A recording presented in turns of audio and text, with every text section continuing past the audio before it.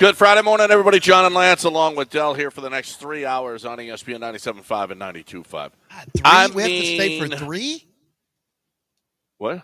Can't we let Dell have an extra 30? Well, I would like to have just 2.5 and Dell. Dell takes over. Then he does a 2.5-hour show, and we do a 2.5-hour show, and it's fair. Into his show almost every day. And that makes it fair. The Warriors lose 5 in a row. No Steph. No Draymond, and Jonathan Kuminga destroys you. A career high, 33. He was, the Rockets are, they can't, what is the deal with their shooting? Holy crap, it's awful. It is awful. They can't hit, and Jalen's throwing stuff up.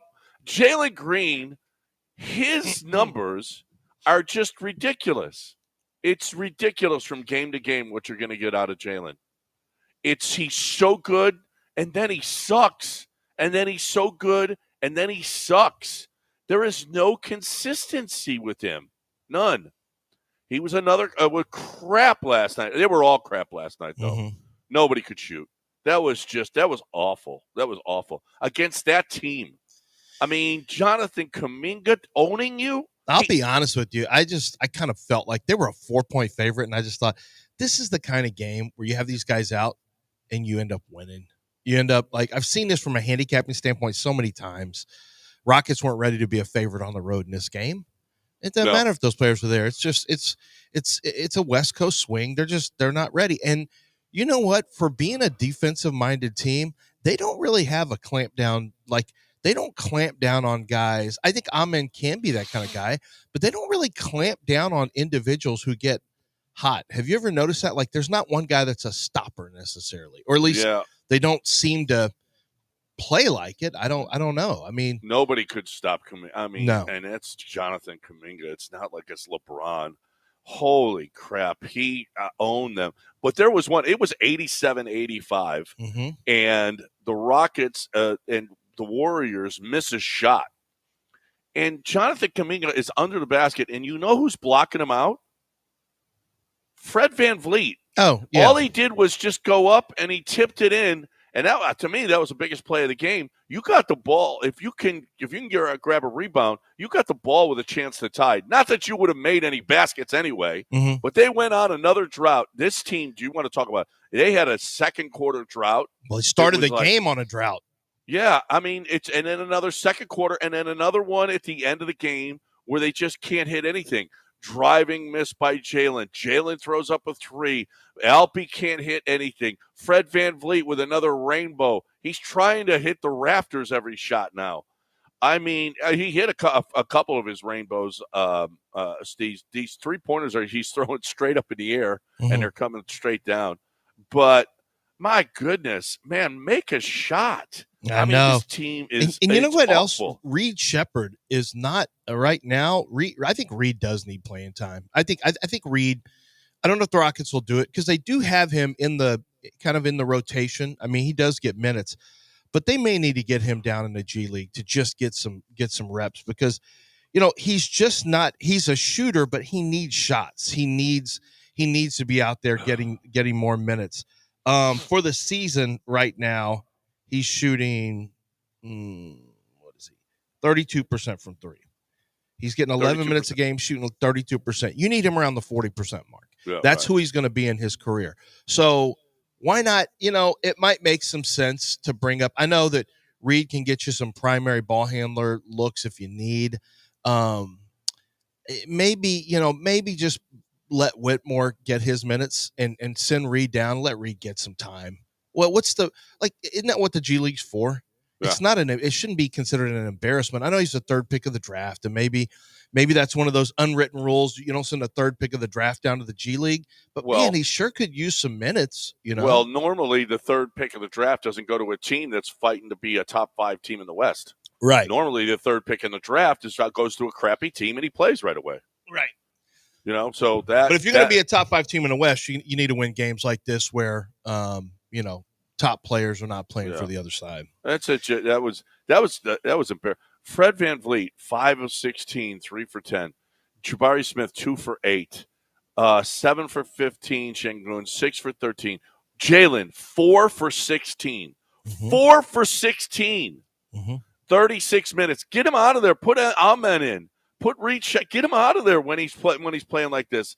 His numbers. Look at these last 4 games. 4 of 16, 25% from the field. 0 for 4 from 3, 14 points. 34 minutes, 9 of 14 against Sacramento. 5 of 8 from 3, 28 points. That's a nice game. Oh, the game before, 2 for 6 and 1 for 3, 9 points. The game before, 12 of 20. 4 for 6 from 3, 41 points. But you say all this, John. The game before, 3 for 9. The game before, 3 for 14. Do you know that they're at number 7 in the league in field goal percentage? Well, listen, when they go I'm cold, joking. They're 29th. Yeah, right. Yeah, exactly. I was seeing. No, hang on. No, 30, 29, 20. They're 27th in the league. They shoot 43.7%. They're 3 from the bottom, and the only teams worse than them are the 76ers, the Pelicans, and then the Charlotte Hornets. And look at here at the end of the game. They're down by 4, 95-91. Jonathan Kuminga is in the post, and Fred VanVleet is guarding him. Well, what the hell? Ime, you're a genius. You're a genius. What the hell? How do you switch out and Fred VanVleet is on Jonathan Kuminga, who's the hottest player in the world? How does that happen?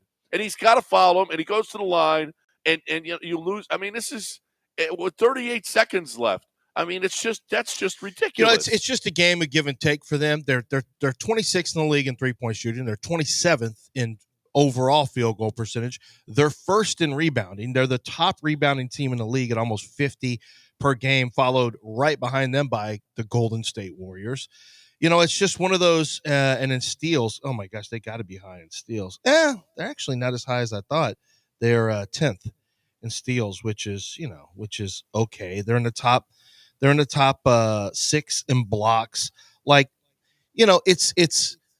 It's right now. It's their game is not going to be offensive. It's not going to be. They'll score points in bunches based on activity level, points off turnovers, just athletic scores, streaky shooting.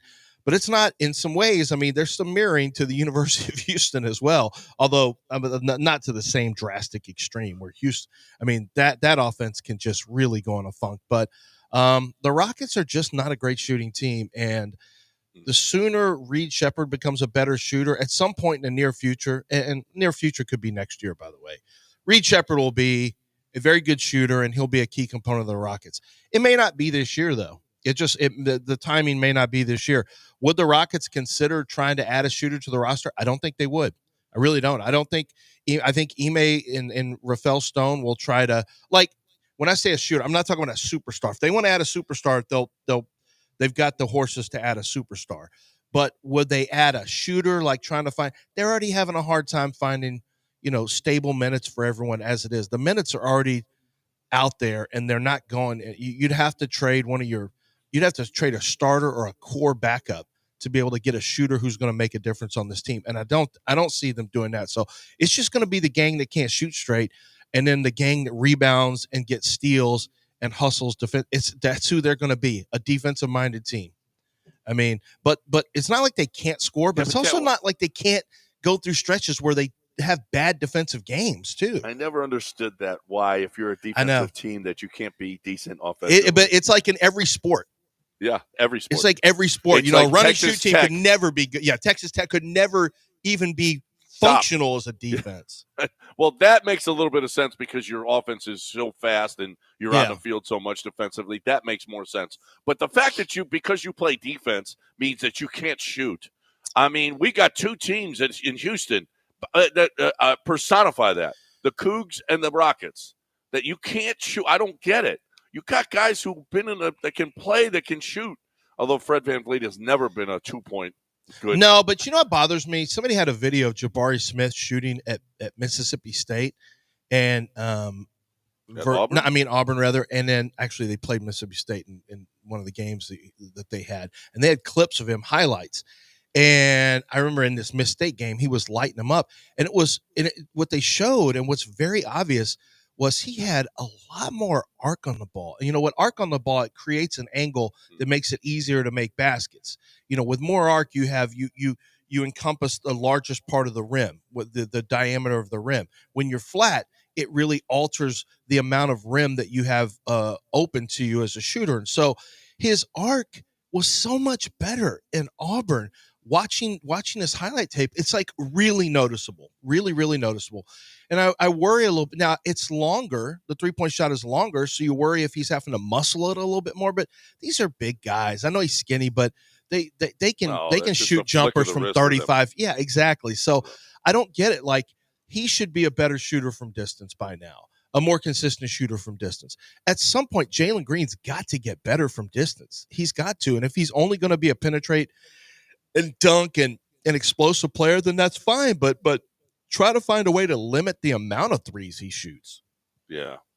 I mean, and I don't know what to do with Fred VanVleet. Like, he just has too many of these games where I'm almost thankful for 3 for 10 games from the 3 for Fred. I'm like, well, at least it wasn't 1 for 12. At least it wasn't 2 for 14. Like, he only shot 10 times and made 3. That's kind of good. 30% is kind of good. Yeah. I mean, I'm watching the Jonathan Kuminga clincher with 16 seconds left. You call him Kuminga? Fred VanVleet is on him again. No, because Fred What D's the up. hell? Fred D's up.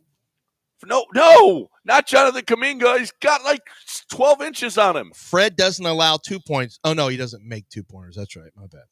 Oh, my gosh. I know. It was what the hell? How is it that Fred VanVleet is always on Jonathan Kuminga? Hey, well, I was watching that. That's Steve Kerr beating Ime. If you're scheming so Fred VanVleet always ends up on Jonathan Kuminga, that is Steve Kerr beating Ime. Yeah, but that's just basic. Just create switch and then go to the switch defender. Right, exactly. And keep on doing it. There are 3 instances that I just mentioned. Under the basket with the tip, in the post where Fred VanVleet had to foul him, and then the game winner where Fred VanVleet is on him, and he barely gets any help from Brooks to coming into the lane. And Brooks came over too late. You cannot tell me that is not scheming when you end up with 3 times in crucial situations a guy that's a foot taller than the other guy. Well, you just say don't. I mean, every time. I'm curious why you would just say don't switch it up. Yeah. If we have this, we're not switching up on that's just one sentence you have to say. Hey, we're not switching on Kuminga. Anything that any switches on Kuminga, Fred. If it's Fred, you don't switch. Stay your guy because they've been doing this and they're gonna keep trying to do this to us. So that doesn't really make a lot of sense that they would allow themselves to continue to get beat by a switch that you don't have to make. I mean, because it's a team that's an athletic team. They can fight. They can switch it or not switch it. But it seems like switch teams for all of eternity, switch teams never vary. They switch everything. And I'm just not a huge fan. I know the thought in the NBA is you can't switch, you can't go under the screen because, you have to switch it rather because if you go under, they'll hit the 3 on you. If you go over, then you get wrapped up in the pick and roll, and that's not good. And I'm just like, well, teams aren't as good they're not as good finishers as they once were. You can maybe go over the top a little bit more. And then B, I don't know, man. I'd rather take my chances with some of these guys shooting threes, playing under it, or just showing at the top at the screen. Let the screener show, defender on screener show at the top to just try to keep him from shooting and then settle back. Because when you're always a switching team, you're extremely predictable how you can attack that team. I mean, you see in the postseason all the time. One high screen and roll, team switches, and then the offense actually starts it. Okay, now we're isolated on this guy. We're going to play a one-on-one at the top. Rockets do it sometime with Alperen. Sometime the Rockets on switches, they'll wait for switches and they'll let Alperen go against a smaller guy. But it's not great. They lose that one in a preview of what you're going to see. Although you're going to see a lot better players for the Golden State Warriors in the NBA Cup that is coming up. Del, they did not rest. They did not rest anyone, though, Del. Listen, the Rockets. Couldn't be a worse matchup. They've lost 15 in a row to Golden State. 15 in a row. The Warriors 15 rested. in a row, and that's without Steph and Draymond. The Warriors are resting up to win that cup. Yeah, they rested their best players, and the Rockets didn't and still took the L. So I just think there should be more strategy looked into. Now, I will say this. now the Rockets know that Kuminga, they'll be trying to switch Kuminga on Fred VanVleet. So now when the games matter more, you have a plan in place. You didn't want to show, like you said, Dell, you don't want to show your actual John, plans. I know you're furious about Ime allowing it to happen, but maybe in moments in games that actually matter, he will have a strategy that he didn't employ last night. NBA Cup action, I don't think you're going to see Kuminga on Fred VanVleet over and over and over again. That's not how we do the Cup, John. So you think that maybe Ime was pulling the yarn away from the bait and so switch. Fred VanVleet was just a ploy. Remember when Greg Maddux threw that pitch to get rocked, to get grooved? He said he threw it intentionally to get grooved inside because he wanted the hitter to see it for the next time he played him, because he was same thing Ime's doing. He's like, let's show him the switch. The old bait. It's a bait and switch. Literal bait and switch. And I see what he's doing. The Warriors now. just are going to assume that when they need a bucket late, they can get Kuminga on Fred VanVleet. But when it matters in NBA Cup action here in Houston, won't be allowed. Yeah, Ime's got something different coming this time. I can feel just it. be ready for it. I can feel it in my plums. Yep. All right, that's a good call, Del. Good call. So relax. I feel a lot better now. I know you're frustrated by last night, but just remember, it's all set up. Long-term view, John. Yeah, that was a short. That was a short game. This is the long con that Ime's pulling on Steve Kerr. Ime wanted to lose that 15th in a row. I mean, he would have been fine winning it, but he's not going to give away his strategies. Winning also is cool. Yeah, he would have hoped to have won. I'm not saying he went out there to lose, but we're not going to give away our strategies in a meaningless basketball game. Was part of his strategy for Jalen to throw up 4 for 16? Well, the minute you start him, you know that's a possibility. That's it. No, absolutely. I mean, you have especially if he played well the game before. You have 2 starting guards shooting under 40%. Yeah, you can expect those type of nights. That's who they are. You think, especially after a 12 for 20. It's got to balance out. That's what's going to happen. It's got to balance out, John. He's not a 48% shooter. He's a 39% shooter. So if he's good on one night, he's going to be off of the next. Yeah, and that's Jalen. That's our it's what it is. It's not a surprise. No, we got a break right here. 713-780-3776 is the number. It's just man, come on, guys. They don't even have Steph or Draymond. Come on. All right, and they lost 5 in a row. They're reeling. They suck right now, and they beat you again. Holy crap. Hey, you know what's really, really good, though? Why you sound like Charlie Cashley? Hey. All right. Hey, see? Okay. No, hey. HRP. All right. Ford Bronco, see? Hey, the Ford Bronco Sport and the Ford Bronco are awesome. And you Jeep owners, you got a Jeep, you want to trade it in, $2,000 off, right off the top. Plus all the other incentives as well. They got plenty of them. Plus with the Ram truck, you got a Ram truck, you want to trade it in for an F-150, boom, $2,000 more off for trading it in. Now, you also got unbelievable deals right now. Financing specials on the F-150s, 1.9 for 60 months. Ridiculously low. Now, the Broncos, 5.9 for 60 months, 7.9 for 72 months. Okay. You got Bronco Sport. This is my favorite deal. $369 a month with nothing down on a lease. $369. That is a great way. And listen, after 3 years, they're going to want to get rid of that car anyway. You leased it. You pay $370 a month. What a deal to get that kid started in a vehicle. Do that this Christmas. Okay, get the Ford Bronco Sport Big Bend, and you got yourself a great vehicle, new vehicle for the first 3 years of them driving. That's a great way to start things out. That's what's happening in the Chastang Ford. On top of that, no add-ons, no markups, great service, everything that you're going to love about Chastang Ford. It's happening in the Chastang Ford. I'm not sure it's happening everywhere, but it's happening in the Chastang Ford on 610 at Homestead, not Hempstead, 5 minutes from downtown Chastang Ford.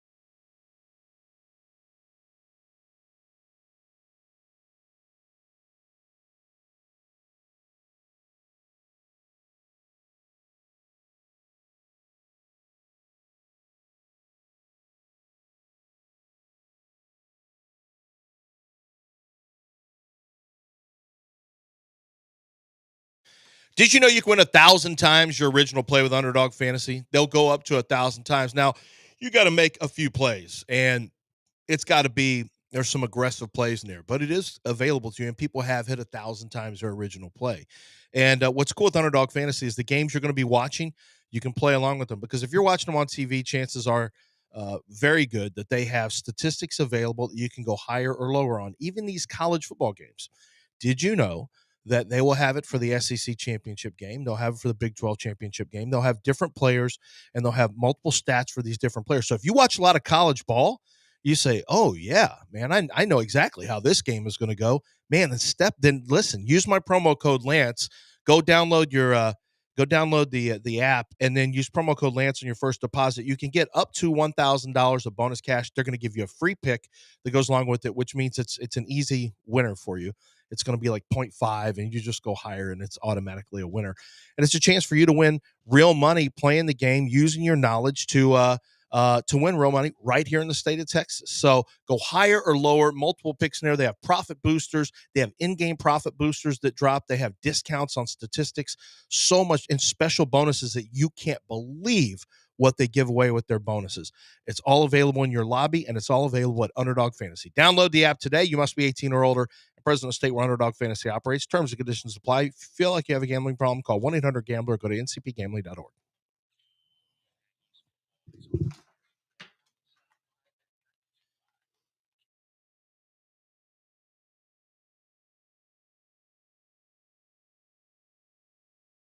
You're back in the Veritex Community Bank Studios with John and Lance on ESPN 97.5 and 92.5. Well, it's funny. Dell and I were talking about this during the break, and I mean, there's 3 different stories. Apparently, did you guys see the Florida hot? This is the headline. Florida hottie sentenced to 20 years for leading nearly $200 million Ponzi scheme. A 41-year-old Johanna Garcia, 20 years in prison. She's blonde. She's pretty. A Ponzi scheme. What about the Hawk Tua girl? She launched a crypto, $50 million. In minutes, it was gone. $50 million gone. Yeah. Well, in so millions. it hit the premium. It started off, it originally shot up to $600 million. And within minutes, everyone had been, I guess it sold down. I guess that's how it worked, is everyone was selling. Which is understandable if you're getting that kind of money on the top end, right? Get out. But I don't know that they'd even got that type of money. I think they sold enough. I think what happened was there's a valuation for, I think it's $50,000 per coin or something like that, and then they sold X amount that equaled that high valuation, and people instantly went, "Oops!" Within 3 hours. Within 3 Yeah. hours, the coin had plunged 91%, carry evaluation So of just 41.7 when it started at 490. So decentralized money, which is really more of a philosophy than an actual tangible. It's not tangible. It's more philosophical, the money. It was, so all that money went on a girl who spits on junk. Yeah. Got hot in a meme that was out there. Right. And some videos She's and songs launching. and stuff like that. She launches this, and you put your money into it and lost it. Oh, that's a surprise. Yeah. Sometimes you just need to hit the ball down the middle. You don't need to do the wildest, craziest stuff like betting on a girl that spits on things. That's not, Waddell, I'm just saying, that's not the bet you make. Like, you know where I'd like to put some of this money? Remember that girl that says she spits on it, and then you remember I spit on that thing. Hawk Tua spit. Yeah. Listen, there's a financial instrument that I've got an opportunity to invest in from her. And I think this might be smart, honey. This is where we probably need to put little Bethany's money. I mean, I don't know. So that was yeah. No, trust me. That was 2 of the hotties in my courtroom. You think that girl's a hottie? I think she's a hottie. Oh no, she's all right. She's all right. Okay, she's all right. All right. No, and then the Floridian. But did you see the Colombian hit woman known as the doll? Ooh, that sounds like a good one. arrested for several murders, including her boyfriend. And That one was personal. Ex-boyfriend, excuse me. Either way, well, and he's she dead now. is a hottie patati, not guilty. John's ruled her. How would you like to break up with a known assassin? Yeah, you can't get into a that paid relationship. assassin. Like you can't get out of that. Some people don't have foresight. Generally speaking, a relationship's not going to work. You're not, by work I mean last the test of time. It's just how the math says. No, you're not going to be in that relationship forever. So what happens when it ends? I have a friend of mine. It's the hit woman on the other side. It's not going to go well. I had a friend of mine. Who in college wrote a bunch of like hot checks to Sonic to get the brown bag special to get hamburger, because we were all poor, and he had written some hot checks, and then his girlfriend, who he was like kind of over, covered all those hot checks and the hot check fees, and then he couldn't break up with her. He's like, I can't. She stepped in and saved my ass for like $200. I guess I gotta stay with her longer. So with her for toxic relationship got even worse because he didn't want to be there, but he felt like he had to because the hot check payments. Well, my question about the hottie killing her ex-boyfriend is, what did he say? I mean, what did he say? So, I mean, if you think she was provoked, if he said something out of line, then I really, frankly, don't. I've got to hear the entire case. Okay? I don't even want to. I'm the judge. Honestly, I don't even want to comment on this. If you story. missed her arrest, well, she got arrested. Yes, well, if you missed the video of her being arrested, she was in a crop top and shorts. Okay, what's her name again? The doll. That's all I know. The doll. I don't know her real name. Yeah, the doll. Colombian hit woman. Yeah, you'll find it. You'll find her. Oh yeah. She did the perp walk, and okay. And you know what? I don't gang-related know. murder. I'm leaning not guilty. So she is. Not guilty. There's a lot of factors that'll get you to that verdict. Namely, she's a Colombian hit woman, and she may work for people who want her out. You might have to. We need to ask Melissa if she knows her.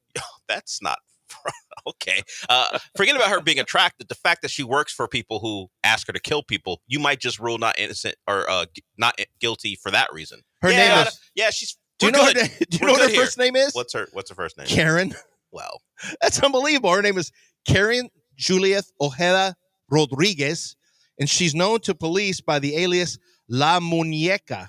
What does muñeca mean, the John? Doll. Oh, the doll. Okay, of course, yeah. Yeah, muñeca's a doll. So a dangerous hit woman. Yep. She is. Listen. I'm going to hold judgment. That's all I'm saying. You want to give her a fair shot? Yeah, I mean, I can see why you would do that. I hate her being locked up all that time. That's all I'm saying. All right. That's our female crime segment right here on ESPN 97.5 and 92.5. Not to be confused with our Rockets Can't Shoot segments. That's male crime. They committed a crime of. Do you see the United Healthcare assassin? Inaccuracy. He's got a picture of him smiling like there's no mask. I think they're probably gonna. Oh no, they got him. They knew who he was yesterday. They do? The manhunt. Yeah, they knew. The cops knew already. There was a manhunt going on. So they know the guy? They know the guy. Okay. Yeah, they know who he is. Yeah, they saw him. There was videos of him riding his bike. It's just too many. There's too many cameras to get over. That's why Hitman. Listen, I mean, it used to be so much easier to kill people. A hitman. Now there's all these cameras. And because they can follow you. You can backtrack where you've been. There's so many cameras. Now you say that, but nobody at the University of Texas will be punished for their bottle throwing. Hey, we can track this guy through multiple cameras, but like all these stationary people who didn't leave after did the call change? Did the call change? Yes. Okay. Not guilty. But they will not. The University of Texas will not punish any of those fans. They did their investigation. Said we can't determine who did it. Honestly, nor should they. There was plenty of DNA on all those bottles. Plenty of DNA. They could have. I don't know if they're using that. I just think there's cameras everywhere. You didn't have any cameras pointed at that crowd to identify who did what. We don't know. Oh, and we've been doing free Aziz. Well, not us, but people have. Now there are shirts. What about free Bevo? No. Free Bevo. They're not allowing Bevo at the title game. Because of, he might murder a dog. Please, that would be awesome again. No. All right, time to break it here. Yeah, that's right. Cows should be, steers should be dogs. I'm sorry. You just want dogs to die? Yeah. No, It's he's not a dog It's guy. the natural order. Yeah, he's of not a things, It's dog Del. not guy. no, He's a cat guy. no. He had Jinxie the cat. Steers aren't dogs' natural predators. What do you mean No. the Yeah, they natural kinda order are. of things? No, they don't kinda even. are. No, you I have think so. you have They're the bigger and stronger. That's all. Big case closed. Time to talk about, you know who's bigger and who's been one of the biggest window guys in the city of Houston, and that's Jim Fiume. Jim Fiume is really awesome. Jim Fiume has been doing this for over 36 years. Dude was, I mean, he came here from New York, and you could tell right away when you talk to Jim, he's originally from New York. But the thing about him is he was an orphan and a self-made man, and what a successful businessman, and what a great company that he has started here. I mean, It's 36 years old, and it's still the lead. Here's the deal: is we ain't skimping on anything. Okay, we're gonna put the best windows in with the best installation, with a great warranty for you.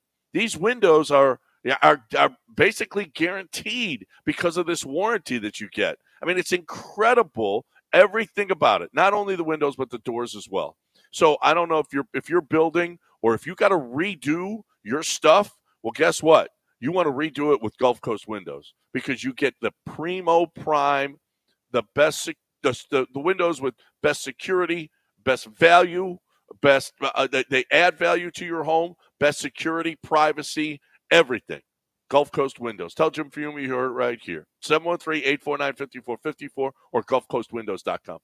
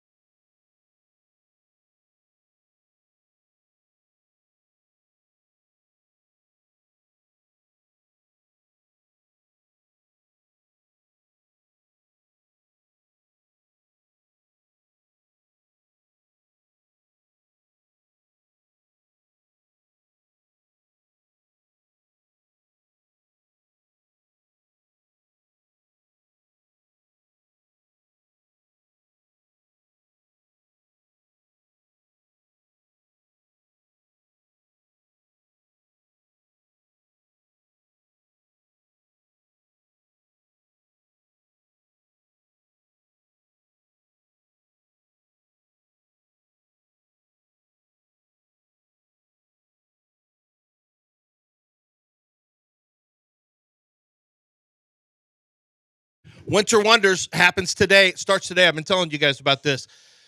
Uchiko, awesome sushi place. Maven Coffee, Lance McCullers' Big Coffee. You know, he spent a lot of time on a coffee game these days.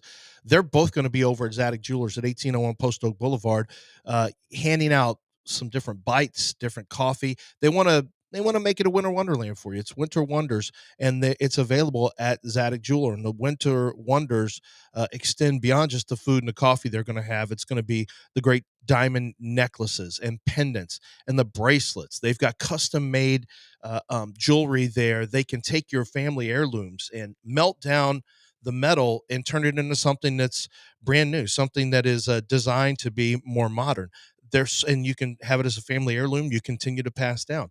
There's so much that Zadig Jewelers does and so much that they have that is going to turn this holiday season into a special, special time for your favorite lady. Make sure that you guys stop in at 1801 Post Oak Boulevard. While you're there, why don't you check out one of those luxury watches, something to treat yourself with this holiday season. But I'm telling you, Winter Wonders is going to be a great time. Every time they do something like this in their big 28,000 square foot store, it is special, and this will be no different. Today, tomorrow, and on Sunday, and they're open throughout Sundays in December. Throughout December, they're open on Sundays. Don't miss out on the great opportunity to make her Christmas special. Zadig Jewelers, ZADOK, 1801 Post Oak Boulevard.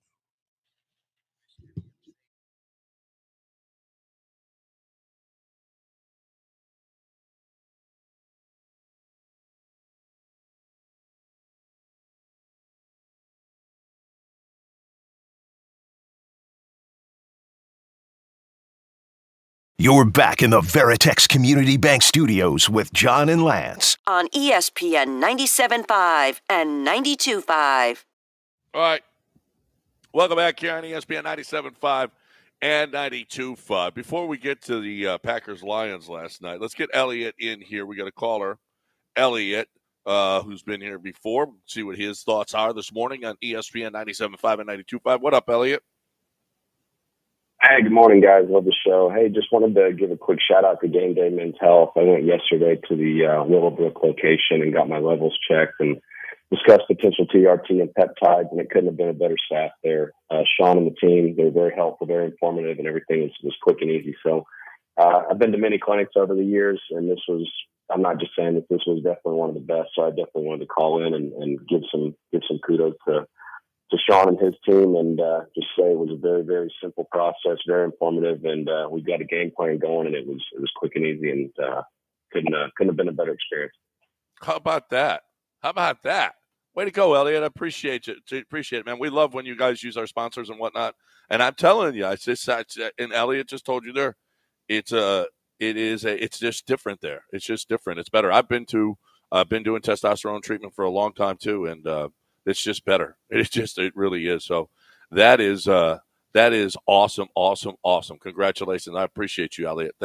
We love when you guys use our sponsors. Thank you very much, because that helps us a bunch. That helps us a ton. Absolutely. So, Elliot, thank you for that. That is great stuff. Yeah, and I love Game Day. I just made my appointment yesterday, as a matter of fact, myself, for when I come into town. I'm coming in not next week, but the week after, and I'm going to go see him. So do we want to talk about, for some reason my TV wouldn't allow me to watch Prime. So I had to watch the Lions game on my phone, which is and then when I tried to stream it to my TV, only the audio would play and not the video, but all my other apps work. So I don't know what's going on there.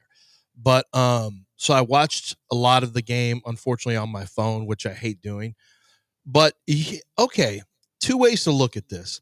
The Lions have escaped against the Texans, against the Packers, and against the Bears. But they're all wins. They've won every single one of those games. How do we look at that? I only look at it as a positive. Personally, I just look at it as a positive. I do think they're not a super team. They can be beaten. What I take from it is they know how to win. That's how I look at that. I wondered if you looked at it differently. Like, hey, do you look at it at all as, hey, they're there to be had? I don't know. I don't process it like that. No, I don't. Now, I will say this about the Chiefs. I mean, we're being a little hypocritical because we've been, we've been talking about the Chiefs all year long and bad mouthing them. Block field goals, and they're not looking good. The Lions, the only game they looked fine against the Bears. They look good against. I thought. Remember now, they've lost their top four of their top five linebackers are out. Their best pass rushers out. Aaron Glenn is doing it with a skeleton staff. Do you know how many he's got right now 2 practice squad guys who are starting for him right now, full-time starters.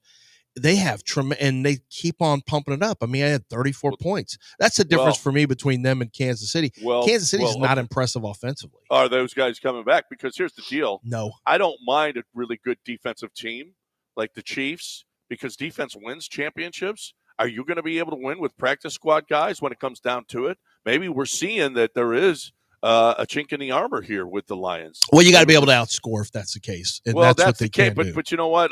That's dangerous. Well, that's stay dangerous in the number one hole so that you only have to play indoors. That's right. Yeah. Well, that is true. That is true. And if they stay in that one hole, then they'll be just fine because the home field for the Lions is tremendous. It's really important too, considering the injuries that they have. But it's just such a.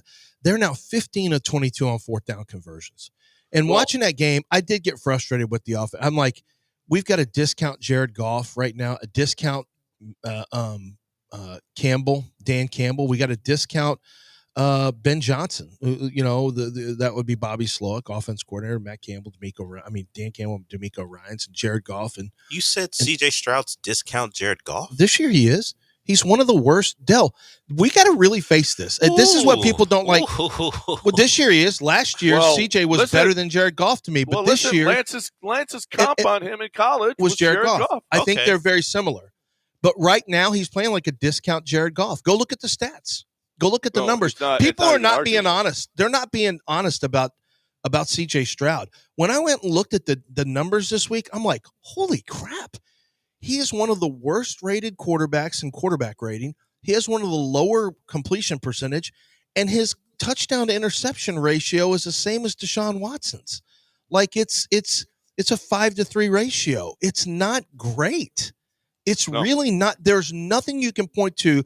His explosive throws, like there is nothing you can point to with CJ Stroud where you say, he's one of the top 10 quarterbacks in the league in this area. I got yards. That's it. Only yards. I got a question for you, Del. Why were you like? Well, he knows what it sounds like to the general public. It's just a stark contrast from what anyone would say even now. I don't know why year one means more to people than year two when it's a short sample for him, a small sample for him. We've only had not a full season two, but why would year one make people believe more about him than what this year's done? Because every time you say he's not played well, there's a reference to how good he was last year, and you start placing blame on others. Well, I don't mind what Lance said. No, listen. Dell knows what there are people that are saying for even others still. There are people that are saying even still today that without him, the Texans would be a 5-8 team, not an 8-5 team. Well, sure, and that's true. Oh, well, that's true. There's a gap between a starting quarterback and a bad backup. Yeah, sure. I wouldn't argue that, but probably would be worse. Well, wait. Discount meaning discount. I know people look at this, but think about this. D'Amico Ryan's decision making and having his guys ready and all that stuff. It's not Dan Campbell's. It's a discount. Jared Goff has played exceptionally well with the exception of one game that he still ended up winning over C.J. Stroud. C.J.'s been a discount Jared Goff. He's in the, I think he's in the conversation, but he's not at that level. Ben Johnson over it's not close between Ben Johnson and Bobby Slowick right now, the two play callers.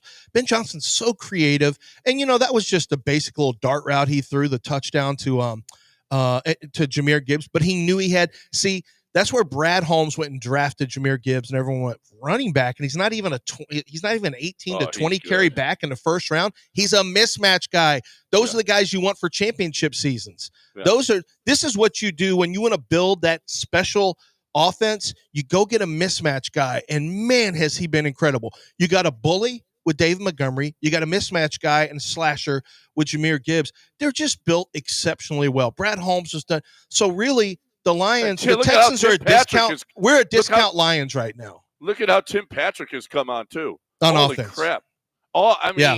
That is. But now this is a guy with Achilles injuries in his background, and okay. So what were you thinking? 4th and inches in a tie game at the Green Bay 20, and you're going for it. I thought Dan's going to go for this. I bet he goes for it. You're literally tied, but Green Bay would have got the ball back with what, John? 40 seconds? 41 seconds, I think. It was 43, and it would have been 38 or so. Yeah. No. Well, yeah, depending on what kind of play it was. So they would have still had, even if you make the field goal, they still have a chance, and they got a good field goal kicker. Even if you make it, they have a chance to get down the field and score a field goal, but they wouldn't have any timeouts left. It'd be very, very difficult.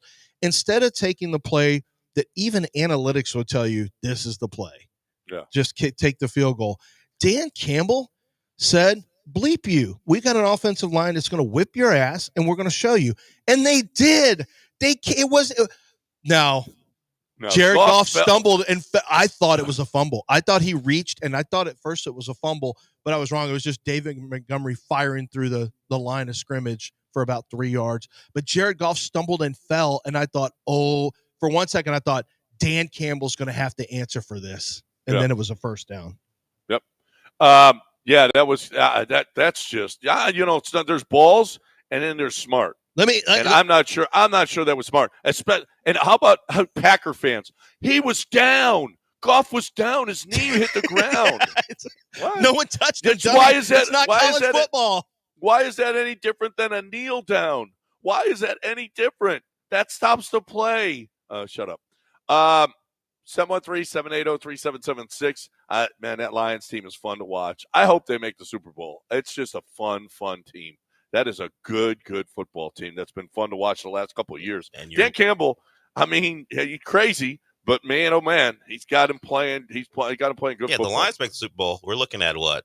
At a minimum, 70 points scored between the two teams. Oh my God! Because of how beat up they are defensively. So my buddy is a Super Bowl ticket guy, and if the Lions make the Super Bowl, it's good for him, right? Oh my God, the tickets will go through the roof. All those Lions fans that don't want to be there for their first ever Super Bowl. Are you kidding me? All right. And I know what I'll be drinking that week of the Super Bowl. Coors Light. Got a funny feeling. Yep. I got a funny feeling I'm going to be drinking Coors. And that's based on a true story. I like to start my Coors Lights commercials with, this is based on a true story. Poker this week, Coors Lights. Golf this week, Coors Lights. Just sitting around the house this week, Coors Lights. I mean, you could go out, you go to the bar, Coors Lights. It's just, I don't know. It just feels like it's part of my life. It feels like family to me. That's all. It does. I mean, I love me some Coors Lights. I love my kids. I love my wife. I love you know what? I do. I love the games. I love poker. I love golf, football. And I love my Coors Lights. It's just part and parcel of what you get. And I hope you're like me. I hope that you enjoy your cold, clean, crisp, refreshing Coors Lights as well. Listen, whenever you're doing, I don't know what it is that you're doing, but it just is better. It's colder, it's cleaner, it's more refreshing. All right? Don't be parched. Don't drink that thick brown beer. That's not refreshing. Coors Light's refreshing with that Colorado water. Climb on, brother. Cool, clean, crisp, refreshing Coors Light. Keep Texas chill.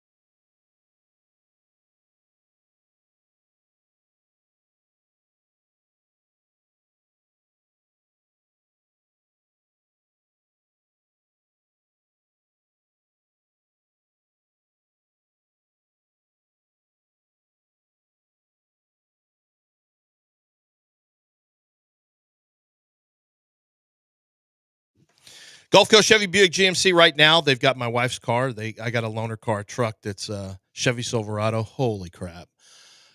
So they got my wife's car. She said, I want to drive your car. I don't want to drive this truck. I said, cool. I don't want you to either. I want to drive it. And I'm in the Chevy Silverado, and I'm telling you right now, the Chevy Silverado is a phenomenal ride. really, really fun to be in a pickup truck that handles like that. It has the cargo space came in handy. We got a Christmas tree, so we did that, and I've already hauled around a couple different things in the 2 weeks that I've had it, and well, actually less than that, I guess. And it's come in handy. It's something I couldn't do. I wouldn't have been able to do with my with her Traverse. And so, there's different types of vehicles for different type of needs, but just understand this. The Chevy product is terrific. The Traverse is what we drive, but I'm driving the Chevy Silverado right now, the pickup truck. And the interior, the exterior, the look, the feel, the handling, the precision, it all comes down to having that second home. A car is a purchase now, a lease or a purchase where, they're not cheap anymore. So you want to make sure that you get the best value possible with the best price, the best trade-in value, the best terms, all the dealer cashback that you can find, great customer service, and exactly what it is that you want from in terms of the trim and packages. And that's what Gulf Coast Chevy Buick GMC in Angleton, that's what they provide for you. Don't miss out on the customer service and all the great prices and features they have. Go to Gulf Coast Chevy Buick GMC.com or just head out to Angleton, where great people are going to take care of you and get you a great Chevy.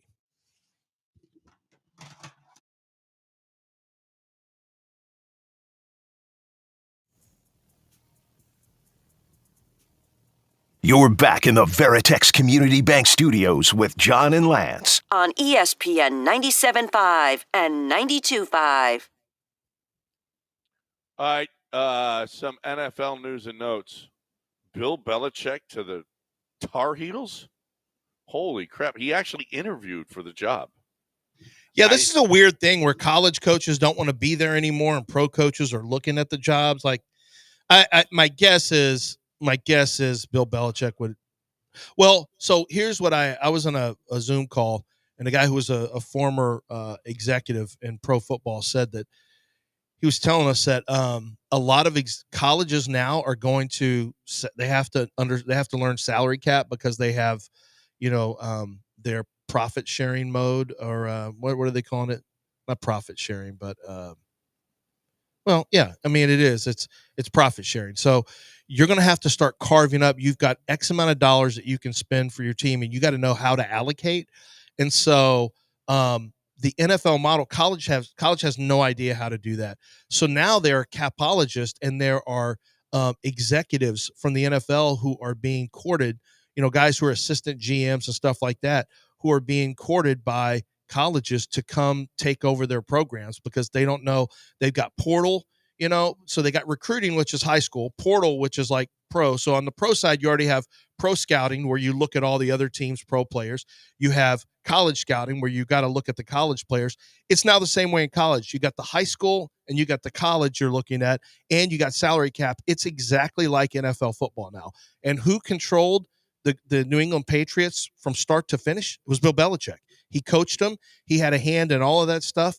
So it is shocking in a way because I don't think Bill Belichick's going to love some of the college players he has to deal with, and I'm not sure they're going to love him, but he has the experience. It's not shocking in that colleges are now looking for pro people because they don't know how to run salary caps and multiple evaluation areas. Because like I said, it's not just recruiting anymore.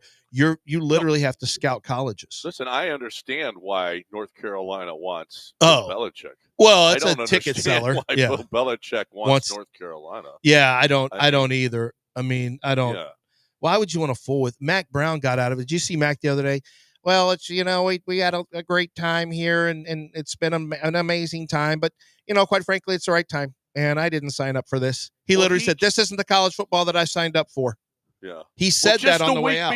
Just the week before, he said, "I'm going to make my decision on whether I'm going to come back." He was already gone. The next day, they said, "Okay, Mac's gone. You ain't making no decision here, Mac." Yeah, you remember when Mac tried to pull that with Will? Remember when Will Muschamp was the head coach in waiting at Texas, and then Mac decided he wasn't going to shut it down, and Will Muschamp just kept waiting there, and finally Will Muschamp just said, "I'm going to leave. I got to go." And then Texas had no succession plan when Mac was gone. They went Charlie Strong and they went Tom Herman, and it didn't click for them. They didn't have a succession plan. North Carolina's not going to let Mac Brown decide when he goes. They're like, they're hoping he'd say, "Yeah, I'm going to shut it down." And then as soon as Max said, "I don't know. I may come back." Okay, we got to step in here. We thought you were going to say you're going. It's been a good run, Mac. Let's. You don't really want to have to deal with all this portal stuff and NIL, do you? Do you, man, Mac? Belichick is going to go, what the hell did I get myself I think he is, because he doesn't know is that players now are what you're dealing with now is actually a lot of dads. And this is the thing in the NFL. This is why so many NFL teams don't want to mess with Shador. It's true. They don't want to mess with Shador, right? Because like, we got to deal with I'm Deion not the whole laughing time. at that. Someone tweeted us, considering who he dates now, he's just going for the co-eds. Well, I mean, respect the hustle, but right now, apparently in college right now, the biggest problem is all these dads who think their kids are superhuman, and high school coaches who are listening right now, like, we're dealing with it in high school. I know, no, I get it. It's totally a problem. But now in college, you've got every dad in the world, and uncle, and anybody that's close that now reaches out to the program, and they think they need a voice with the program to tell them their son should be playing and all this. And this is something they were kind of insulated from for a long time. Once they signed a guy, they had him, and they didn't have to placate him. Now that you have instant portal and instant access to leave, everybody, now you have to listen to, or you have to deal with all these dads who think their kids are the best players that have ever played, and they're way wrong in most cases. Yep. When you didn't have when you had a year that you had to sit out, you didn't have all that leverage. You had to kind of stick it out a little bit. Not now. Speaking of which, of the daddies and all that, Kurt Warner's son, who was at Temple, and then Rice, EJ Warner, who just he was at Rice. Was at Rice? Yeah, we missed it. He's transferring again. I mean, talk about either can't play or he's really good. Yeah, well, you lost your coach, so he's able to transfer again. Yeah. So now we'll see where EJ ends up. But it's like, man, every other year, I'm out of here. That's a co-ed call. Well, he went there. It's like, I ain't playing in front of anybody. No, girls Rice here. I can't find somebody who I think is going to be my soulmate, mom. Like, well, yeah, that was kind of a long shot there, the soulmate one on campus. And then, yeah, you were never going to play in front of a bunch of people, son. That was not a huge surprise, actually. You needed to know that before you went there. Yeah, son, we didn't do our homework. Mike Bloomgren came from Stanford. He was actually a name coach. And when he took the Rice job, all I could think of was, I don't think he talked to the right people. Yeah. I feel like Bloomgren could have waited for one that gave him a better chance than Rice. No offense, Rice. I'm sure you're trying hard now that you have a new AD. Well, that's what I hear. Actually, Tori Andrews told me the new guy is really, he's getting money in there, but even a new AD is going to step in and find that's a lot of work, man. There's a lot of people there. The money don't really care that much about sports. That's the problem. At UT, at A&M, at University of Houston, wherever, the money cares about sports. At Rice, the money cares about biology.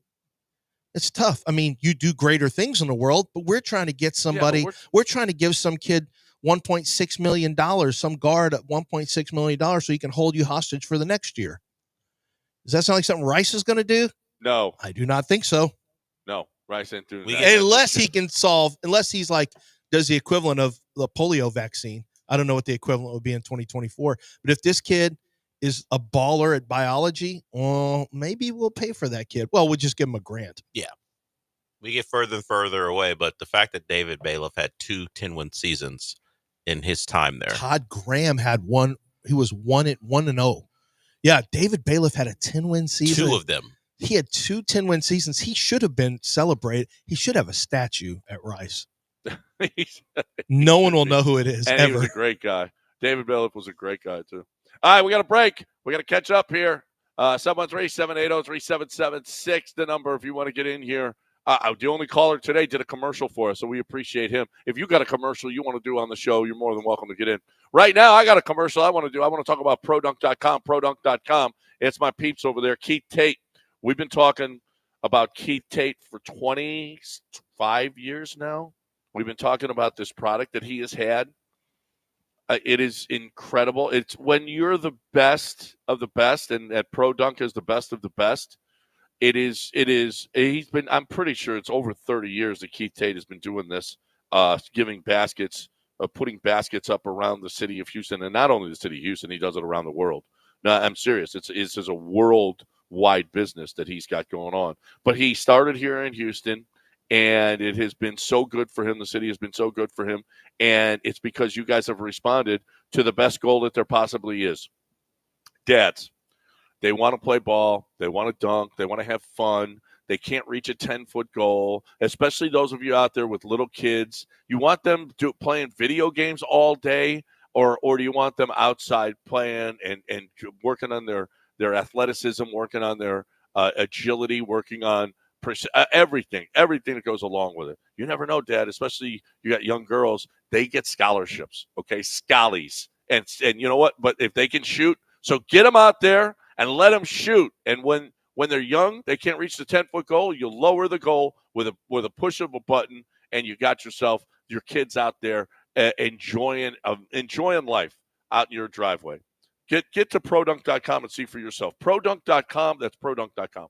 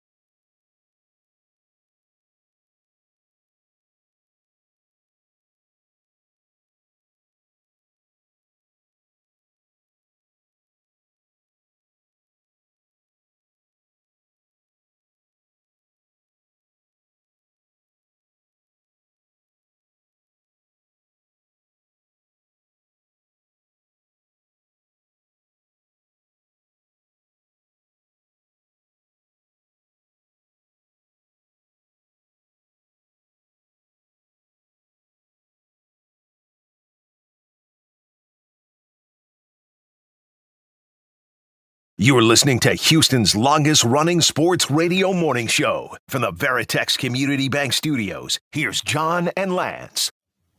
All right, welcome back here on ESPN 97.5 and 92.5. 713-780-3776.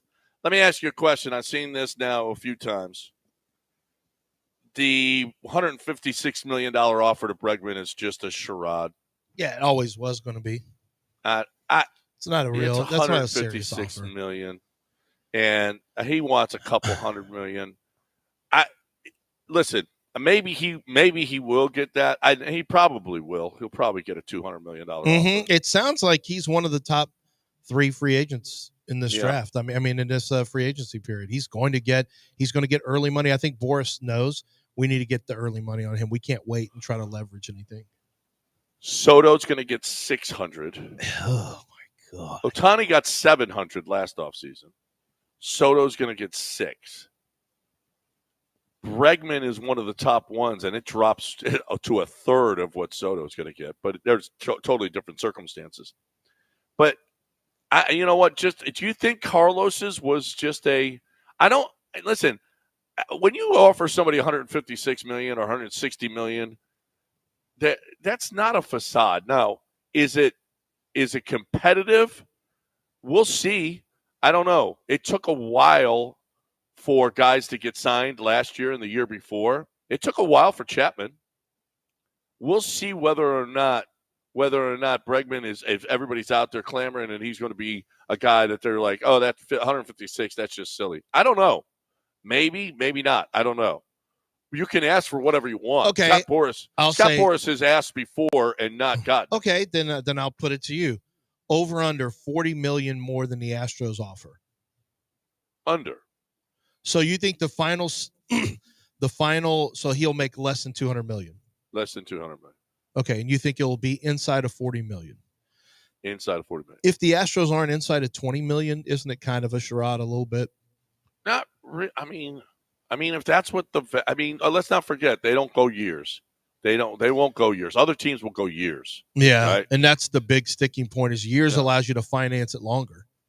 Right, exactly. But you increase you're your also chances taking more of risk when you're going longer. Yep. And you're going higher. You're got more risk. And you increase the risk being injury, the risk being a dead year or 2 years or God forbid 3 dead years in a contract. So 156 over 6 is 26 per year. Will the Astros be within $3 million annually? No, I bet you he gets 30. I don't think he gets 30. 28. I could see 7 year, $200 million. That's not 30. It's not 30, but it's $200 million. Well, it's not. Yeah. Okay. Well, then that one 28 and a half or so. Yeah. So, maybe they're lowballing, but maybe that's what their value they got. That's it. And it's what just another guy that's just going to walk. Well, they don't value them, and clearly they don't value their players the way the other Major League Baseball teams. No. Well, listen, that's different too. I mean, listen, they were 6th in spending last year. It's not like, they're just a budget. They're not a budget organization. They spend money. They spend a lot of money. It's complicated. They spend money on multiple players, but they don't covet superstars for superstar contracts. But they pay. It's not like they pay, but you got to play the game a little bit, and they'll also take on contracts that aren't long. Like Jim Crane doesn't mind a 2-year deal on Justin Verlander. Other teams would love to play the game the way the Astros play the game. Oh, but the only way you do that is draft your own. The only way you can do that is having a great minor league system. Well, that's and they had a good run. They had a good little run, but what can they do after this? And we're going to find out what Dana Brown's made of, because all these guys who the Astros had coming out of their farm system, Altuve, Bregman, they're all going to be gone. Altuve, Bregman, Tucker, Carlos, obviously George Springer, the big five, as it were. And then, you can say Yordan too. All these guys, and Yordan will still be here, but when they're gone, do you have the next Tucker coming? Do you have the next George? Is the next Bregman on the way? I would tell you it looks like a big fat no. For all this talk about the minor league system plugs in, are they plugging in guys you can grow your own where it's cheaper? You get great productivity from players, star productivity at cheap prices. Is that available right now? Does it look like it to you, John? No. Well, let's not forget. Carlos was the 1-1. Bregman was 1-2. Tucker first rounder. I mean, all these guys. They were killing it. They were killing the early rounds. McCullers was second. Yeah, they were killing their first couple rounds, and then they stole Yordan with, which is going to go down as one of the great thefts of all time. Yeah, which obviously helps a lot. And then he stole, and then got lucky years ago before Luneau did it years ago with Jose Altuve, and then they got cheap Latin American pitchers, which was a big one as well. Very cheap Latin American pitchers, and that's great scouting. And one of them is going to be up after this year. Yeah. Are we saying goodbye to Fromber as well? I think we are. And Tucker and Bregman. Fromber's going to hit the market. If he's not taking a 3-year deal, he's gone. So you think if without a trade, which I feel unlikely with Tucker. They're losing Tucker and Fromber next offseason. Yeah, I think so. Yeah. Yep. Unless Fromber takes money, unless they get a deal done with him right now for 3 years. If he plays a 3-year game, deal. well, if he does. I mean, because he's going to be 35 at the end of that. He ain't doing that. No, I wouldn't. If I'm an agent, I want him doing 34 I want him at the doing end of 5. I want Fromber doing a 5-year deal. If I'm the Astros, I want him doing maybe 4. Maybe I do 4. Yeah. I don't know. I don't foresee it because I don't know that the Astros are going to do a 5-year deal with Fromber. We'll see. Would you pay Fromber for? Is it? Wow, that would be. I'm actually thinking that would be considered a slap in his face to go 4 years, $100 million, $25 million a year at 4 years. That's actually a slap in the face. How insulting! I mean, but is it though relative to what you paid? Disrespect. No. It is. It is relative to the rest of the league. It is disrespectful. If you say 100% is. What if you said if David Gow said, John, or wherever you were working, or if Wendy, they said, well, it's good for here. Yeah, but it's not equitable with the rest of the league. Well, but it's good for here. That's not disrespectful. It's more than you could. It's going to give you a big house. No, you'd want her to get the same money that the market's getting. Well, where would you rank Fromber compared to Blake Snell as far as pitchers? I would put him at least equal. So Blake, if not ahead of Snell. So Blake Snell at 32 years old just got 5 years, 182. Jeez. Okay. Yeah, it's a slap in the face. Yeah. But they got it from the Dodgers, right? Blake Snell is a 2-time Cy Young winner. Dodger? Well, how long ago did he win his last? Because I'm looking at what he did the last couple years, and he hasn't been that guy. Fromber has been right there towards Cy Young stuff for a while now. He's been like top 5, top 6 type pitcher. He's been very, very consistent. If Blake Snell's getting over $30 million a year, Fromber's got to get $30 million. If I'm his agent, so 4 years, $120 million. He's still it's still total deal. It's not per year. Yep. They're looking at total deal, and they want Blake Snell. What do you mean his last couple of years? 2023, he was the Cy Young award. And I'm looking at 22 and 24. What he was, you could say, okay as a pitcher. So yes, he has this jump of 23, but look around those years. There's some inconsistencies. Yeah. Look around. I mean, yeah, it's a gamble giving him the money they gave, but it's Dodgers, right? He went to the Dodgers. It's the Dodgers. Yeah, it's a joke. They're not even. I don't even know that they're paying him real money. I think they're giving him crypto. I mean, I don't even know what the Dodgers do. They pay me in crypto. They pay you $2 million now. Yeah, right now it wasn't such a good move before, but now it's great. Like Andrew Thomas, remember that the offensive lineman from the Giants? Everyone made fun of him for taking his money in crypto when it tanked. Yeah. Now, if he hung on to his crypto, he's getting paid. But just think about this though. You got they're probably going to give him. They probably have it set up for him. I haven't looked at the construct, but they probably do it just like they've done every other player. Look, we'll give you X amount now, and then we'll pay you for the next 10 years. Now, Blake Snell strikes me as the kind of guy who would not go for that because he needs money for vapes to get his Microsoft Gold. His studio, his streaming studio. His streaming studio. He needs his Microsoft Gold membership taken care of. Like Blake's got a lot of stuff going on with video games. He's probably got a couple barbershops he's opening up and stuff. Like Blake could have somebody. The streets are saying maybe a weed deal. So I don't know. The streets say. I didn't say that. Streets have said that. The streets have said it. I can't trust money with Blake. So should we? Blake could shut it down. I think Fromber will keep trying to pitch. He'll keep trying to pitch. So should we expect Fromber Valdez to be asking for at least Blake Snell money? $150 million. Yes. He'll next offseason. Yep. 5-year, $30 million deals where the conversation starts. And the Astros will say, all right. Appreciate all the good things you've done here. We would like to offer you 4 years. Listen, $100 million. They gave Verlander 35. If Fromber has another really big year, although listen, over 5 years, they're going to give him that money. Did they give him a 35? They gave a 40-year-old $25 million. How many years? Jim's willing to do 2-year deals. They did Verlander a 3-year deal. That's right. Good. That's right. But Fromber will be younger than Verlander when they first got him. Doesn't matter. This could be Fromber's last contract. He needs that cake. Say it now. I know he was going to get 5 years. Are the Astros giving him 5? They'll give him 5. Yeah. They'll not do 7 they'll do 5. The Astros have done 5. They have for position players, yeah. Yeah. You think you do 5 for Fromber? They did 5 for a guy that doesn't have an elbow.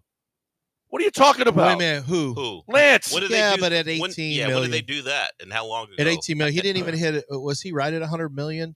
I mean, 85 million. Yeah, Yeah, it's well, not that's a that big difference. And he was That was younger. five. And how that old? was 3 years And he ago. was That younger. was old at baseball. And He how was old a lot younger. And how old was McCullers when they did it? Yeah, He wasn't 31. No, he was in his 20s. Who's better? Does Who's that matter? better? I mean, it's not even arguable. Does that matter to them when John's it comes on to the record. spending? He's expecting a big, hearty deal from the Astros for No. Fromber. No, I'm not on the record saying Five. that. I'm What do saying you think? 5 at what? 5 at $30 million a year? 5 at 28, 27, 28. So they're not going to be competitive, is what you're saying. Well, no, they'll be competitive. I don't know that Fromber's getting 30 for 5 out there. I'm not sure. Are you? I mean, I'm just going off of Blake. If we were doing comps if I were fighting against the Harris County HCAD and I was doing my property taxes, one of the comps I'm coming with, if I'm Fromber, I'm coming with the Blake Snell comp. All right, no, you want to do that? If you want to do that, then do it for real. Because when Blake Snell came to Los Angeles, you know what your house is worth in Los Angeles compared to Houston? It's a big difference. Players don't care about that. How many players actually let care them pay about the property taxes. Well, the Dodgers skew everything. You see how much barbecue costs now? Do they talk about that ever? Do I know that Fromber loves barbecue? I don't know that. Yeah. Barbecue costs more here. Property taxes high here. In ways, we're more expensive than L.A. Trust me, that is not the case. We have more toll booths. Do you have are you driving on a bunch of tollways? No, you are not. No, and we are, and that adds up, John. Yeah. By the way, those were supposed to be eliminated after when they broke even, and they never did take those toll booths down. Shocking. Which pisses me off. Oh, when the gas prices came down, all the milk prices that shot up back in 2008 and 2009. Milk's high because the gas is expensive, and so we got to rent because we're the trucks that bring the gas, and so the prices went to like $5 on those stupid organic milks that my wife made me buy my kids. And I just thought, well, they'll come down when the gas price, and then the gas prices came down. It's like, hey, milk went up again. Don't worry. Imagine it's all that. changing. It wasn't tied to gas prices. January 20th, that's all changed. Yeah, we'll see what happens to milk. Time to talk right now about, and we just heard Elliot a little while ago talking. He called in. Now, he was unprovoked. He just called himself. Nobody asked him to call in or anything else. He called in about Game Day Men's Health. He's a guy that's been doing testosterone like I have. And he said, man, I'm telling you, it is just different. They focus on guys' needs. They're different than other options, okay? This is not like primary care. Only exists to make sure that guys out there improve how they feel and how they perform. That's exactly what they do, okay? And they're going to find a way for you to perform whatever it is you want to do. Are you still playing basketball? Are you lifting weights? Do you want to get bigger? Do you want to get thinner? Do you want to be better in the bedroom? All of those things. They want you to help you recover quicker, have better results from the gym, improve sleep, improve your mood, improve maybe even how much better you're going to work. They offer unbelievably effective treatment plans to reduce pain and help out guys heal from injury, regardless if it happened chasing the kids around or trying to blast out of the sand, whatever it is, hitting the gym too hard, whatever it is. Game Day Men's Health, absolutely free, your first consultation. So don't, a lab right there so you get your results immediately. It's the best way to do it, I'm telling you. Go to GameDayMen'sHealth.com. Find the location nearest you, GameDayMen'sHealth.com.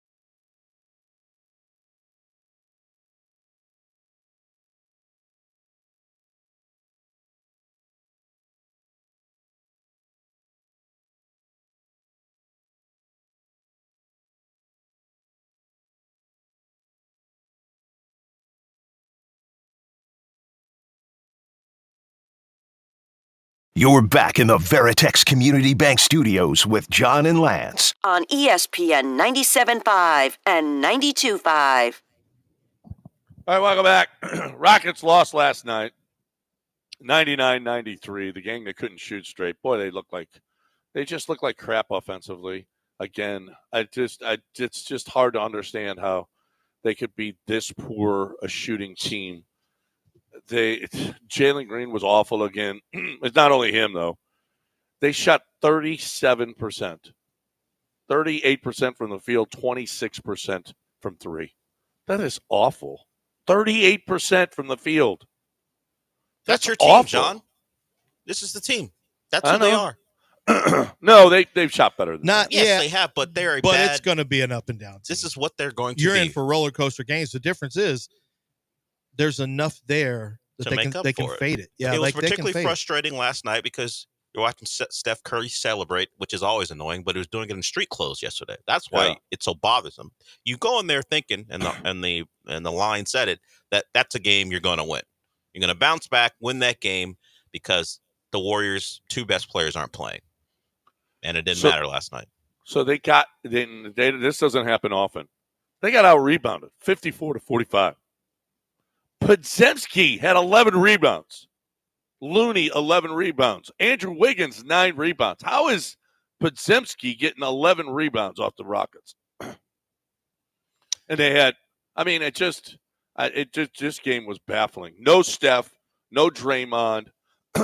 Fred VanVleet is covering Jonathan Kuminga for most of the night and giving up 33. That's not true. He was not covering him for most of the night. In three critical situations, and if I go back and look at the whole, they were the a trap. Game, he I'm got tell you trapped. what. Steve Kerr outcoached Ime last night. Steve Kerr outcoached Ime. They did not have as many good players. They schemed to get Jonathan Kuminga in the right situations. Yeah, that's true. Jonathan Kuminga beat you. And Jonathan Kuminga is not a guy. I'd like to see the Rockets with the talent that they have defensively. You should be able to try to take away their best option. That should be, trap the ball in their hands. It's spacing's way better nowadays. But go ahead and take the ball out of Kuminga's hands. Don't switch off when they try to get you switched on VanVleet. Alter how you guard him. Just stick Amen on his ass the whole time and just let him play until he fouls out. There's different things they could do to try to take away the best option. Like, don't let one guy beat you. And it actually wasn't one guy beating you. I mean, you were your own worst enemy with the way you shot the ball. You shot 37% from the field. You were in the 28% range, I think, from threes. Like, you shot 26. terrible. Oh, 26. You shot terrible. You didn't shoot, and your first and second half were equally bad. You were the same team throughout, but you couldn't ride on your defense enough to win the game, or you couldn't find a fourth quarter performance. What we've seen this year is we've seen games like this, and then remember last week when Fred VanVleet had that crazy fourth quarter out of nowhere. Like, that's all you need to pull one of these games off is Jalen Green to get hot, or Alpe to get hot, or VanVleet to get hot. Somebody just get hot in a fourth, and it kind of erases all of the disappointment of the shooting performance. One good quarter with the way they're playing defense right now, and of course, you played a team that was limited offensively. One good quarter could have done it. Just one hot fourth quarter from somebody, and they just couldn't get it.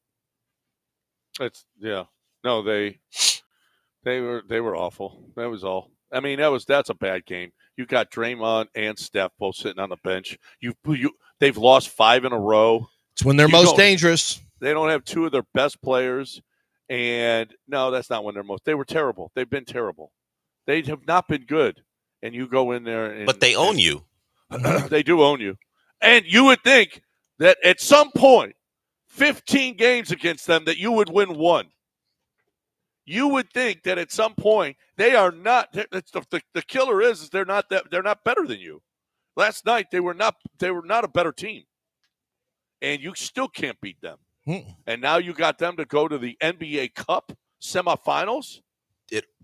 I know all this frustration. It just means John, more in the just West. Remember when they beat them here in Houston, all this frustration you're feeling, you won't even remember it. You know what? Keep that same energy. Since you're so anti-Rocket, This is what Rockets Twitter will say. Of Since you're so anti-Rocket, keep that same energy. We don't need you on our bus. When we start rolling again, why don't you keep that same energy like you had in that Golden State loss? Yeah. Don't be a fan now. Yeah, or later. Don't be a fan later. Don't be a fan later if you can't be a fan now. Yeah, exactly. Listen to you.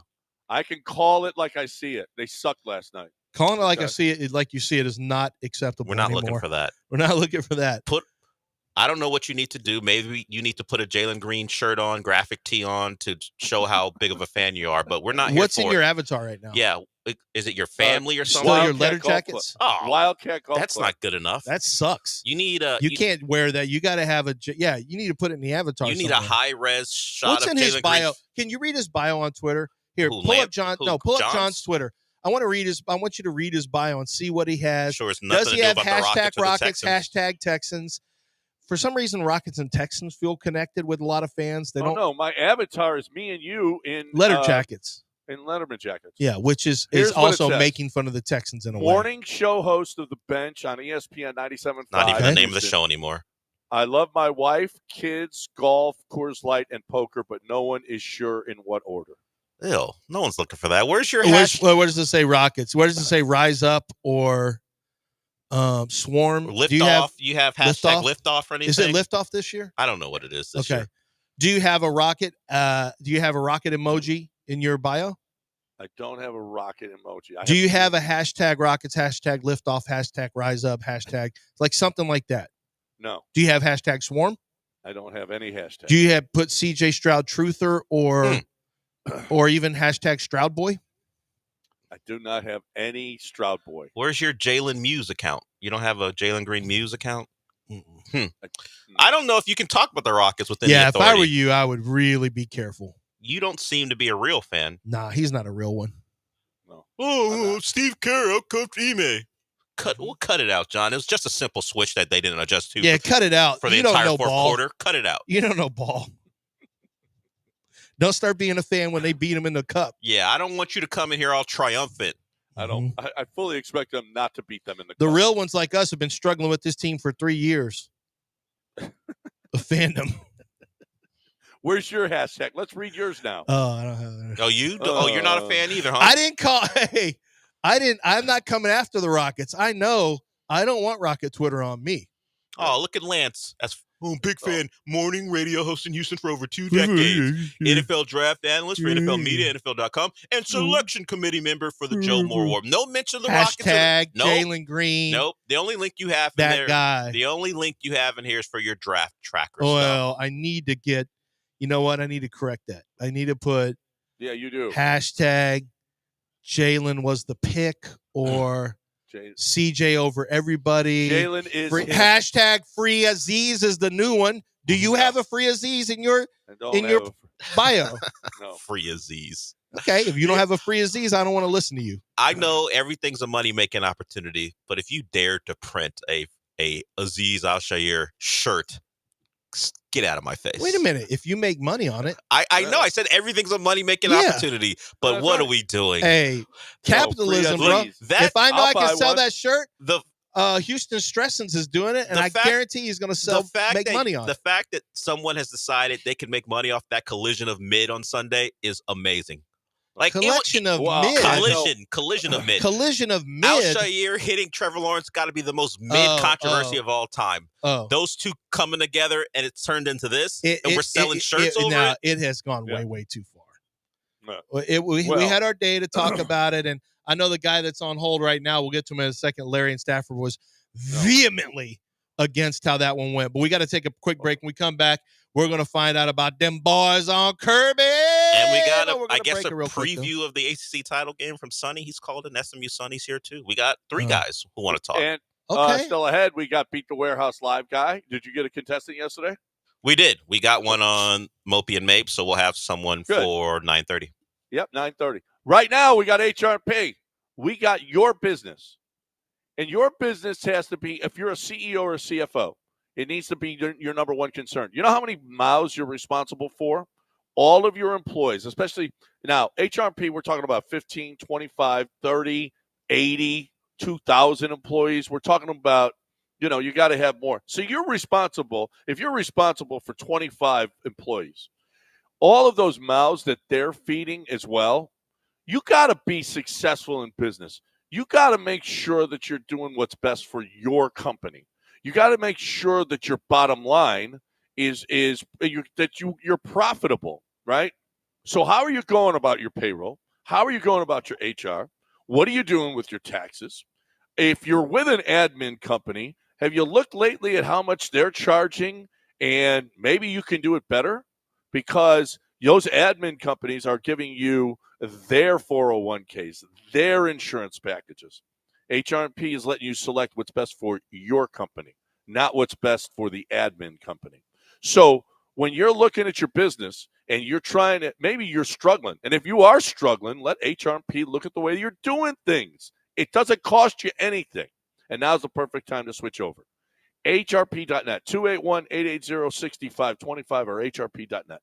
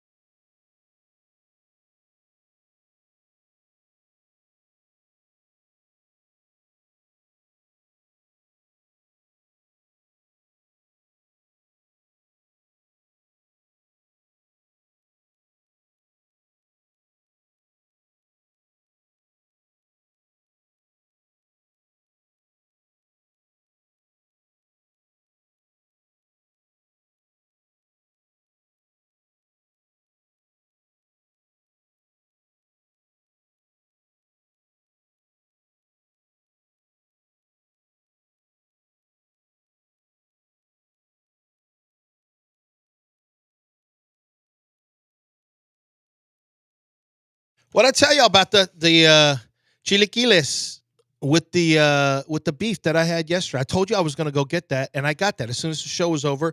I got that with the green sauce.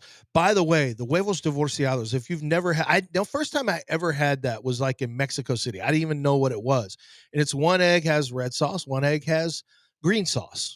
Right, divorciados, divorced, like two separate ones.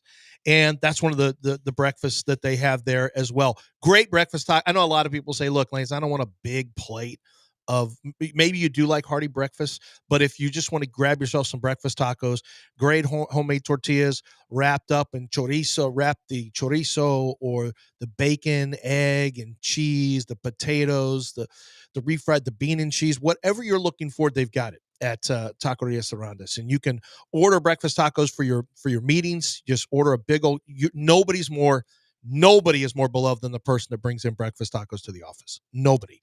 And they can take care of it right there with online orders at Taquerias Arandas. At Taqueria Arandas, actually. No, it's Taquerias Arandas. Go to the website and you can make your order to pick up. But I also suggest just stopping in and grabbing yourself a lunch, a dinner, a breakfast.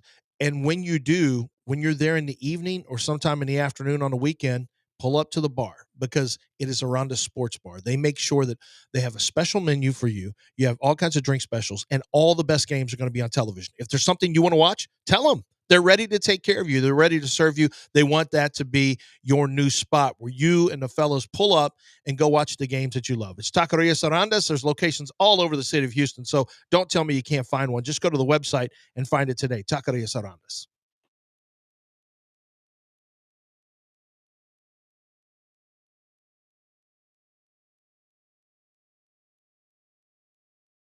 You are listening to Houston's longest-running sports radio morning show. From the Veritex Community Bank Studios, here's John and Lance.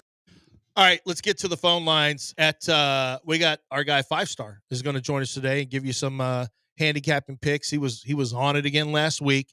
He's having a great year, and we got conference championship games to look into. So he'll have his action for you. That's going to be what time, Del? 9:15 or 9:30? 9:15. 9:15, yeah. So we'll do that at 9:15 today. If you guys want to jump in, 713-780-3776. As mentioned before the break, we go to one of the Texans' biggest fans, but he's also willing to call it like it is. It's Larry and Stafford. What's up, Larry and Stafford? And I also want to say he has the background that you should also give him space when it comes to talking basketball and the Rockets. Okay, I'll leave it at that. What's up, Larry?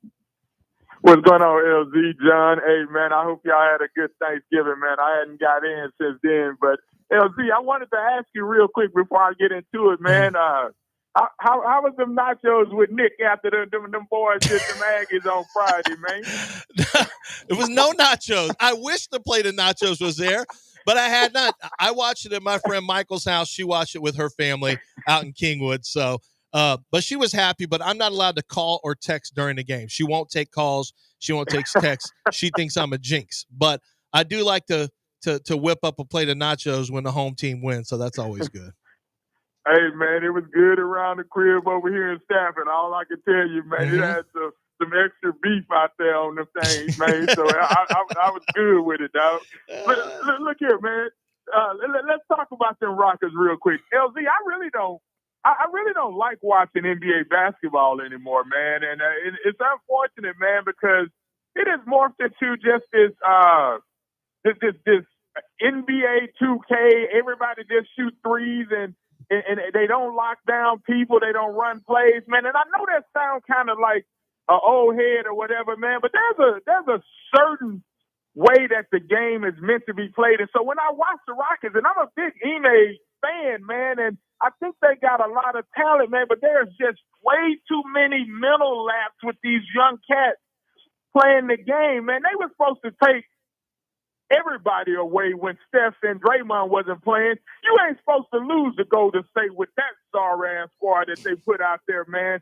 And the thing about it is just that the Rockets go through these lulls, man, with all that talent where they just cannot pull themselves out of it, and they have more than enough talent to be really good at that game, man. So it's just frustrating to watch, man, because when you grew up, man, just going inside out and making set plays and running offense through people down in the post, and then you watch these dudes just jack up threes and stuff like that, man, it's just a hard watch for me, man. But I wanted to get in on them boys on Kirby real quick and the free Aziz and all that other stuff. I moved on from it, man. That was some BS, man, that the NFL did. Unfortunately, you know, those kind of hits happen in the NFL. But to give that dude 3 games, I was hoping that it got reduced. But that ain't going to happen when you got Titans sitting over there making them decisions. And I know everybody don't think there's no bias, but there's a perception of bias as far as I'm concerned, because those sorry-ass Amies over there and them boys in Nashville really don't have no love for us in the 8. So I didn't expect them to do us any favors anyway. But I'll tell you this. All I know is Christian Harris is coming back. Put that green dot on Henry To'oTo'o and let these boys go eat for these next 4 games, because all you got to do is beat them Dolphins and Ravens at home, and we'll figure out how to get Kansas City, because I don't think them boys for real anyway. LZ, John, it's always love, man. I can't wait to see Beyonce on Christmas in our hall. What's Beyonce doing on Christmas? So you see Christian Harris is coming back after he's going to be activated after the bye. Oh, she's performing in Houston. Halftime of that Netflix game. The tickets have shot. A friend of ours who sells his home tickets sometimes, not often, but sometimes, said, "Oh yeah, they got to go now," because these tickets flew up as soon as it was announced she was going to be performing at that, at that, what is it on Christmas, or it's on Christmas, right? Or is it Christmas Eve when the Texans play? They play on Christmas. Yeah. Yeah. The tickets flew up when Beyonce was, it's kind of strange to me. Like halftimes last about 45 seconds in the NFL. So it's a tight window to get Beyonce in there, but people want to see her. So you get a little tiny mini concert with Beyonce. So that's why people are coming out. I wonder if they're not going to get more than 12 And minutes. it's on. No, you can't. League won't allow it unless Super Bowl. And it's on Netflix too. Don't forget it. They got to stream it. Well, nationally. It'll be here on some network here locally. Yeah. Some channel. Yeah. So we're not worried about it. Y'all can get the Jake Paul, Mike Tyson blues nationally. That rock got going over. You think buffer. It's going to be all buffer. Buffer. It's the buffer game. Now Beyonce. There's some moves I don't mind. I don't mind Beyonce on a buffer from time to time. Now, give you a chance to settle in. She got that circle going around her the whole time. No, I don't like that. No. But it also is saying, what about right here? Fall up, start. No, set, eight. It remains. It's a no. He's worse than me, Joe. No. False. Buffers. No. He's doing his buffer. Remains first. That's my false start call on Larry Tunsil. Oh. All right, 713-780-3776. Thanks, Larry and Stafford. Always great to hear from Larry and Stafford. And I'll holla. Let's catch up, boys. And just real quick, his thoughts on the Rockets. That's kind of my thing. If you're not a great shooting team, don't be chunking threes.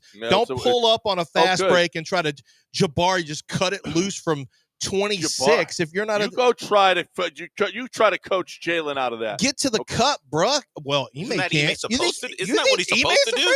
You think Ime's afraid of those guys?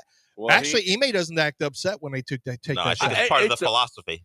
Listen, the NBA game today. I'm old man standing on my lawn, but it's not as good. It's just not as fun. It's just, jacking up threes all the time. No, if you've watched both, you get old man on the lawn. No, if you've actually if you're 20 years old, don't tell me about the differences in basketball. If you didn't witness it, you have no context.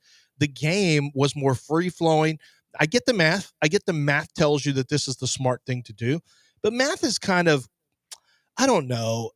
Now this is old man on the lawn, but it has ruined some of the maybe I romanticize baseball, but it has fundamentally changed basketball and baseball forever. Basketball and baseball will never be the same because of math. Yeah. And sabermetrics / analytics, it's never going to be the same. And in some regards, it's okay. It's made certain things better, smarter, more efficient.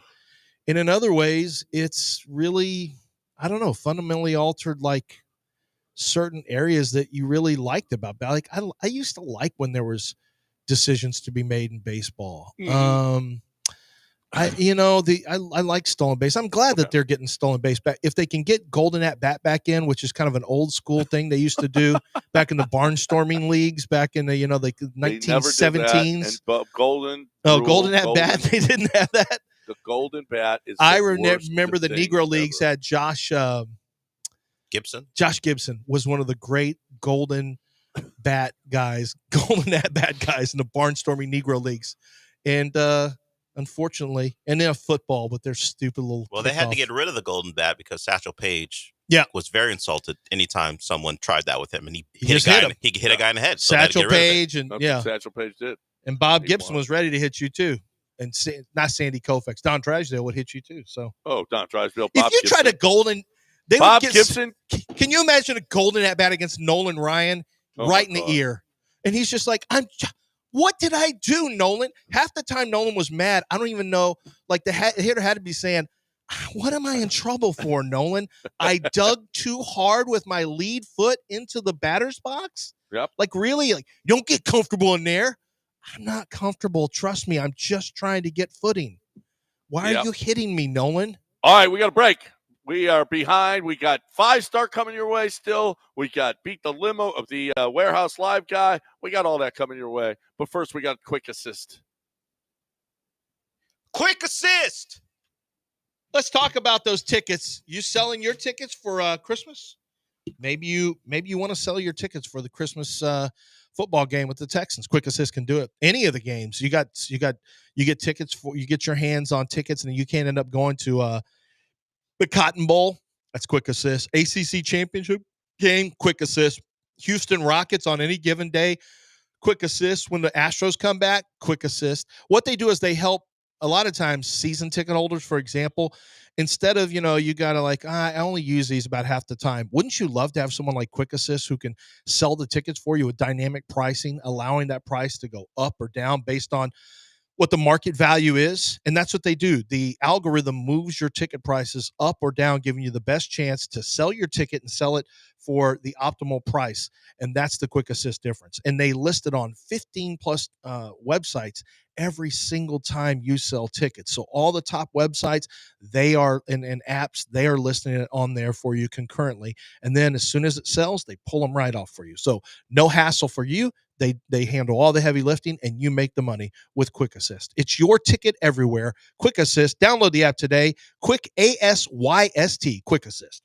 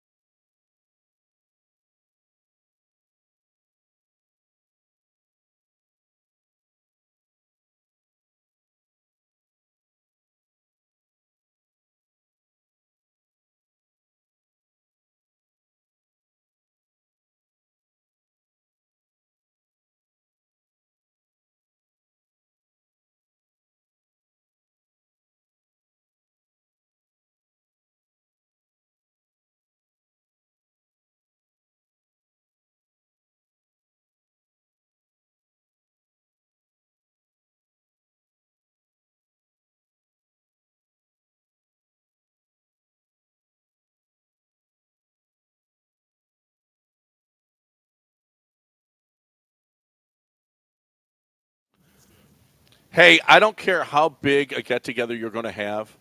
I'm telling you, Demetrius came in from Nico Nikos. He owns the Nico Nikos. He came in with maybe the best burgers that I'm telling you. The chicken skewers, the beef skewers, the burgers, they were fantastic. The fries, the wings.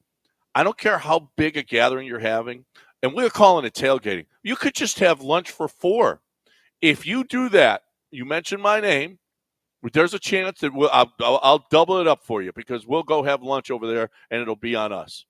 Catering at NicoNikos.com. Catering at NicoNikos.com. Make your order, whatever day it is. Sunday, you're going to watch games. You want 4 people? Order it from Nico Nikos. And I'm telling you, the feast that you'll have is awesome. The food is fantastic. Love it, love it, love it. Get the gyros. They're the best gyros in the city. 713-528-0966, 713-528-0966. And if you download the app, OPA, everything that you buy goes towards points where you're going to get free stuff as well. So OPA is the website, is the app. Catering at NicoNikos.com or 713-528-0966. Let's go have lunch at Nico Nikos.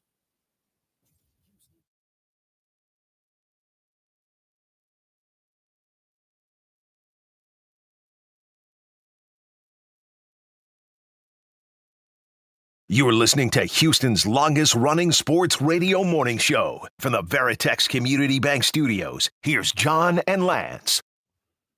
Yeah, there's no Nico Nikos out here. I haven't seen a Greek place. When I come back, I'm going to Nico Nikos. That's for sure. That food is fantastic. Fantastic. So get on over to Nico Nikos. And maybe we'll have lunch. Let's go. 713-780-3776, the number to hang out with us here on ESPN 97.5 and 92.5, you're more than welcome to do that. Hang with us. We've talked Rockets, right?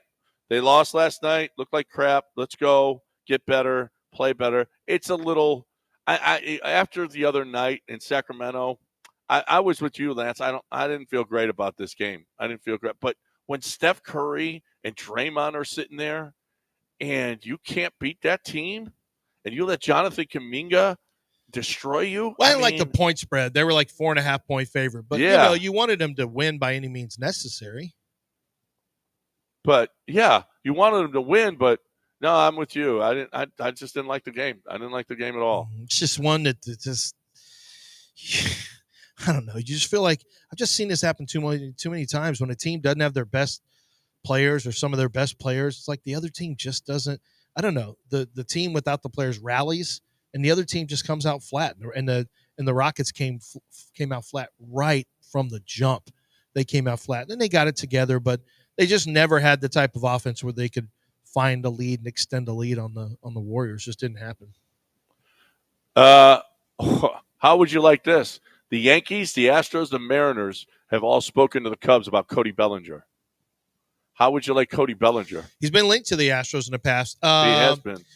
Boy, now that Carlos Correa is gone, it's okay. He had some. Oh, there's a lot of Astros fans who hate that guy. I mean, they'd flip right away, as they should. Once he's your guy, you gotta shut up and flip. But he came back. I mean, he's had a nice comeback the last couple of years. But man, was there a time where it looked like he was dead in the water, where he couldn't put bat on ball. He was absolutely looked like his career was over. It looks like the curse of Carlos Correa got him. And he's made a nice comeback. I'd hate to overpay for him, for somebody who told you suck, and then you have to pay the guy for telling you that you're a bunch of cheaters and losers. Would he come play here if he's got other? I don't think he'd come play here if he had other options. No, probably not. I mean, if I'm him, I don't want to be. You know what? Yeah, I don't want to be hypocritical. He hated the organization. Keep on hating. Stay hating him. Yeah, stay hate. Okay, keep that hate. You ain't got no haters, you ain't popping. If you ain't got no haters, you ain't popping. Speaking of haters, well, no, let's get Anthony in here. We'll get Anthony's phone call, and I got something at the top of the hour we'll talk about. What's up, Anthony? How we doing? Hi, guys. Great show. I'm not a hater, but I kind of spiked my remote last night when I was watching the Lions, which I'm from Detroit, so I'm a Lions fan, and I kind of compared him to D'Amico Ryans. I was like, there's no way in an alternate universe that D'Amico Ryans will go for it. No. He will wait until he's at a 60-yard field goal and kick a field goal, even though he has the first and 10. That's how conservative he is. And I was just like, can we please have D'Amico watch that game? And, like, if you want to be a good team, if you want to beat good teams, this is what you have to do. You have to be very aggressive. Because if they would have just kicked a field goal, no doubt in my mind, Jordan Love would have went down the field and scored a touchdown. And that's the Texans playbook every time. It's an alternate universe. They switch person out. Well, it's not just that. He went for a fourth down. He went for a 4th and 2 from his it was 4th and a good 2, and they went for it there and got a touchdown pass to Jahmyr Gibbs. That's one for sure. He went for it and scored touchdowns on 4th and goal twice, right? Yeah. And then one backfired in his deep in his own territory, and the Packers went and scored. He went for it on 4th and about 1.5 and didn't get it. So that's the give and take. But he's consistent. I did not. So when you talk about this on the other side, there's a guy who kept receipts for everyone that came out and talked about racism and all this stuff and how dumb the Lions were for hiring Dan Campbell over Eric Bieniemy. And he was showing these. He had all these receipts, these tweets from people that said Dan Campbell, blah blah blah. And I'll admit, I mean, I didn't personally have an issue with Dan Campbell over Bieniemy, but I thought the opening press conference, I thought, man, I don't know that a guy like this can win. And then you realize, did you see the signs yesterday? Campbell's soup, Dan Campbell's kneecap soup. Yeah. It's still a thing. Oh no, now they've all turned it into a fun little thing. But Dan Campbell is peerless when it comes to being fearless. Dan Campbell is he just wants to win. And you know what, John? There's something to be said for a guy who shows. Did you see the way his offensive line responded when they got that first down on the fourth down? His offensive line Okay. To your point, with that D'Amico and to the point that the caller made, Anthony. I don't want D'Amico going for it on 4th and 1 when he could kick a field goal from the 27-yard line to win the game. We don't have that offensive line. We don't have that offensive line. Yeah. We don't have a bunch of dogs on the offensive line like he does. What we got Gucci. We got Louis. We got Fendi. We don't have that offensive line. Are you looking in your wife's closet? That's all it is. Don't worry. Gucci, I know Louis, Fendi, Prada. The mother basic. That is Krayshawn. What he just did. Who's Gucci? I would probably give Gucci to Laramie. Yeah. I'm giving Louis. Louis to Laramie. Prada to Shaq. No, and then your right tackle. Right, also. Titus is Fendi. Right. I don't. Do Juice and Jarrett qualify? They're more like Old Navy. I think they're. Are they? I don't know. Yeah, Patterson doesn't qualify. No. Would Juice qualify with a big brand nickname? I don't know about Juice. I gotta look at their Instagrams. Yeah, go see what kind of shine they got. Lance has found a song he thinks he can play on the air through his phone, but I'm pretty sure he can't. See? Oh, wait, I forgot about that other song. I told you, probably can't play. You're right. I pulled it away from the mic super fast. Lucky. So, we were lucky. Good. Gucci, Louis, Fendi, Prada. John almost went exactly in that order. So, I thought he was literally quoting Krayshawn. The Texans thought, well, at least fans thought they had a name for the offense, 713. Can we call the offensive line Gucci, Fendi, Prada? Can we call those guys that?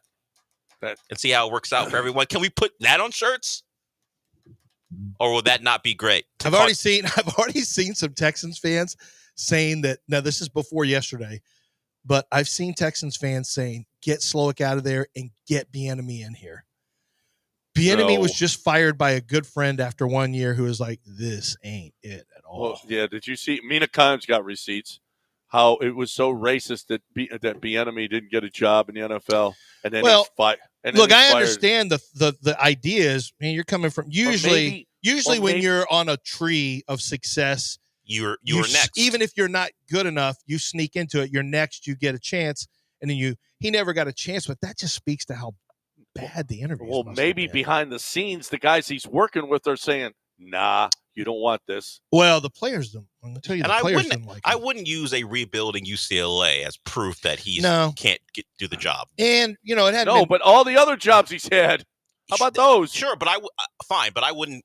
Well, in the Commanders, who was he playing? Who's the quarterback the head there? coach thing is dead. Yeah, that's not happening. The head coach thing is dead. And then he had Commanders, and that was Sam Howell. It was the end of Ron Rivera and Sam Howell. It hadn't been great spots, but the Chiefs just kind of let him walk. That's true. They said, you can go. Yeah.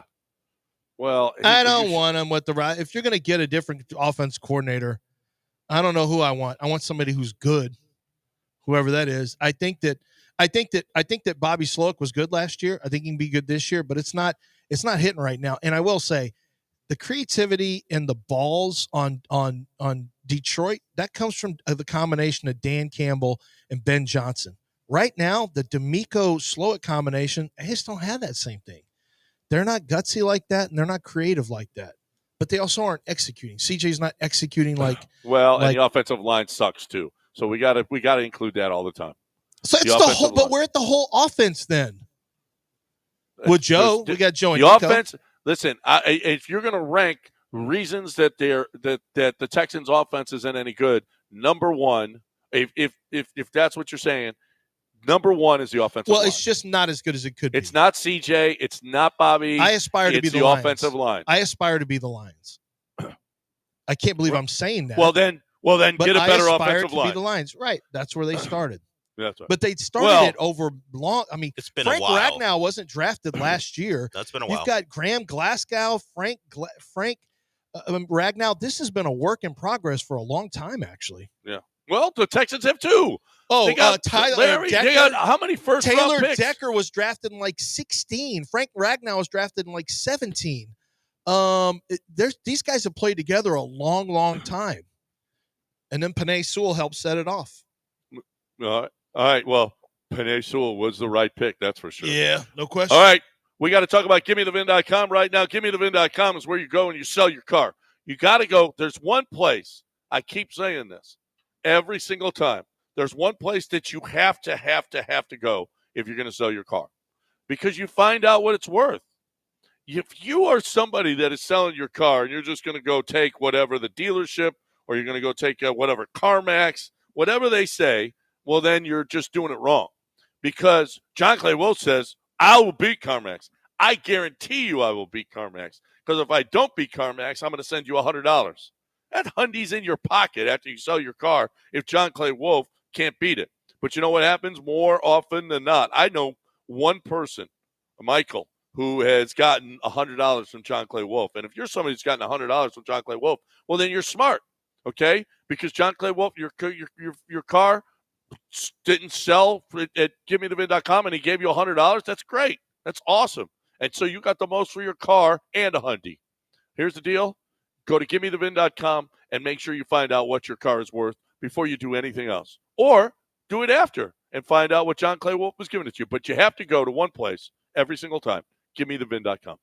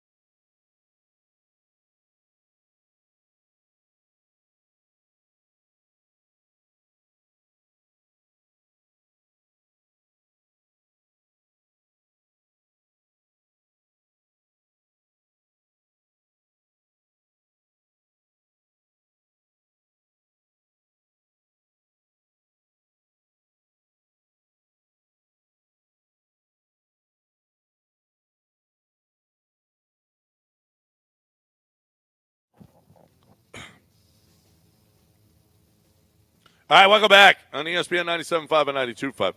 Let's get Gary in here quickly. Then I got a little topic here that the Athletic put out, and I wonder if you agree or disagree with it. Gary is here. What's going on, Gary? Hey, guys. Not trying to take this in a crazy direction, but with the enemy, right, it's not about whether he was good or bad. You know what I mean? Like, the point is, like Nathaniel Hackett, right? Like he was terrible, but he got the opportunity to prove he was terrible. Yeah. Eberflus, right? Like he wasn't that great. So I hate the word racism now because like it's so broad. But the fact of the matter is, who comes from that tree? Like everybody who used to breathe on McVay would get a job. Yeah. This dude is the offensive coordinator for basically the best dynasty since the Patriots, and he can't get a head coaching job, even if he sucks. There's plenty of coaches who get hired to get fired. So that's more so the argument. Yeah. I have no idea if the dude is good or bad. One thing about that, Eric Bieniemy was behind Andy Reid. So was Matt Nagy. Andy Reid was driving that bus. But so was Matt Nagy, John, before he got the Bears. So was Matt Nagy. Absolutely, you're absolutely right. However, you don't know what behind, because listen, when he went to Washington, boy, the guys did not like him.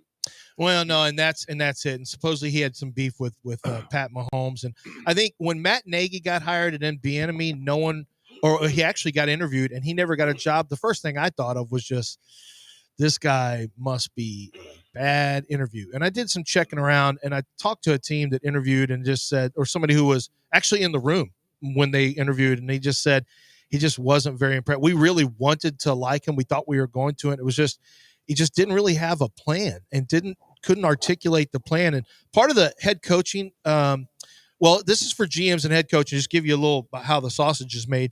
They want to see, number one, you need to know who your staff is going to be. So before you go do an interview, you'll talk to other coaches on other staffs and say, hey, if I take this, can I get you to come with me? Yes. And so you present your staff, who you're going to be, like, this is my philosophy, this is going to be my staff, and you roll out your vision.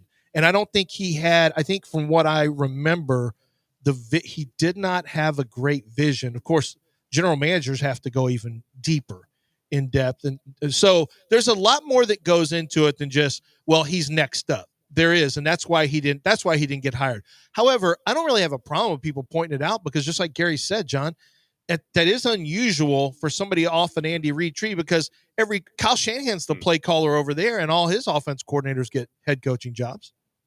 Yeah. All of them. Listen, well, Kevin O'Connell got it off McVay. Listen, there is something about Eric Bieniemy, and maybe it dates back to the allegations when he was in college. Whatever it is, Eric Bieniemy did not get that chance. There's a lot of guys that have gotten chances, though. That's the issue for Nathaniel people. Hackett, That the unsaid or the intent or the thing we don't know about is the reason he's not getting a job. Like everyone who gets a job says perfect angel stuff. But then if you bring it up, everyone gets mad about it. Like, you can't just ask.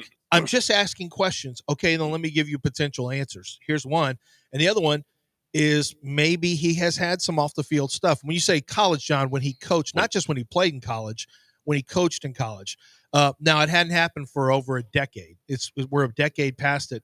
But there may have been some stuff like that. I know right now what's hurting him is relationships with guys.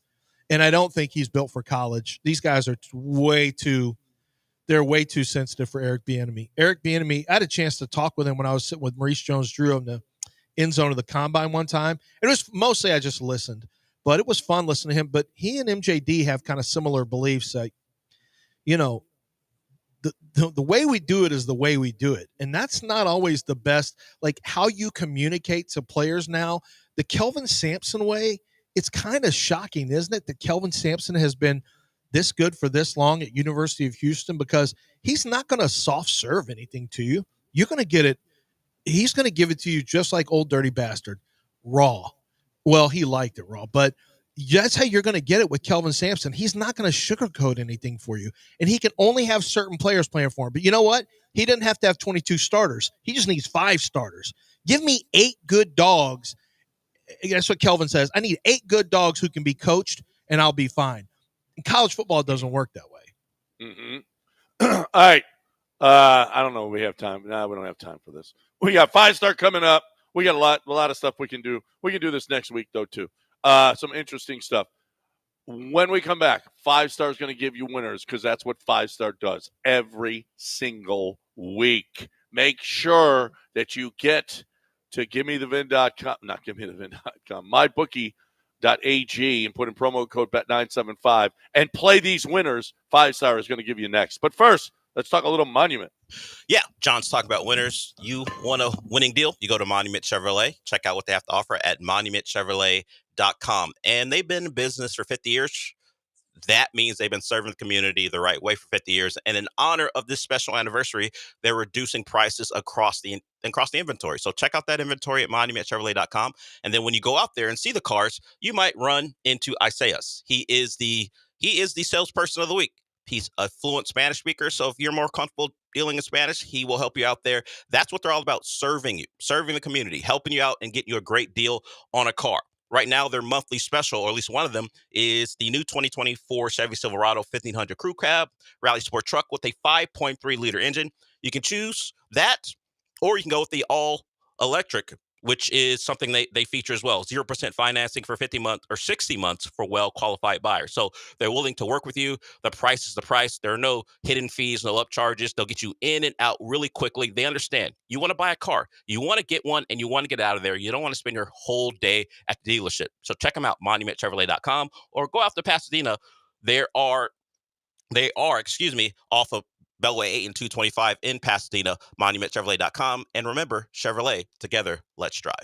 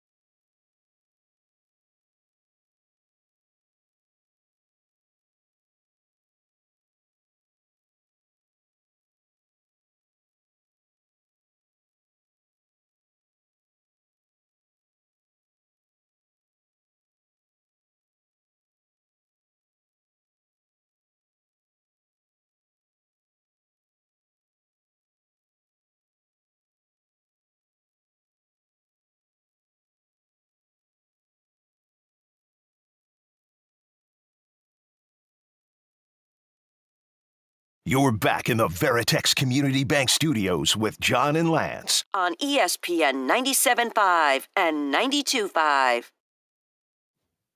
Welcome back here on ESPN 97.5 and 92.5. Our good friend Five Star with us here to give us some winners this week. We got championship games coming up. We got NFL. We got unders, overs. We got it all with Five Star this week. What's up, Five Star? Hey, good morning, guys. Hope you guys had a great Thanksgiving. Good to be back with you. It's great to have you here, and let's go. We need the money for the holidays. What do we got going on this week?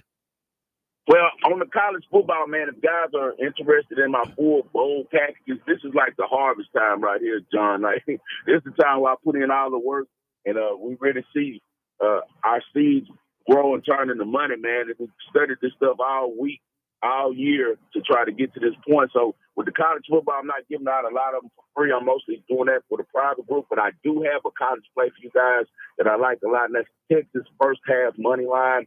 Texas is sixth in the country in first half points, averaging 21.1 points a game. Georgia tends to start slow, as we all know. The Bulldogs are 79th in first half points. They only average 12 points in the first 30 minutes of action. They've lost the first half outright in every game that they played, except Texas in the last 7 games, man. I mean, the teams that you wouldn't even expect to beat them in the first half, like Georgia Tech. I think that continues this game with a slow start. I would not be surprised if by the end of the game, Georgia gets back in this one. We know that Carson Beck plays better after halftime for some reason. But early, I think that the Longhorns are motivated. They really got smoked at the beginning of that game against Georgia, so I think we get a lot of focus. It all depends about Ewers, though. We know that Steve Sarkisian is going to have a good plan. Now, can Ewers execute? I think he does at least enough, and I also trust that Texas defense to stop Georgia early. So give me Texas Longhorns first half money line. So you're not worried that you're just discounting the first time they played? First half is all I want. I don't want the game. I want the first half. Right. But in the first, Georgia beat them in the first. Georgia pretty much beat them. You think Texas is going to come out better than they did last time? How could they not? Revenge spot. Revenge spot, and now you're completely more focused on staying in the game in the first half because that game was over at halftime in Austin. Yeah, once you get hit in the mouth by somebody in the first fight, a lot of times, once you've already experienced it, it takes away some of the Georgia mystique. And Georgia, when they've watched tape, Longhorns have seen tape against Tennessee, Kentucky, Georgia Tech. Those could have been 3 losses for Georgia. Like, it wouldn't surprise me if Texas came in with a lot more, like the Georgia mystique. They've already experienced it. So, but the only problem I have, I love the angle because one team plays well in the first half, one team plays poorly in the first half. That totally makes sense for the game and why you're staying away. And I totally understand this too, although Josh Pate does like Texas here, is that no matter what, you still have to worry about, and you mentioned this 5-star, Quinn versus Kirby. And that's still for the game. That's the big concern for the game is Quinn versus Kirby. Carson Beck doesn't show up in the first half. So, unless this is the first game he shows up in the first half, I guess he may have against Texas. I can't remember. It just felt like. No, he didn't. No, he didn't play well. Oh, yeah, he sucked against Texas. Georgia was turning the ball over. So, we spoke about this before off the air, Lance, about how Ewers just seems like he hasn't been right since that shoulder injury. And I don't know if it kind of, put him in that CJ Stroud mode where now he's kind of afraid to get hit. He's dealing with QB PTSD. But I don't know what's going on with him. But he didn't look good last week either, man. All right. What's your next one? All right, let's go with the gift that keeps on giving, John. I saw you tweet about my guy, Jameis Winston. That guy's the most exciting quarterback ever started in the NFL, man. I feel like Jameis is like a mythical figure, man. Everyone loves to see him play. Just a fun dude. And I think that the total is going to go over with any game that most likely he's playing in, just because the way he plays. He throws the ball down the field. He also turns the ball over a lot. The Browns' total has went over 4 of the 5 games that Jameis Winston has been the starter. Their last 3 games have all went over as well. Similarly, the Steelers have become an over team since their quarterback changed. The Steelers are 5-1 to the over since Russell Wilson took over as the full-time starter. Both these teams, they stretch the field vertically, and that always ends up where you either get some quick scores or some pass interferences down the field that kind of move the ball fast for you. The Steelers' defense is strong against the run. They rank in the top 5 in all the major rush defense categories, but they aren't nearly as strong in stopping the pass. The Browns are a pass-first team when Jameis Winston is on the center, and Cleveland is second in the league right now. Pass attempts and seventh in completions. I expect points in this one. It's going to be a unusually pleasant day for this time of year in Pittsburgh. It's going to be about 40 degrees, no wind really. So I think points are going to be scored in this one. Also, we got a revenge factor with the fact that the Steelers lost to Cleveland on Thursday night. So I'm sure that Tomlin will have those guys focused and trying to put up some points. So give me the over 43.5 on the Browns and Steelers. All right. Over 43.5. Yeah, you're right. I mean, Jameis could give you just by himself 2 defensive touchdowns. That's nothing for him. That's his thing. And then the final game? Let's go with the game that's going to decide the NFC West. This is crazy because I'm kind of betting against myself because I have a ticket actually on the Seahawks to win the NFC West at I think plus 420 is what I called it preseason. But right now they're in sole place for first place, but I don't think they're the best team in that division. I think that Arizona is. I like everything that Jonathan Gannon is doing over there with that team. I think Kyler Murray is a really underrated quarterback, and he's starting to get, more of a feel for his rookie wide receiver, Marvin Harrison Jr., but he already has a great feel for Trey McBride, that really good tight end that's over there. The Seahawks held the Cardinals out of the end zone the last time that they played. It really was a close game. It could have went either way, but on fourth down, Kyler made a bonehead play, overthrew his receiver, and it ended up being a pick six that kind of ended up being the game winner for the Seahawks. I think that motivates them to play well this game. The Cardinals D is playing really well, man. They held the Vikings last week to 1 of 8 on third downs. They also sacked Sam Darnold 5 times, and the Seahawks O-line is struggling, man, to protect. Geno Smith has been sacked 3+ times in 4 straight games. I think this is a big game for the Arizona fan base, and I think that they come out and support that team. And I think Arizona gets it done. Give me Arizona Cardinals. I'll take a -2.5 and money line on the split at home against Seattle. There you go. There you have it. So you got over 43.5 in the Jameis game. You got Texas first half against Georgia, and you got the Cardinals against the Seahawks. All right. Okay. Sure. You've been doing nothing but win, so that's all we can do. That's all we can do is just believe in what you're doing. And we got some good college ones as well. Like I said, if anyone's interested, reach out to me. I have a college football package that I'm going to do. You got to DM me, though, but I'll text it to you guys. You guys give me a text if you guys playing in college football, and I'll send you over what we're playing, the full list. But I can't give it away from the public. Lance, you know I am. I can't let them jank me. No, you can't. You got to, look, you can get your beak wet every Friday. You get your beak wet right here on the show. But you want to go a little further, then, he's a businessman. That's right. No, that's absolutely right. He'll give you a little taste. He's like that. He's like that good drug dealer. All right, you're He's going to give you a little taste. That's right. And then when you're hooked, okay, now let's go. Now let me ask you something. You watch a lot of football. Right. 2 questions for you. Number 1, who shines brighter and who wins between Ricky White of UNLV, who you put us on game early in the year with him, and he is a big star now, and then Ashton Genty. There's going to be 2 teams that have been a lot of fun. That game is a fun game. It's 4.5. What's your opinion of that game? Man, and it's funny that you brought that one up because we're going to do the Wager World a little bit later there. That is one of the few college games that I am going to discuss on there. Okay. I don't have to play on that one, Lance, but I will talk about it.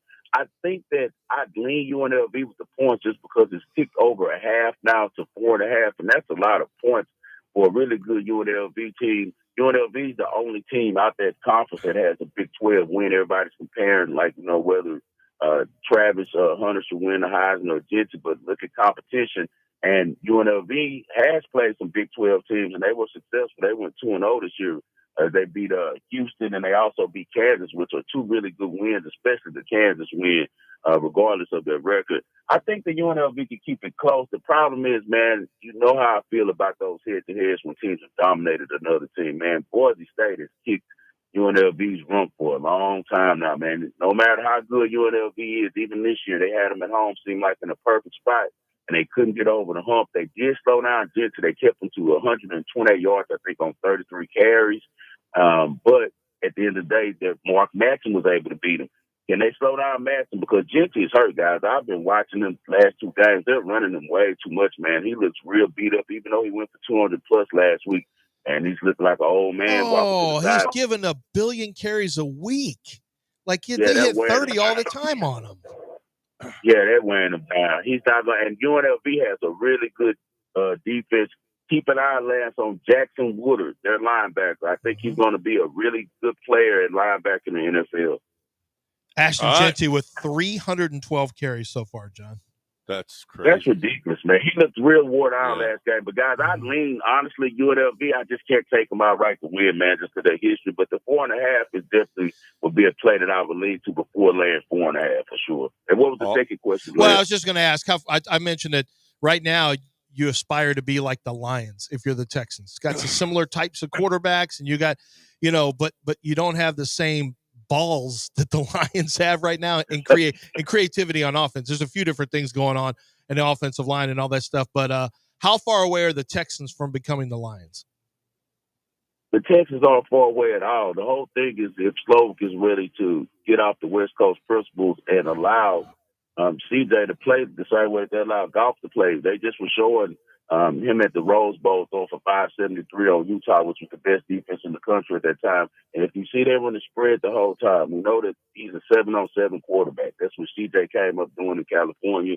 He throws the ball. They have to let him see the whole field, man. They're running too many tight formations because Slovic wants to run the ball, of course, to protect the line. But the better way, I've always said, to protect the line, in my opinion, is those spreads. That's the reason Art Briles created that offense, was to protect, linemen who couldn't really block long. So I think that they're just in the wrong offense. But I don't think they're far away at all. We're talking all this stuff about, the CJ fell off, but how? I mean, they just beat the Bills this year, and the Bills are considered the best team in the league. So I think the Texans are going to surprise some people going into the playoffs. I'm really glad that people are sleeping on them.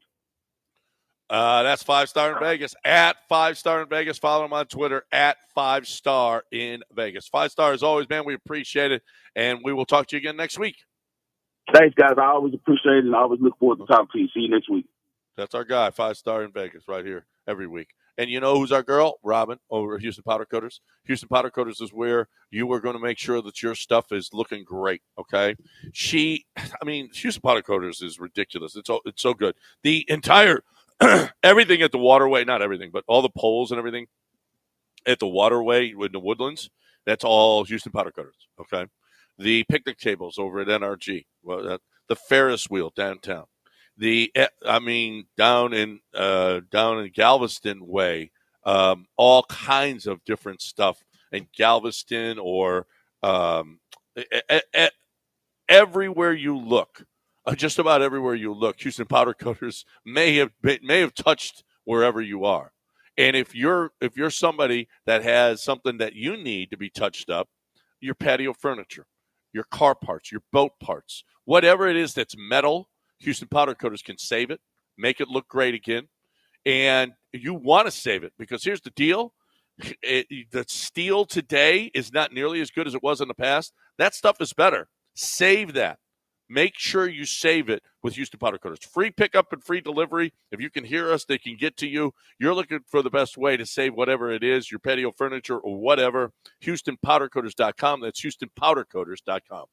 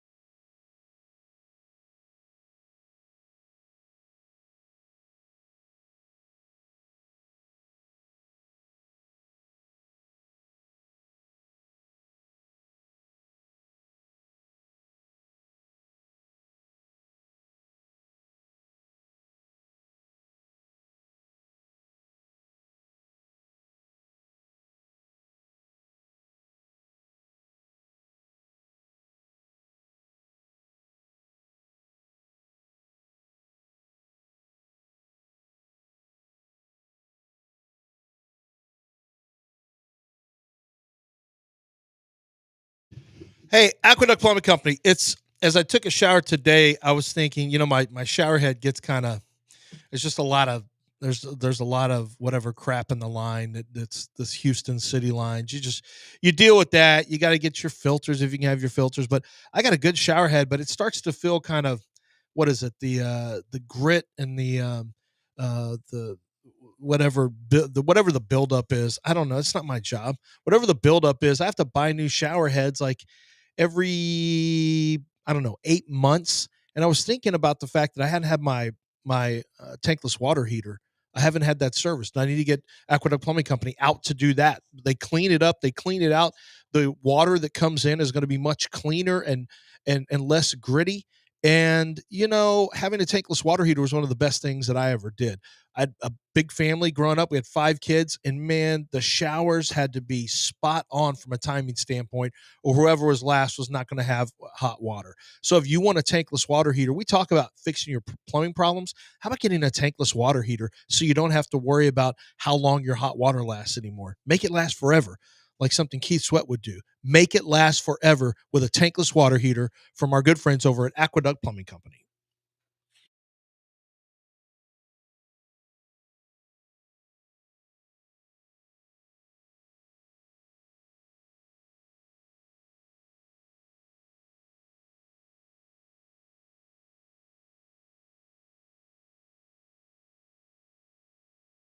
You're back in the Veritex Community Bank Studios with John and Lance. On ESPN 97.5 and 92.5. All right, time to play. Beat the Warehouse Live guy. Warehouse Live guy was hot last time again. Winner, chicken dinner. Man, he's been good this year. It just sucks to see him win instead of the people. I'm a man of the people. I want to see the people win. Okay, I want to see him go into these games in a limo and Justin paying for it. But unfortunately, he's outsmarted him lately. And we'll see if David can't take care of that business today. Justin, what's going on, man? Man, I don't know how you do this West Coast stuff. It's early out here. You're an hour ahead of me. Vegas is an hour. No, they're Pacific. They're Pacific. Are they Pacific yeah, all the they're time? Not I'm not sure. They're not Mountain. I'm not sure that they're Pacific. Justin all the time. knows what time it is. Justin, what time is it? 7:36 right now, isn't it, Justin? It's 7:36. Yeah. Oh well, dude, you just got up now. I've been up since 4, brother. Okay, so yeah. Well, he commented on how tough it is for you. This ain't a competition. John's built different.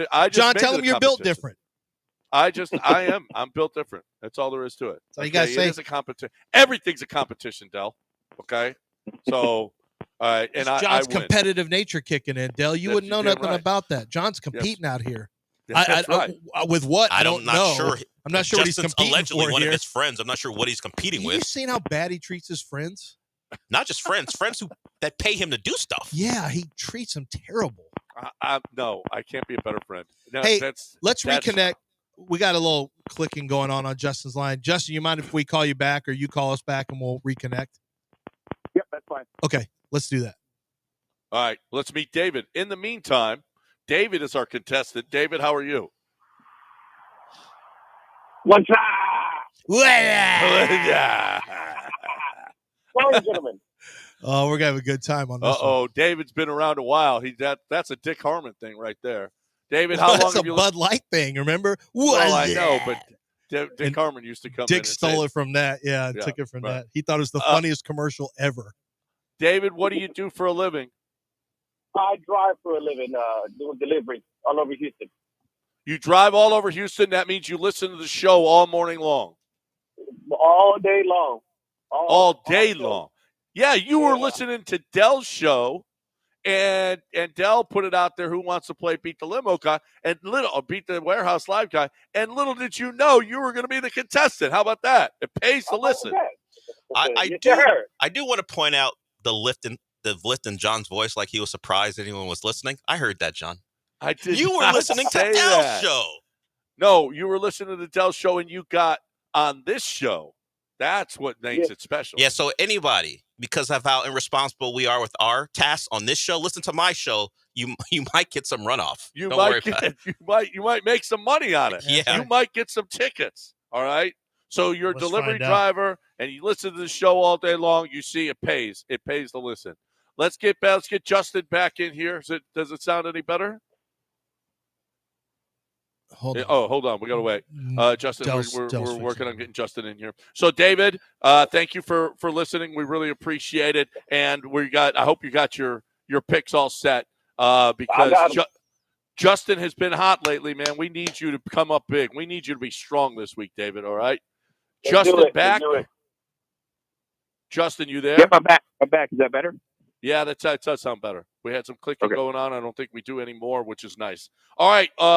I know you are here where you're in Vegas, but what's going on at Warehouse Live? Warehouse Live tonight, we got some Tejano for you, Rick Trevino and David Lee Garza. Tomorrow night, we got Drake Bell, which is Pop Show. Sunday this week is tributes to Linkin Park, Stained, and Papa Roach. It's always free if you get your tickets before Sunday. Then Thursday night, we got Battle of the DJs. Oh, wow. And then when are you little slow for the holiday season. Yeah, when are you shutting down? Aren't you going to shut down for a week or something? No, we don't shut down completely, but just limited shows because not many people tour and stuff during the holiday season. But we'll have a few shows here and there, and then about mid-January, picks back up in the full gear. Justin, did you say Drake Bell? I did. That's the kid who was involved in that the Nickelodeon. Drake and Josh? Yeah, Nickelodeon. No way. Same guy? Same guy who was on that doc about what was going on at Nickelodeon. Yeah, so I guess there's some nostalgia con thing at the convention center this weekend, and this is like the after party, and he's performing at their after party. So. Oh, wow. Yeah, so if you like Drake and Josh, he's going to be in town at Warehouse Live. So wait a minute. Yep. Is he? What does he do? Well, he's a singer and actor, but I guess he's going to sing this time. Yeah, this is a concert he's going to sing. Oh, okay. He doesn't cover people. He's got his own stuff. Yeah, I believe so. I'm not too familiar with him, but you can find out if you fly down here and go, John. I can't. I used to watch because my kids watch Josh and Drake. Yeah. So I got stuck watching it. So that's interesting. Well, stuff. Drake and I Josh. never saw that. I gotta watch that thing though about the exposing the kids in Hollywood. Well, yeah, it's not great. It's not a great story, but yeah, it's informative, and he played a major part late in the doc, and he's still doing his thing. What tickets do we have for David when he beats you, Justin? David will be going to the Rockets versus the Heat lower level tickets on December 29th. December 29th. Holiday season. Dell wants those tickets. No, I don't want to watch Dell, you want to go with David? No, I don't want to watch Jimmy Butler in person either play or pretend not to play. I don't want to watch that. You don't want to watch Jimmy Butler pretend to play? No. Future Rocket Jimmy Butler? No, I don't want to watch that. No. You don't want that. Future Rocket. You heard what I said. All right. Email would like him. I know. That's why I said it. Hey, you know Daryl wanted him, but Daryl ain't around no more. Maybe Rafael still does. Anyway, so there you have it. David, you're going to be going to that game when you beat Justin this week, beat the Warehouse. I keep saying limo guy. Beat the Warehouse Live guy right here. So let's get her started. Let's play Beat the Warehouse Live guy. As always, first, Justin, who you got? Coming out with a little square play here, but I'm going to go ahead and take the Bengals -5.5 over the Cowboys. The Cincinnati Bengals at this point in our lives. He just told you 5.5. Well, I know, but I might have different than he does. I got -5.5. That's a Monday night game at the Dallas Cowboys. Justin's got good lines. Trust Justin's lines. That's a square play. That's a square play. There's no question. David? Let me take Arizona.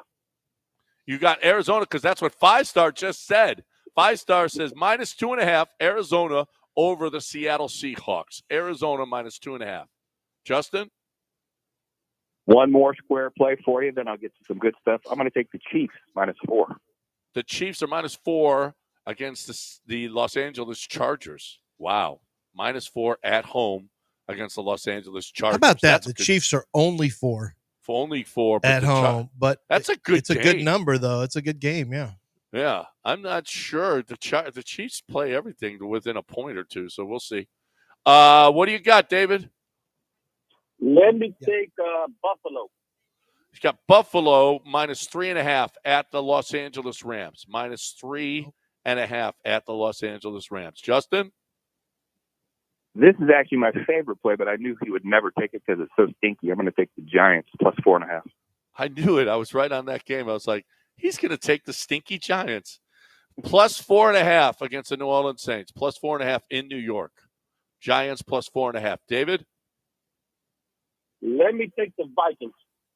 The Vikings are minus 5.5. Minus 5.5 against the Atlanta Football Falcons. Minus 5.5 against the Falcons. Justin? Let's stay with that same game. I'm going to go ahead and take the over 46, I believe. Over 46. Over 46, Vikings and Falcons. Over 46. David? Let me take Tampa Bay. Tampa Bay, at this point in our lives, are minus 6.5 against the Las Vegas Raiders. Minus 6.5 at Tampa. And Justin? This is going to be tragic. I don't foresee any bangers today, but I'm going to stay in that same game and take the over as well. Over 46.5. Over 46.5. Raiders, Buccaneers. Over 46.5. And David, your last pick? Shout out to 5-star. Let me take the over. Browns. Pittsburgh. You got the over in the Browns game. That under in that game is 43.5. 43.5 over Browns Steelers. Over I feel like Browns. I'm playing 5-star straight up. Hey, why not? I mean, if you listen to it, he's a professional handicapper. That's a smart move by David. That's a great move. That's a great move. I think we're actually hanging on Sunday and at least watching the early games with him. You are? Oh, that's with 5-star in town? Oh, wait. No, you're in Vegas. Yeah. Yeah. So I'll have to root against him. Sit there and root against him. John, you're just hanging out in L.A. while your buddies are in Vegas? You can drive. Vegas, baby. It's my anniversary weekend. So bring Wendy. She doesn't want to be in Vegas? Yeah, she wants to hang out with 5-star and Justin. Well, not in the mornings. Put your little suits on like swingers. Listen, and you and Wendy get in the car and just drive out there. Vegas. Double down. You can't get me to regret that I married Wendy. Double okay? down. No, I'm not. Bring her out there. No, she ain't. She don't want to go to Vegas. She don't want none of Some that. good restaurants there. Yeah. They got good restaurants. There's good restaurants everywhere. No, we got. Unfortunately, I'm not able. I asked her. I said, "Oh my God, you got to tell me." I was supposed to be in Chicago this weekend anyway, but I couldn't. I had to switch that. So, that is Justin. We call him Justin in Vegas. Justin in Vegas. Dell, tell us what they got. All right, we'll start off with David. He has Arizona minus 2.5, Bills minus 3.5, Vikings minus 5.5, Bucks minus 6.5, and the over in the Browns Steelers at 43.5. Justin goes with the Bengals minus 5.5, Chiefs minus 4, Giants plus 4.5, the over 46 in the Vikings Falcons, and over 46.5 Raiders Bucks. And as Justin alluded to, tragically, no double bangers. Sorry, Twitch, just not going to be the deal today. Oh, Twitch is disgusted with both of you. I'm sure they are. Both of you disgusted. And we got a lot of minus, just one plus. A lot of favorites. Overs. I mean, talk about square plays. Holy crap. The Giants, though, I got to love it. You went out there on a little bit of a limb with that Giants team. I like that, Justin. I like that. David, thanks for listening, man. We really appreciate you. And best of luck. We want you to win those tickets on December 29th. Hey, guys. Have a good one. All right. There is David, and here's Justin. WarehouseLive.com. WarehouseLive.com. That's where you can find, if you maybe perked up a little bit, heard something that you might like, get to WarehouseLive.com and check out all the details. As always, Justin, man, we appreciate it. Thanks for hanging with us, and best of luck in Vegas. All right, my man. Tell Wendy happy anniversary from us. All right, brother. There is Justin right here every week, ESPN 97.5 and 92.5. All right. We got News of the Weird coming your way next. But what are we looking at right there? We were looking at lines, right? Well, yesterday you had your free play at MyBookie, a free play where every Thursday they're going to give you a play. You bet it, but you don't get to pick it. They pick it for you. Like last week, again, I don't know what yesterday's was, but last week was an anytime H-Chan touchdown. Anytime. And sure enough, he scored a touchdown. Everybody got free money because if the pick loses, no big deal. We don't care. It's fine. It can lose because you don't pay anything. How about that? Here's the deal. You're looking for a great place to play, win and get paid. You're looking to double your money on your initial deposit. You got that. I mean, nobody else is doing that. You got that at mybookie.ag, promo code BET975. It is the best place to play, win, and get paid, period. They got casino gambling. You got live in-game gambling. You got entertainment. You could have voted on the election. Anything. I mean, it's incredible the number of bets and different stuff that you could play. Play, win, and get paid. Bet anything, anytime, anywhere. The best place to do it. mybookie.ag, promo code BET975.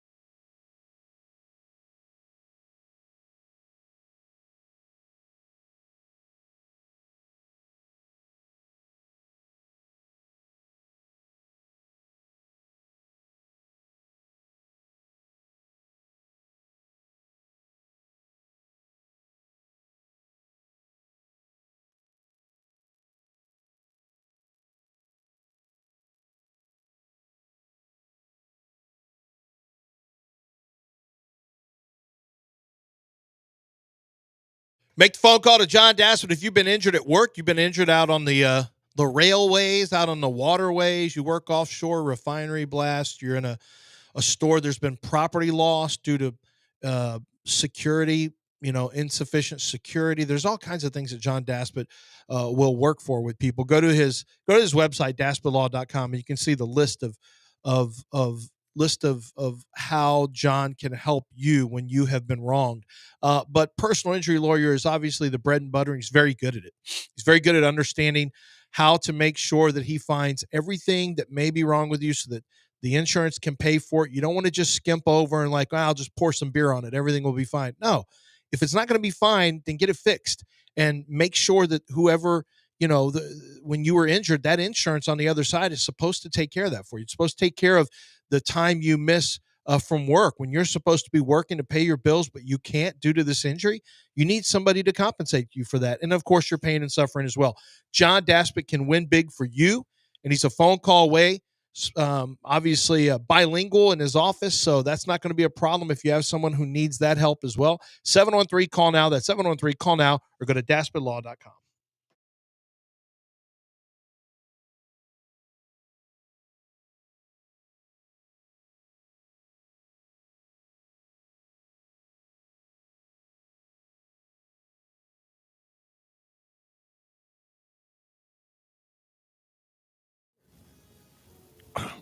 Hey, how about this?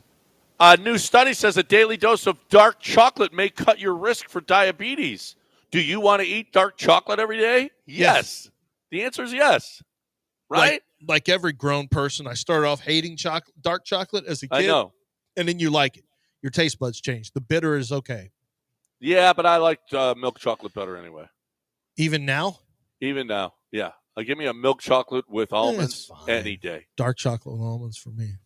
Charlie, that's a cereal world the darker record the chocolate, breaker. the sweeter the juice, I think. That's not what was said. Is that how it's said? The joke you make, well, you can't because you're a white person. Sis. Hey, ladies. Sis. Hey, ladies. You're looking to avoid diabetes? Want some dark chocolate in your life? That's what you want? That's the joke you make? That's the joke to women? That's the that joke shows that you're the ally? I'm fighting diabetes. No, that's fair point. Yeah. Fair Well, point. my line was always, hey, you got any Italian in you? Would you like some? Oh, man. Well, I didn't see that coming. A serial world record breaker from Germany reclaimed 2 of his former titles in a single day by drinking liters of lemon juice and lime juice. That's what's up. Would you do this? Okay, lemon juice, his new time. I mean, this is just awful. Lemon juice and lime juice are just terrible for you. I've Have you seen ever tried some to drink lemon them? juice challenge now that's where couples try to drink a glass of lemon juice, or maybe it's a shot glass, and they flip out. No, yeah, They just a flip shot of lemon juice, or is it lime? Or it's lemon juice. Yeah. And it is awful. Well, it's And just this straight dude acid. is breaking records. I mean, I don't want to be in the record book that It's bad. ripping up the lining of his stomach. No thanks. No. A new study says Welsh people fart more than anyone else in Great Britain. Yep. Do you feel like there's a lot more farting going on in Yeah, Wales? they got no respect, and they eat a lot of beef. They do. Or- Beef and cabbage, probably. Or it's once again the English trying to demean the Welsh. Yeah. Ooh. It could just be a study it could be the English just commissioned a study, and it's not even accurate. Just That's to make chance. the Welsh look bad. Yeah, that's so possible. that they can continue to. I don't put it above dominate. the English. I don't look at Gareth Bale and think that dude farts a lot. Not him. Not him. Not But him. I could see Welsh people. They eat a lot. You're right. They eat a lot of beef. Yeah. Well, A lot, Texas yeah. people eat a lot of beef. Do we fart more than anyone Yes. else? Probably. Yes, we yeah, do. probably. Yeah. Yes, Okay. we do. Your body can only process so much protein, and after that, it turns it into gas. Okay. Yeah. So There it is. Oh, yeah. My buddy Chris, that's all he eats is protein. Oh, he farts up a storm. It's like he's from Wales. Awful. Chris, are you from Wales? see, it's imprinted now. Hey, you guys ever see in these water parks, the water that comes up from the ground, the splash pads? Yeah, of course. Yeah. And the kids play in them, and they jump around in them. And But there's sometimes water. they get blasted in. Well, dirty, filthy. Well, yeah. Speaking of which, they are they really are fountains of fecal material. The CDC reports. Dell just put that. Dell knew where you were going. Yeah, I know. Oh Yeah, my because God! they give kids enemas on the move. Well, it's true, Dell. Have you ever seen one? It just shoots up. You run at the wrong place at the wrong time. Blast. Well, not only that, but they're drinking this water, and kids with these diapers, these water diapers on that got poo in them. Oh yeah, and it splashes up, gets all the poo out of the diaper, and then Well, dirty, filthy. Dirty, filthy. it is dirty, filthy. Do not go in one of those if you're let the kids go in there, whatever. They No, are bring it they're- home with them. No, don't go in there. Well, actually, they've reported 10,000 illnesses because Yeah, of it. it's not like it stays with the kids. Yeah. A bunch of pink eye. A Chinese man trapped in a well in Thailand for 3 days as villagers mistake his cries for help for ghostly sounds. You could have said a Chinese man trapped in an assisted living home with cries for help and steak. And it would have just been Gilbert. It would have been Gilbert, but this is different. He was trapped in a well. They thought there was a ghost. What do you think, Lance? Why don't you do the imitation of what it sounded like? This Chinese man. That wasn't what he was looking for. Oh. That's the, Here it is.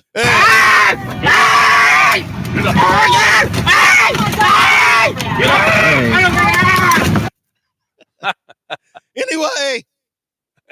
Is there an anyway in there? No. A dentist who poisoned his wife, allegedly now plotting to kill the detective investigating her death. Well, That clean I up mean, loose ends. it makes perfect It sense to me. tracks, but still, I mean, when Maybe is don't- enough? Yeah, maybe don't be so public about your No plotting. case, Why do no I know the case. story? If you're going to kill the detective, why do I know about it? Yeah, you should know. None of us I should not know about this. Yeah, yeah. No, I'm sorry, but you're really bad at this whole killing thing. Yeah, you can't keep things to yourself. You're so impulsive. I swear to God, I'm already moving forward on plots to kill you. Yeah. You can't say it. The lawyer's like, I'm off this case. I'm not taking this case. Detective's like, we're going to bring you down. You think you're going to be alive to bring me down? Hey, keep that to yourself. Hey, yeah, I don't know. Or maybe stop writing it in your journal. Yeah, don't. Okay? You have the Yeah. right to remain Paper trail is silent. not great. All right, that's all right. We're done. That was a good week. Glad you enjoyed it. We enjoyed it, and we will talk to you again on Monday. No Texans game, but we got all kinds of college championship, and we got pro games to talk about. So make sure that you join us on Monday. Mopey and Mapes up next right here on ESPN 97.5 and 92.5. But first, Lance, you got to talk about a little tequila. Hey, guys, I want to tell you about Maestro Dobel, a chance for you to drink tequila at a reasonable rate. I never want you to go do something crazy, but I do want you to have fun, and I do want you to have good alcohol. I don't want you to have bad alcohol. I don't want you to have something that burns your chest and like that drinking lemon. How stupid. Well, there's cheap tequilas that are not distilled properly that you're used to taking those shots and it burns and you think that's your pregame. How about you class it up? How about you step your game up and get Maestro Dobel on the shelf? Maestro Dobel is a tequila that is properly distilled. It's made with the best ingredients, and generations of tequila distillery and experience is right there at your beck and call with every bottle you open. They have the very best flavor profiles. The Cristalino is one of the big sellers they have, called the Diamante. But don't sleep on the Añejos and the Reposados as well. And if you just want a regular bottle for your margaritas, etc., might I suggest the Silver? It's Maestro Dobel. Wherever fine liquors are sold, Maestro Dobel.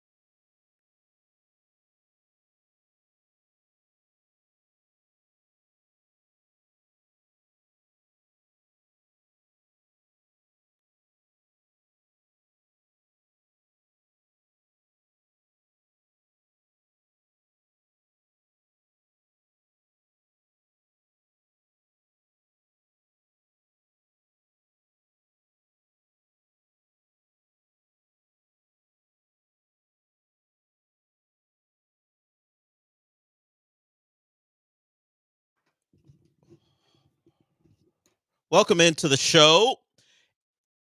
And I have to admit, I was unaware that the losing streak was at 15 for the Rockets against the Warriors. And obviously, going into last night, the Rockets were going to be able to play that team without Curry and Draymond, and that didn't matter. It didn't matter in the first matchup.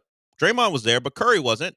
So maybe we just chalk it up and go, don't expect them to win until they do. If they can beat you 2 times in a season and Curry doesn't play in either game, and Kuminga combines for 56 points over the course of 2 games, maybe just go, you know what? If it happens, it happens, but I'm not expecting it. 15 straight in the NBA. When you take into account stars not being available, like it's been the case this year, and it's still what the streak is. Yeah. Doesn't hurt or doesn't help when your backcourt is as bad as it was yesterday. Both guys on concert dates yesterday. It was rough. Kuminga, big game. He was big down the stretch. Not a great shooting night on either side, but when Jonathan Kuminga goes for 33, that's the difference. So the Rockets go down. That's now 2 in a row. I think we might have talked about it last week. They haven't been, Sean wasn't here, but they haven't been on an extended losing streak yet. It's only 2 games. This doesn't count as one. But you would assume at some point, hell, the Warriors were on a 5-game losing streak. They're one of the best teams in basketball until the streak that they broke last night. Is this where this comes? As the Rockets are gearing up for NBA Cup action, they've dropped 2 in the Bay Area. Could we be on the verge of this West Coast swing kind of changing some of the opinions? And because everyone has to fluctuate depending on the day, it doesn't change my complete opinion of the team, but they're in for it a little bit here. This is their first extended stretch of playing teams who are at least competent. Like, they've played a game or 2 against good basketball teams, but then it's always broken up by, oh, look, the Wizards are in town, or we get to go play the Pistons. It's been a lot of that. Yeah. We haven't seen hell, just even playing the Kings, who aren't great, but playing the Kings and the Warriors in back-to-back situations as far as just the games being back-to-back. I haven't seen a lot of that this year. Yeah. And they got the Clippers on Sunday, and then the Cup against the Warriors. Against the Warriors. And then they do kind of get, Pelicans, Raptors, Hornets, Pelicans. There we go. That's what we're used to. Yeah, let's go. Yeah. And then T-Wolves, Heat. So to end the And they've owned the Clippers this year in home games. Yes.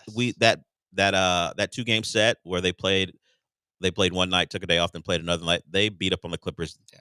Now they'll have to go on the road and play at the Intuit Dome. Yeah, excuse me.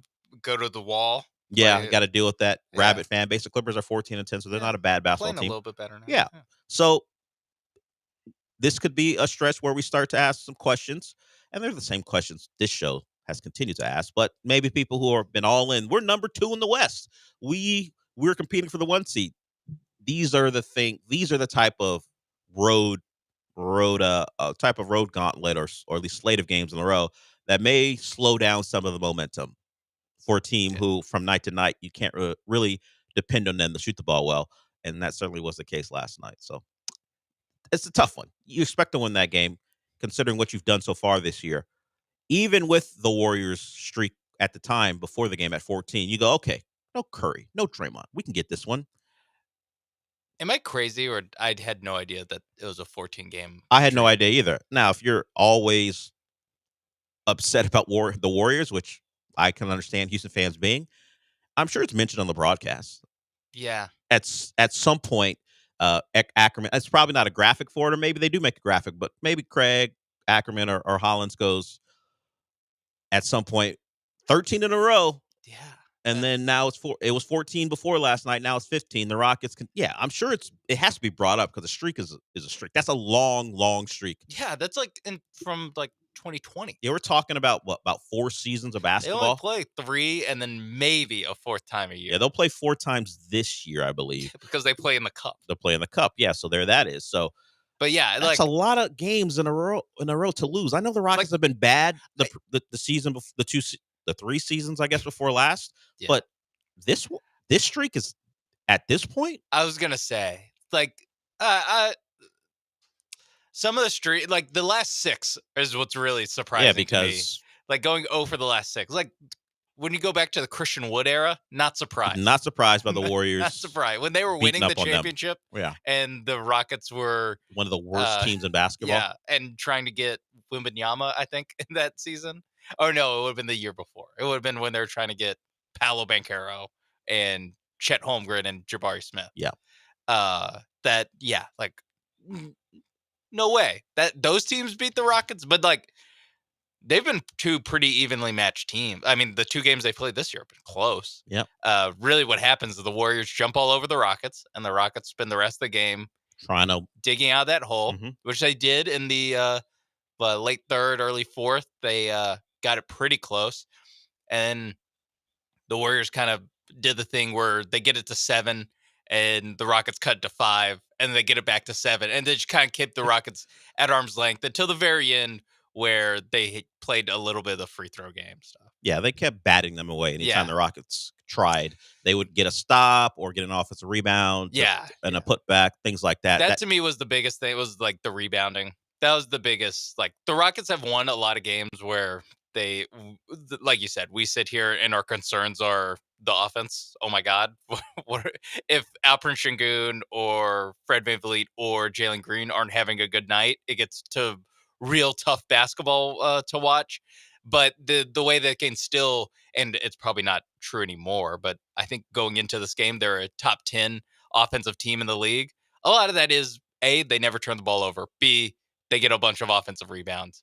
They got 11 last night, but that's not, I mean, when you're missing 63% of your shots, that you're going to need more offensive rebounds. Yeah, nearly 60 shots, period. They 35 and 93 on the night for them. A bad night shooting from your 2 guys who shot the most.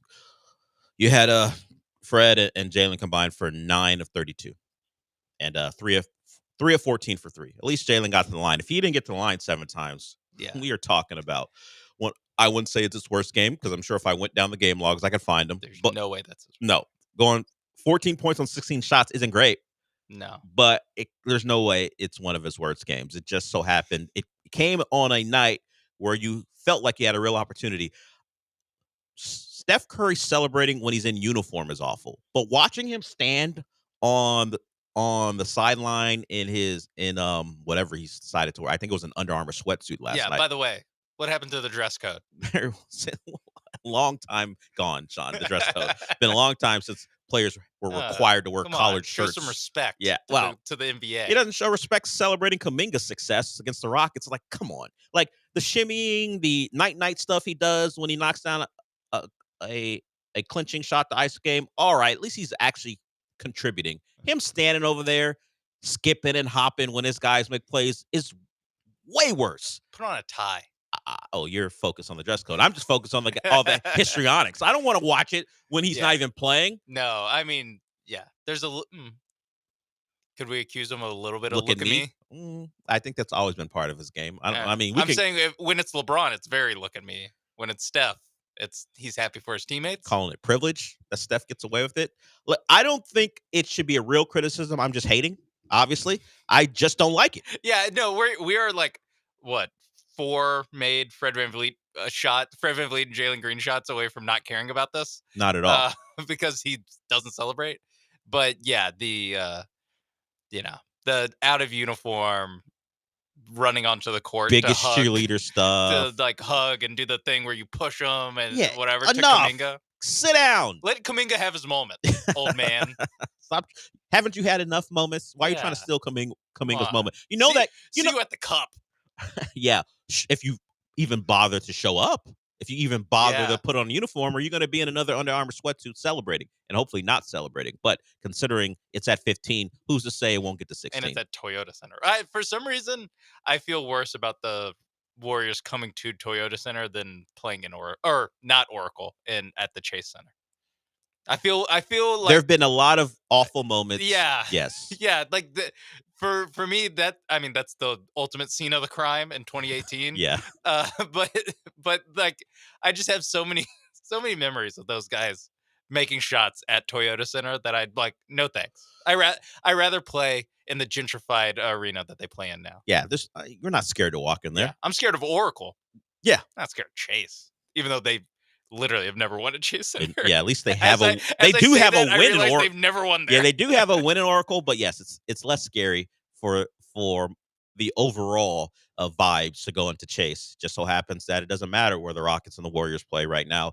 The Warriors are going to win. Doesn't matter who's on the court either.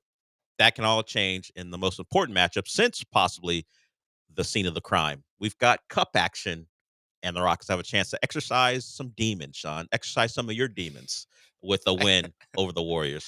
Gosh. Can you imagine No celebrating? matter what, the day after we're gonna say, is this have the Rockets gotten their revenge? or will they ever beat this Warriors team? Or where does this stand on the Rockets versus Warriors disappointment power rankings? I mean, we already have that segment locked away. Don't we just worry. need to know if they win or lose. Hey, don't worry, everybody. December 12th, we got something for Put you. it on your calendar. Yeah, get ready. 10 o'clock. Get ready for 10:04.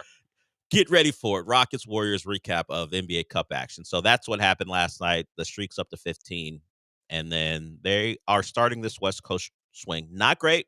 They have the Clippers. And as I said before, they beat up on the Clippers. Hopefully that'll continue when they see them and try to break what is now a short two-game losing streak. So there that is.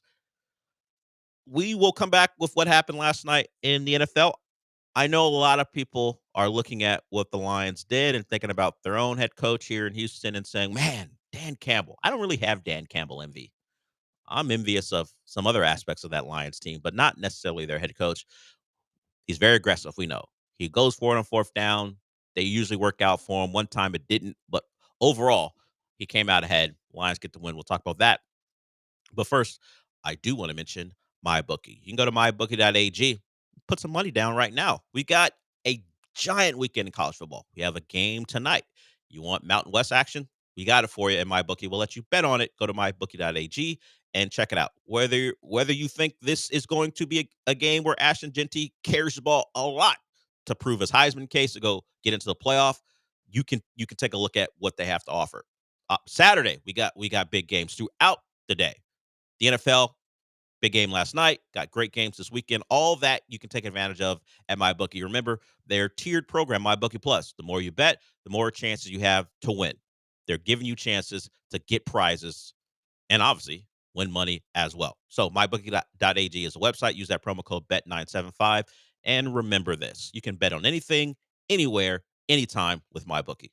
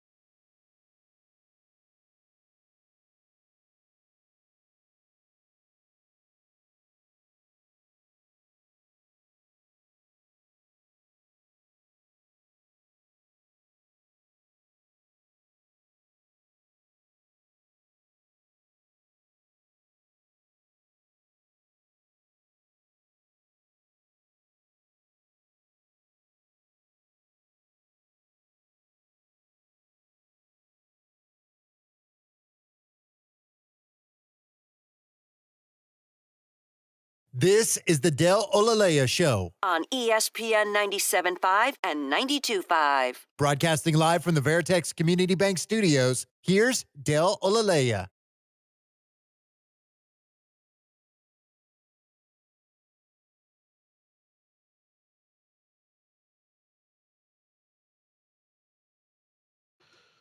We've got some news. I don't know if you want to put it in the breaking category, but Randy Moss is stepping away from Sunday NFL Countdown. We remember on Sunday he mentioned some issues with his family, and now he is going to step away. And this comes from Adam Schefter, and they're offering support and all the things, and he'll be back when he's ready. So Adam Schefter, breaking news on an ESPN employee stepping away. I feel like it's a little odd. How do you get that scoop? I am glad that you got in there quick with saying it's we have news, breaking news, and then you immediately said what it was and you didn't give me time to play the horn because I would have felt bad. Well, I playing did the say Lance horn. I said I don't know if it's breaking news. I did say that. I would have felt bad. And then you're like, Randy Moss has stepped away due to family and health issues. Do you think they say? I guess the thought is give that to Schefter because that's the most visibility. Yeah, and it's keeping it in house. Yeah, like you want to give that to, or maybe just have the John Oran. No, but the official ESPN account could say it. I'm not sure throwing it to your newsbreaker. Front office sports. You want to give it to them. I'm not suggesting they should allow someone else to get a bite and break it, but handing it to your newsbreaker and saying, "Hey, let everyone know." It's a little. I don't know. It's off-putting to me, considering what his business is. I have a question because I don't have the tweet in front of me. Okay. Do they have a breaking news graphic? Do they tweet it with the picture? No. Where it says it's a picture of Randy Moss and then breaking underneath it? No, they did not. Okay. They did not do that. That's good. They did That's not good. do That's that. tasteful. No, it's a little write-up about a sentence from Schefter, and then it's a graphic with the more extended version of what's going on. Okay. Yeah. Good. They showed some grace. Yeah, in that just regard, the giant blown up picture. No, out. No, out indefinitely. No, not the case. Hopefully, whatever's going on with the Moss family comes to a positive outcome. But Randy Moss will no longer be on Countdown until I guess things get situated. I brought up the Lions and the Packers last night. We'll get to our thoughts, but let's hear from Mike first. He wants to talk about the Lions. What's up, Mike? Hey, Dale. First of all, the Adam Schefter thing, is he just a robot that's like automated to automatically like make a comment about anything that happens about the NFL? I mean, that's so weird. Second thing, really quickly, with the Rockets, I don't know. I think the Warriors have some kind of voodoo magic on us. We just suck. They are our complete daddies every time we play them. And I don't care who says it. There's no way you can convince me that Ryan Holland and Craig Ackerman are the best we can do for our broadcasting. Those guys, there's no way that's the best we can do. That is absolutely crazy. I have to hear Ryan Holland talk about Margarita Mondays again. I'm going to die. Okay. Watching the football game last night, my real question was, why does it always seem like, whether it's the Lions, the Chiefs now, but like the Packers, their quality of football is so extremely higher than anything I've ever seen from the AFC South. Like, that game was very entertaining. It was a heavy-hitting game. There were, like, really good calls, really controversial, like, calls also. But it was just a really good football game. And I don't think I've ever seen a Texans game that's almost looked anywhere almost as good as what that game was last night. Is it the coaching? Is it the talent? Why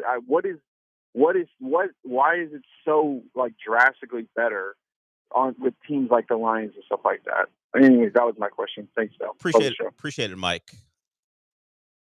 The Texans have been an, at best, average football team for their entire existence. So you're not going to get a high quality brand of football. The 2011 team before, and maybe 2012 too, those two teams were legitimately, in a lot of people's eyes, Super Bowl teams, potential Super Bowl teams. We know the Matt Schaub thing. He got hurt, and then he was just really the Matt Schaub in 2012. But 11, a lot of people thought that team had a shot. He got hurt. 2012, They fell apart down the stretch. Really, they started out great. They didn't finish 2012 Were very they well. like 10-1 or something? Yeah, they were And then good. They went like 12-4, Yeah, 11-5. Yeah. Something. Then the playoff disappointment seemed predictable at that point. So they just haven't been good enough. But to the Lions, have the Texans ever had as good of a team as this Lions team? Now the Lions are banged up. They're finding ways. The defense obviously gave up a lot of points, but have they ever been this good?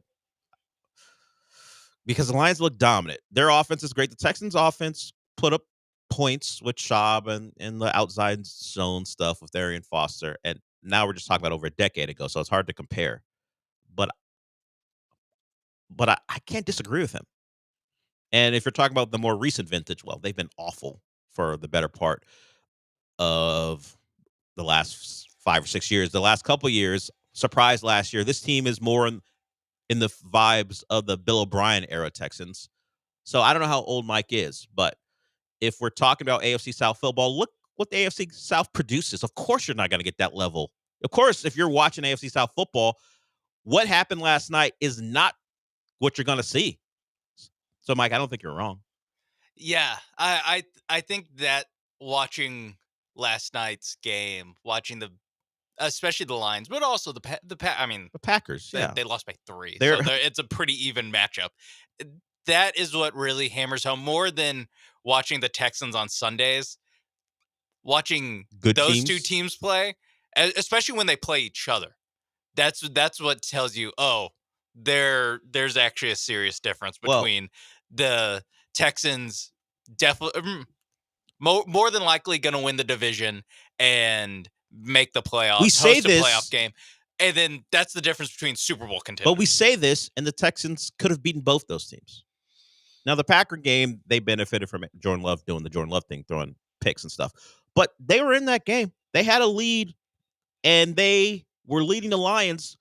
So while I don't disagree with Mike, anyone who's a Texan stan will say, excuse me, we were in both these ball games. In fact, you would say, particularly the Lions game, we should have won that one until we tricked off in the second half.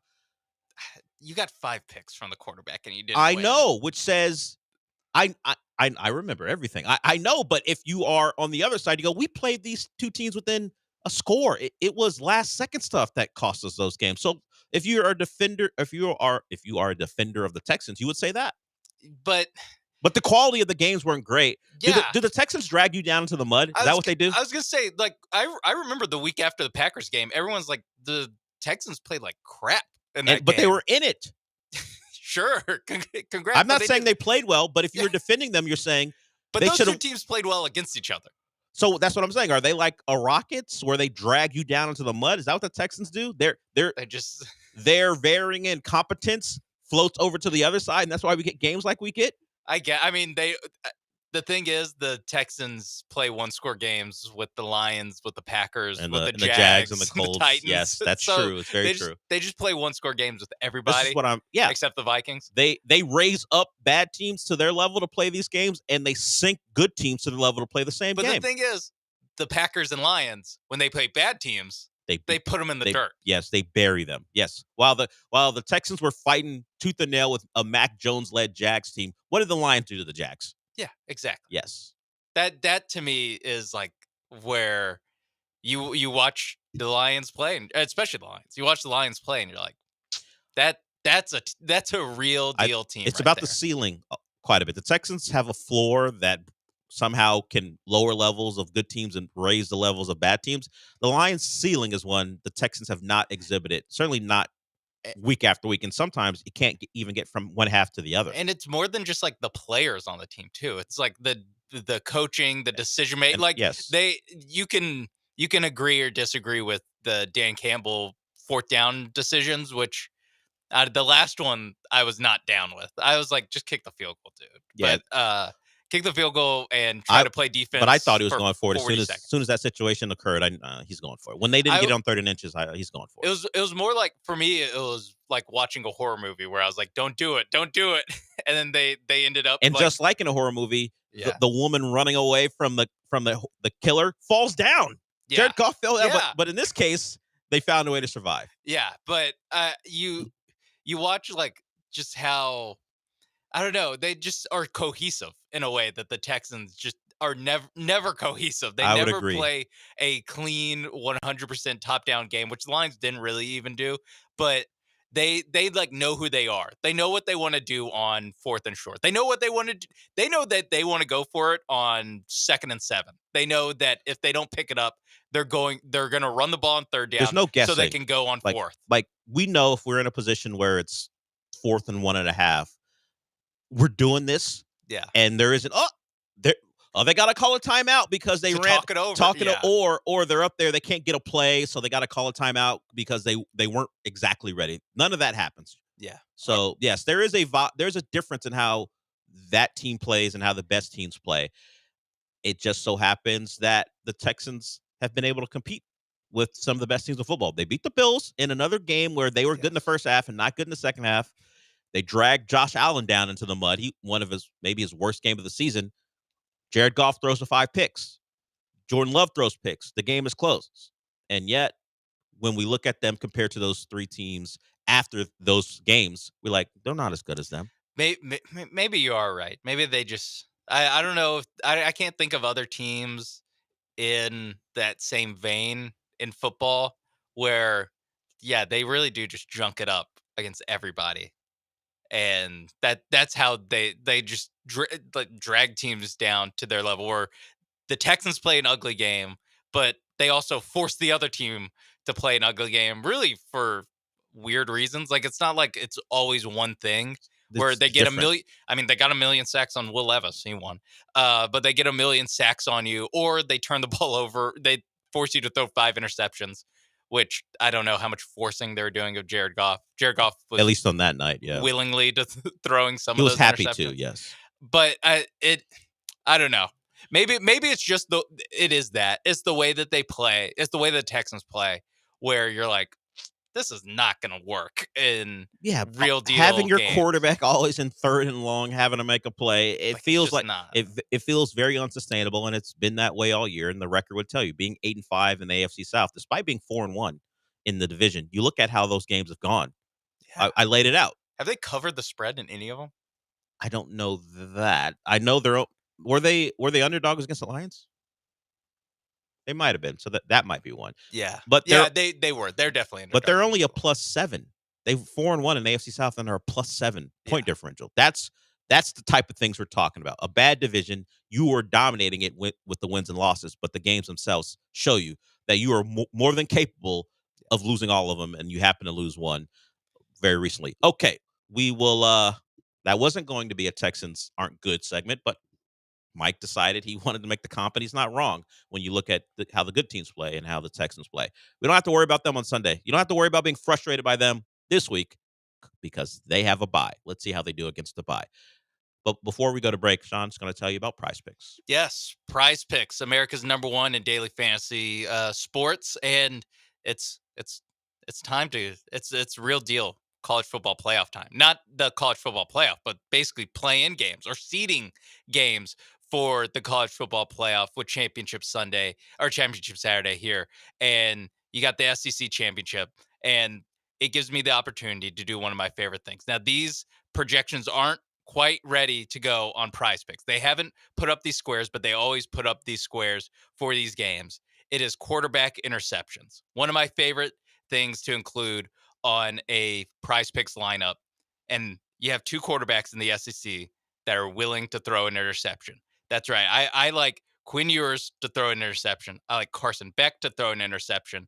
And just for fun, you got Arch Manning for a rushing or receiving touchdown. I don't think he's going to get a receiving touchdown, but maybe we see more of the Arch Cat that we saw in College Station this past Saturday. I cannot wait for for college football, this college football weekend, to be on Prize Picks, looking at Ashton Genty's more or lesses, looking at all these different teams more or lesses, looking at Dylan Gabriel, looking to see what I like for Penn State against Oregon, for Boise State against UNLV. I can't wait. I'm going to do it on Prize Picks, America's #1 in daily fantasy sports. If you want to get on the action, you download the Prize Picks app today. Use promo code MAPES to get $50 instantly when you play your first $5 lineup. That's promo code MAPES to Prize Picks to get $50 when you play your first $5 lineup. Prize Picks, run your game.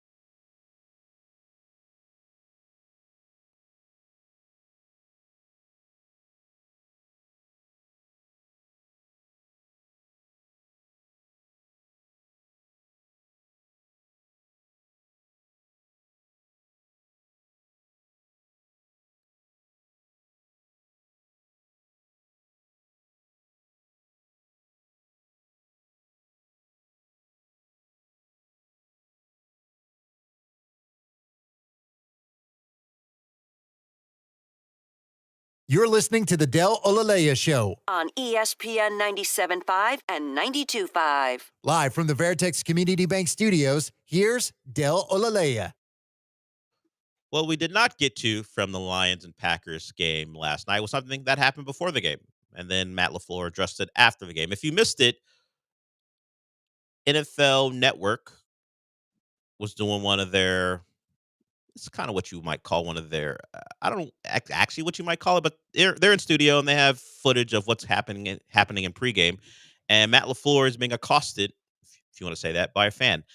The fan in a Lions jersey was out there. I think they were wrapping up the flag for the national anthem. They were just finishing that part of the proceedings, and the fan was out on the field. Maybe he had a field pass. Maybe his sole purpose was to help wrap up that flag, but he was barking at Matt LaFleur. As you might imagine, the head coach right before a game has other things he would rather worry about, so he wasn't thrilled. And it was probably more extended than you would want. And he spoke to that about, there needs to be a better job done. He said, in fact, it's generally done better when fans are on the field. Here's Matt LaFleur after the game addressing his back and forth with that Lions fan. Yeah, I've never been a part of something like that. He was talking junk to our players, giving them the throat slash sign. And I'm, hold on now. You're trying to de-escalate it, and then he gets in my face. So I thought it was pretty unsportsmanlike. Like, I've never seen that. I've been on many fields, and usually they police that much better. I thought it was an arrogant fan that,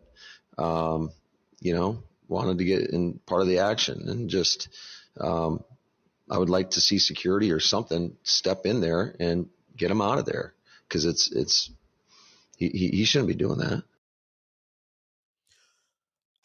After watching the clip, look, I wasn't there. It's not a personal interaction of mine. I just thought it was funny. It's Matt LaFleur's furious. The fan is barking, and it is what you see a fan do at a player or a coach when they're sitting in the stands. How we saw it probably in a more drastic way as Aziz Al-Shir was being escorted off the field. The fans throwing stuff, yelling at him. It was that type of interaction, just up close, because there was no barrier of the stands. I get doing it to Matt LaFleur because Matt LaFleur is a coach. What is he, like 5'10", whatever he is? I get the fan not being afraid of Matt LaFleur. He's in shape, but I get him not being afraid of him. He's the most triable. Yeah, as far as actual players or Matt LaFleur, I get trying Matt LaFleur in that situation. Yeah, I'm not yelling at Eric Stokes. I'm not yelling at Josh Jacobs. Yeah. Jordan Love, no. Do they still have A.J. Dillon? No. Not yelling at him. No, or maybe he's injured. I'm not sure. I think he's on IR. Yeah. You want to yell at Anders Carlson? Well, He's actually big. He's actually a big guy. Yeah, I forgot. The kicker. You want to yell? You think you might want to get away with yelling at the kicker, but Anders Carlson's actually he is actually he's with the Jets now. He's not even there. I don't know who's there right now. Bum. But he is a giant individual. So don't even try him. The fan picked this battle. Like, yeah, I'm surprised Mike McDaniel doesn't get punked left and right. Yeah, Mike's too likable unless you're a Dolphin fan and Yeah. you lose and you're losing to everybody who has a pulse. So that's true. what you're upset about. Like, but I don't know if the Bills fans or Patriots or Jets fans are doing throat slashes. The Patriots and the Mike Jets, McDaniel. the Patriots and the Jets ain't got nothing to say. They never beat that the is Dolphins when Tua was they're there. bad. Yeah, they're bad. But the Bills, hey, They're good, so they lose. Yeah. So they win. yeah, they don't worry about it. And some of those games have been competitive, but it has not mattered very much since like the early part of 2022. I don't know if I said it to you or off there, but the funny part of the Dolphins don't beat good teams and Mike McDaniel doesn't. He beat the Bills and the Ravens in back-to-back weeks in his first 3 weeks as a head coach. And since then, it's been nothing. He used it all up. He used it all up. He was like, that was my best stuff. Yeah. So, I'm and guess who the Texans' next opponent is? I mean, it is simplifying it to say that we will know if the Texans are a good team or not, whether or not they beat the Dolphins next Sunday. But the I game think is it's the game. true. Yeah. Especially with how the rest of their season has gone, plays out. Or just the last, 3 games after that. Ravens, Chiefs, and then Titans, who Who've are already 0-1 beaten them. against. Yeah. At Yeah. home. So there is a little bit of if you lose that game, coming off a bye too. Yeah, you're looking at maybe splitting the last 4 games of the season. It's not exactly the end, or really the entirety of the season. People want it. Or, I mean, I don't want to say it, but 1-3. The last 4 games of the season is on the table. After losing to the Titans and playing the Jags as close as they did, there's nothing off the table for the team. There's nothing off the table. And 1-3 puts you in danger of we've been talking about, I think, for like a month we know this team's going to win the division. Yes, they're going to play on Saturday, early Saturday game. If you go 1-3, that in the that playoffs, puts that in peril. It does. I mean, the Colts aren't great. You have the tiebreaker, so it would take a lot. But 1-3 makes if they get their stuff together, and I don't. Off the top of my head, I don't think they have a hard schedule. Isn't very tough. I think the one game is. Do they play the? I think they play a team in the wild card chase right now. I think it's either the Chargers or the Broncos. I got to look at it. That's their one tough game coming up. Broncos, but I could be wrong. Yeah, so it's not a tough schedule for the Colts, but they're capable of losing games that they shouldn't. They almost lost to the Patriots. It took a 2-point conversion to win that one. So the division still should be in the back pocket, but don't lose to a team who never beats good teams if you think you're a pretty good one. We kind of said that throughout the week, but that'll be a discussion for next week. But yeah, that happened before the game. LaFleur addressed it. Fans being fans is pretty much what that was. Lions fans feeling pretty cocky. Hey, you're coming into our building. We don't lose games here. And the Lions have now won 11 in a row. Best team in the NFC. Although they've got question marks on defense. Just don't have a lot of guys right now. But they keep winning thanks to that offense. Best offense in the NFL. Okay. We will come back with what do you want to get to, Sean? I'll give you the option. Oh, producer's choice. Yeah. Do you want to talk about championship weekend, or do you want to talk about a crash out from a Spider-Man? Oh, you know what? This might surprise people. We're normally very college football heavy. I want to crash out from Spider-Man. You want to crash out from a Spider-Man? Okay, we'll get to that. What's Tobey Maguire up to? It's not that Spider-Man. What? He was the Vegas favorite.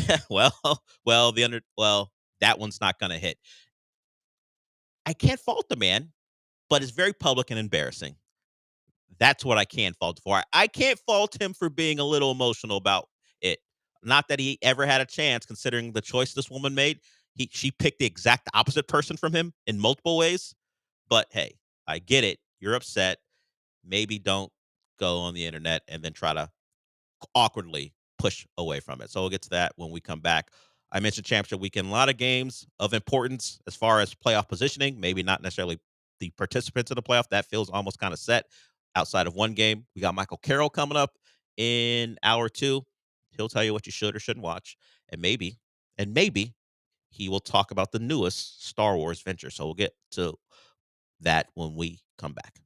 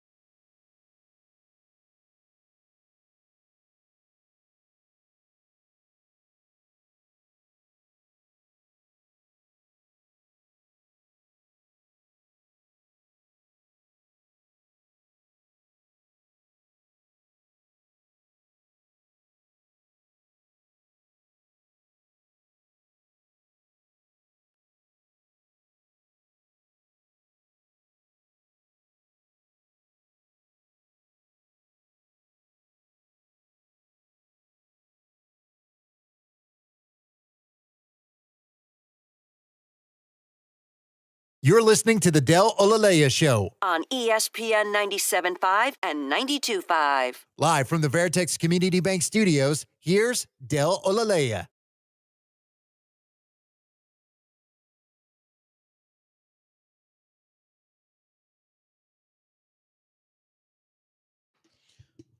Sean picked Crash Out, so we'll get to Crash Out here. Sean said one Spider-Man, at least one actor who's played Spider-Man. He's wrong. It isn't Tobey Maguire. Again, like minus 500 on the odds board. It is. If you missed it, maybe it was last week. I think it was last week. This announcement broke. Haley Steinfeld, actress, singer, pop star, is now engaged to Josh Allen.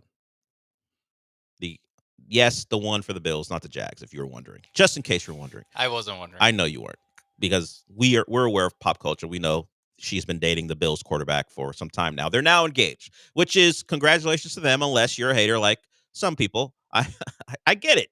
Not that most of you ever had a chance with Haley Steinfeld, or maybe it's Josh Allen who you're interested in.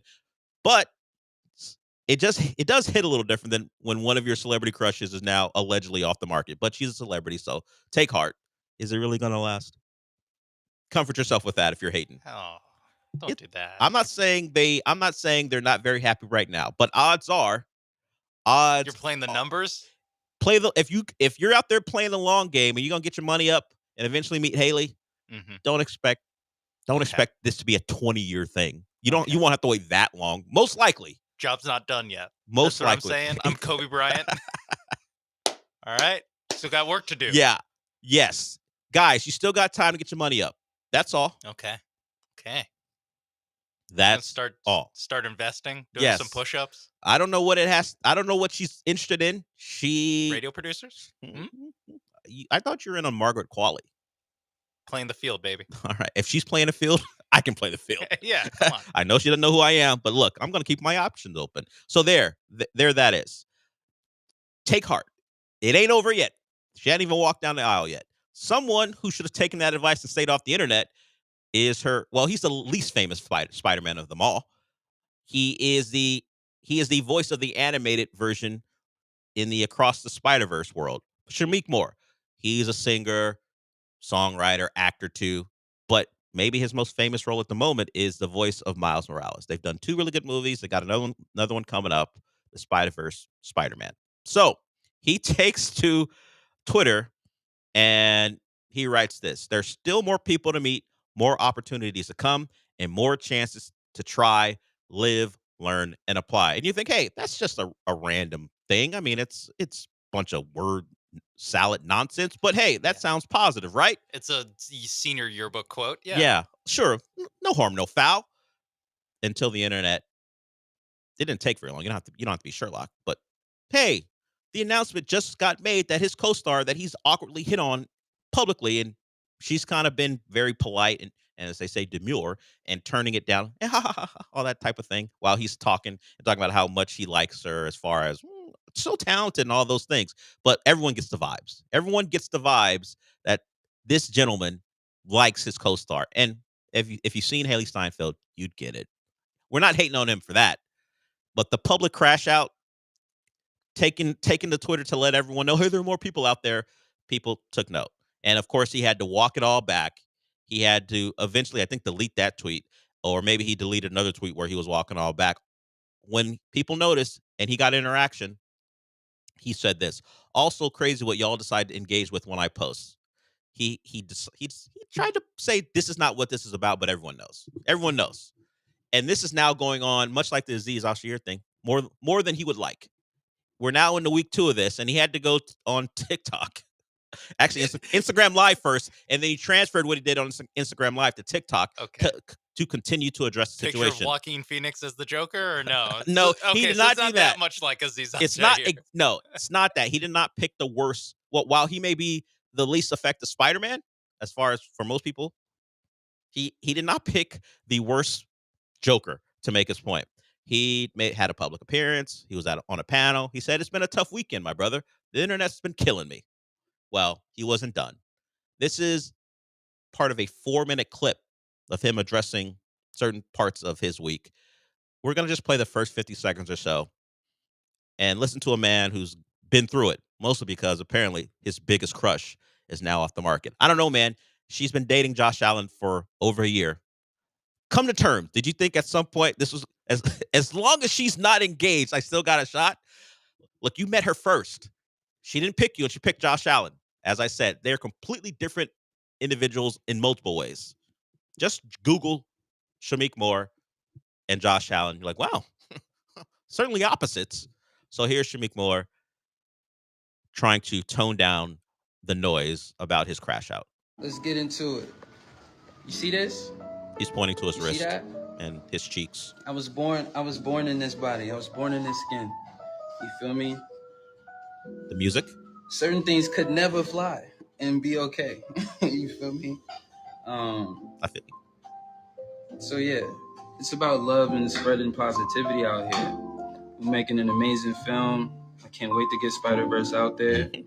W eats. Shout out to whatever he's eating. Think we can make some green juice? He's very calm. Nothing's bothering him. It's about making art, you know? Appreciating life, spreading positivity, uplifting the community in positive ways. No problems Spider-Man here. fans, I get it. You know what I'm saying? Have your fun. Kiki, kaka. You know what I mean?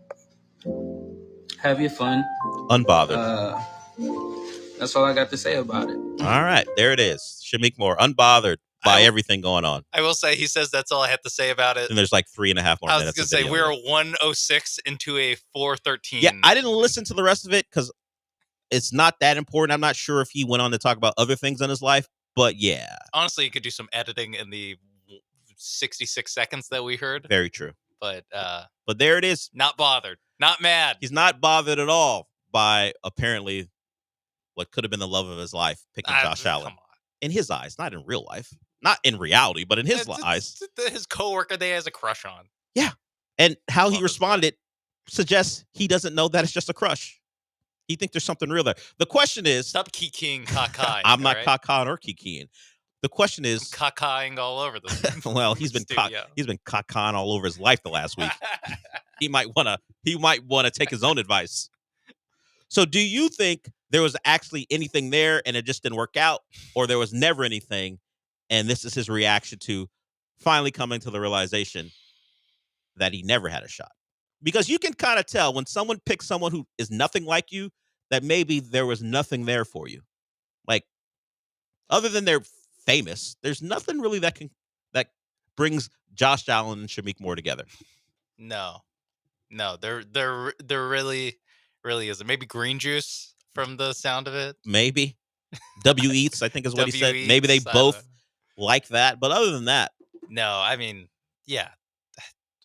Have some shame. That's all I have to say. Some dignity. This makes like I was so uncomfortable the entire time. That's why I wanted to play the entire video, really, like the setup, everything, and like I guess I was not aware of this man's. I don't want to call it behavior. This man's conduct, I guess, while promoting the Spider-Man movies, where it does seem like there was a lot of shooting a shot at Haley Steinfeld, enough to where people noticed and made like a 3-minute long. There's a compilation of all the times he's tried something in front of like media members and those like junket things. Those press junket stuff. Have some shame. That's all I have. That's really? all I got. You didn't get the vibe when you guys were alone. I mean, alone is not the word I'm looking for, but in private, like when you guys were just hanging out, you didn't get the vibe. You need to take your adoration to a public space. How old is this man? He's in his late. He's probably your age. He's 29. Yeah. Have some shame. Exactly. What He's are you 5'7"? That's what I said. They are nothing alike. Not surprising. Not surprising. Yeah, think of it. She's I'm about just like gonna leave it at that. She's about 5'8" without heels, and considering the life she leads, she's probably going to be in heels a lot while they're on red carpets and stuff like that. So she towers over him. Believe it or not, when you look up Shameik Moore, I mean his age and height and like Wikipedia comes up, but like I'm gonna say 100% of the news stories that all have pictures, so about like 75% of the pictures I see are of him standing next to Haley Steinfeld. And her towering over him. Yeah. She's 5'8". You throw in the heels that she's going to wear. She's probably 5'10" in the pictures, 5'11". She looks at him and goes, "Mouse in the house."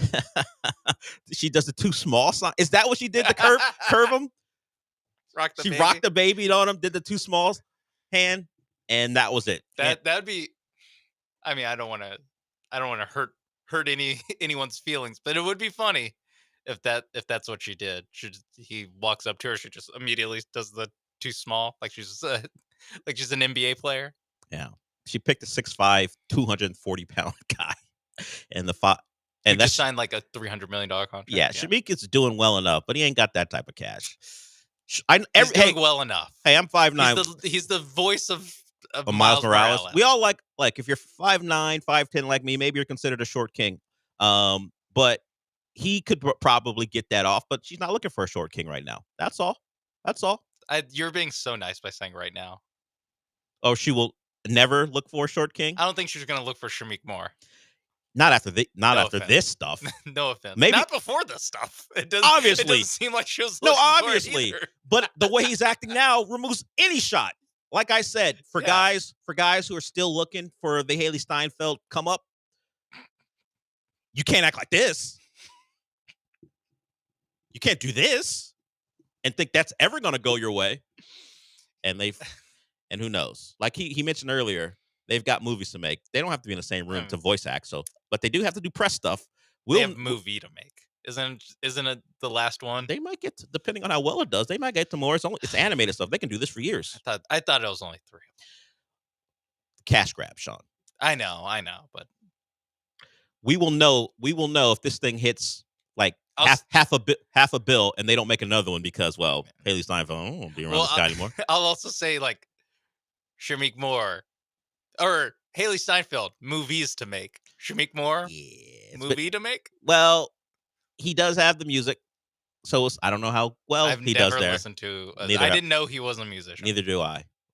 Neither did I. But he was in a good movie called Dope. It came out maybe 2018. That's actually a good movie that he's in. Yeah. Okay. So he was good in that, but I don't know how much he's done since. Okay, so 2018. Got it. Yeah.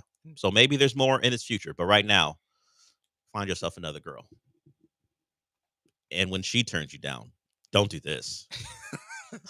All right. Sabrina Carpenter. She's shorter than him.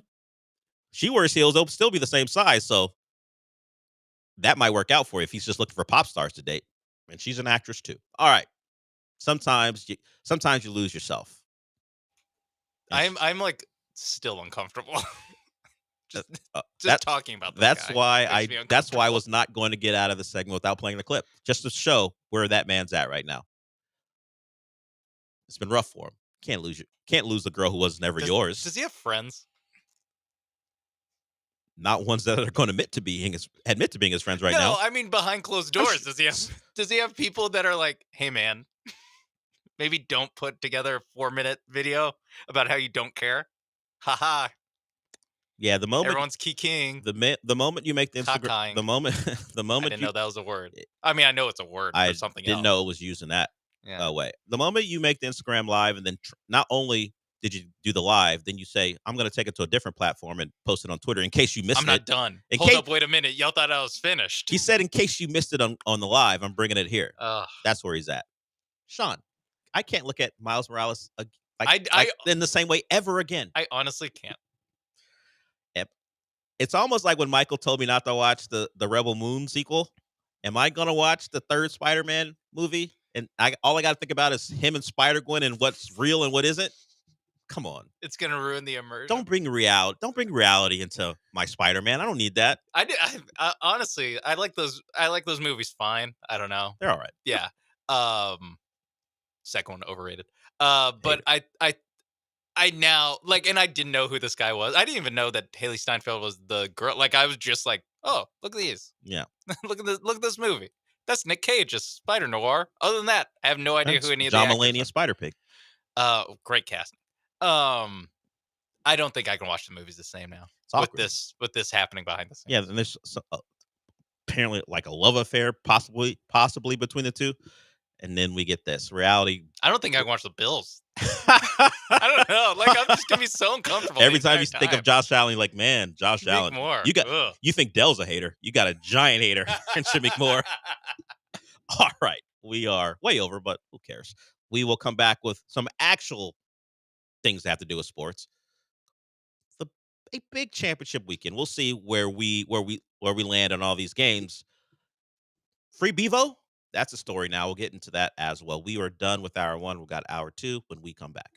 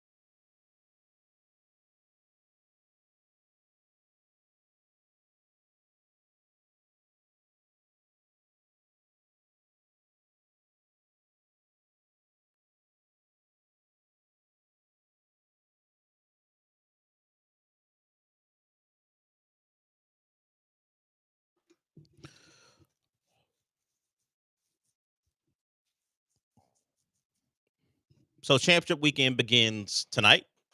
Mountain West title game, UNLV, Boise State. And of course, the slate of games tomorrow. And other than having an agenda-based watching experience, I don't really care who wins the games. But we have agendas on this show. First one is we don't want to live in a world where James Franklin has a Big Ten title. So I'm in on Oregon. I think even if I didn't have that hate, I think Oregon would win anyway. I have bad news for you. What? We already live in a world where he has one. Yeah. I forgot. I forgot.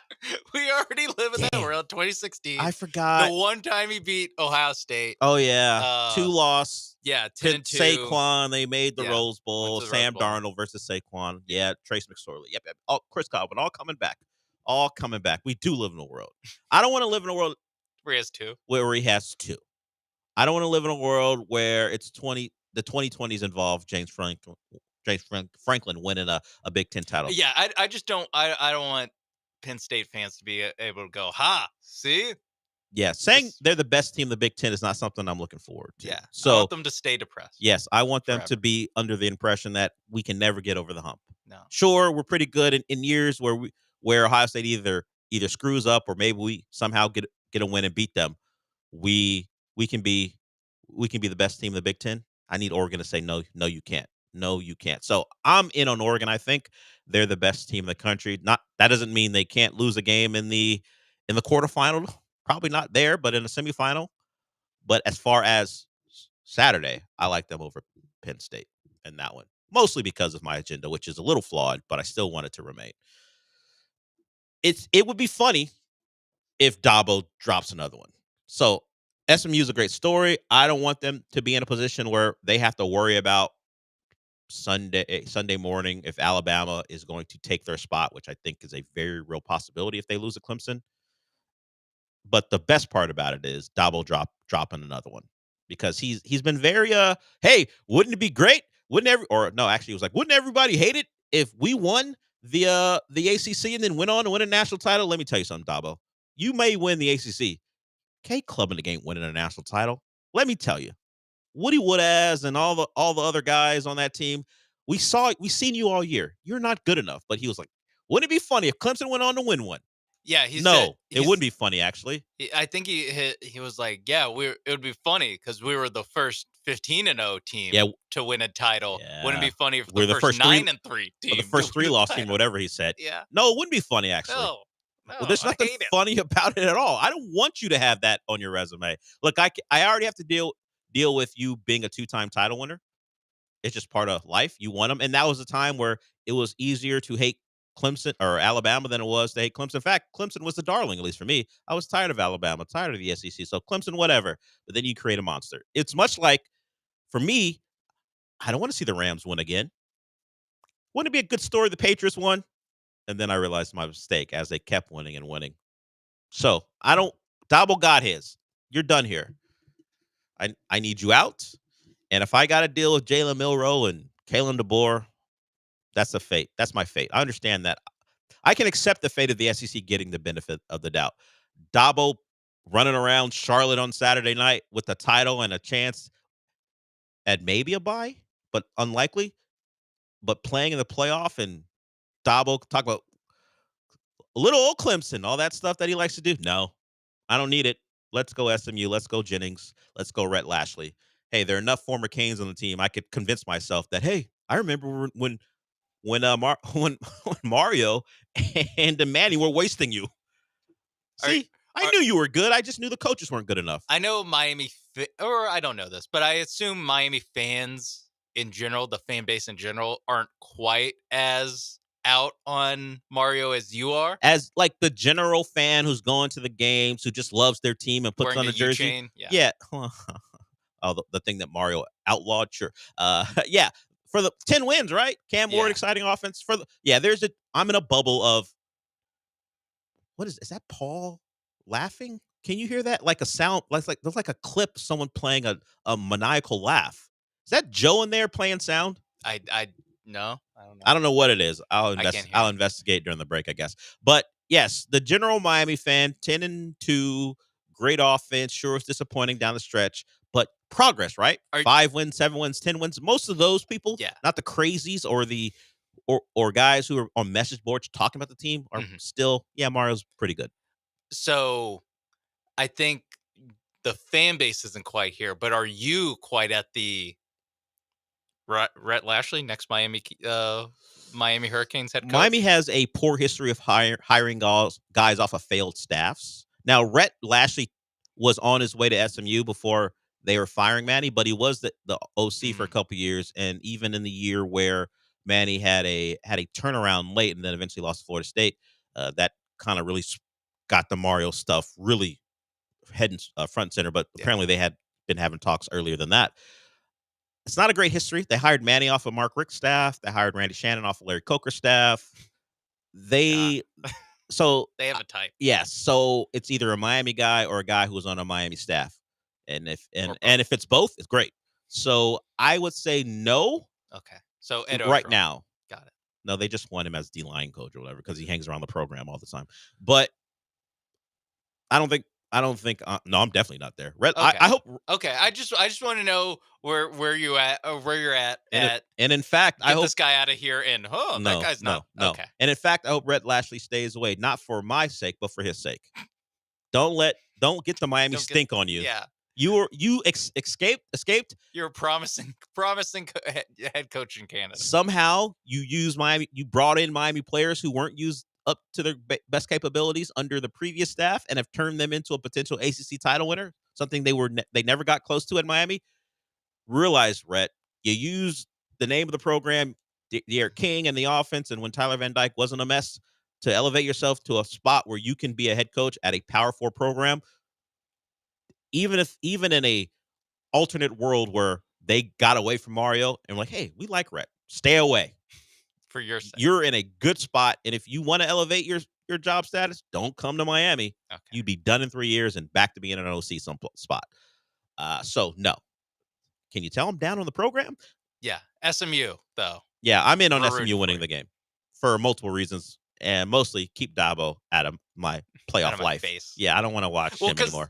Clemson winning is the worst of two worlds, where it means that likely Alabama still gets in. Yes. And so it's two teams that we've seen in like 75% of the college football playoffs. And in a year we thought we might be rid of both. Yeah, as opposed to a SMU team who, I mean, they're going to be the 3 seed if they get in, or if they win this game, they'll be the 3 seed. And that is a team that not only is, it's not like Boise, where Boise might be the 4 seed, or Boise, if they get in, they're in the playoff, and you don't really expect them to make this giant run, or at least I don't expect them to make a giant run. SMU, I can see like knocking off. Yeah, winning a game, making a semifinal. I don't know how after the bye, the bracket like breaks up, but like I don't know, them beating Alabama or Notre Dame, like they won't be favored, but it won't be crazy if they do that. Yeah. That team coming off playing a game against a highly competitive team, you have the bye in a climate controlled spot. Your offense can do what it does. It's not crazy for them to win a one-off. So yeah, I'm with you there. SMU in the field. Sure, we have to deal with Alabama, but hey, that's what it is. Yeah. Okay, are you going to investigate why Bevo can't be involved in this matchup? Free Bevo. We're talking about hashtags. Hashtag free Bevo. Bevo not allowed at the SEC title game. It's messed up. Well, he did try to kill the dog the last time, so maybe there's the reason. Elements of provocation.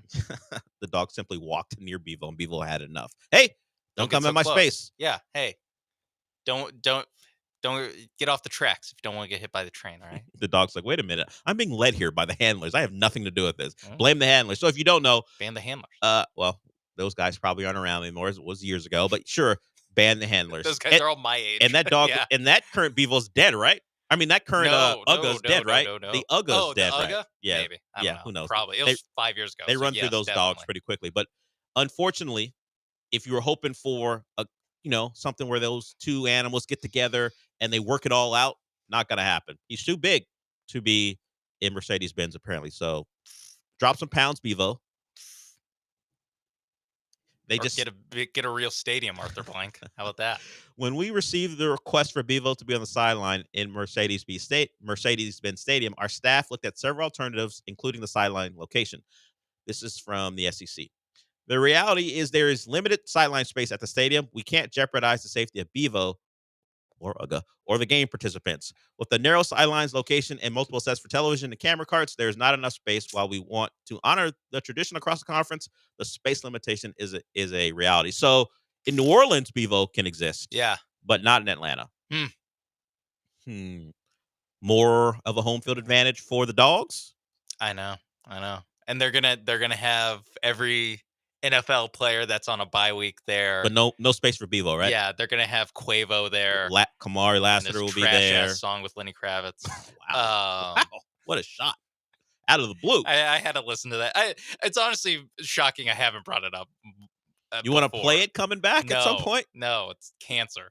Okay, there it is. I like Quavo, but that song stinks. Okay. Not that. All right. God, how's that the SEC song? Anyway, God, the SEC. I hate being in the SEC. You want to win it? Trash ass conference. Would you? All right, let me ask you this. Yes, I want to win the SEC. No, not that. Obviously, you want to win it. If I gave you the benefits and the preferential treatment that the SEC garners, or you're an independent, what would you take? Oh, INDEPENDENT. An independent Texas. Yeah, but you don't. I've always back in 2015 when I was in college, and we'd talk about obviously the Big 12 is not gonna be around forever. Yeah. Or when it was who should the Big 12 bring in to get on the SEC's level? I was like, they're not gonna be on the SEC's level, and I was like, should they join the Big 10 or SEC or maybe even Pac-12? I was like, be independent. If Notre Dame can do it, Texas can do it. They already have their own TV network. It would be very easy to do. So yeah, independence. There is something appealing about it, I think. You know what? Texas should be independent in all things. How about that? No. Okay. Sure. Let's stretch it across political realms and certainly but it's burnt orange. It's a Bevo head. Well, you didn't. Will you wear your Bevo head on Monday if they win? Yeah. Okay. They win the SEC. Come on. So last year I wore it when they won the SEC.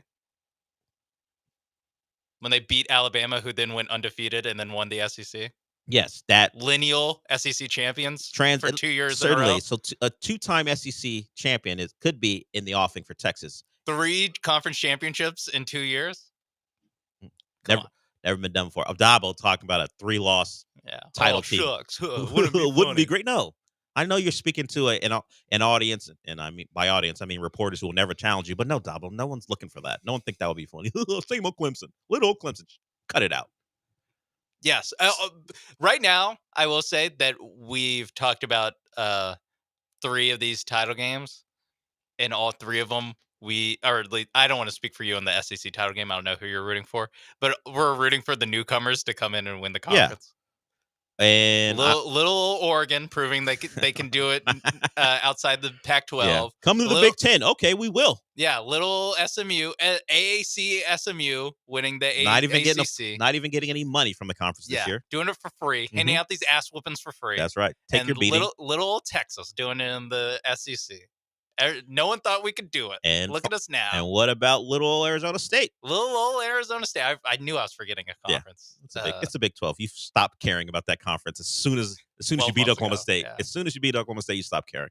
I like Arizona State there mostly because I don't want to see Iowa State in the playoff. At least they've got Scatabo at Arizona State. They have a really good receiver who will probably transfer to Florida because that's how all their really good receivers do. The last 3, Pearsall and Badger, were Arizona State receivers, and they went to Florida. So I'm sure this kid I think his name is Tyson. That kid, Jalen Tyson. If we go by recent history, he'll wind up at Florida. I think Tyson's out, or at least questionable for the game. Yeah. Okay, I'll look that up. But that doesn't keep him from potentially transferring to Florida at some point. Maybe he's singing out for Billy Napier.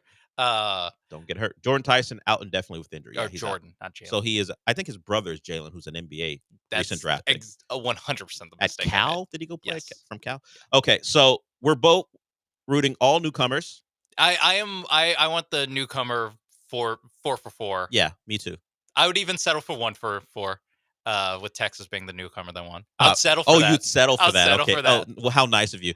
As much as I don't want Kirk Franklin or James Franklin, Stop. I've screwed up so many names. Well, Kirk Franklin did have a run. A better one than GOP? James Franklin. Are you with me? But as much as I want James Franklin to fall on his face so we can keep making James Franklin jokes, I'll settle for him winning the Big Ten if it means Texas wins the SEC. If there, I'm willing to do that. You're welcome. If there could only be one SEC. Oh man, the sarcastic SEC chants. Come on. I said GOP. It's GP. God's property was that group. Yeah, GOP is something else. Yeah, it's way different, or maybe not, depending on more similarities. Yeah, than you would think. GP, are you with me? Is the line? Okay, so that is our college football segment for the Friday before the championship game. Also, games. Ashton Jeanty as Boise, awesome playing at home. Keep your eye on UNLV. I'm not quite. If it was a neutral site, I would straight up pick them. But since it's Mountain West, they play at the home site. It is a road game at Boise State, and I don't think Boise State's lost a Mountain West title game on their home turf. But Boise State really struggled last few weeks. They're basically having to give Ashton Jeanty like 40 carries a game to get by. Yeah, and I think at some point that comes home to roost. His worst game of the year was against UNLV when they played in, I think, October. So just keep your eye on that for something to watch tonight. And 5-star thinks he's banged up, and it would make some sense considering all the carries they've given him. So we'll see if they can get through this one, win it, and then just something to watch. Then maybe get a bye. Either way, they'll have time off if they're in the playoff. Yeah, we will hear from Michael Carroll, which is completely different from what we've discussed over the last 15 minutes or so. Michael Carroll is the host of Comicast. He'll join us to tell you what you should or shouldn't watch as we head into this weekend. Maybe with no Texans, maybe Sunday won't be strictly an NFL day for you. Maybe you save some of the things you've missed for that Sunday. Michael Carroll will give you some options. But before we do that, actually, no, we will talk about a certain thing a little bit later. So Michael Carroll will join us. We'll get to what to watch when we come back.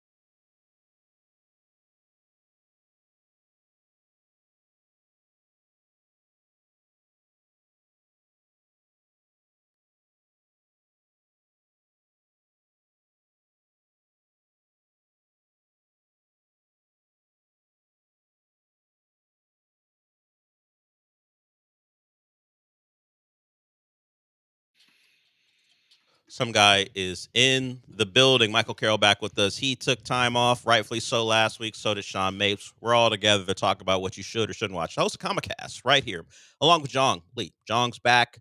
Yep. Comicast issue Everybody's back. 570 is out, and it featured Jong actually watching one of the best shows, and not just animated, one of the best shows of the year. Just out there. Arcane. I finished. I didn't watch it the last 3 episodes the first weekend. I watched it last weekend. Thoroughly impressed. And Arcane, if you love that show, while the show itself is gone, there will be an Arcane or League of Legends universe to get excited about. I think they're making more shows, so that will still be a vibe. So Jong watched it finally. I'm going by the tags and the summary in the podcast. On the podcast, you reacted that way on the podcast. It's very accurate because I've been Del, Sean, this show has been out since 2021. And he has not watched an episode until recently. He has not watched an episode until I think it was Thanksgiving week. He finally did it. And because I got a text on Thanksgiving saying, "Happy Thanksgiving. I'm disappointed that you didn't make me watch it sooner," or something like that.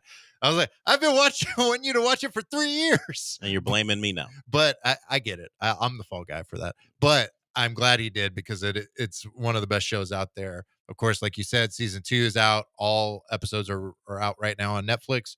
Go watch one of the best shows of the year by far, by and away. Great show. I told him that's what I'm going to call the podcast is Jong watched Arcane. And that's what we did. And you hear the word animation. Now, it doesn't bother us. We know it's not just for kids. And certainly this show isn't a lot of heavy themes. And it is a good watch. And the animation just adds to it. It doesn't take away from everything. What you're able to do because you're working with animation adds to what that show is. And it's not like when we say animation, it's not. I'm not saying cartoon makes it sound like a kid's show. That's why I say animation as opposed to cartoon. And it's not what you would think like if you're thinking, I don't know, I'm trying to think of a commonplace like Family Guy, Simpsons, anything like that. The animation's not that style. No. Not in terms of art style, and not just simply 2D. It's a different type of animation style that I think, and I wish more shows would do because it looks so good. Yes. It costs a lot of money, but it looks so good though. Takes so long to put them out, but takes a long time. The episodes that from season 2 and season 1, like Michael said, if you have not watched anything regarding it is out there for you to watch. The entire show run is there for you to watch on Netflix. Check it out. Highly recommend Arcane. Very well done in closing out this series that way. I thoroughly enjoyed it. So another thing you mentioned was Skeleton Crew. That is a show that actually has more kids in it than Arcane does. It is live action. Now, there are elements to it that aren't for kids, but if you like pluck with kids, it's full of it. You may not like a plucky kid or two, so it might bother you. Getting good reviews on Rotten Tomatoes, over 95%. 95%. Yeah. So if you go by what Rotten Tomatoes says, Skeleton Crew could be for you.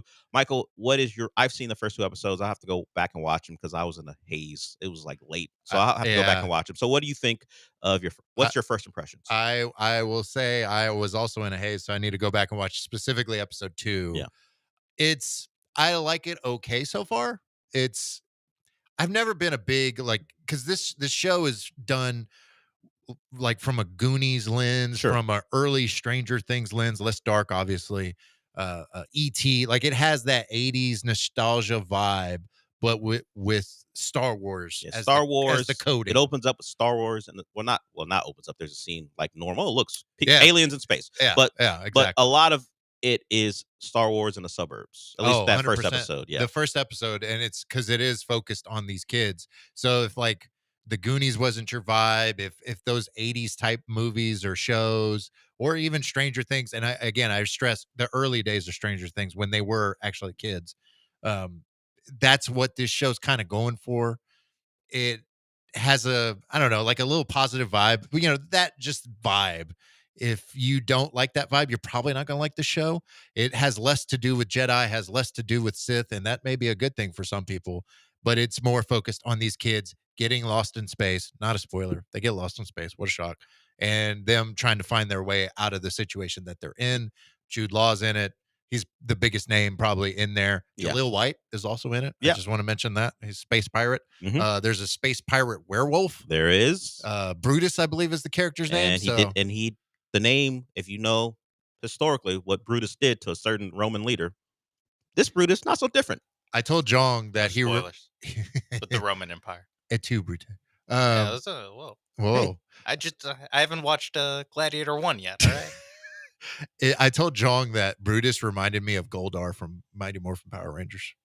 The name strikes a chord. I don't remember anything. I'd have to look it up. I would recognize it. Yeah, Google, you'll recognize it. Yeah. Yeah. So I was it was a little hit or miss for me, but the lore of them being on a planet that's kind of guarded away from. Yeah. You'll find out if you watch it. Obviously, it's a big part of it. That it's interesting. The kids. I say Star Wars in the suburbs. The kids are on a planet where it's mythical to everyone outside of it, but the kids live in a world where they've never seen stars before. In Star Wars. So I'm interested to see what that planet is, what it's about. It goes back to they have credits from the Republic, the old Republic, and if you are into the Mandalorian, Star Wars, Dave Filoni stuff, it's in that time period, but just separated from that world. Different part of the universe. Yeah, but, certainly. I mean, it's solid so far. Yeah, I will continue to watch. This part of the Star Wars universe has Jaleel White and space werewolves in it. Yes. So, I don't know.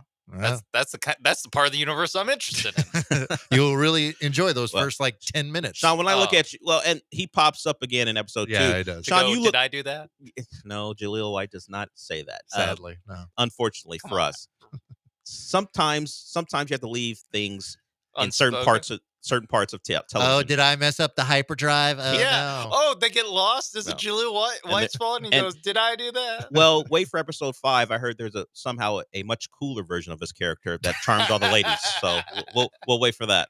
We'll wait. We'll wait.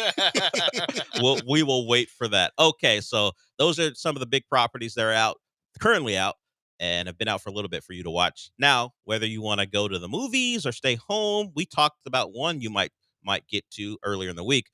Michael, what are you recommending or not recommending?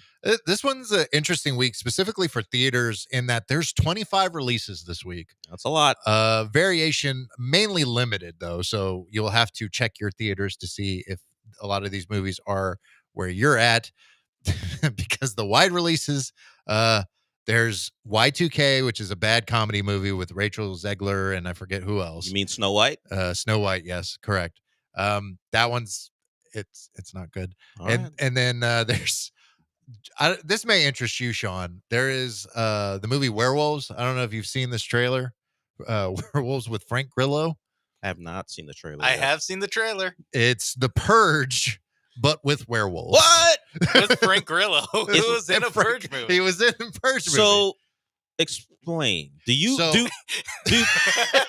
Hold on.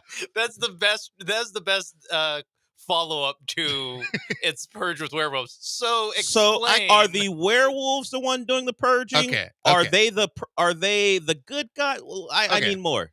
So what had happened was there was a supermoon event. Okay. The year prior, obviously, millions of people just turned into werewolves. That could have been unsaid. I need more. And of course, they do their thing and kill a bunch of people. Do they turn back into humans? They turn back, I believe, into humans. I think is how it goes. Buy a ticket, find out. Yeah, find the rest out. Don't give out the rest of the movie. So this is a year later, and they have prepared for the next supermoon. Oh, yeah. Are we going to find out certain DNA types turn into werewolves? Is there any science behind why people are turning into werewolves? There is. If you watch the trailer, there is this a moment where they're like, we think we've figured out a way to stop the transformation. Of course, we always need to. In fact, in the trailer, I don't think they figure out how to stop the transformation. Well, then there wouldn't be a movie. Now, yeah. Also, and there's brief moments where it's very much like The Purge, where Frank Grillo's character, very similar to his character in The Purge, is trying to lead this whoever through the streets, and it's all guarded up, armored up. Everything. Do you think Frank Grillo approached the producers with, let's do The Purge with werewolves? Or did someone see him in The Purge and said, let's have Frank Grillo in a Purge movie with werewolves? I think it's the latter. Okay. I think it's the latter. It's definitely like, hey, he was in a Purge movie. Let's do that, but with werewolves. That's the vibe we're going for. Yeah. So is it the full moon or the supermoon? The supermoon hits, and it can't just be any moon. Yeah. Supermoon. A regular moon, there would be no movie. Yeah, exactly. So wouldn't be millions. So you can find out when the supermoon is hitting. So everyone starts to know. Oh, We could have Purge with werewolves Yeah. again. And October 28th. Get ready. so we're not going to charge any of the people who turned into werewolves with crimes because, hey, they're werewolves, and how can you charge them? And then they'll flip back What to would they do? humans. Yeah. Or How can you charge somebody for murder when they were a werewolf at the time? They didn't know. yeah. It's a Don't believe in latent pre-crime. a latent gene in every human on the planet. okay, so that there turned is them some into science werewolf. behind it. Yeah. But not every human is susceptible to be turning into I werewolves. will say there is science in this movie because I'm looking at the cast and there's only 6 people listed, and 2 of them play Doctors, scientists? Yes, Dr. Amy Chin and Dr. Aranda. All right, I don't know if I'm going to see this movie in theaters. But I guarantee I'm going to see it. Close to 1 billion people died when the first Well, Supermoon yeah, event happened. How many werewolves are there? And they're going to kill a lot of people. Apparently, there was a lot of werewolves. Yeah. And you're not ready for a werewolf Wait, were attack. they? Never mind. I won't ask any questions. Yeah. I want to. I do want to go in more with the surprise. So whether I see it This now, is in theaters. You said. yeah, It's in theaters. is it a wide release? It's a wide release. It's one of the few wide release. There's only like 4 or 5 So wide is releases. Everyone was trying to get out of the way of werewolves. Nosferatu? Understandable. Not Nosferatu. So we got a or Y2K. So we've got werewolves. Y2K. But Nosferatu came out on Christmas. It's So coming on Christmas. a double though. feature today for me. Nosferatu and then werewolves. Yeah. There you go. I can predict which one I'd enjoy more. Werewolves. Yeah. Yes. It's such a weird week because there's also a movie called The End, which is with Tilda Swinton, Michael Shannon, and I forget who else. There's a lot of big names. It's a sci-fi musical. Oh, I'm out. Yeah. Yeah. What? Why are we doing musicals all of a sudden? I don't know. There's one hit. And watching the I've heard from Wicked. The rest misses. The critics would agree. 52% right now for that movie. Okay, good. If you watch the trailer, oh, it's so bad. It's so bad. Don't watch that movie. The movie I will say go watch if you do go to theaters. The Order with Jude Law, Ty Sheridan, or not? Is it Tyler Sheridan? Whatever his name is. Well, which one's Cyclops? That's the one. Ty Sheridan. Taylor Sheridan's the one that does Yellowstone and all that. All the other ones. There, Ty Sheridan, Nicholas Hoult, Jude Law, and there's a 4th big name in that movie. Jude Law in Skeleton. Based on a true story about domestic terrorists. It's 90% right now on Rotten Tomatoes. A limited release, so that's one where you have to check your theaters. I mean, the werewolves are domestic terrorists if you think about it. No, they're victims. They didn't want to be werewolves. They didn't choose the werewolf life. The werewolf life They're chose just them. causing terror. Yeah, you have to be sympathetic to the werewolf agenda. They didn't want to be werewolves. They didn't mean to. I don't know if this Wait, movie can is you going to end with. Hold on. If a werewolf under the influence of the supermoon bites a human, do they now become a werewolf? Although they were immune to the supermoon initially, or will I find that out in the movie? You'll probably find that out in the movie. If I had to theorize, you probably turn into a werewolf.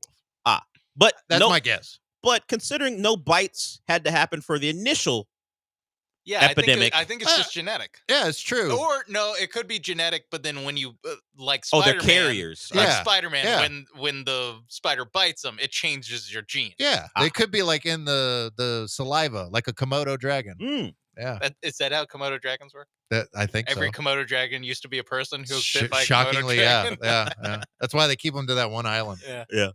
Can't have an outbreak and of Komodo the dragon. Houston Zoo. Just a Second thing. mention for the You, Houston you don't Zoo think in a Komodo dragon outbreak would kill 1 billion people?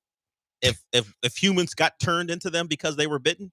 Well, because also people are so stupid and be like, I could take a Komodo dragon. Until they realize how big those things are. You could not take one. Okay, so we've got a movie I'm really going to watch at some point. Nosferatu, it's artsy, but it's getting good reviews, so I might get to that. That was released, as I mentioned, on Christmas Day. Y2K out. Anything else we should stay home or go to see? Stay home wise, there's, of course, we mentioned it, Skeleton Crew. The first 2 episodes are out right now. Every new episode is out on Tuesdays for folks. Black Doves, I'm curious about this one, but I know audiences are kind of a little bit lukewarm on it. The Keira Knightley spy thriller on Netflix. There's a lot of them out. Rotten Tomatoes is not crushing it, 97. Rotten Tomatoes. So critics are enjoying. We've got Michael Fassbender on Showtime. With was it The Agency? Is that what it's called? Yeah, The Agency. And there's another one on Peacock that Julian Day of called the him about. Jackal. Yeah, he called. So there's a lot of them. A lot of movie actors are doing TV spy stuff right now. There's also, so I watched the first 2 episodes last night of this show. Creature Commandos is out right now on Max with new episodes releasing every Thursday. It's the beginning of the new James Gunn DC universe. Animated this one. This is animated. It's fine. I didn't. I don't know. Like it's good reviews right now, 93% and But it's 73%. just okay for you. For me so far, it's okay, especially in a world where we've gotten X-Men 97, we've gotten Arcane, we've gotten Legend of Vox Machina, we've gotten Invincible. Like there's a ton of animated shows that I would take over Creature This Commandos. one doesn't live up to the others. Not so far. I mean, it has some comedy. It's mainly like very sophomoric in its comedy, and it has action and it has some drama, but like it didn't do it for me. Okay. I just I don't Understood. know. We all got our preferences. Despite what the critics say, listen to this critic. Michael Carroll says, Yeah. take it or leave it on this one. But there's also Beetlejuice on Max, the Superman, the Christopher Reeve story on Max as well. There's also the new show, The Sticky, on Prime Video, 83% on Rotten Smile Tomatoes. 2 is out on, is it Amazon? I know I can access it through Prime, I think, but it might be through MGM Plus. Yeah. So if you are not a horror fan, stay away. But if you are a horror fan and like Smile 1, Smile 2 is now available on that service. Speak No Evil, also available on Peacock. That's the James McAvoy. James McAvoy. I've seen it. Not surprisingly, the European version much darker. Yeah. This one is not light, but it didn't get to the level of the European version, as they usually do. It's generally how it goes. I did watch. We mentioned it in passing a couple weeks ago. Now I watched Azrael. It's that post-apocalyptic movie with Samara Weaving, who has been in some really good things in the horror genre. It's fine. I mean, it involves, like, as I said, a post-apocalyptic world, and a cult comes out of it because, if you missed out the first time, start praying to a new religion, see if it works for you this time, I guess, going to heaven. And in this one, the religious figure, the woman in charge of the church, some people might call it a cult, births a goat baby. Oh, okay. And Samara Weaving, we don't, because no one speaks in the movie. It's been banned. No one can speak in the movie. Okay. So her boyfriend gets killed early, and it's trying to position her as a sympathetic figure. Turns out she can be a cold-blooded killer too. And at the end of the movie, and if you've watched the trailer, and if not, I don't blame you. It's whatever. You can watch it on Shudder or something. Like, there are burnt people who are now cannibals. So they're eating people. They're the existential threat beyond the human beings who are a threat themselves. So they are coming to kill her because she's wiped out all the humans who did her wrong. They're coming to kill her. And when the minister or the religious figure births the goat baby, she carries the goat baby, looks down at it with a smile on her face, and then all the burnt people start to praise the goat baby. Oh. I have a question about the goat baby. Go ahead. Is it 100% goat or goat head, baby's body? Nah, it's a goat baby, and it's banned like crazy. It sounds So like it's a like goat. it's like a goat. It's legitimately a goat, not a baby with a goat head. Like a goat. It's like goat. A representative of the Antichrist, but it's in goat form, I guess. Is it like that A24? Is it A24 that had that movie where Naomi Rapace had a baby like that or something like that? Naomi Rapace? Rapace, yeah. I don't know if it's like that, but yeah, she's carrying a goat. But this one's like, you can tell it's not a likable goat. This one's an evil goat. You can tell from how they set it up. How can you tell it's an evil goat? Oh, from how they set it up. Yeah. Yes, that and makes sense. you know how all the That evil tracks. and how all the evil beings are praising it. Well, that tracks. Yeah. Evil. I was just thinking the goat in itself looked evil. Yes, it does. Really? It looks like It looks an evil looking goat. It looks menacing. Yes. Yes. Maybe it's a don't. baby goat, but it does look menacing. So Azrael, if you like, you want to see a goat birth. Azrael. If you like goats, out of a woman, it's there for you. That's my review. It's fine. I'm not It's my sure. review. I'm not sure if I'm on. Yeah. I don't know. You can didn't. No offense, Dell. You didn't sell me. Just rewatch Venom. You'll be fine. I forgot to mention Interstellar re-releases in theaters this weekend as well. So if folks want to go check that out, you can have that experience again. That and Werewolves double feature. Double feature. Let's go. Better than Nosferatu Werewolves double feature. No, what you do is you do. I know you the watch bird the in Purge. the hand that I have with Interstellar. That's true. I know Interstellar's a good movie. No, what you do is you watch the Purge at home with Frank Grillo, and then you go watch the Werewolf Purge movie in the theaters. Oh, that's comparisons. That's the double feature. That's the double Take feature. notes. Yeah, let's see. Frank Grillo. Better in the Purge. Is he washed as a survivalist? Yeah. Can he lead another group of people to safety? He also plays Rick Flag in the Creature Commandos show. Wow. It's a big moment Grillo for Frank season. Grillo. Yeah. The It's Grillo songs. all about Grillo. Yeah. Which he plays Joel Kinnaman's dad because he's Rick Flag Sr. And then, of course, Joel Kinnaman Played Rick Flag was in Rick the Flag live in the other action one. ones. Yes. Yeah. Yeah. There it is. There's the connection. We There you go. always get back to DC or Marvel. Yeah. Don't worry about This it. is the beginning of DC universe, but we do acknowledge those other events. Although James Gunn would like to let you know that the Batman, sure, that's its own thing. Yeah. But it ain't my thing. Is It what he ain't, wants it you to ain't know. my thing. No. The Yeah. Penguin falls in that same category as well. Mhm. All right, that music means we're done. Thank you to Michael Carroll, the host of Comicast. You can find that wherever you listen to podcasts. And I know that the dates change depending on what's going on. The time changes. Where can they find it? This coming week, it's on Wednesday. On ESPN 97.5. On ESPN 97.5 and 92.5 at 8 p.m. Okay. And then, of course, on all your podcast services, Spotify, Apple Podcasts, Good Pods, all the places. There it is. Comicast online, ESPN 97.5, and also, as he mentioned, where you can find your podcast. We're done for the week. Want to thank Michael. Obviously, thank Sean. Sean, since we're done, what does that mean? We did it! We did do it. I'll talk to you on Monday.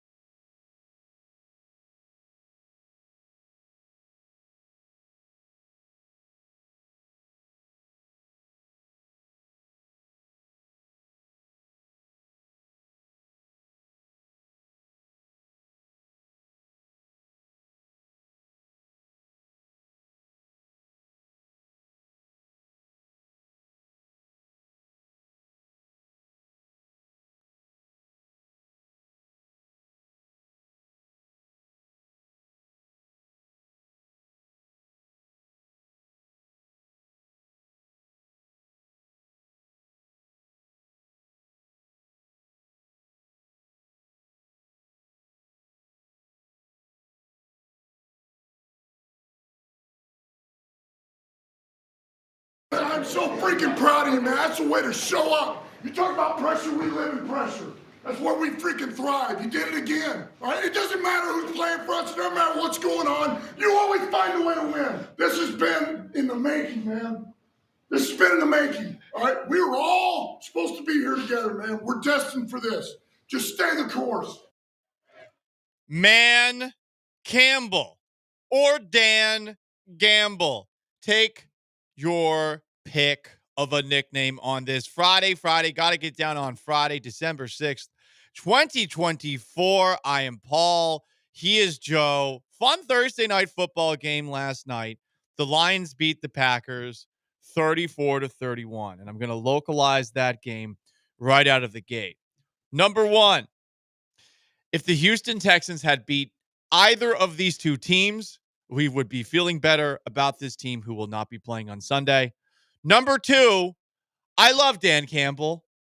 And the biggest difference between he and D'Amico Ryans is that D'Amico Ryans does not have a Ben Johnson as an assistant coach. 100%. They both give great post-game speeches. Dan's are a little bit better. He's electric in the locker room after game. The guts, though, as a coach, to go for it there at the end, when you could just kick the field goal and given Jordan Love, like 36 seconds left in the game. I loved it. It was just an FU to conventional thinking in the NFL. I thought they were going to kick the field goal. I thought they were just going to try and draw him off sides. And on that play, Jared Goff falls while handing the football off. Didn't matter. The Lions still get the first down there. Dan Campbell, 4 for 5 on fourth downs in this game. Honestly, had the Packers won, people would still be killing him for going for it on his own 30-yard line and getting stuffed. But I enjoy watching the Detroit Lions and Dan Campbell. And still, I am frustrated that the Houston Texans were so close to taking that team down at NRG Stadium a couple of weeks ago. Yeah, I mean, you're right. We'd feel so much different about watching that game last night. Two teams that Green Bay, if they don't start that slow, like maybe we feel even better about them today, even though they lost. Like the NFC's weird. It still wouldn't shock me if they found their way out of the NFC. But we'd feel so much better about the Texans if they just would have beat Detroit. And look, they only lost by 2 to Green Bay. Like they lost to these teams by a combined 5 points. They lost on walk-off field goals to both teams. And if you want to go back to something that Nick Caserio was saying yesterday, as I all of a sudden become resident Texan Bobo, the minister of propaganda, he did bring up how there's a lot of close games over the course of a season. I think you were saying, 80% of games or something like that? Yeah, very close to that, yeah. Are one score or less. Now, if they can figure out how to finish games on the other side, which is going to be tough without Azeez Al-Shaair and without Jalen Petrie on defense, but if they can, I mean, things are possible. What those things are, I don't know. But watching last night's game, those are the two things that I came away from it thinking. One, they were so close to beating these two teams, and I'd feel better if they had just got one win over one of those teams. Didn't have to be both. And two, I really wish that D'Amico Ryans had someone like Ben Johnson on the coaching staff anywhere. Ben Johnson's the Lions offensive coordinator, whether it's offensive coordinator or defensive coordinator. And I like Frank Ross's special teams coordinator, but special teams coordinator too. I wish they had somebody else to help out D'Amico Ryans, because that is a big thing for a lot of coaches in this league. You got to find guys who you can trust to delegate tasks to that aren't necessarily going to be head coaches elsewhere. Yeah, I mean, and obviously Ben Johnson's going to be if he wants to be. He could have been the last 2 years and he's turned it down. Because I think what's so different about last night's game with what the Lions did versus what Bobby Slowick and the Texans are doing is, well, look what happens when they pick a guy up off the street. Tim Patrick is picked up. He has 6 catches for 43 yards and 2 touchdowns.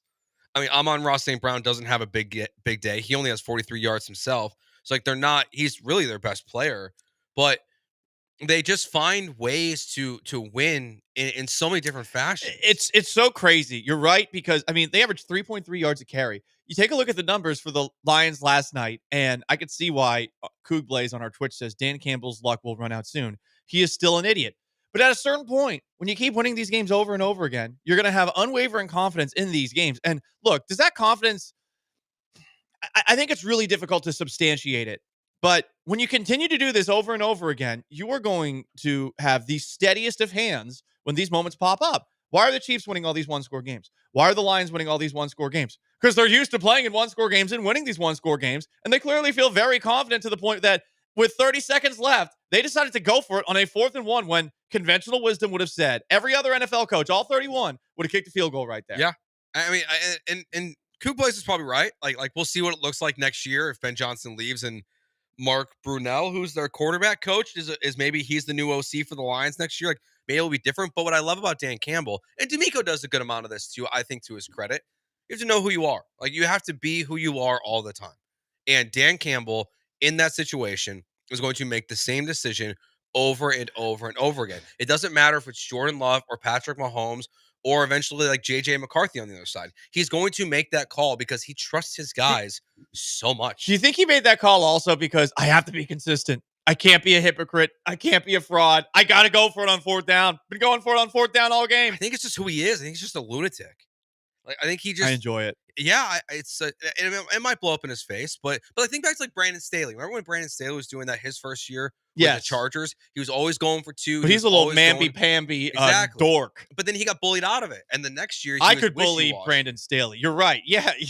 He got wishy-washy with it the next year because people started second-guessing it. And it's like, well, yeah, but it's like if it works, it works. If it doesn't, it doesn't. You live with the consequences, and that's what Dan Campbell and this team have done. And the Texans, to where they are this year in these one-score games, I've got it quickly running through a schedule at 6-4 on the season in one-score games, I believe it is. So like they're above 500, but some of those are one-score games. These 2 that we talked about, the Lions and the Packers game, but you've also got a one-score loss to the Tennessee Titans. So it's kind of a mixed bag with the Texans in these one-score games, and that's what separates to me a good head coach from a great head coach. And right now, Dan Campbell, for at least this season, he's probably coach of the year. At least for this year, he's a great head coach. Yeah, it's funny because it does change every single year how we think about a coach, and coaching staffs change and personnel change and all those things. I mean, like right now, a lot of people are looking at Kyle Shanahan and you're like, this guy kind of sucks. And I mean, that's crazy to say, but people are saying that right now. It does change year to year, but there's something going on in Detroit that is also going on in Kansas City, and you can't really quantify it, and you just wish that the Houston Texans had a little bit of that. Got a couple of texts here from the 936. Eric the driver says, head coach and defensive coordinators takes risks in real games that I wouldn't take in Madden. You're right. Yeah, at the 4th down in his own 40. Good God. Also, from the 713, it wouldn't matter if the Texans have Ben Johnson with the Lions offensive line be coming over with him. That's a fair point, but still, you want to have assistant coaches that I think are perhaps held in higher regard than what you have right now. And it's funny because as we talk about coaching and the reputation from a year-to-year basis, we went into this past season thinking Bobby Slowick, sharp young offensive mind. You thought going into this year that it was going to be Ben Johnson and Bobby Slowick were going to be the top 2 names in the coaching candidacy besides Mike Vrabel and Bill Belichick. Well, yeah. And there's only one of those guys. I mean, the 2 best head coaching candidates that are currently on a staff might just be Aaron Glenn and Ben Johnson of the Detroit Lions going into next year. And look, you never know what's going to happen when a coach leaves. We saw Andrew Whitworth with his incredible drive-by the Green Bay Packers yesterday, calling out that Luke Getsy's been fired twice and Nathaniel Hackett has failed twice and Aaron Rodgers is struggling. It wasn't a drive-by on the Packers. It was a drive-by on anyone who's questioned Matt LaFleur and on Aaron Rodgers specifically. And look, so you're only as good as your offensive coordinator a lot of times, especially if you have a defensive head coach. And Bobby Slowick is a step behind. If I was D'Amico Ryans, I wouldn't trust my team in that situation last night because I don't trust Bobby Slowick's play calling ability. I trust that Ben Johnson's going to make the right call. Now Jared Goff almost fell over, but he did. Doesn't matter. Almost Joe. a disaster. But like NFC North leaders. I don't trust Bobby Slowick to not call some stupid gimmicky play in that situation to where they get stuffed, or to the Texas point, I don't trust my offensive line to block in that move. Okay. Yeah. Mixon Cat throwing to CJ Stroud. That's what Bobby Slowick's dialing up on the 4th down and 1. Hey, when he did it with Stephon Diggs, the Diggs Cat worked. Thoughts and prayers, Stephon Diggs. Yeah. No longer with I us. wish he still had an ACL. Ran. Yeah, and he just ran it. He ran it. He decided not to throw it. We're going to stick with the Thursday game for a little bit. I'm glad this text got brought up. I don't know if I can watch football anymore because I don't know if I can handle the collective hand-wringing by all of these, and I'll say it again, pussies who watch football and act as if they are disgusted by a game in which we have become so friendly to offensive players. People are routinely looking for flags to be thrown when a quarterback gets tapped.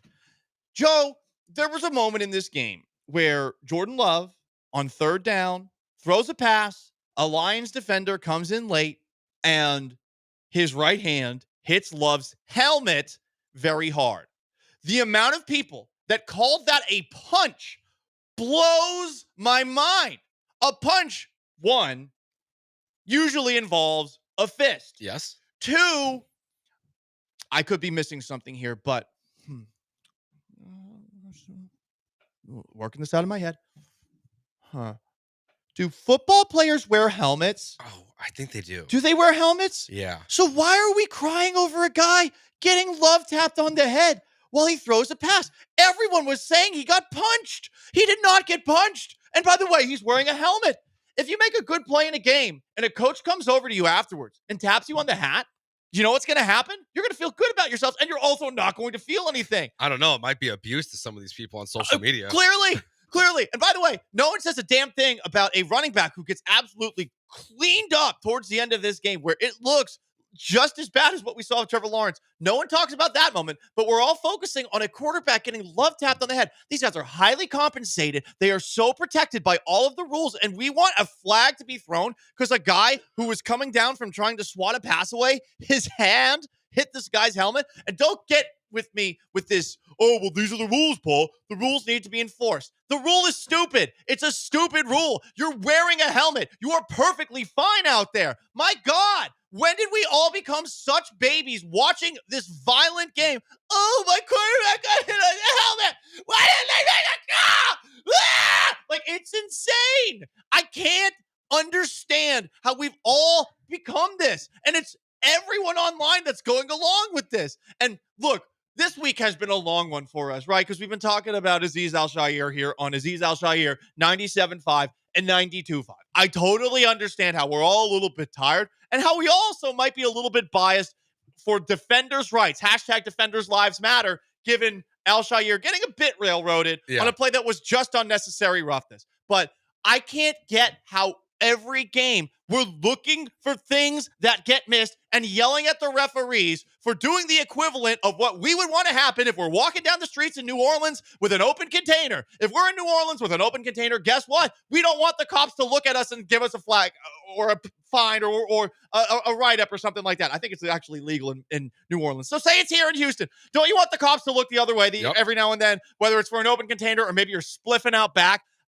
And all these people want they want to narc on a player who taps somebody on the head. It did not impede the throw in any way, shape, or form. I get face mask calls when a defensive lineman goes underneath an offensive lineman, illegal hands to the face or something like that. I get it when a player is actually impeded by a contact to the head. But my God, what are we doing? He got slapped on the head. Slapped. He's wearing a helmet. He's fine. Why are we crying about it? Good God. See, I think the worst part too is it's not just the complaint about the call. It's like people just want the call. Like, they just want free 15 yards. They want everything to just be handed to these teams, and there's just no reason for it. It's a fine hit. We've gone way too far with it.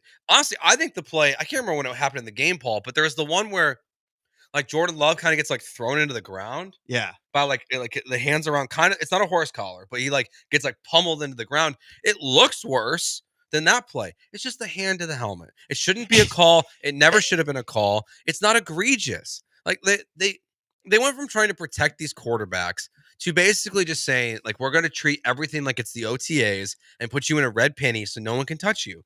It feels like that's where we're going. Like, that's what people want, at least. I don't get why they wanted And though. honestly, I was more annoyed with Texans fans last night because they were just like, see, look at this. This is just as bad. Shut up. Aziz's hit was 10 times worse, okay? It's stupid. 10, maybe not 10, but I'm with you 5. there. I do think that We're doing the math here. The reason I do think people want more physical football, or at least people complain about how they want more physical football. It is just they get caught up on social media, which is why, like, I try not to watch games with social media going on. It's they want complete and 100% like consistency with all things. So they're like, well, that should be a penalty, and that should be a penalty, and that, like, they just become like the biggest narcs in the world, and that's why you have people like freeze framing guys getting slapped, like you said, quarterback getting slapped in the helmet. Punched, Sean. He was punched. And then being like, no flag? But they called this a flag and they called that a flag. It's like, Yes, but you don't want those things called flags, so you shouldn't be making this argument. You only want it when it's your team. Yeah. Like when it's your quarterback because you want a free 15 yards. Yeah. Maybe the NFL should bring back the NARC line. The Do you NARC know, line. Do you know what that is? No, what is that, Joe? In golf, yeah, it used to be where people at home could call in golf penalties on at any golf tournament. They could call in if they see a rules violation on golf they could golf call. channel. They I'm could throwing a call flag it on in. this. No, it was a real thing. No, you're joking. I can tell because you're laughing. Sean's laughing. You're both laughing. But bring back the NARC line. I'm laughing at your reaction. Joe, my God. No. We can't do that. I mean, I feel like that would be a highly compensated job. Like, Just you'd be getting phone calls all the time. Just I vote hate you on both every right penalty. now. I hate you both right now. Yeah. In fact, and you can watch along youtube.com/ESPN Houston and on twitch.tv/ESPN975. I know you're trolling me. F you both. F you both. I was like, we're getting birds. F you both. Okay? Double birds to both of you. Have a select fan, so a guy in a lion suit or a guy with a cheese grater hat, which is apparently what they do, and have them do the gladiator thumbs up, thumbs down on is this roughing the passer on Jordan Love. Shout out to the Lions fan that actually brought a cheese grater and cheese. It was just like at the game last night. That's awesome. Did you see the Lions? Great. The Lions fan that went after Matt LaFleur on the sideline before the game. Crazy move. He goes away from the flag for the national anthem. He starts chirping at LaFleur. Hell yeah, Detroit. Detroit is so back. I feel like that just ruined that for everyone. Like they're gonna stop sending fans out there. No. Come on, the NFL doesn't overreact to things, Paul. Well, that's fair. Is Detroit the only? Maybe not the only. It is definitely the best home field advantage right now in NFL football. That's pretty loud. Right? It's pretty good. And it's like the fans, they're the most. We're so happy. We want this. Like every other fan base, it feels like Chiefs fans. I'm sure it's a loud place to play Arrowhead, but at this point, they're kind of reaching the point where Patriots fans got to. And Paul, you can talk about this more. When you win a million Super Bowls, you're just not as no, you're not as engaged. Yeah, you're not as engaged on they're first hungry. and 10. They got that eye of the tiger, like they're Mr. T and Rocky 3. Well, Heart of the Lion. Heart of the Lion. I like that. It's got the eye of the lion. Dan Campbell's going for it again. Wait, they're on their own one. What the hell's he doing? Why are they going for it? Yeah.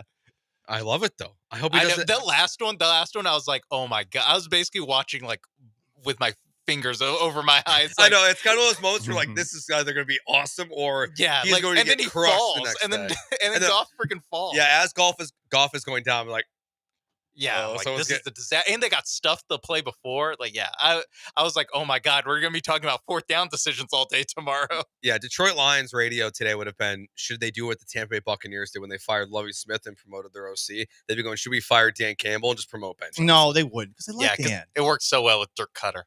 Yeah, it did not work out well. From the 832, I'm calling 222 tips if they hit CJ Stroud. No, I don't want anyone to do this.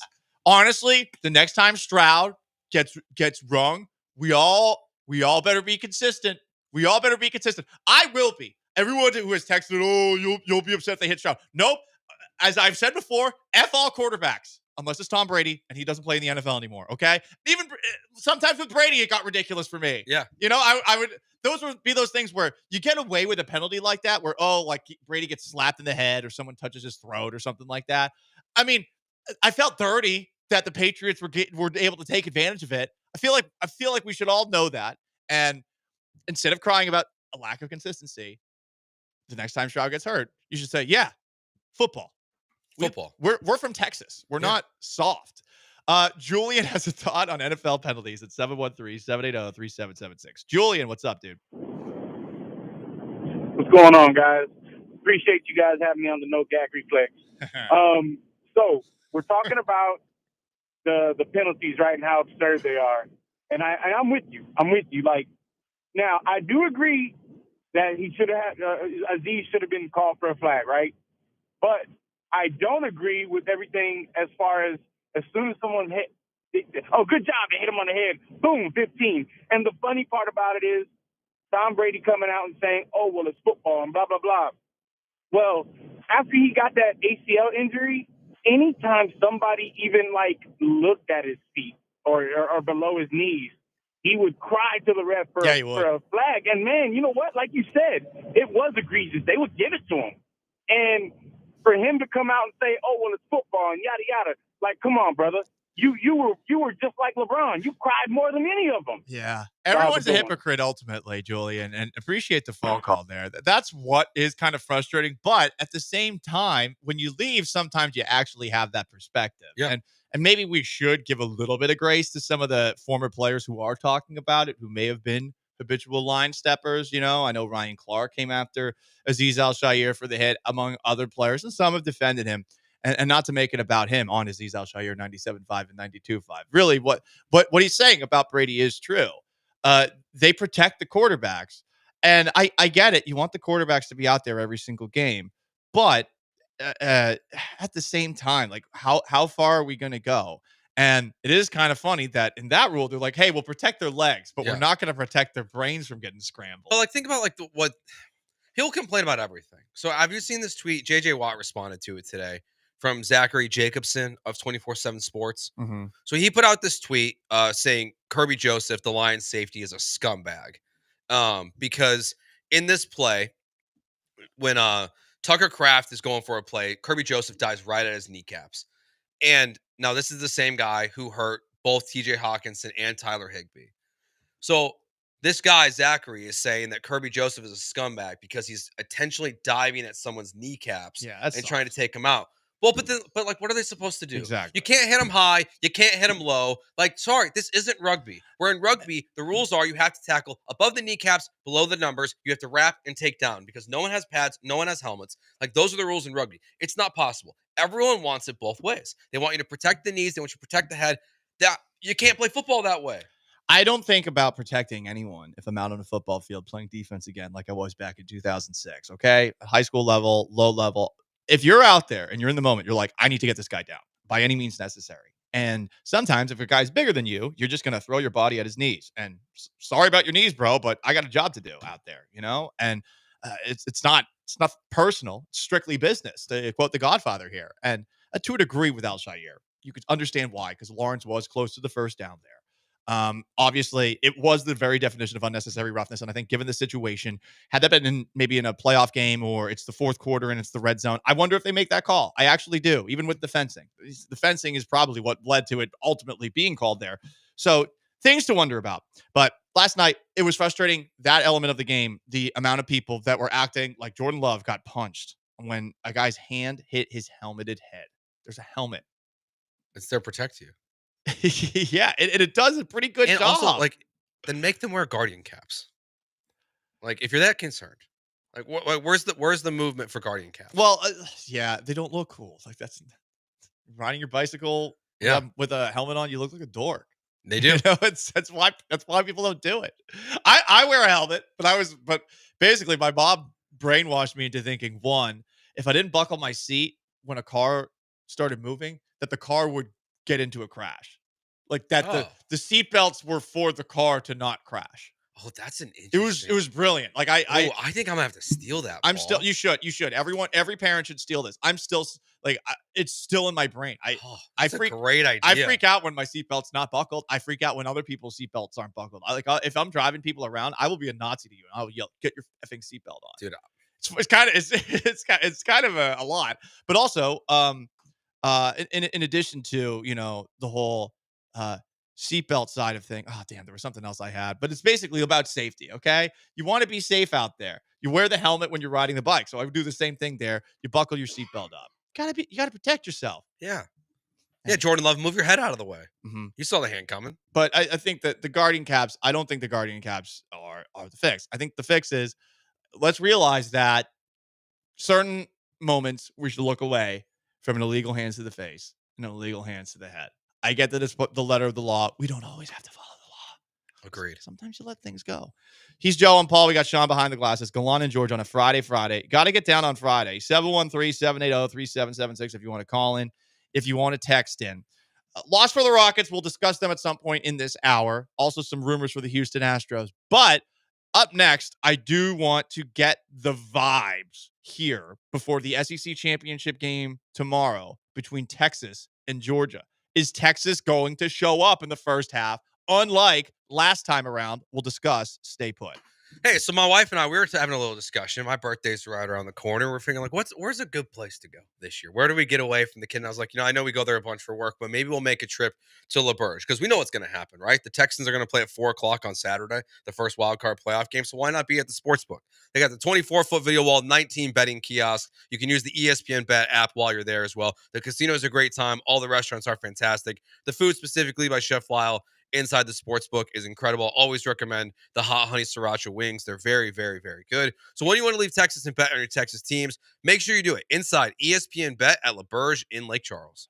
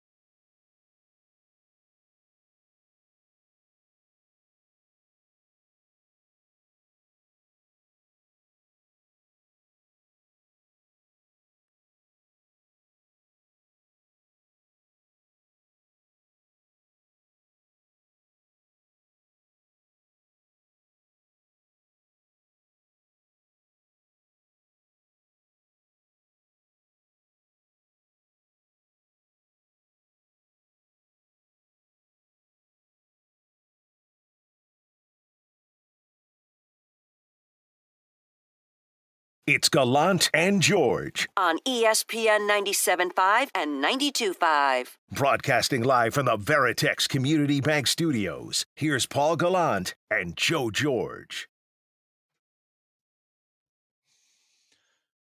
Texas, Georgia, the SEC championship. It's tomorrow.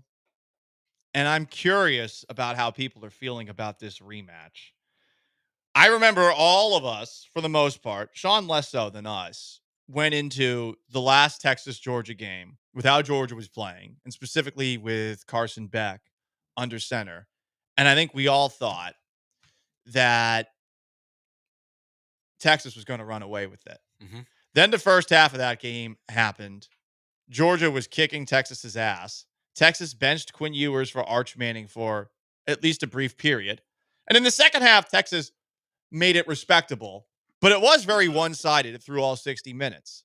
Is it going to be different or the same this time around? I'm curious. Man, Carson Beck's playing a lot better than he was then, obviously, and I think Quinn's playing a lot worse than he was going into that game. So he's worse. Interesting. I mean, the Florida game was great, but like they're not pushing the ball down the field like I thought they could or would, and he's had glimpses. He scored 17 points for A&M. There was a stretch in Texas against Texas A&M where Ewers looked awesome. It was not early and it was not late, but there was a stretch where he looked really, really good. Yeah, I think Georgia's going to win this game. I'm not a believer in Quinn Ewers. I'm not. He hasn't really impressed me that much this year. I expected more from him, honestly. And we got early on, like before the injury, and he just, whether he's still hurt or it's just lingering or it's a confidence thing, like we saw in that Georgia game where they took him out for, I think it was for 2 possessions, so he could basically catch his breath and take a smoke break, basically, and just breathe. I believe too much in what Kirby Smart does as a coach and their program I'm picking Georgia this weekend. Sean, how are you feeling about this game? Because the last time around, it was rather one-sided, though Texas did wake up in the second half. Yeah. I mean, it was like, if you're to like bar graph it, it was like 0% Texas, 100% Georgia for the first, like, I don't know, quarter and a half, maybe 2 quarters. And then it was basically an even game after that. And even like Texas defense did its job for the most part. It was just Quinn Ewers was handing the ball to Georgia every chance he got in the first half. So I think like it's a lot like the Lions-Texans game where it's like, if they played again, do you think Jared Goff is going to throw 5 interceptions against the Texans? And that was kind of how the Texans were in that game, where every other game this season doesn't feel like they're that close to what the Lions are. I do wonder if you get, chances are you get a more normal start to the game where it's just not like, oh, one team is just completely not ready to come out here and play. And so I do think it's just going to be another evenly matched kind of game. Like, I disagree with Paul that it was like one-sided the entire time. Like, I think Texas played pretty well, except for the most important player on the field. Yeah, I think Texas. If I don't think they like lose by more than 4 points in this game, right? Like, I don't think that this is a crazy mismatch. And even with the way Quinn's playing, like the talent on Texas's defense and other positions, like their offensive line's obviously great. So I think they keep it close. If it comes down to like a final drive, being a touchdown, I don't like either quarterback. Yeah, see, let's bring that up here. Yeah. Carson Beck, the man does not have great Snapchat game, as we have learned this week. If you've been on the internet streets, Yeah. He just sends pictures of himself with a caption, but it's like a picture of his face. I'm sorry, your game is weak, sir. Your game is weak. You should be playing away from your face. Great point, Sean. That's a great point. Carson Beck can easily blow this game 100% for Georgia. I think Carson Beck is more likely to blow this game for Georgia than Quinn Ewers is to blow it for Texas, because if Quinn struggles, they can pull him for Arch. Would they do it for more than red zone situations? I do not know. Yeah, I think we're going to get Arch Cat, but not full on Arch comes in the game. I mean, I guess it's possible if Quinn goes out there, goes 3 and out, throws 2 interceptions or something, then like maybe I mean Steve Sarkisian, he's done it before.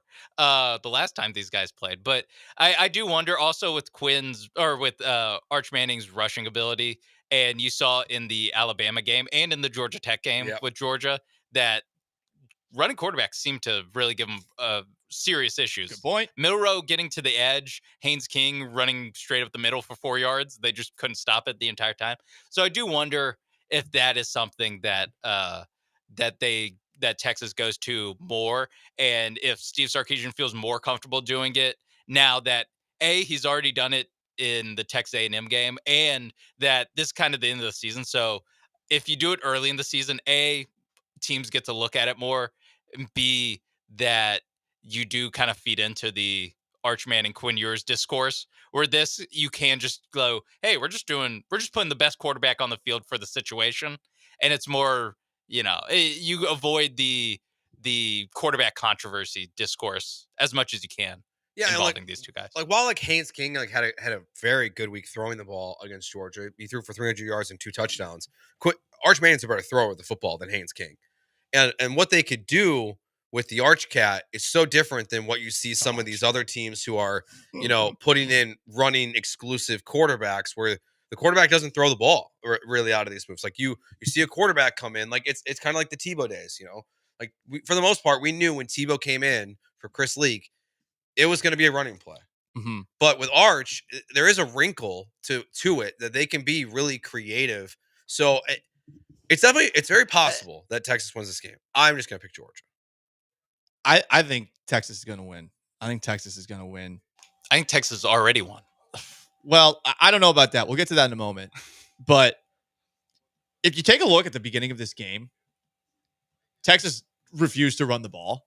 They just came out throwing, and Quinn couldn't hit the broadside of a barn. Yeah, they couldn't protect him, and Quinn was not making plays happen. If you take a look at the first couple of drives, like Quintravian Wisner's first carry was 8 yards. Now, again, he didn't have a great game there, but you saw what Texas in the trenches did to Texas A&M. Texas A&M not as good as Georgia. I'm just feeding Wisner. I am giving Wisner a bazillion carries in this game, and I'm saying, all right, my quarterback is not going to beat Georgia, but I can beat Georgia if I run on them. Yeah, and part of the reason that the running game couldn't be a part of the first Georgia-Texas matchup is like, look out of hand. Look how fast they're down 3 scores. Exactly, Like they're right. just the game's starting, they're down 3 scores. So I do think, and Wisner's kind of come into his own. The offensive line probably played their best game when you take into account their opponent last week against A&M. I mean, it's really the A&M game and the Michigan game when it comes to the offensive line versus a defensive front. And those are the 2 best games of the season. It helps that one was last week. And yeah, Wisner has kind of taken the starting job by the horns there. And yeah, the win I was mentioning. This is what the justice that was not found on the Texas fans who were throwing bottles on the field for Texas Georgia round 1. No, it was the recruiting. Oh, Texas got one of the 5 stars, whatever, top whatever. Cool. Guess where he's from? Where? Manchester, Georgia. Oh, okay. Cool. Stole them. Fine. Number 1 class in the country. Got to recruit. No one got punished for the water bottle incident. However, I do think this is noteworthy. And I think this is some soft BS from those who run the Mercedes-Benz, whatever the hell it's called. Bevo is not going to be allowed on the sideline for this one. And they are claiming it has nothing to do with the time that Bevo went after that disgusting abomination of a dog, pig named Uga. That dog is gross. Bulldogs are gross. You're gross if you enable those poor things to live. It's just a suffering existence, their entire existence, with their underbite and their constant snorting. They can't even breathe. And if I'm not mistaken, when Bevo and Uga had their dust up the last time, did that not take place in the same stadium in which this is going to take place? Was it not the same exact stadium? Wasn't it the Sugar Bowl for Texas, Georgia? And the Sugar Bowl is in New Orleans. Oh, got it. Okay, This my is bad. other Mercedes So Benz. my bad. Yeah, You're other right. Yeah, that's not Mercedes-Benz- your fault. That's not your fault. Mercedes-Benz Superdome. So Yeah. they're both Mercedes Benz. New Orleans At least just they were. changed. Yeah, now I think they're Caesars. Yeah, they're Caesars now, Gotcha, but they okay. were there was an overlap. For a Okay, while. that. Thank you for that clarification. NFC North or NFC South. Yeah, domes. Who cares? I- All the I- same. I got an email from the Silver Spurs Alumni Association shared with me, and basically they're very frustrated that Bevo is not going to be able to go. This Saturday, Bevo will not be able to attend the SEC championship due to space constraints. Uga will be able to attend, but obviously he takes up considerably less sideline space. The Silver Spurs Alumni Association and Texas Athletics worked hard to get Bevo approved, but ultimately we weren't able to get all the necessary permissions for the SEC championship game. Same conference that was okay with a poor tiger being put in the middle of a massive stadium with loud, drunk Louisianans. Not cool with the sideline constraints for Bevo. I think this is a load of crap, and I feel like Texas should take this personally. Is Uga going to be there? I think Uga can't travel more than an hour because he is a disgusting abomination of a dog. He's dying. I think he will be there, or she. I don't know.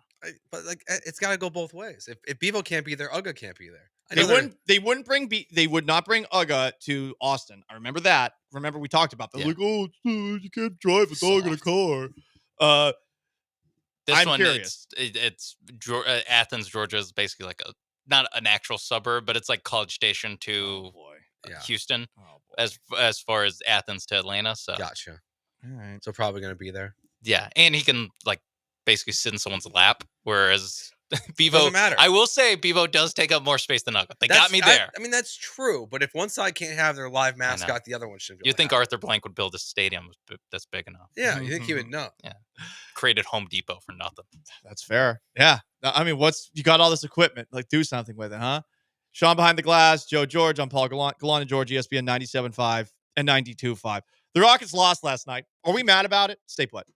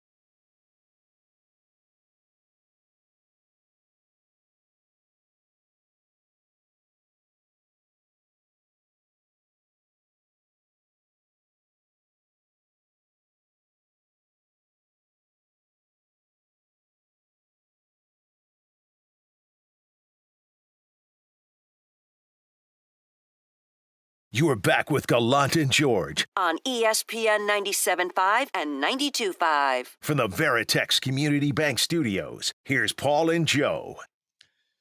So, look, it's not even officially basketball season yet. I get it. The Rockets are, 20 games into the year? But I'm already seeing the flip-floppy nature of Rockets fans who are trying to figure out what their expectations should be for this team on a nightly basis. There are a lot of pissed-off Rockets fans last night after a game that they lost to the Golden State Warriors, who did not have Steph Curry, who did not have Draymond Green. I mean, it's not an NBA Cup game, so why do you care about that? But, I mean, things are so bad, Joe, that it's not just people going after Jalen Green, and it's not just people going after the usual suspects, Dylan Brooks, Fred VanVleet when they have an off night. People from Turkey were going off on Alperen Şengün. For what? I don't know. I mean, does anything good come out of that country besides Alperen Şengün? Not freedom, that's for sure. Luckily, we have 2 military bases there. Hopefully, they'll teach them a thing or two about freedom. No, look, they played terrible last night. They were not good. This is the person who is like apparently the number 1 Şengün fan of online Rockets fans, and he's from Turkey. He said this, but he wouldn't, and he tagged him too. You don't have the mentality to be a star. The way you start games is disgusting. You aren't worth a whole country wasting its sleep. Soft. Keep caring about your ugly ass hair instead of focusing on the games. You don't have a touch problem. You have a mentality problem. At Alperen Şengün, he tags. Wow. That's harsh. These people got mad at Dell for calling, in sarcasm, in jest, Alperen Şengün the big Turkish stiff, and he was saying it because that's what a lot of the psychotic Jalen Green stands, because there's a civil war amongst Rockets fans, were saying about Şengün. Because people say that, and then the Turks say something nasty because, let's be honest, Turkey, a country basically just 100% about xenophobia, Armenian genocide, shipping Jews back to Germany during World War II. But that's neither here nor there. You call someone the big Turkish stiff, and you need to be canceled. It's the people guys, it's a regular season game. The sky is not falling. It's okay. Whether it's this Turk. I think the Turk gave it away when he said wasting their sleep. They are 9 hours behind Central Time Zone. So that game started at what, like 8:30? So they're up at like 3 a.m. watching them start 2 for 10.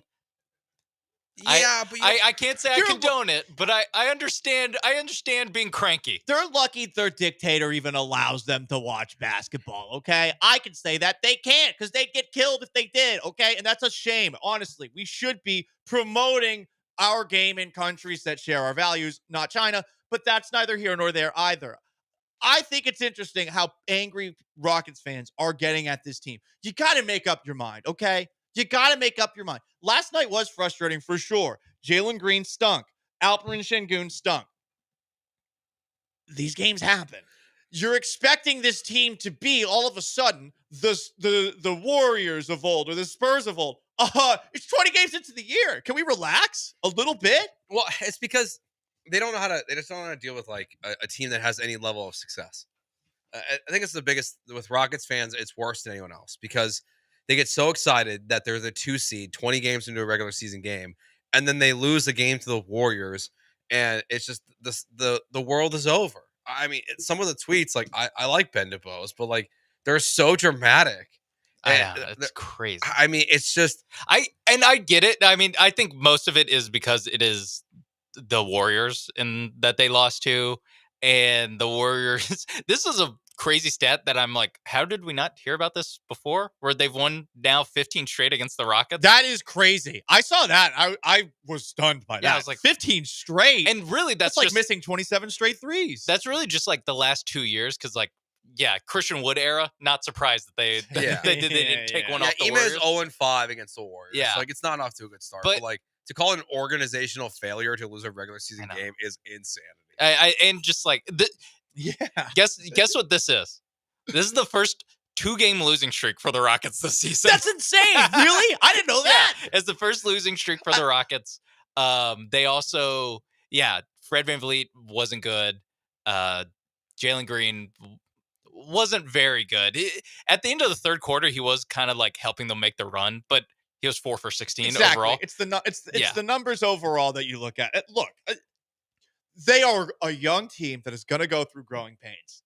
I feel like, much like the Texans last year, benefit of the doubt is owed. Can we stop freaking out about every single one of these games that's taking place in the time of the year that doesn't even matter? It's December. Literally, these two teams are going to play a more meaningful game next week. Yes. Like literally, these two teams are going to play a more meaningful. I get you want to live and die with your team, but I don't want to completely go. How are you dying? It's December 5th last night. This is why. I mean, I get it, but I do get that we can't. Like, it is not good for NBA basketball to just be like, none of this matters. Like, it is. You do need to put some care into it, because guess who gets off the court and looks at their phone and sees everyone on social media be like, who cares about this game? The players do. Well, except for the ratings tell you. It's like, who cares about these games? That's part of the problem. Ratings are definitely not great. But it's just like these things happen. That's not the people watching the game's problem. But like these things happen. These individual games where there was the loss, like what was it, 2 weeks ago, and they were 14-point favorites and they lost, and people were freaking out about that game. But then all of a sudden they went on a run and they were the 2 seed, so everyone forgets. Like, this is not even. Like, this isn't what the Astros were doing at the beginning of the season. They're 15-8. They're a top 3 seed. It's the opposite. It's the opposite. The Astros were an epic disaster. And also, like, how do you have expectations at this point for the Rockets who have yet to play in a playoff game? It's a great question. To be like, oh, like everything's a disaster. I mean, hey, like baby steps have to happen. Yeah, it is the Warriors without Steph and Draymond. I will Yes, say for that. sure. And they had lost 5 in a row. So, Yes. like, there are certainly reasons to be frustrated about the loss. But I'm surprised that some who cover the team on a more regular basis seem to be angry about the loss. People are like, worst loss of the season. I was like, this team lost to the Hornets night one. Yeah. This team lost to the Spurs. They've lost to a lot of bad teams. Everyone played poorly, and yet they were in it in the last minute. You know, it wasn't a tight game, but I mean, they were forcing the Warriors to take free throws down the stretch. So, yeah, it's frustrating for sure. Let's a little bit of grace. I did think people were hyperventilating way too Yes, much. it's nuts, and maybe we're too online, but I feel like those people on our show, which is on YouTube and on Twitch as well as on the radio dials, they need to dial it back. Everyone take a breath when the Rockets have a bad loss. It's you can actually say like, yeah, but it's a good year. You can be positive about the Rockets after a loss. I hate to break it, it's dude. December 5th. I hate to break it, dude. This Rockets team is going to lose. How many losses do they have? They have 8 right now. They're going to lose at least 20 They're more. going to lose, like 25 more. Probably, yeah. Just with that, I can tell you right now, they're not going to win 50 games. Right. I honestly think some of the people that are saying, "Oh wow, one of the top 5 teams in the West." Okay, relax. Like they're good. They're top 5 teams in the NBA. Jeez, really? Like they're fun to watch and they're good with upside. That's it. Relax. That's it. Yeah, this is like if you put it in like Texans terms, this is like the Texans having like a bad first quarter of a game. Just how much of this, what percent of the season this is. This is their 4th this season. Yeah, it's not a bad second half. Yeah. So they're 3-1 basically. Yeah. Like it'd be like the 3-1 Texans. So it's like the Texans losing to the Vikings and Sam. I know. I was gonna say that's literally what the Texans. Yeah, that's what it was. Oh no. Oh no. But there are expectations with that team. There's none with this team. Okay. Yeah. Anyway, he's Joe. I'm Paul. Sean behind the glass. Gallant George. ESPN 97.5, 92.5. You want to jump aboard? You can. 713-780-3776 to call. To text on YouTube at ESPN Houston, on Twitch at ESPN 975. We are 68 days away from Astros pitchers and catchers reporting to West Palm Beach for spring training, and I can't believe the person that Joe wants to welcome into our fold. Trader, stick around.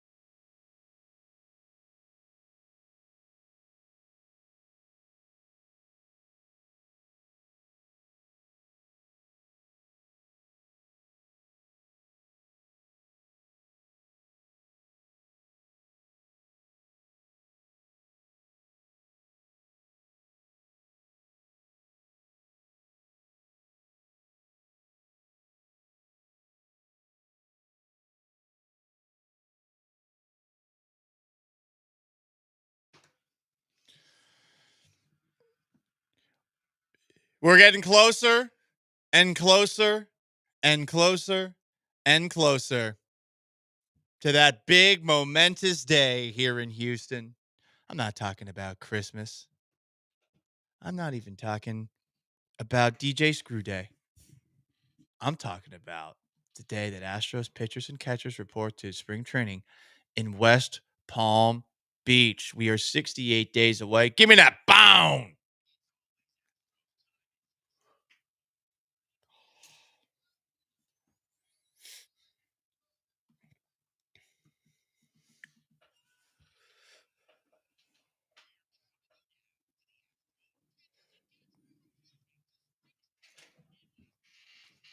It's been an interesting last 24 hours as far as conversation when it comes to the Astros. We talked about that offer that Brian McTaggart reported about yesterday, 6 years and $156 million for Alex Bregman.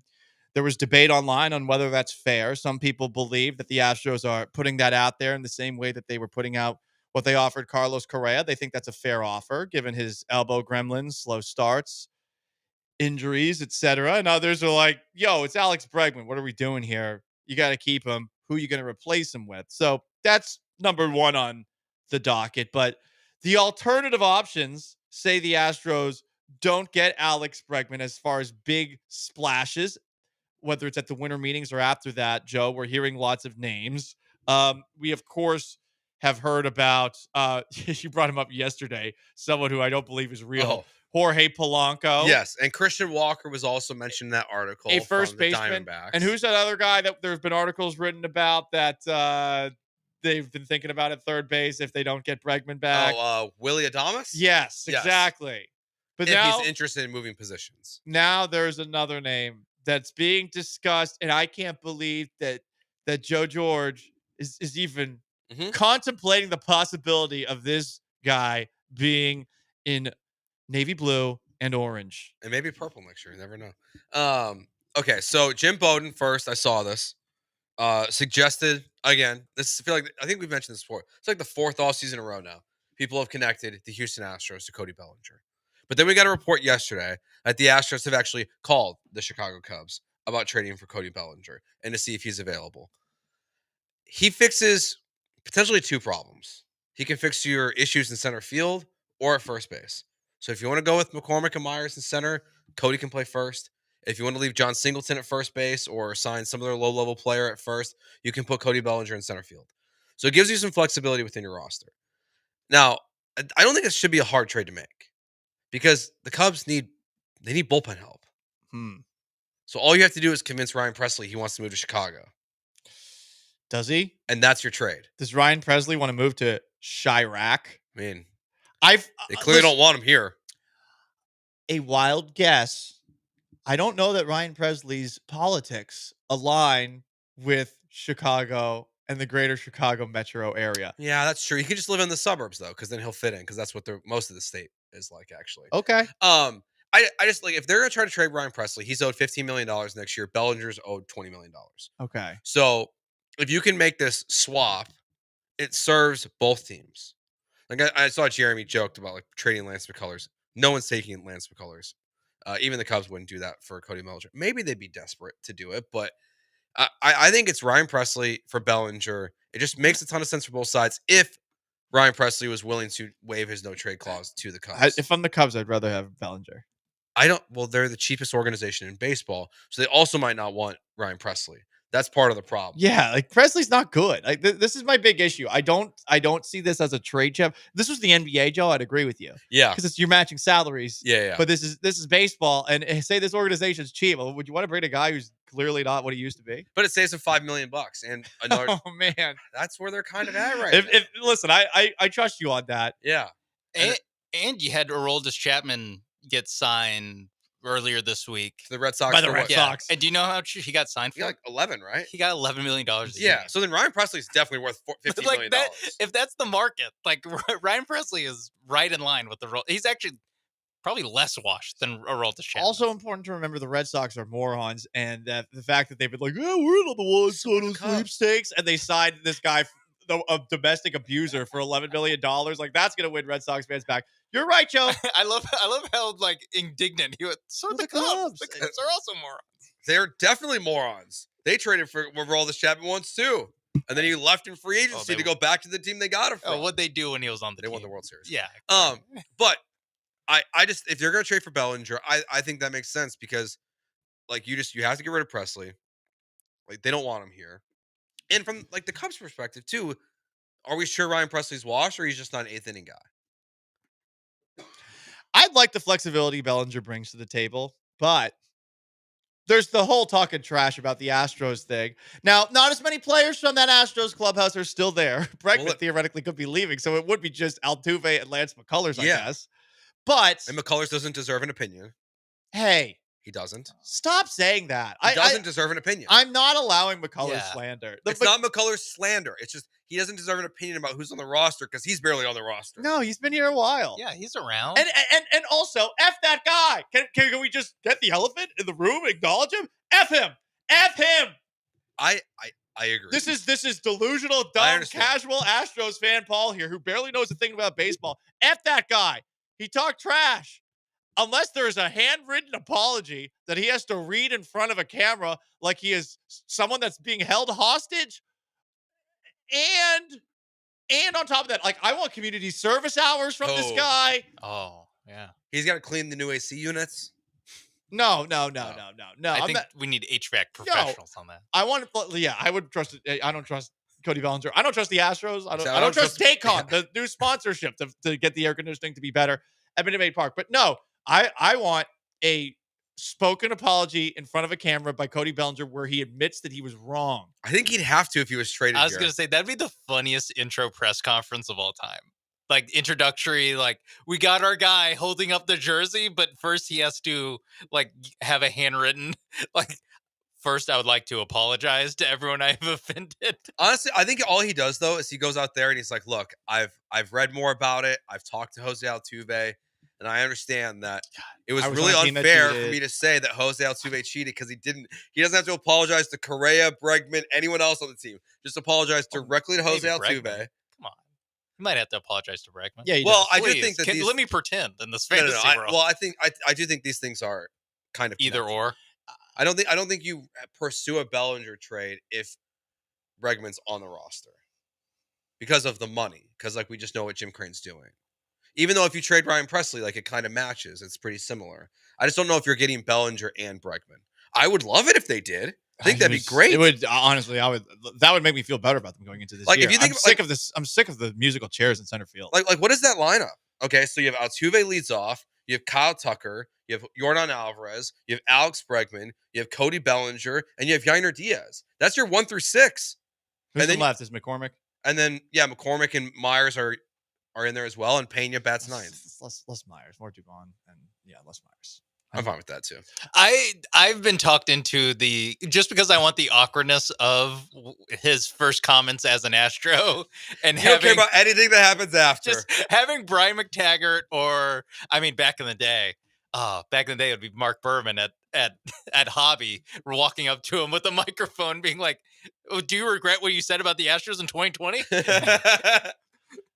From the 832, hey guys, I love the show. Just an FYI, whatever this music y'all play in the background is not flattering on the ears whatsoever for listeners. Is it time to retire the bone? No. Some people are bitching and moaning about it on the Twitch as well. Sorry, guys, this is a trombone cover of Paul Wall's How About Them Stros after the Astros won the World Series in 2022. This is hearkening back to the winning tradition of the Houston Astros. Exactly. We're trying to bring it back, okay?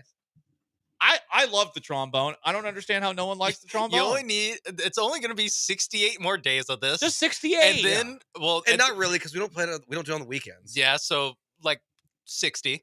No. Well, Less. we're also going to miss some more days. Yeah, you're probably going to hear it 50 more times. Yeah. And but the There's thing charm is, we also we've only done like twice this week. I will say the thing is, this is for pitchers and catchers. We will then do a countdown for opening day. So you're right. Okay. They don't have to know that. But yeah, come on. And then you go like 8 months without hearing this. We like the trombone, okay? I like the bone.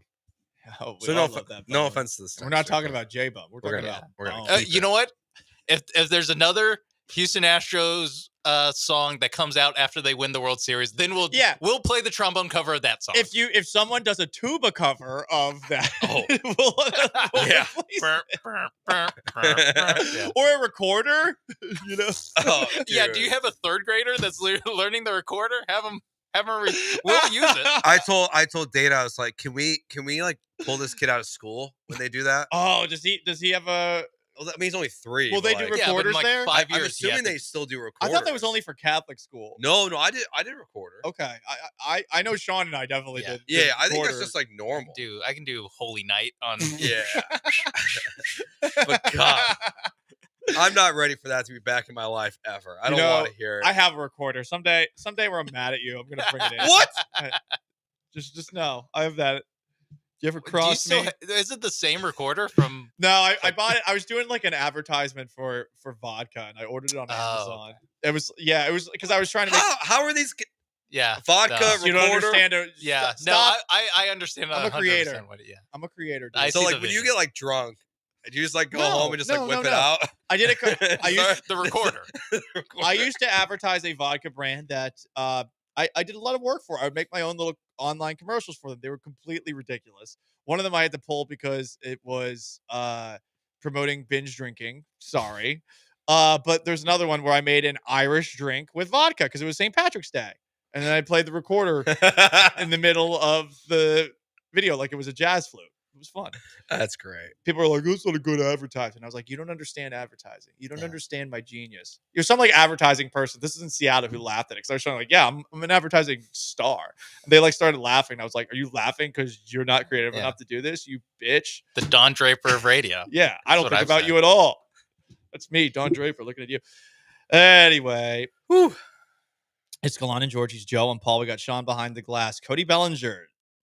I'm not opposed to it. I just want my apology.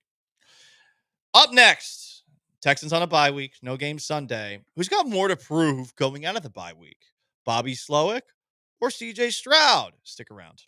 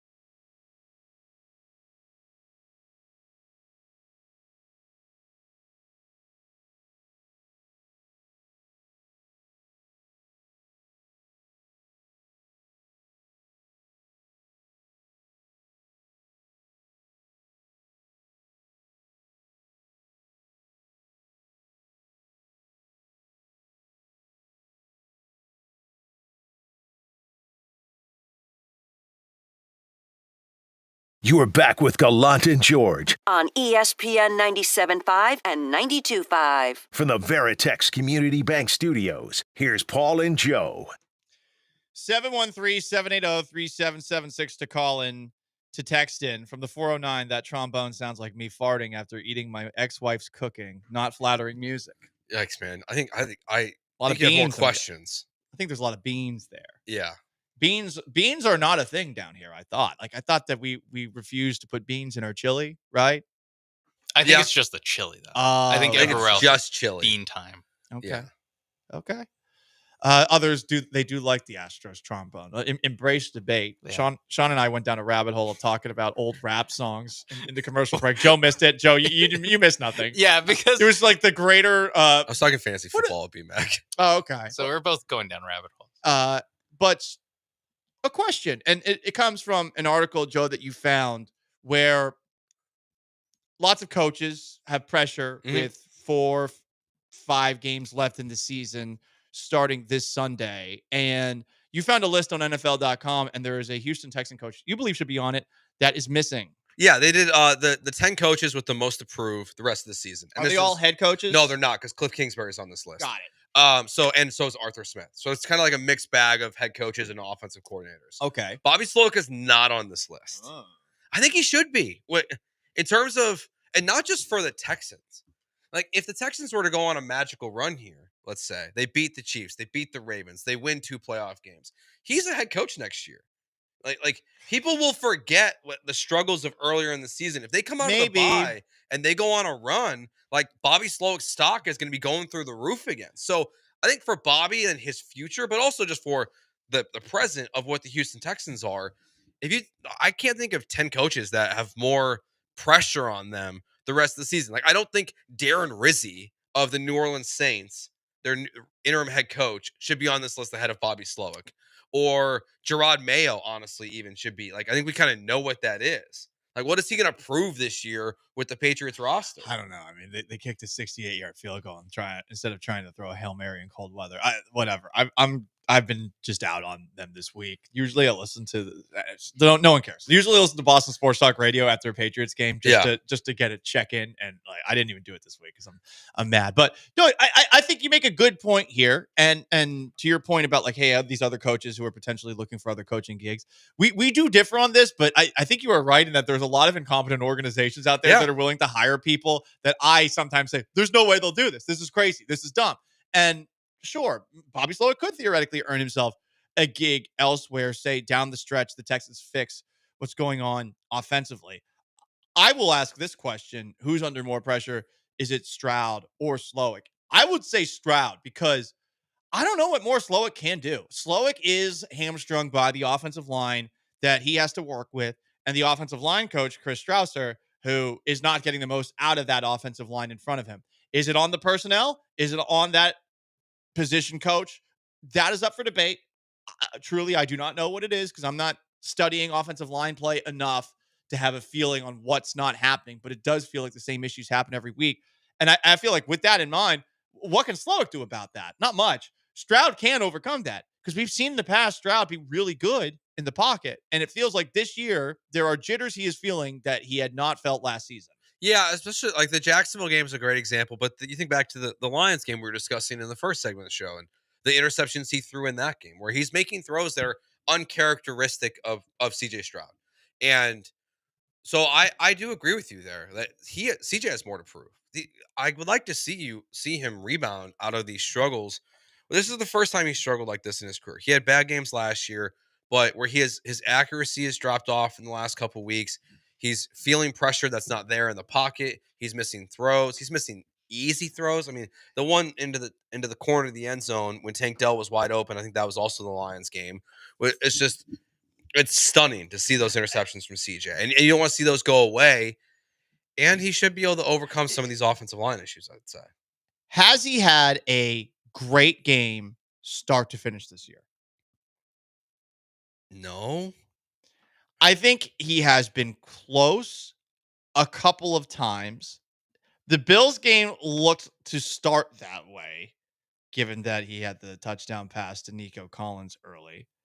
And also, against the Jacksonville Jaguars in the first half. And then at the very end of the game, he had some moments. But that's it. And we've been wanting more great games out of him.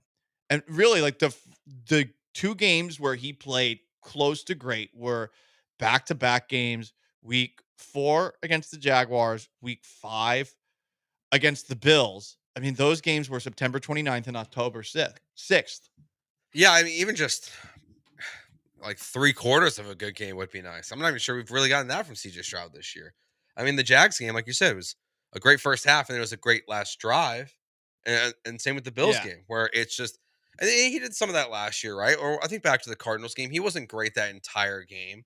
So just that should be the one of the biggest things we were just hoping for from the Texans in general is more complete football games.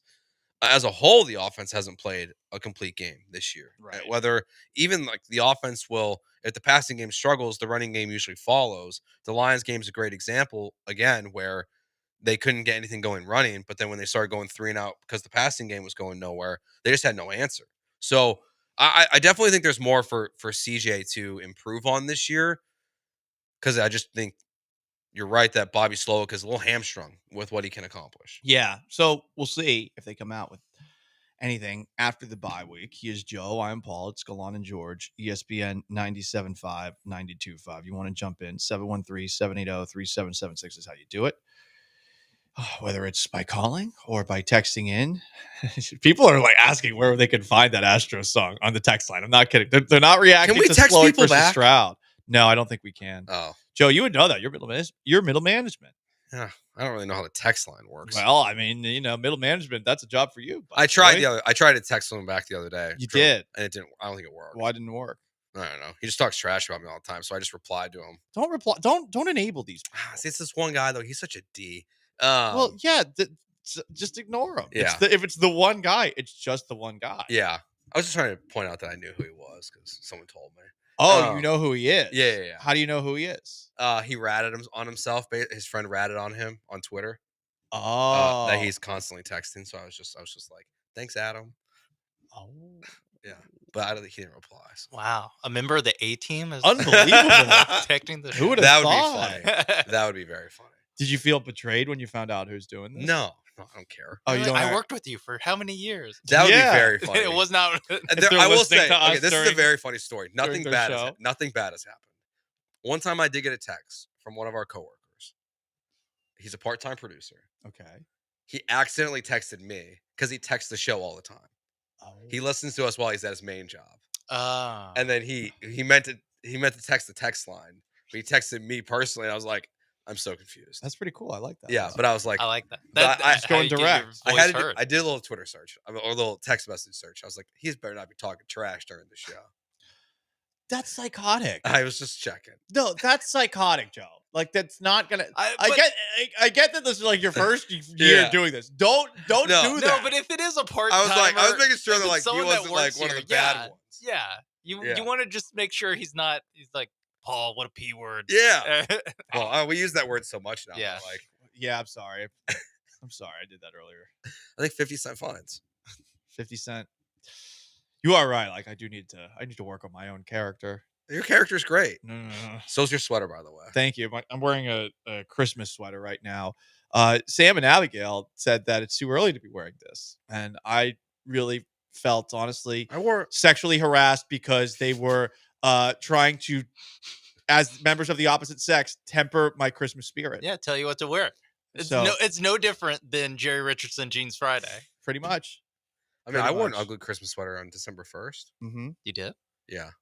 It's hard. You can't really notice it though. It's just black. It just says it's just yeah. it's Jon Snow. I remember. And it says Christmas is coming. Yeah. Yeah. Mm. I mean, once it's December, it's Christmas season. You can wear Yes. Christmas sweaters every day. I'm mad at myself because I've been too lazy to put up my Christmas tree. I think I'm gonna do it this weekend. I was going to do it before Thanksgiving, and I feel like a fraud. I haven't even watched a Christmas movie yet. I'm trying to figure out what's the first Christmas movie that you watch. Generally, I used to do The Santa Claus starring Tim Allen. Others have suggested that, no, you start with Die Hard since it's not really a Christmas movie, but it's a way to ease into Christmas movies. I've been thinking about Just Friends starring Ryan Reynolds and Amy Smart because it's not really a Christmas classic, but it does take place at Christmas, and it's a fun movie. Yeah. I mean, I think Die Hard's a Christmas movie. So It's kind of a Christmas movie. I don't care about the debate. Any excuse to watch it, take it. Yeah, that's how you should look I at it. will say, since this debate has been raging on, I realize I really only watch it around Christmas now. Like I don't watch it any other time of the year. Yeah. You should watch the Hallmark based on Travis. Oh, yeah. Kelce Right. and, Is it a Christmas movie though? Yeah, it is. I think it is. I assume they're all Christmas. I think know that's why one it of came our up. old coworkers, Alex Gold's in the movie. Stop. He is. Yeah. He's an extra. He's just walking by, but he's in the movie. Because that one, like, there's another one that's just inspired. I think it's Lifetime and Hallmark. I forgot Yeah. which one's which.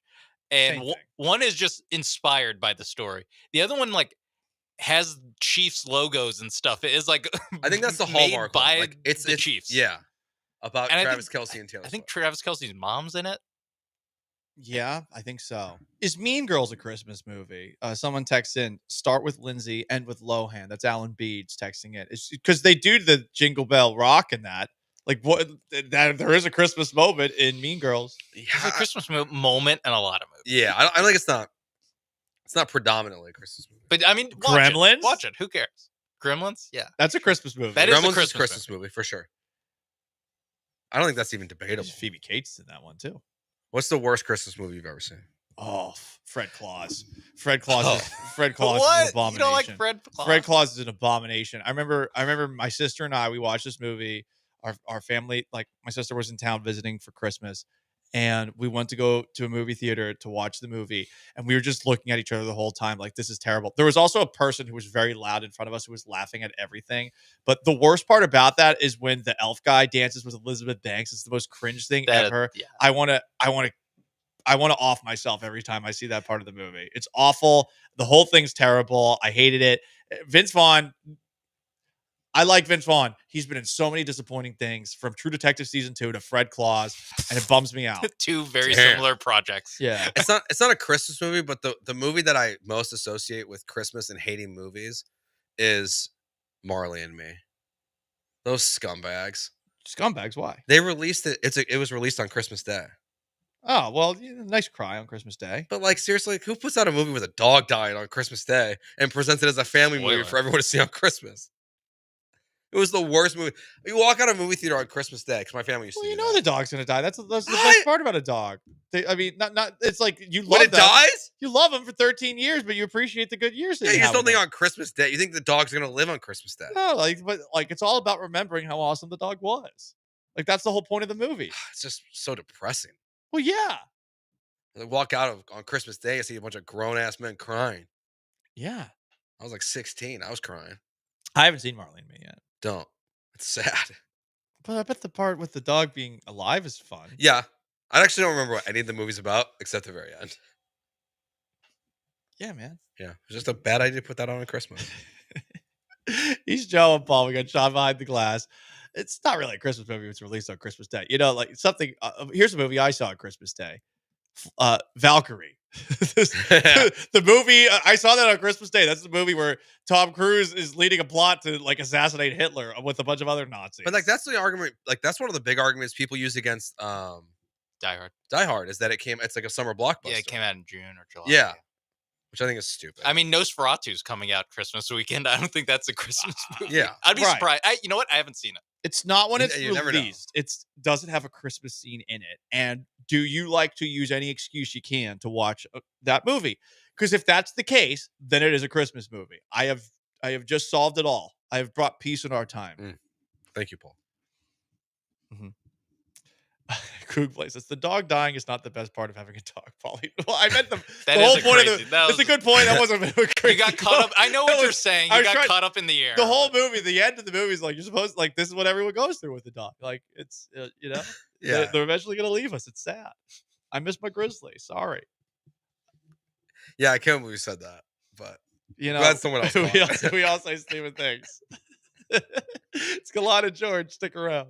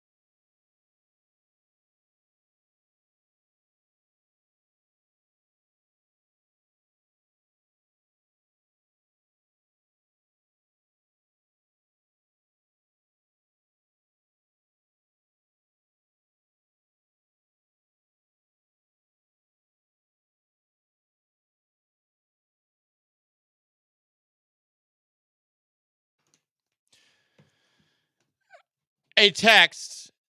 This text is about CJ Stroud. Some people have gone back to the S2 test score for CJ Stroud, given the struggles he's had recently. This texter asks the question, do y'all think the low S2 score predicted these struggles for CJ Stroud? It doesn't feel like the dude can process at the line pre-snap and gets fooled easily. No, it's something that's gonna happen forever, right? People are gonna like bring it back. But there's a reason why it doesn't exist anymore. Not just because of CJ Stroud. Yeah, he ended like, it last year. Also, I mean, part of it's definitely like obviously they can't trust this company not to leak their information because like that stuff should have never been public. I agree. But you look at the quarterbacks who had great S2 scores. It doesn't mean they're not good quarterbacks all the time. I mean, Bryce Young, he's playing much better as of late, but like he had a very high score. But like Clayton Tune had a good high score. Justin Fields had a good S2 score. Doesn't mean anything. Mm-hmm. It's they try to do something new and creative to see if they could help establish like what a good quarterback is. It didn't work. So I don't take us into consideration with these struggles. Someone else asked how CJ Stroud is handling the dating scene here in Houston because Houston, Texas is better than Ohio. Famously, he did say that LA women are better than Texas and Houston women. Yeah. I don't know if he still feels the same way. And he said he didn't like our food either. I bet he has changed his mind on that. Well, I mean, I know where he eats his burgers, and it's a great place. So, oh, where does he eat his burgers? Downstairs. Oh, he goes to Burger Chan? Yeah. Does everyone go to Burger Chan? I don't know if everyone does. I've but never been to Burger Chan. It's very good. Okay. But the other day I went down there, like Okay. like 2 weeks ago. She's like, I saw CJ in here. Wow. Yeah. Just has to go up a couple of floors to do the interview that everyone wants. That'd be great. With us. I want because we won't even talk about football. That's what I want to know. Like, how does he like Houston? Yeah. Talk about the women. Oh, for sure. Although, again, I feel like he'll be a little bit more careful with how he talks about the opposite sex and sexuality, given that he is a man of the Lord. I think he's not going to be quite as much of a heathen and barbarian as me. Yeah. Yeah, you might make him uncomfortable. But I mean, he has made his thoughts known before. So. Yeah. He Just did say update. it. CJ Stroud update on what you think on about. Has that grown on you? Yeah. Thursday night football last night was a very fun game. We saw the Detroit Lions improve to 12-1 on the year with a 34-31 win over the Packers. Dan Campbell, or just Dan Campbell. I think I like Dan Campbell. I saw John McClain put that out there, and I thought to myself, John, that made up for you saying that was the worst hit that you've ever seen in 48 years. Dan Gamble's a good name. Yeah. It is. So I'm going to roll with Dan Campbell because they went for it on 4 fourth downs, including one on their own 30-yard line. 5 fourth downs. They converted 4 of them, including one at the end that everyone seemed to believe was unnecessary. I love that he did it anyway. And, oh man, the Lions just keep on winning these close games. I thought there was going to be a Super Bowl hangover given the way that they lost to the 49ers in the NFC Championship game. I am delightfully wrong. They have been on a roll. This is their 11th straight win. They were 1-1 at one point after they lost to the Bucs week 2. Yeah, that was. I mean, and that might be the reason why Tampa Bay actually makes the playoffs this year is because of that one game. I can't wait for next week already for Lions Bills. That's gonna right. be incredible. I wish it was this weekend where the Texans aren't playing. Dude, Obviously, last night was good, but the NFL schedule kind of sucks this weekend. It's a rough slate. Yes, I agree. Luckily, we have a good slate of games. I mean, I was taking a look at the schedule and I was like, damn, is Panthers Eagles actually compelling with the way Bryce Young's playing of late? I think it's a little compelling. I mean, Bryce has been really good. So I saw Jadeveon Clowney, our old friend. He was asked about Eagles fans, and true story. So remember when Jadeveon Clowney played for the Texans? And I think it was like a week. It was 2018, a late game. Clowney just popped Nick Foles, popped his ass, like hit him hard. And people thought it was a dirty play. And Eagles fans, like in that moment in time, like they just hated him. And I remember, because after that game was done, I got on a plane flew to Philadelphia for Christmas, and my mom picked me up, troll that she is at times, wearing a Nick Foles Philadelphia Eagles jersey. Okay. She picked me up wearing it. And then she was talking about like driving me back to Christmas, how mean Jadeveon Clowney was. So then there was a Seahawks Eagles game the next season, and Clowney was on the Seahawks, and I was in Seattle, and he was inactive before the game with a hip injury. My mom texted this, did not know she had this in her. Oh, what goes around comes around. A little bit of karma, huh? So I remember thinking to myself, damn, okay, Mom. The Seahawks and Eagles play each other in the playoffs. Jadeveon Clowney in that game just destroys Carson Wentz in a hit that many were talking about the same way that they're talking about Azeez Al-Shaair's hit on Trevor Lawrence. Worst hit I've seen in 48 years. Yeah, John McClain. And after the game, my old radio co-host asked Jadeveon Clowney if he had a message for my mother who thought he was mean. Like, we played a clip of her on the air saying, like, he's mean and not kind. And I want my football players to be nice. And Jadeveon Clowney addresses my mom. Hey, Kitsy. Sorry I sent your boys home. Bye, Eagles, bye. It was hilarious. That's awesome. Right in front of Sal Palantonio, who was trying not to cry. So that game has juice, in my opinion, but it's entirely because I like Jadeveon Clowney, and he once talked trash to my Eagles fan mother, who was asking for it. Yeah. Sorry, Mom. Love you. That's very funny. I was listening to those clips on the way in. I saw you tweet them out, and I was listening to them. They're very funny. The only other game this weekend I'm like really intrigued by a little bit is Falcons-Vikings, like Kirk Cousins' revenge game, but also maybe time for Michael Penix. I want to see Penix, but they're in this weird spot where they're kind of in playoff range. Like, there's a chance they can win the NFC South, but no one really believes that they will, even though I think they're leading it, right? Yeah, they are. Yeah, they are, but they lost both games to the Bucks this year, right? Or no, they won both games. They won both games against the Bucks. So that's why they're in front, because they're both 6-6. Okay. I mean, their schedule's not that challenging. They play the Vikings and then the Raiders, Giants, Commanders, and Panthers. So it's very conceivable the Falcons win the division still, but I think the Tampa Bay Buccaneers are going to. But like, so that's a little bit interesting this weekend. I was just bummed when I was looking at the schedule, and I was like, man, I was gonna hope it was gonna be like a good red zone Sunday. Seahawks Cardinals is. I mean, it's the late window, but that's like one of the better games this weekend. The late window's not bad, actually. Bills, Rams, Seahawks, Cardinals, the other game. Yeah, the Rams are in a weird spot. I don't know how I feel about them right now. Chiefs, Chargers, Sunday Night Football. That's a great game. Yep. Yeah. But yeah, like Browns, Steelers. Like, that was fun the last time, but there's no snow this time around, you know? Yeah, and the Monday night games, the Simpsons Monday night game that they couldn't flex out of it because they were too busy animating it. Bengals and Cowboys. So are we all watching the Simpsons version now? Yeah, we Since have this to. game's totally I think we have irrelevant? to. Yeah. But also, like, I don't know what they were going to flex it with. Like looking at these Yeah, games, it's I a don't rough know what weekend. I don't know what game. Maybe Falcons Vikings, just because they love to put a return in. Yeah, that's a good prime call. time. I'm actually surprised it's not prime time. Anyway.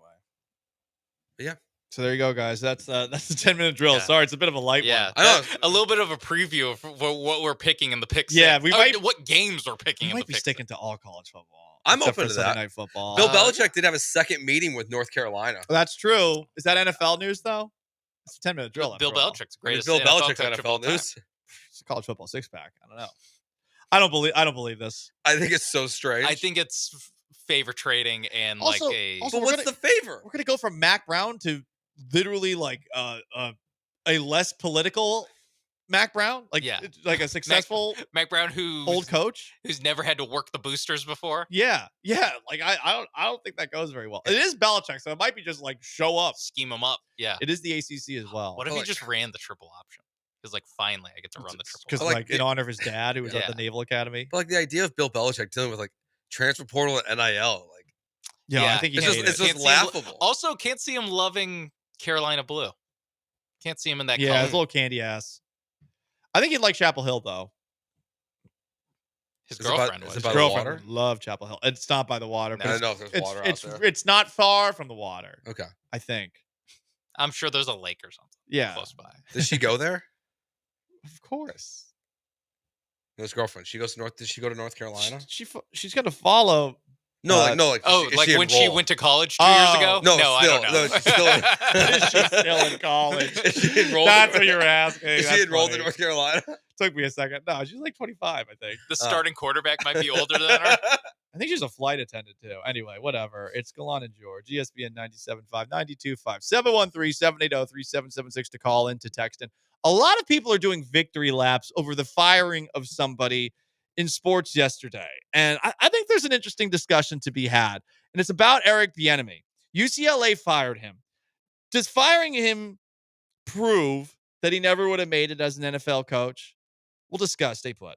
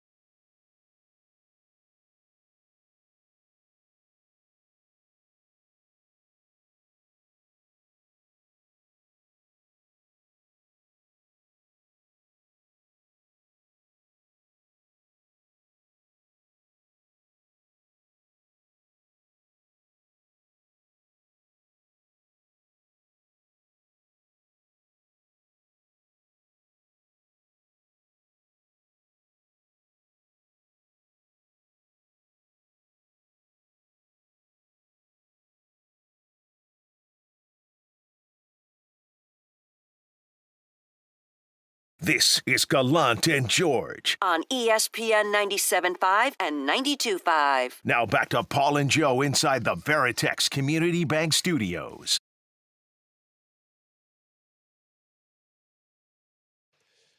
So UCLA fired offensive coordinator Eric Bieniemy.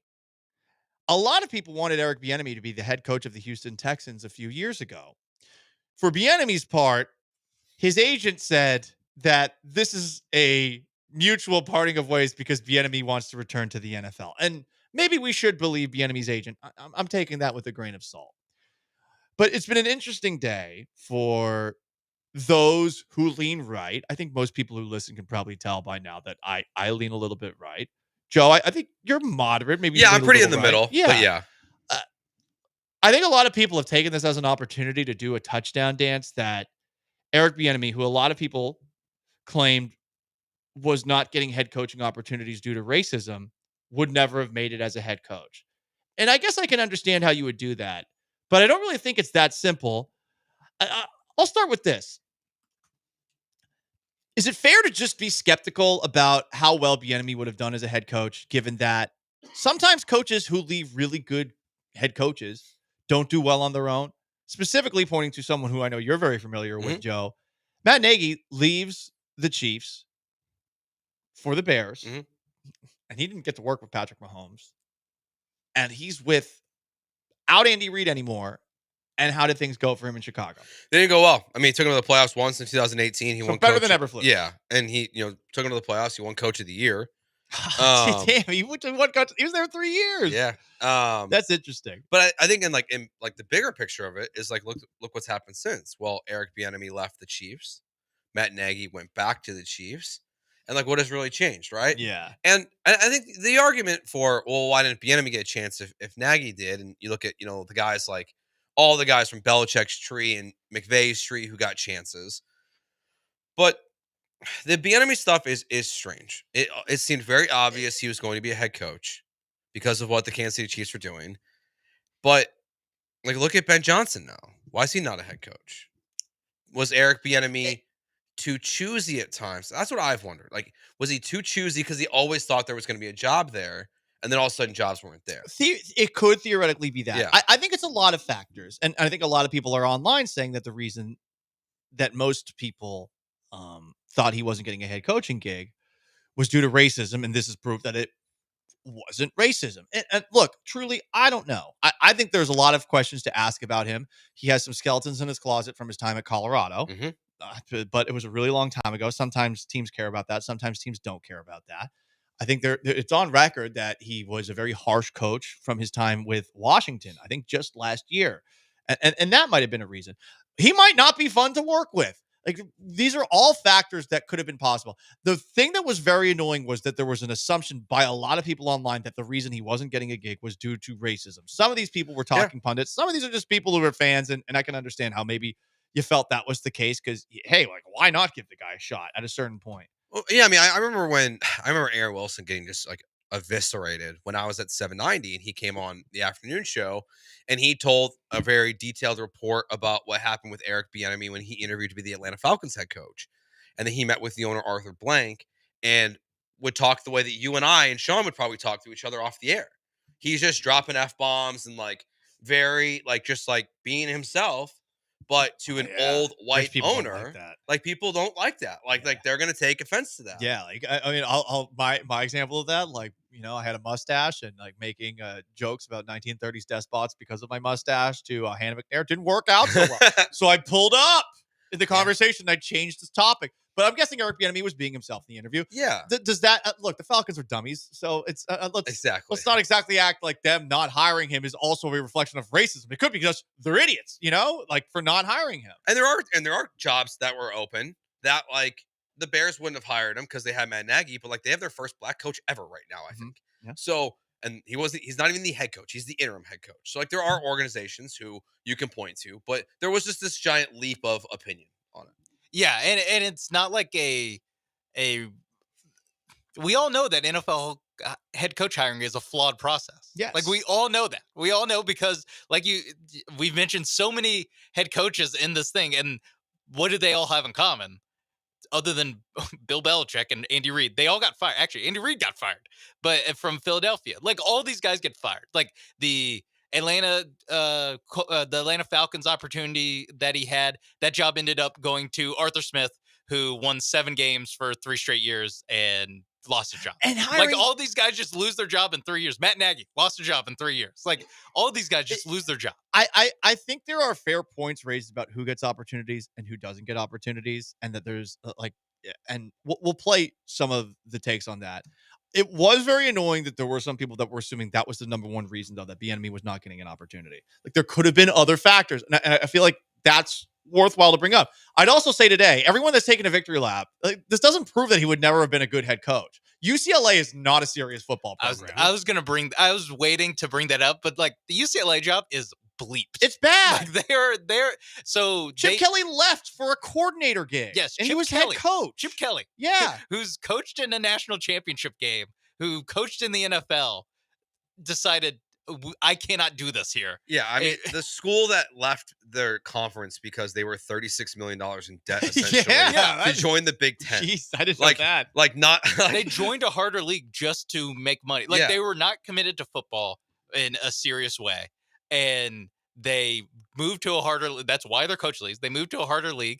They promote their running back coach because he was going to keep a complete portal exodus from happening. So like I had low expectations, I'd say, for the UCLA Bruins this year. They're decent. I mean, I think they ended up going like 4-8 or something, and they were not a good offense. But I also think that like the circumstances around this job matter, because this is a awful job. There was a clip too that was circulating, and like in addition to that factor, which I don't blame you on me for getting canned here or for pursuing NFL opportunities, but people were dunking on this clip by Mina Kimes. I get that Mina Kimes is not for everyone, and I don't want to sound like a white knight here. All I know is like people were like, "Oh, I can't believe that Mina Kimes thought that Eric Bieniemy wasn't getting hired due to racism." Okay, well, just listen to this clip. Is that what she says here? Is that what she says de facto? This was Mina Kimes on ESPN, I believe, last year after the head coaching hiring process had finished and the Texans had hired DeMeco Ryans, but all the other head coaches hired by NFL teams to that point were white. Mina, 5 head coaches hired, only one of them black. That's DeMeco Ryans. What does that say about the situation in the league with the lack of diversity at these coaching positions? You know, that it's a massive problem and doesn't appear to be getting any better. I mean, we've been doing NFL Live together for a few years now, and every offseason we seem to be having the same conversation. Every offseason there are new stories like this, or there's new studies substantiating the fact that this is a systemic issue in the NFL. Most recently, I would point people to a terrific series that the Washington Post did, where they looked at 3 decades of hiring data. And in that data, they found that black head coaches were more likely to spend time as mid-level assistants 9 years longer than their white counterparts before being given opportunities. They were less likely to be given the benefit of the doubt when it comes to hiring and inexperience. There's never been a black head coach hired without NFL experience. Numerous examples of white head coaches. They're more likely to become interim coaches, but then less likely to be given opportunities from there. I mean, I could go on and on. It's been about a year since Brian Flores filed his class action lawsuit against the NFL, alleging discriminatory practices. And the prevailing sentiment around the league is that nothing has changed. The prevailing sentiment I encounter in conversations with black coaches at all levels is feeling discouraged. So while we talk about Bieniemy, we should talk about him because he is a glaring example here. He is the face of a much larger and insidious problem in the NFL.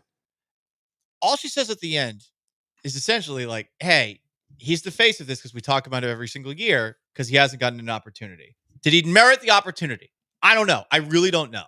But people were playing that clip and acting like everything that was said before, that last part doesn't matter because of that last part, because now Bieniemy has been fired at UCLA. And but she also like points out something that's also happened since then in her favor. She, mentioned coaches who have gotten head coaching experiences with very little coaching experience. Gerard Mayo is a great example of that. Yes, I mean, Antonio Pierce. You know what's a shame with the Mayo thing is like Mayo got that opportunity, and you want to talk about like guys who probably didn't deserve it. Like, he went to Israel with Bob Kraft 5 years ago, and he was the coach in waiting for Belichick for a while. Antonio Pierce got violations in the NCAA. He failed at Arizona State. Yeah, he's not been a good coach anywhere, and he's a head coach in the NFL. They're like unqualified people get higher regardless of race, but it is definitely a fair point that like more white coaches are getting higher than black coaches, and some of them never even played. Like Brandon Staley's a dork. Serious? Like, what are we doing, Chargers? So, look, was it very annoying constantly hearing Bieniemy's not getting a gig due to racism? Sure. It got old after a while. But I feel like today people have been doing a victory lap and they're using like a basketball to do it. They're using the wrong ball to do a touchdown dance. Can I tell you my biggest issue with this conversation? Hit me, Joe. Is they ignore the elephant in the room, that they focus on only the NFL level of this. 14 out of 133 FBS coaches are minorities. or black. 14 out of 133 college football coaches. Like all we talk about is the NFL. It's a bigger problem in college football. Like it's a way By, bigger like, problem in magnitudes. college football. Yeah. 14 out of 133 is insane. And that was after the hiring of the guy who's the UCLA head coach and Fran Brown last year. That's ludicrous. But we just ignore it. So like we pick and choose our battles. Yeah, and it's part of it's just like the NFL is good old boys, or just the biggest sport in America, Mhm. and also it is like one united like group of teams where 134 college teams. Like there's so many different varying like things sure. happening there. But yeah, you're right, and I know it's not a problem, but it's something people bring up in baseball with the lack of Latin American coaches, because that is like when you're looking at the demographics of the players versus the managers, there's also a gap there too. Fair point. Let's go on to George, ESPN 97.5, 92.5. He's Joe. I'm Paul. We got Sean behind the glass. Look, we said we were done talking about Aziz Al-Shaair on Aziz Al-Shaair 97.5 and 92.5. There is something that we do have to bring up before we move on from it entirely, because an interesting admission was made by somebody who has actually been pretty level-headed through this whole process that you wouldn't expect. Stick around.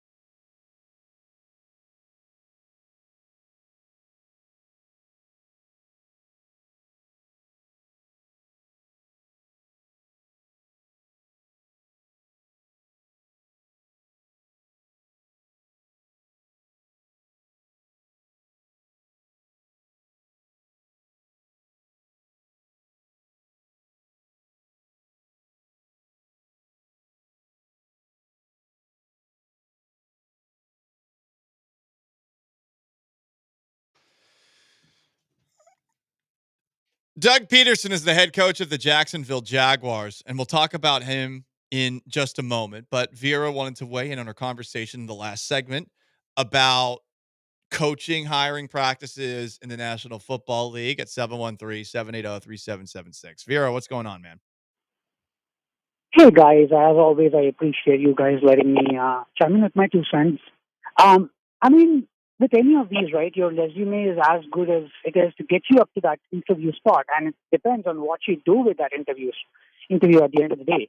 I mean, I know there was a lot of backlash for Houston when David Culley got fired, and when we did not hire Eric Bieniemy and stuff. But And Lovie I Smith think getting fired after a media, year, too. I think a lot of folks in the media have quoted this, but Bieniemy had about 15 interviews, and he flunked each one of them. Some of them, with different teams over 2 or 3 years. And when the word spreads, this guy just doesn't interview well, which means, and again, he benefited a lot just working for probably one of the greatest coaches of all time, first ballot Hall of Famer in Andy Reid, but never having called the plays, right? So I think it was ever going to catch up with him. But even genius minds, when they are working, with likes of Shanahan or Andy Reid, do get a chance to have their plan blueprint as to what they want to do with their team. And this guy did not interview well, right? So, and I think that's one of those things that yes, there may have been some hesitation with teams, but the real fact is he just interviewed really poorly and he can get a job. So It does I want to seem kind of that get your thoughts on it. I'll hang up and listen. Appreciate it, Vera. It does seem that was a big factor in all of this. And there were a lot of people out there who did put out this idea that racism amongst NFL owners was the number one problem. And it might be a situation where with other coaches that should be coaches now, it could be the reason it hasn't happened. But I think the difference in this situation is that you could say that there were skeletons in his closet. You could say that, hey, how's this guy going to do if he leaves a Hall of Fame head coach, as Vera just pointed out, and as I pointed out a little bit earlier. And on top of that, it doesn't exactly seem like he was the most fun person to work with, just based off of what Washington Commander players said about him just last season when he went off on his own, hoping that he would be able to find an opportunity for him that would lead to him being a head coach. And it still hasn't happened. Yeah, I think this is a really just classic example of both things can be true at the same time. If the NFL has a problem in terms of diversity, obviously they've tried to acknowledge that by the rules, the hiring practices that they put into place. Also, Eric Bieniemy, there's probably a reason why all these teams have passed on him. And because some of it's not even his fault. Some of it is, teams don't want to wait for a guy that's in the Super Bowl. It's why the Ben Johnson thing is fascinating this offseason. Can you afford to wait until after the Super Bowl if the Lions are there? Because what if he turns you down? You're screwed. So, both things can be true. The NFL is a problem. Eric Bieniemy shouldn't be too shocking at this point. He's not a head coach. Yeah, I think at this point, there's something else at play. I think saying it's race with him is a very it's a simplification. And I also think people doing the victory laps, he'd never be a good head coach because he failed at an unserious college football program. I also feel like that's misplaced a little bit here. I think there's a little more nuance in the conversation that we're seeing. Someone from the 713. How come nobody complains about there being more black athletes than white? Maybe white coaches are just better at coaching than black athletes. Oh boy. Just like black athletes are better than white. No big deal. Get over it. National media. I do feel like these are totally different arguments to be made here. Yes. And I'll also say, do we really know that black athletes are better than white? Look at the rise of the white defensive back. Look at the rise of Cooper DeJean. You see him plant Derrick Henry's ass to the turf? The day of the black cornerback is over. The day of the white cornerback has just begun. That's from Lord of the Rings. Actually happened in that movie trilogy. Gandalf said that. He said that happened at the end of Lord of the Rings, the Two Towers. And Cooper DeJean also apparently is towards the top of Pro Football Focus. It's pretty funny. Yeah, he's been really good. I didn't Iowa has two good corners. Riley Moss. The Eagles got a safety too. Blankenship. Yeah. The Eagles progressive. Yeah. Yeah, man. We'll wait and see. Eric Bieniemy, people are already speculating he might be back with the Chiefs this offseason. So he 100%. That's what Josh McDaniels did with Belichick. That's what Nagy did. Right. That's because people were saying Nagy could be in consideration for jobs. Which would shock me. But. Jets. And look, some people are bringing up the things that Eric Bieniemy did in the past that also could be red flags. Junior Broncos did. Phil and PA did. Like, Yes, but I he's got some ugly skeletons at Colorado. Some teams overlook those things. Others don't. I would imagine at the very least they were all aware of it in the same way that I just started watching Vice, the Dick Cheney movie last night. With there's a moment where Steve Carell playing Donald Rumsfeld talks to Christian Bale's character of Dick Cheney and says like, "Oh yeah, we noticed the 2 DUIs that you had in Wyoming." Like, yeah, sometimes that's a factor. Sometimes people overlook it. Yeah, it's like if you don't want to hire them for other reasons, that's the reason you don't hire them. If you want to hire them, you overlook it. It is just as simple as that. Yeah, but to what Mina Kimes, the clips is pointed out, as I think that there are a lot of coaches who get the benefit of the doubt for these things, and they don't deserve them, and they get second chances, and they don't deserve them. And I mean, he got to the OC job. So, like, what's the difference between if you got all this Colorado stuff? I get it. I don't disagree with those people, but he was an OC in the NFL. He had one of 32 jobs as an offensive coordinator. Why couldn't he also be a head coach? Like, that's why I think that to me is why it's not apples to oranges to bring up the past when he's already got the second highest job you can get on a coaching staff, basically. So I don't know if he'll ever be a head coach. I really don't care, honestly. I don't either. Like anymore. It got the constant hand wringing over. Like, why isn't he getting an opportunity? It got old.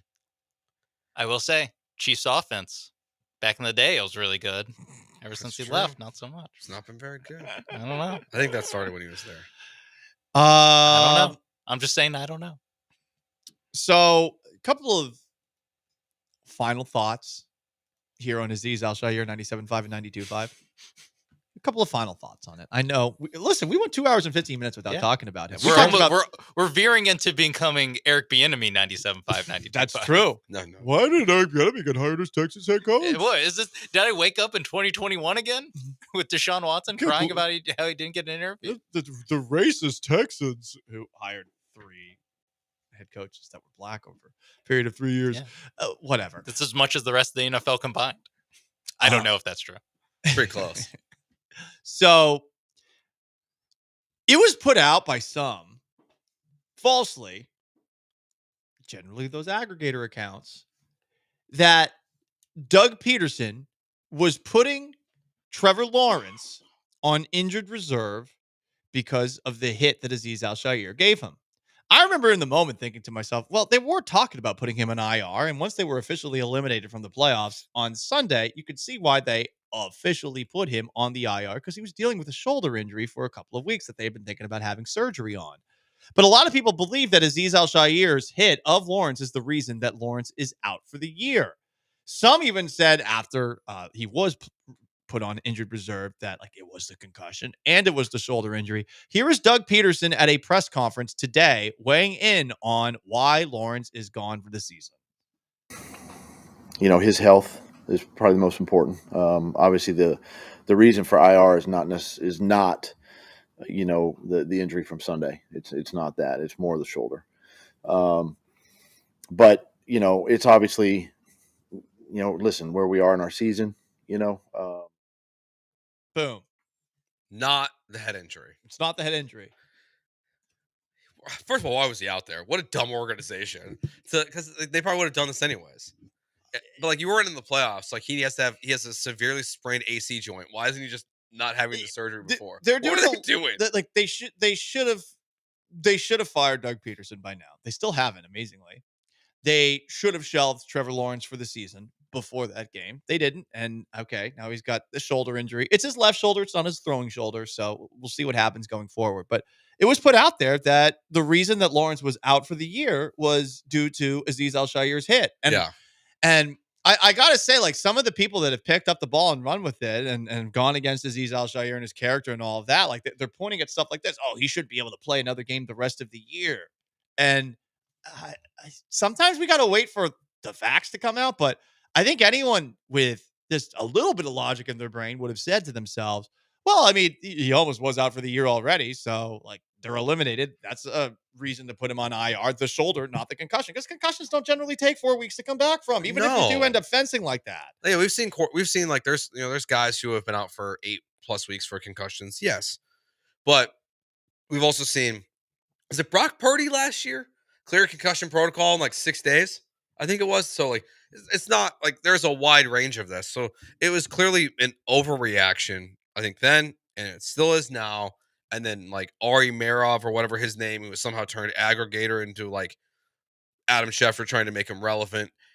Like he was the most guilty of the concussion tweet for saying that's why Trevor Lawrence was out, and he's factually incorrect. I did see Pro Football Talk put out a story about Aziz. Yeah. They were able to get they obtained the full list of Aziz Al-Shaair plays that resulted in his suspension. Okay. They said there are 13 dating back to 2020 of what makes him a habitual line stepper. 13, that's a lot. 7 of them resulted in fines.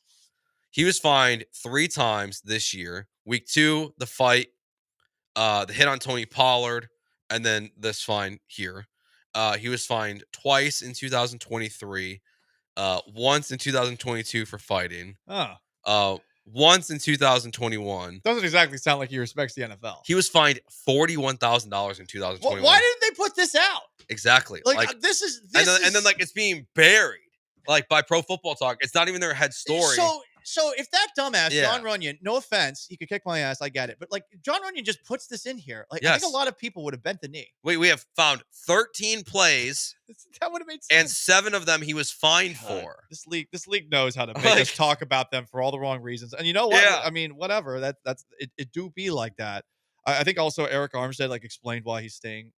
He's taking Aziz Al-Shaair's back. Yeah, because he's friends with them. Yeah, they're friends. B, it's a play like that in which like it's bang bang. That's what Eric Armstead said. Defensive players should stand up for him, even Trevor Lawrence's teammates, and Trevor Lawrence should understand that. And on that note, Goodbye, Aziz. right now I'm looking like Connor Wigman. I got a Texas A&M helmet on, Texas A&M jersey on. I'm walking out into the middle of Kyle Field. I'm walking out into the middle of ESPN 97.5 and 92.5, a place that was once known as Aziz Al-Shaair 97.5 and 92.5. I'm taking a deep look around like it's the end of Fresh Prince of Bel-Air or any sitcom at all. Mr. Feeney at the end of Boy Meets World. I'm just standing in an empty room.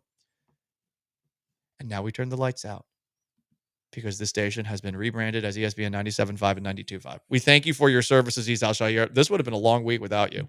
Yeah, shout out to We you. made it through the bye week. We made it through the bye week thanks to habitual line stepper Aziz Al-Shaair. We all salute you, Aziz. Thank you. We wish you well in the next 3 weeks to come. Thank you for your service. Up next, we pick the 6 best games of the football week, and then we pick them against the spread. Stay put. First, let me tell you about my friends at MyBookie and MyBookie.ag. It did not look great in the first half, like Lions and Packers was going to hit the over, but it did. It was 51. We got 65 points in that game, making you money. And guess what? If you bet on Thursdays, it's a risk-free bet, so you wouldn't have lost any money had you made a bet yesterday. But okay, fine. You didn't make the bet. You're feeling bad about yourself. You're thinking about what's the meaning of life. Well, how about you bet on this game? Texas, Georgia. The spread for this game, Texas is favored by 3 points. But I am once again taking a look at the over-under. The over-under for this game is 50. What? And I get that the last game between these two teams did feature, what was it, like 30 to 15, 45 points. Do any of us think that these two teams are capable of doing things on offense? Like, honestly, the only way I think that this game gets over that over-under is if both Carson Beck and Quinn Ewers are throwing pick sixes. So I'm taking the under in Texas and Georgia and the SEC championship game. We will pick that game against the spread next, and you can pick any game you want at mybookie.ag. You enter promo code BET975 for a deposit bonus that will double your initial deposit. Mybookie.ag, promo code BET975. Bet anything, anytime, anywhere, only with mybookie.ag.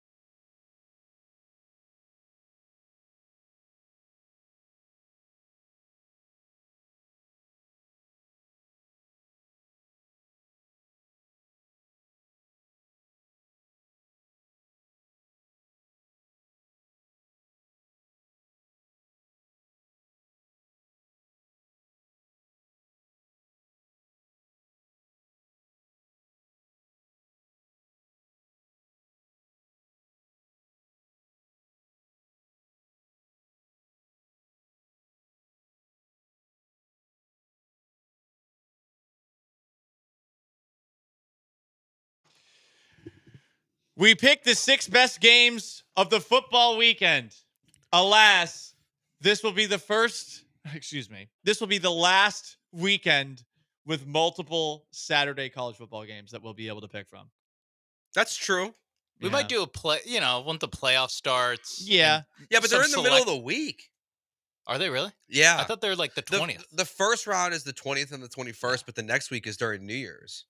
Yeah, but we won't be doing a show. We might be picking remote on those ones. Yeah, that's true. So I'll be on the air, I'm sure. But this is humble brag. It's not a brag. Hard working. Are you taking some days off next week? Because I'm gonna have to work those days most likely. So okay. Lunch Pail Joe. Paul went 4-2 last week. Thank you.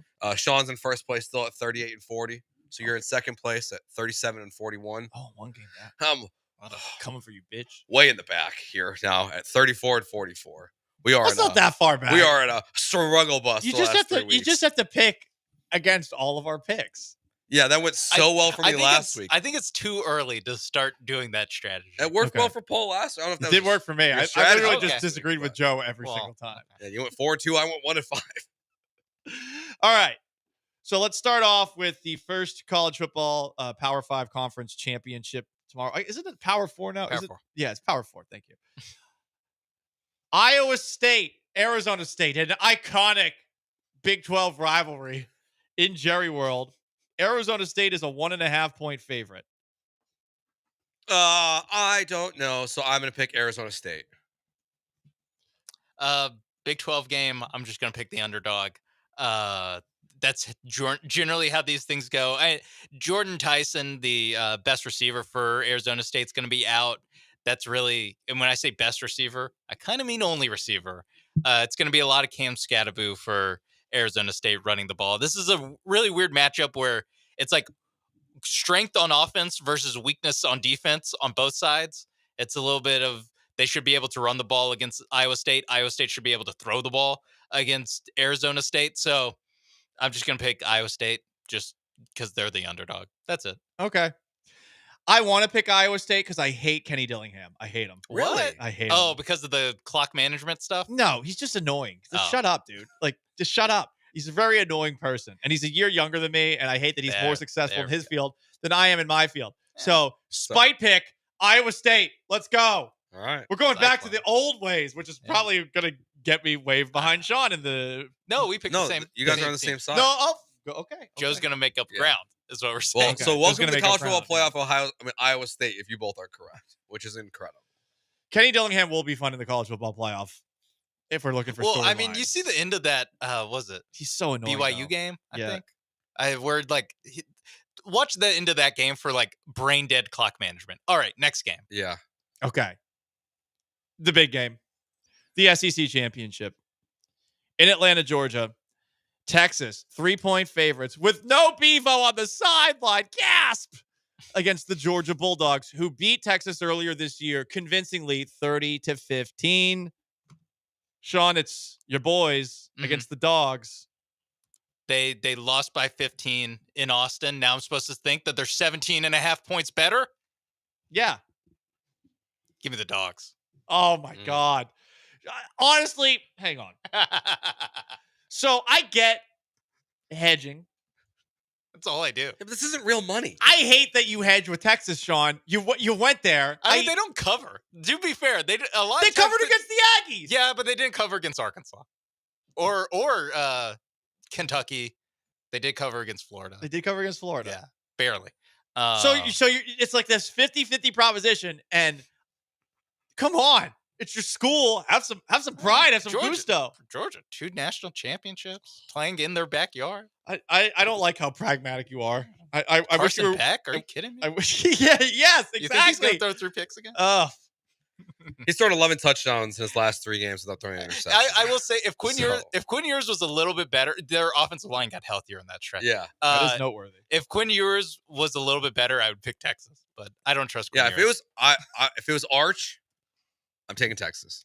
There was a side. I'm taking Georgia. You're taking Georgia? Yeah, plus okay. I am taking Texas just as a sidebar with the Carson. Your friends talk to you?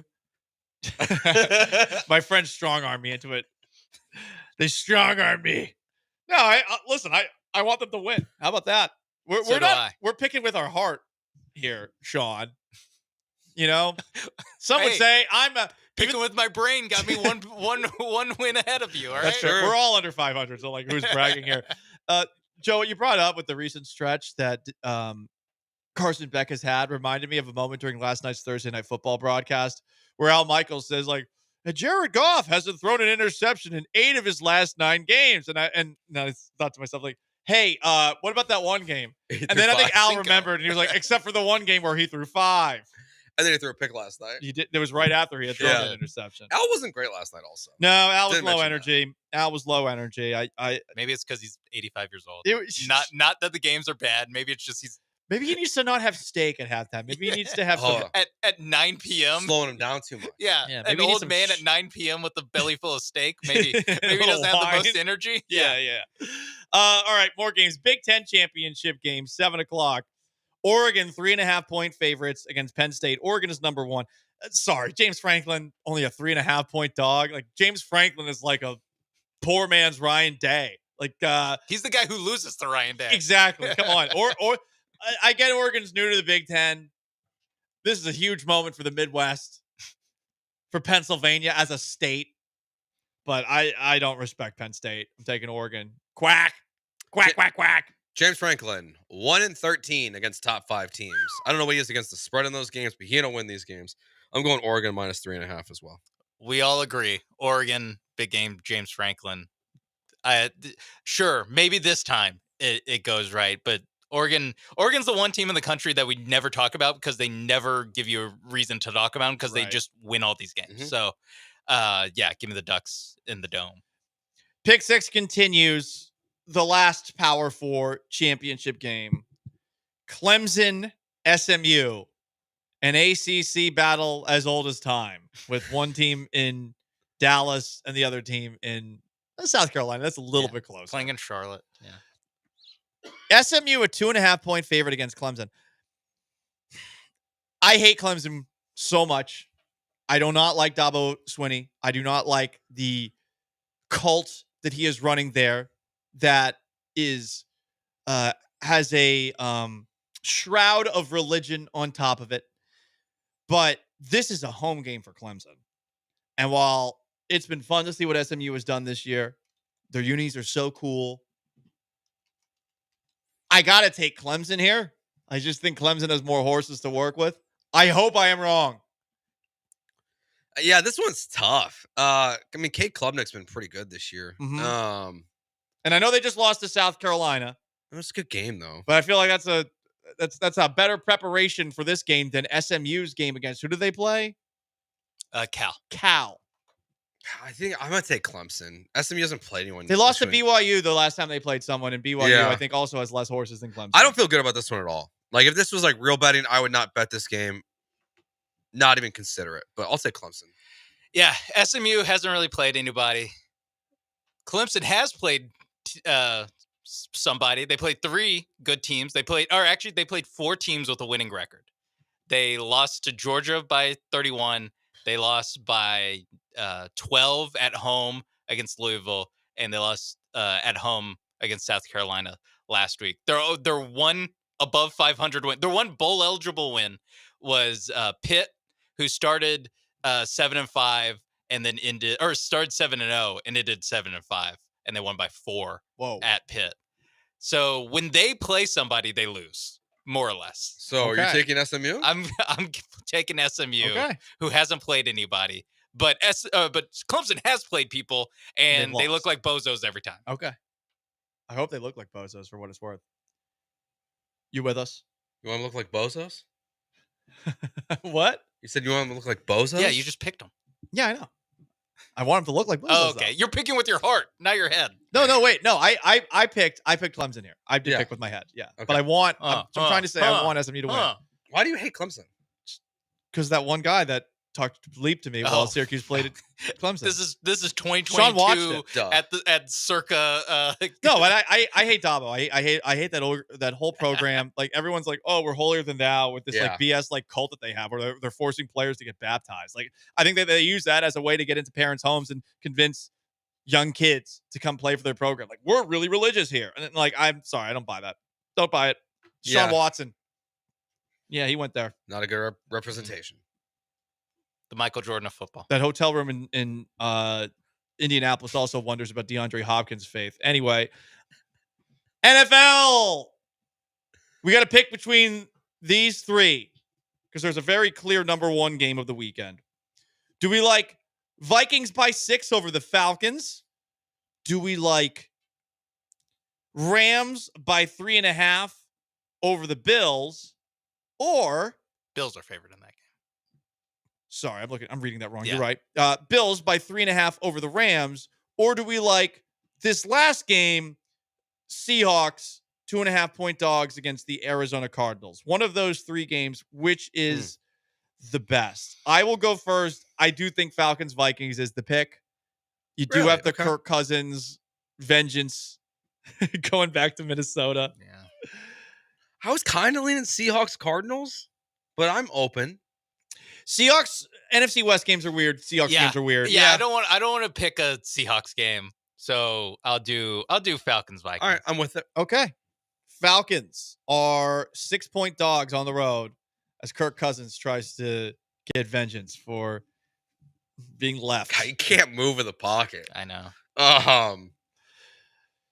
You have been poking holes in the Vikings for a little bit. I don't. Yeah. This is a. But last we saw Kirk Cousins, he They're was 10-2. God, he looked terrible. Stinking up. Yeah, I'm gonna take the Vikings. They just keep finding a way, man. Aaron Jones, he's carrying his babies like football, so he doesn't fumble anymore. Apparently, I don't really know how that what he's helps. doing? Apparently, yes, that's what he said. I don't know how old his kids are. So I hope small, the safety, but not of too this. small. Yeah, right. Like you don't want them to be like 6 months old doing this. Yeah, gotta be at least a year. I'll take the Vikings -6 in this one. I'm going to take the Falcons to cover. Okay. Yeah. Too many dang points. Ruh-roh.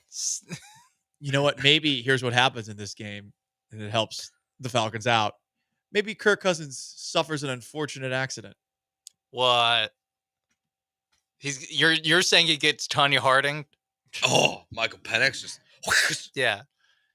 I mean, takes his heel out. Falcons fans want it. Yeah, Falcons fans. Let's be honest. Like Atlanta wants. They the black should quarterback, want it. right? Like I would too. I would too. It's like, This reminds me so much of the Quinn Ewers Arch Manning thing. Yeah, everyone wants the backup. All right, Sunday Night Football. This is the game of the weekend in the NFL. We got the Kansas City Chiefs, who just keep on winning. That was so lucky on Black Friday. 4-point favorites at home against the Los Angeles Chargers and Jim Harbaugh and Justin Herbert. I'm gonna take the Chargers to cover here. Of the Chiefs' last 4 wins, 1, 2, 3, 5 wins. 4 of them have been by 3 points or less. So they just keep playing close games. I mean, they beat the Broncos by 2. They beat the Panthers by 3. The Raiders by 2. They beat it's just they're all these close games. So I'm taking the Chargers. The Chiefs they're not blowing anyone out. I know Patrick Mahomes is asking for it, but they're just not doing it. So the Chargers. Here's the big problem, I think, for the Chargers Sunday, and it's a night game, and the temperature is going to drop, but they could use some snow. I did the same exact thing that you did, Paul. I It's think gonna our last search is very similar. Kansas City weather. Right. So in the day, it's going to be 58 degrees. Beautiful. The low at night is going to be 37, but I mean, that's going to be in the middle of the night. You know, we're talking like after midnight. I feel like if this was like a snow game or a cold game, like Kansas City wins, and it'll be a close one. I don't think this is great for the Chargers. It's not bad for the Chargers. I want to pick LA badly, but the Chiefs keep on winning. I feel like you got to be crazy to pick against Kansas City or Detroit at this moment in time because they just keep taking care of business. And I know there's the spread and all that stuff, and I think the Packers did cover last night, but 4 points. I think the Chiefs get a touchdown win. Okay. Sean? Give me the Chargers. 4 points. Have the Chiefs beaten anybody by 4 points this year? They're 11-1. Not much. I mean, not many games. Yeah. I can't trust the Chiefs. I think they only have 2 games this year that they've won by more than a touchdown. Love it. They beat the Saints 26-13 and the 49ers 28-18. Everything else is by less than a touchdown. Yeah, I'm looking at 4-7-1 against the spread this season. Yeah, give me the Chargers. I wouldn't be surprised if they win this game, honestly. But yeah, they can't keep getting away with it. This is the Jesse Pinkman special. But you know the hard part is that like They we just keep getting away with talked it. about the Falcons game. Like the Chargers, they kind of struggled for most of that game. Yeah, they did. Until Kirk started giving them the ball. They did. All right, it is Gallant and George. That's our pick 6. We pick the 6 best games of the football week, and then we pick them against the spread. We'll see how the standings fare next week. Up next, most tired Texans topic that you can remember. This side of Aziz Al-Shaair. We'll also do garbage time. Stay put. Let's talk about O Athletic, 767 North Shepherd in the Heights is where you find them. OAthletic.com, OAthletic on Instagram. Do not wait till 2025 to start working on your goals. Get ahead of what you're going to start doing in January. Don't wait for everyone else to start their New Year's resolutions. Get to the gym now. At O Athletic, you can sign up for a personal trainer. You can participate in one over their 100 classes. Plus, they'll be doing a lot of cool stuff coming up in the new year, including a big charity event that they will be taking part of. And it sounds like I will be taking part in as well in the new year. So don't wait till 2025 to start working on your goals. Work on them now at O Athletic.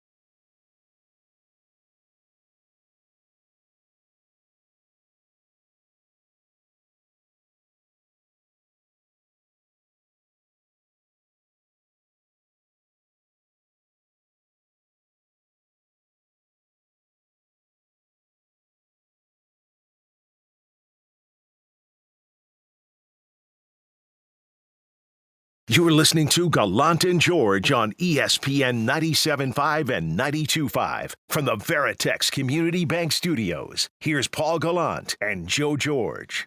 Last chance to dance, Gallant and George. Threw this question out.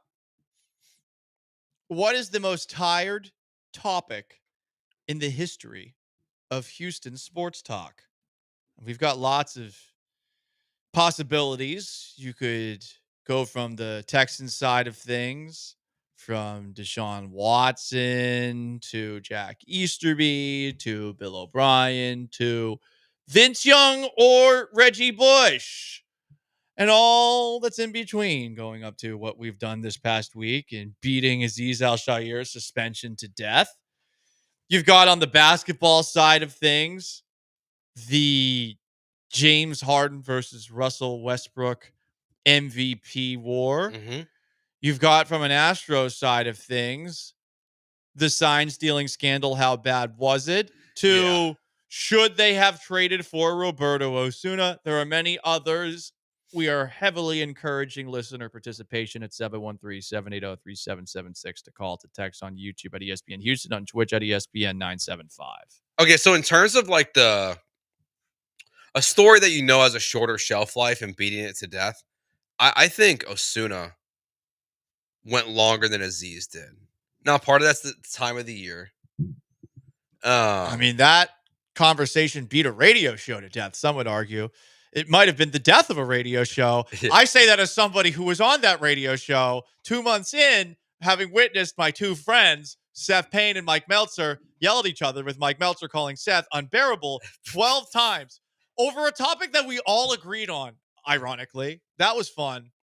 It's great getting promoted to a 3-person show, not realizing 3-person shows don't work. God, and on top of that, your two co-hosts have this happen. Oh, boy. I just remember going in that night, and I think I was producing for Jeremy Branham and Josh Beard that night. And we just kept playing Unbearable over and over and over and over again. I wanted to lean into it. I don't think they did. Yeah. Well, the rest of the station did. Yeah, I know. We all just kept playing it. Yeah, they wanted to move past it. And I was like, we kind of have to lean into it. And I think we just moved on like it never happened the next day. That's fun. Yeah. It's fun. Not the most awkward day I've experienced in an office in a radio station. But there's plenty more, huh? I went to a radio station. I went to work one day when I was my first part-time job. And that afternoon, it got leaked that the whole station was being shut down. Oh, that's fun. In 4 months, yeah. Well, it was like the FM station of WGN, and it was being killed. Damn. Yeah, it was very awkward, especially when the program director was hosting the midday show when it got leaked and his co-host didn't know. It happens. Yeah, but I think that one was longer than Azeez, because Azeez is done, right? Like, we're not going to keep going. I think long term, we would think, unless Azeez comes back and starts headhunting. Yeah. But we've got 3 weeks till that. 3 weeks to post on Instagram. Yeah. I think the one I was most tired of was Deshaun. The Deshaun Watson one was 2 years, and I was gone for much of it, and I'm so thankful I was. I mean, Paul, for 2 years, all we talked about was the sign stealing scandal, COVID protocols, and Deshaun Watson. Right. Like, that was sports radio from 2020, basically, pretty much until CJ Stroud got drafted. Watson had 2 layers, because at first it was, hey, the Texans are screwing him over. Yeah. They're holding him back. He's an MVP on a 4-12 team, which was crazy from afar. And then it turned into, oh my God, he is a POS. Yeah. So there were just two huge topics with him. The guy refused to play football for the team here. And then it was found out that he is just asking for extra favors from every masseuse therapist in the effing city. At least that one had like a twist. What a twist it was, like Sean. at least that one. That's what he was asking for. At least it wasn't the same conversation over it. Like there was a turn. No, can't really say that one either. No, you can't. This is very hard. Evolution? There's an evolution in that where it took a unexpected turn for their, you thought, like you said, you thought it was all Texans blame, and then it turned into, no, wait, Deshaun's terrible. Like, it hasn't really stopped yet. No, but at least if we don't look have at Pro Football Talk. Like their top story right now is Deshaun Watson case resolved. Yeah, NFL no suspension. At least we don't have to talk about it. Yeah, I vote for. Well, is Astrodome exempt from this? Texter said Astrodome. Yeah, I would say no, it's not, because even like they're only 1 day conversations. I've been doing I've been in this business in local since 2017, and I feel like I talk about it at least once a year. I'm sure you feel the same. I was gonna way. say 3 times a year. One of the days you were on vacation, I went on a rant. I know. about I it. listened to it. Yeah, What is dead I may heard never it. die. We're good for 3 times a year. An Yeah. Astrodome conversation. I think sign stealing is probably the one that I was most like sick of. Mostly because unlike Deshaun Watson, like there's no like turn in it. There was just like beating the same dead horse over and over. And I think we all, for the most part, agreed that, like, hey, these are our guys and other teams did it. So, yes, they did it, but other teams did it. And we were basically all yelling, like, why would anyone accept that other teams did it? It was just arguing with people that aren't listening. Right. And I was like, this is so stupid that we keep doing this. Like, the people you're arguing against are not listening. They don't live here. Everyone else agrees.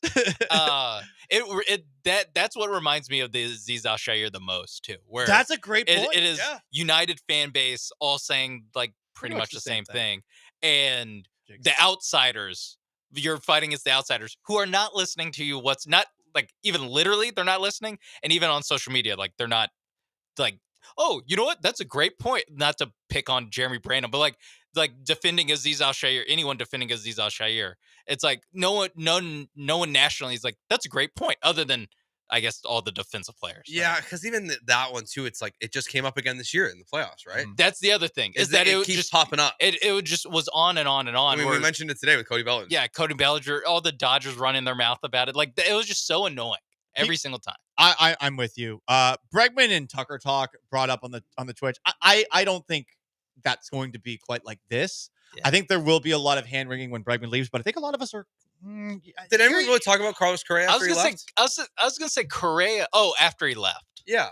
Not really. And that's the thing. Like, sorry, the Astros ownership doesn't pay their players, so we have to talk about it all the time. Yeah. Like, I don't think this is the same conversation. This is like, are you going to keep a player or not? We have those conversations. I honestly think, and Joe, I mean, since Joe, you're here for it too. I think the Carlos Correa one was more annoying than the Alex Bregman one. Mm-hmm. Because more people, Correa coin, all that stuff. And more people like kind of know what's up with the Astros now, where like people are bracing for Bregman to leave, just like next year they're going to be bracing for Kyle Tucker to leave. So I feel like Correa was the one where it was like a tipping point of like, oh, they're definitely not, like they let George Springer walk. Maybe they'll bring back Correa. And it's like, no, they're letting all these guys walk. With George, we all knew that, like, when you go back to the history of it, with the way his minor league to the majors was handled, like there was bad blood, injuries too. Yeah, the injuries. Yeah, he was like less sure of a thing. Yeah, I mean, there was never even a reported. We don't even have the Alex Bregman, Carlos Correa reported contract offer to George Springer on record anywhere ever because it didn't happen. Yeah. Phil and PA is bringing up Vince Young versus Reggie. Wasn't here yet. Yeah, wasn't here. As someone who was here, that's a good one. That's probably the number one. And with the pre-draft conversation is the effing worst. And imagine you got 3 to 4 months of it with the most iconic college football player probably of the last 25 years that did not play quarterback in Reggie Bush, and a local guy who played football at Texas who had just won a national championship. Like it's the perfect storm. And there's race involved. And it's a team that needs a quarterback that never drafted a quarterback early. Yeah. And they drafted Mario Williams. Believe me, I get it. What a great twist. Talking about the twist. That would have been a lot. The so Mario Williams, the day, I still remember the day they said that back in the draft where they would just say who they're going to draft a week before. I still remember like, oh, they're choosing Mario Williams and being in a room with people that were livid. Yeah. Because it's like, because I'd imagine that at least most people, if like you're a team Reggie, you would have taken Vince over Mario. It was like it's like everyone kind of came together. I would imagine like being pissed off. Phil and PA saying it, by the way, was more than 3 to 4 months too, because the Texans were so bad. Yeah, no, it was a little bit of the Texans Colts from 2022. Yeah, where it was like there was a game I want to say against like the 49ers or someone, where it was like if they lose this, they have the inside track on the number 1 pick. Like they're tracking getting the number 1 pick to pick Reggie Bush or Vince Young. Yeah. The entire season. Even if you think about like I imagine CJ versus Bryce would have been huge if the Texans had the number 1 pick, but they didn't, so it wasn't the same. I think all of us knew we didn't want Will Levis besides Jeremy. Although he's trying to look at the numbers. I know 30 touchdowns, 8 interceptions since he got back from being injured. Not a lot of wins. I'm just saying. I can't get over the beginning of the season for Will Levis. 30 touchdowns? Yeah. Since he got back from being hurt. That's this year. No, I think that's a on pace. On pace. He would be on pace. Gotcha. Okay. Oh, okay. I was about to say, like, what? How did that slip through the cracks? Good God. 30 Oh, touchdowns. 17 game 5 pace. years? Yeah. 5 Yeah. games. Yeah. 30 touchdowns, 8 picks. Calm down, Jeremy. The war's over. You're the I you're the man in the jungle that fought for Japan. It's Eat that mayo. 1967. CJ Stroud keeps stinking it up. I don't know. We might revisit it. I mean, some people have revisited the Bryce Young versus CJ, Which is insanity. Yeah, there's been a lot of insufferable sports talk topics. A lot of in unbearable Houston. sports topics. Yeah. I do think ultimately it is, like, especially since, like, sports talk radio used to be the only thing. I think you do have to tip your hat to Vince Young versus Reggie Bush. Definitely. And the plot twist at the end of Mario Williams, who was the correct pick ultimately. It was the right pick. It was the right pick. So upset. It's funny. I think the sign stealing scandal's gonna be getting close because it's not slowing down still. Yeah, but again, like, it's the same thing as someone bringing up with Jack Easterby. Like, everyone agrees. Easterby's. Yeah, but we were all right about Easterby. Who was there anyone who defended Easterby?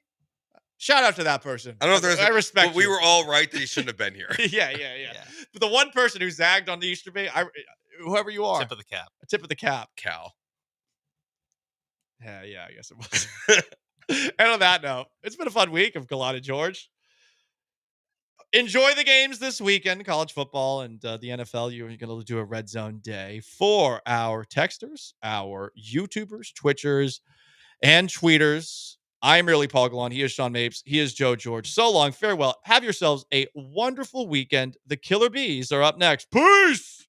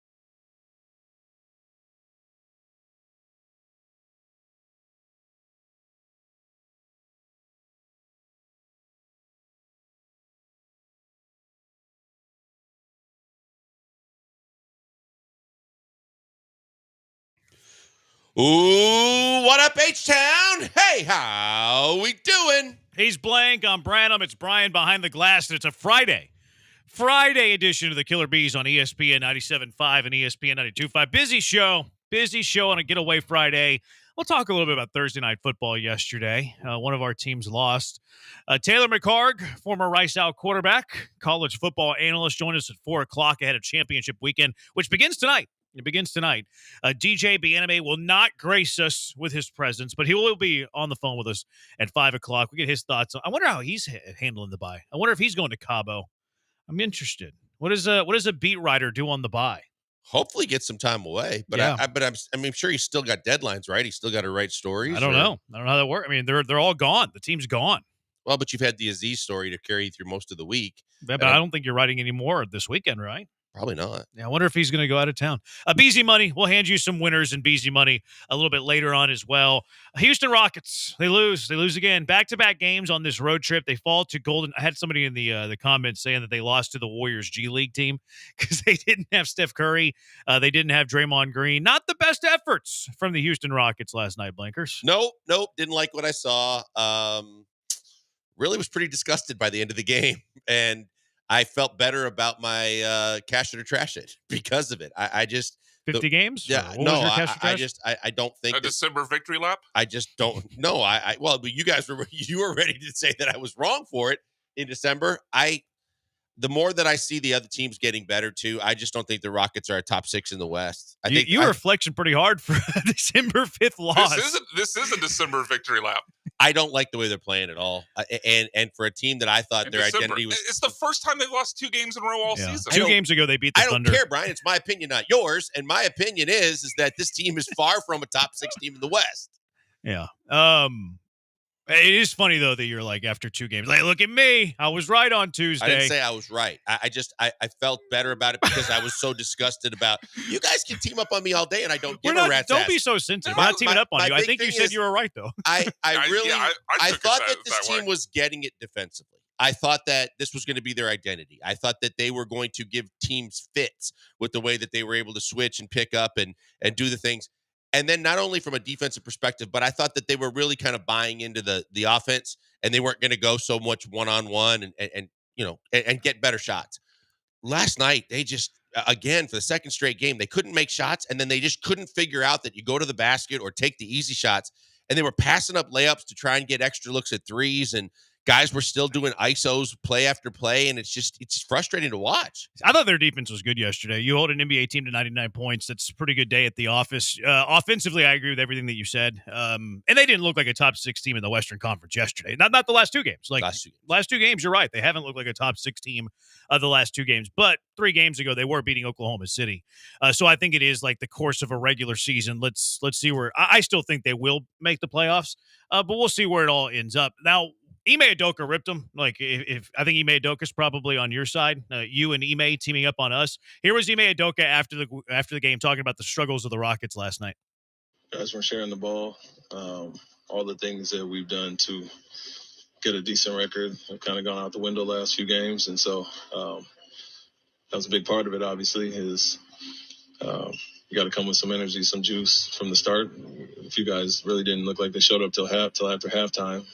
But still, with all that said, you hold somebody at 99 with 2 guys really hurting us coming in, and Wiggins 56 out of 99, and you're struggling offensively to get rebounds, to hold on to the ball, to play with physicality, aggression, and some assertiveness. And so one of our softest games since I've been here for sure. Wow. There's some big words there, calling his team soft. He's been extremely outspoken the last 2 games, which has been fantastic to hear, but he isn't wrong. I mean, Kuminga's been a guy that's been basically the poster child for being the laughingstock of who the Warriors fans point all their fingers at, because he's been completely a disappointment, and you make him look like a star, and you're not playing with Steph or Draymond.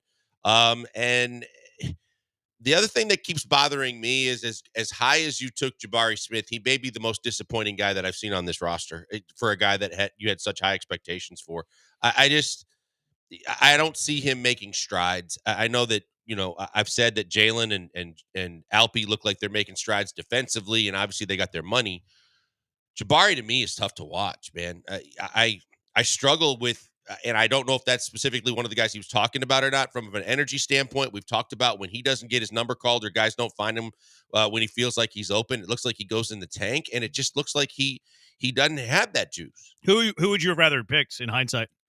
Well, I mean that I'd have to go back and look at the draft because it was a 3-person draft, and you up until the final week, everybody said you were going to get Banchero, and then Banchero went number 1. At the time, I thought Jabari was the most talented player coming out. I really did. I thought that he had a higher ceiling. I thought that he had so much that he could continue to develop in terms of a skill set, and it's just offensively, I just haven't seen it. Yeah, I to me, it's about defining who he is and like what he is as a role. Like he's not going to be one of your top scorers. Alpi Şengün's going to be a better scorer than he is. Jalen's going to be a better scorer. Fred VanVleet's going to be a better scorer than him. For me, Jabari needs to settle in to be the guy that gets you 12, 13, and 10. I think he should be a double-digit rebound guy and then hit 35% of his threes. And if he could be that role, that's very helpful for any winning basketball team. If he's your third or fourth option offensively, probably further, he's probably your fourth option offensively. Like Alpi's a higher option, Fred VanVleet's a higher option. I would say that Jalen Green's a higher option. I knew I was missing somebody. So, like, those are 3 guys ahead of Jabari already. So, if he's your fourth scoring option and he's giving you double figures, well, go out and get 10 rebounds and hit 35% from 3 and knock down the open shot. So, to me, it's like establishing himself in that role. I'm overall okay with where Jabari is going, but he's not a guy that I look at for consistent scoring. I look at him for consistent rebounding and knock down the open shot whenever the open shot presents itself. And if there's one player that I was really disappointed in and have been really disappointed in is Jalen Green. His shooting inconsistencies are still there, and it's getting to the point, yes, I've defended Jalen Green, and you're still not going to do anything. You can't trade him this year. It's to the point where this is just kind of who he is. Like, I understand he's a young player, but he's also in his 4th year in the league, and the shooting has been about what it's been for the entire course of his career. And when you look at the Rockets and you're trying to, like, establish, well, what's wrong with the Rockets? Like, and I don't think anything's wrong with them, quite frankly. Like, if you would have told me before the year that the Rockets are 15-8, 23 games into the year, and they're tied for second place in the Western Conference, I would gladly take that. It's more, how can they get better? Like, how could they take it from being like this, great start to then making the postseason? Or then once they get to the postseason, how can they be a threat in the playoffs? I think defensively they're fine. What is the one area they can step up? To me, it's scoring. They have a very mediocre offense. I think it was 15th in the league going into yesterday's game. So for them, in my mind, to take that next level, what is it going to take? To me, it's more offensive firepower. I think it's fair to be like, okay, well, let's see what Jalen Green looks like in year 2. And you need more than 23 games. Let's see what it looks like in, 50 games. You can't trade him this year anyways.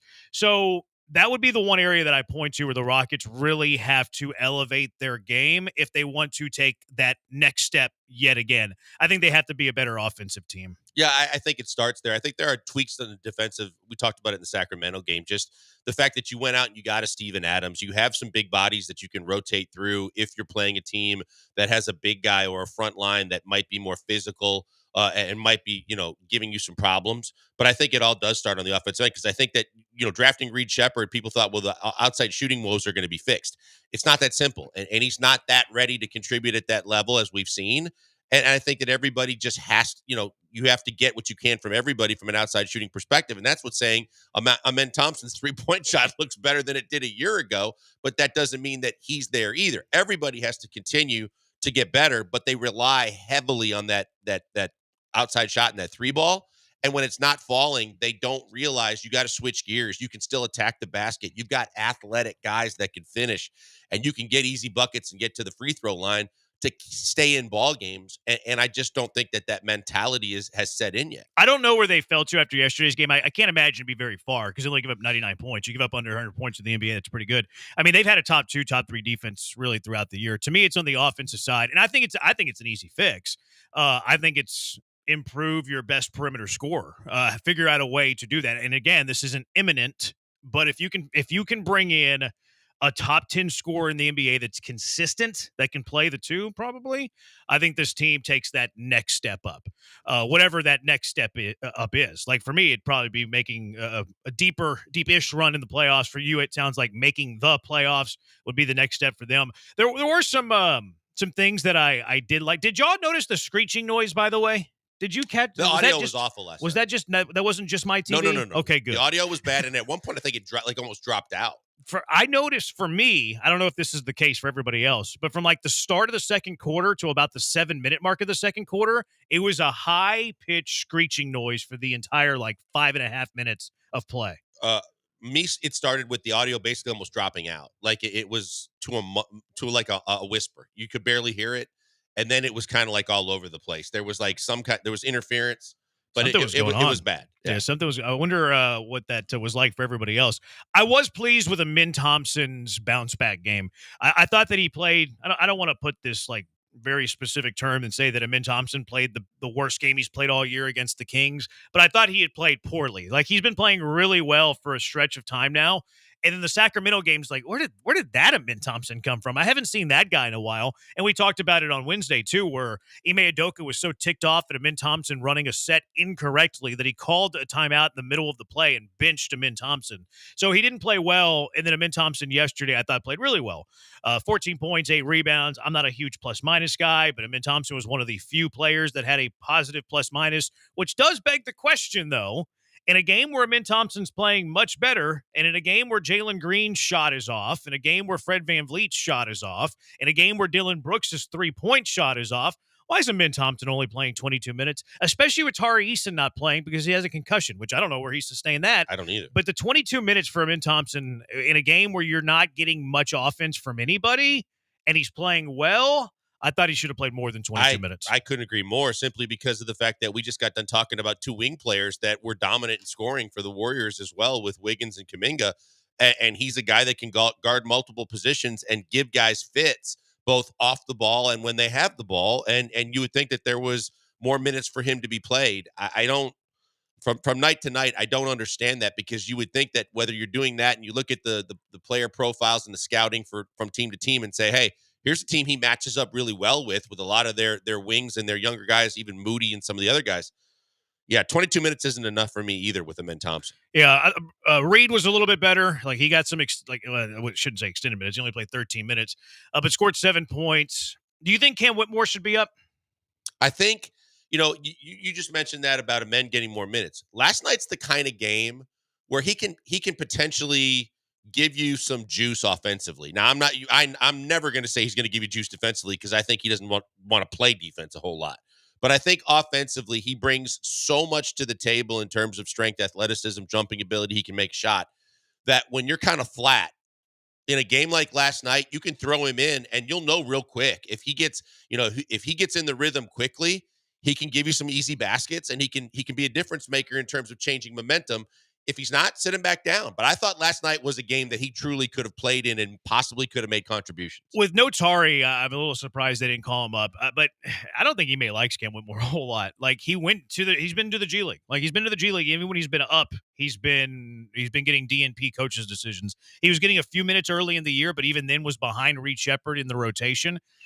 I just don't think Ime likes Cam Whitmore. I don't think you're wrong. And I think that that's one of those where at a certain point, and Cam wasn't drafted as high and therefore had the kind of status coming in that a Jalen did when Ime went above and beyond several times to kind of connect with Jalen and work with him.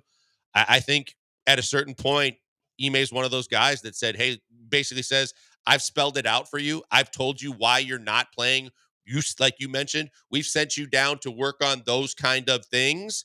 There's also been a couple of mental blocks where, because things aren't going your way, you've kind of checked out on us a few times. Mm-hmm. At a certain point, if you're not going to show me an improvement in your attitude, which should be no problem, and the way that we're asking you to play, then I don't have minutes for you. Yeah, Texture says, why doesn't Cam play? I think it's that. I think that he's kind of single-minded offensively, and then I don't think he really cares much about the defensive side of the ball.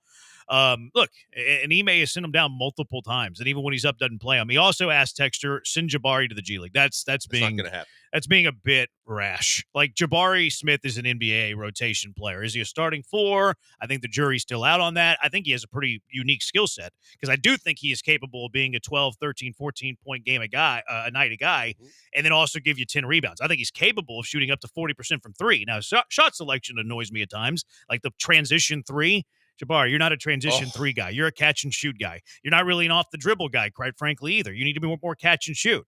I don't mind if he has a mismatch to rise and fire in the mid-range game, but Jabari Smith's not a G leaguer. That's ridiculous. No, but I was thinking about last night. Reed, I wouldn't mind seeing Reed get down to the G League a little bit just to get some extended run and just kind of work on his game a little bit, get his rhythm back a little bit. Because I think as a young player that's played as much as he's played when he played even at Kentucky, coming into this situation, it's got to be tough where he doesn't know if he's going to get minutes, when he's going to get minutes, and then how long he's going to be on the floor, to where if he's going to play that sporadically, I would like to see him get some run in the G League. Yeah, I could go either way with that. Like, I can understand where you're coming from, confidence, run a play, like all of that. I also understand the other side of it, where it's like, hey, you're going to play 15 minutes a night. You're going to do it against the best competition, and you're going to slowly figure it out. So I could go either way on that. Brandon T, I was getting that noise too. And then Texture, I just got done telling my son the Rockets are looking pretty good. I think we'll go see a game this year. And then last night happened. Yeah, Branham foot and mouth, it definitely happened. All right, lots to get to. Taylor McHarg will be joining us at 4. BZ Money at 5:30. DJ Bieneme later on in the program as well. But Aziz, just kidding. Just kidding. Gotcha. How about that game last night in the NFL? Lions, Packers. What about the cojones on Dan Campbell? Do you agree with that decision on fourth down? 713-780-ESPN, the HRP listener line. We're on the Twitch, twitch.tv/ESPN975. We're on YouTube at ESPN Houston, Twitter, ESPN975, Blankers at Pac-Man Joel, Brian at Sacked by BMAC. I'm at Jeremy Branham. We are collectively the Bees on ESPN 97.5 and ESPN 92.5.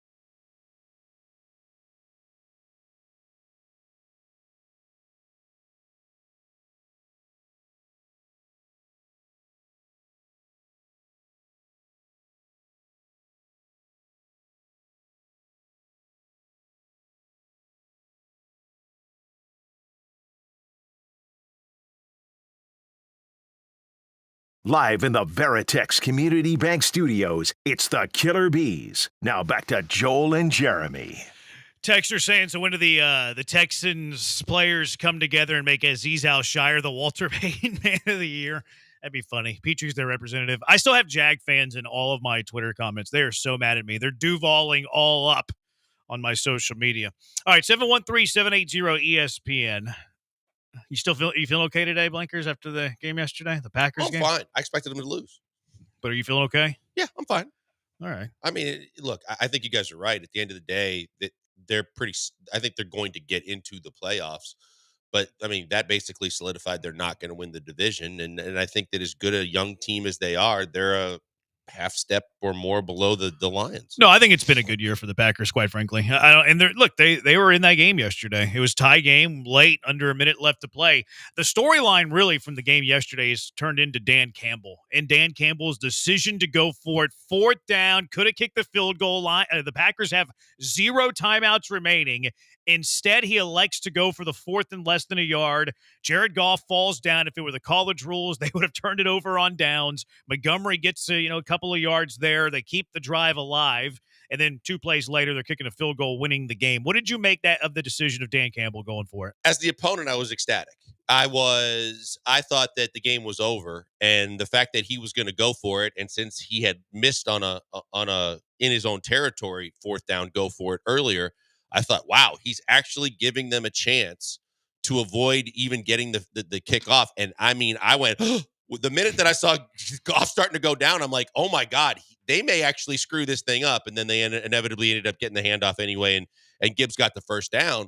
But I just couldn't believe that. I mean, that essentially, I think, wraps the game up for you right there, and you've got almost guaranteed points. You take them right there because you don't want the risk of going to overtime, even if you're at home. Yeah, Jordan Love's also not Peyton Manning. No, he's not. I get it more if it's Peyton Manning, if it's Tom Brady, if it's Pat Mahomes, and I think I like Jordan Love more than you. Mm-hmm. I think Jordan Love is easily a top 10 quarterback, but I'm not really fearing Jordan Love on a 41-second drive with 0 timeouts remaining of beating me. Like, maybe he gets you to field goal range and has an opportunity to tie, but I'm not worried about losing the game. Plus, your defense is good. They gave up 31 points yesterday, but yes, I mean, and they had a bunch of injuries. Right. Detroit was missing a lot of guys. Key point. Like, they were down 3 defensive linemen, and that seems to be like the gut feel of Dan Campbell. That moment was like, my guys are gassed. We're on a short. We're not. I guess not short week, but we're gassed. It's a long season where I don't trust my defense. They'd already given up, I think 3 scoring drives, about 70 yards or more. He didn't trust his defense in that moment. It's definitely not by the books. I don't even know if they popped up the analytics in that moment. I can't imagine it would be go for it. But I understood if he has a feel for his team that we can't withstand this, then let's end the game right here. I personally hate the game theory. I think the game theory is moronic, quite frankly. I like the attitude. And I think it's the attitude that the Lions feed off of, quite frankly, you're right. Where we're just going to beat you. We don't care about, the analytics. We don't care about the game theory. We don't care about your game plan. And they trust their offensive line. I think the offensive line is actually the superstar of their team. Yes, Jared Goff's playing at a very high level. Jahmyr Gibbs is obviously very, very good.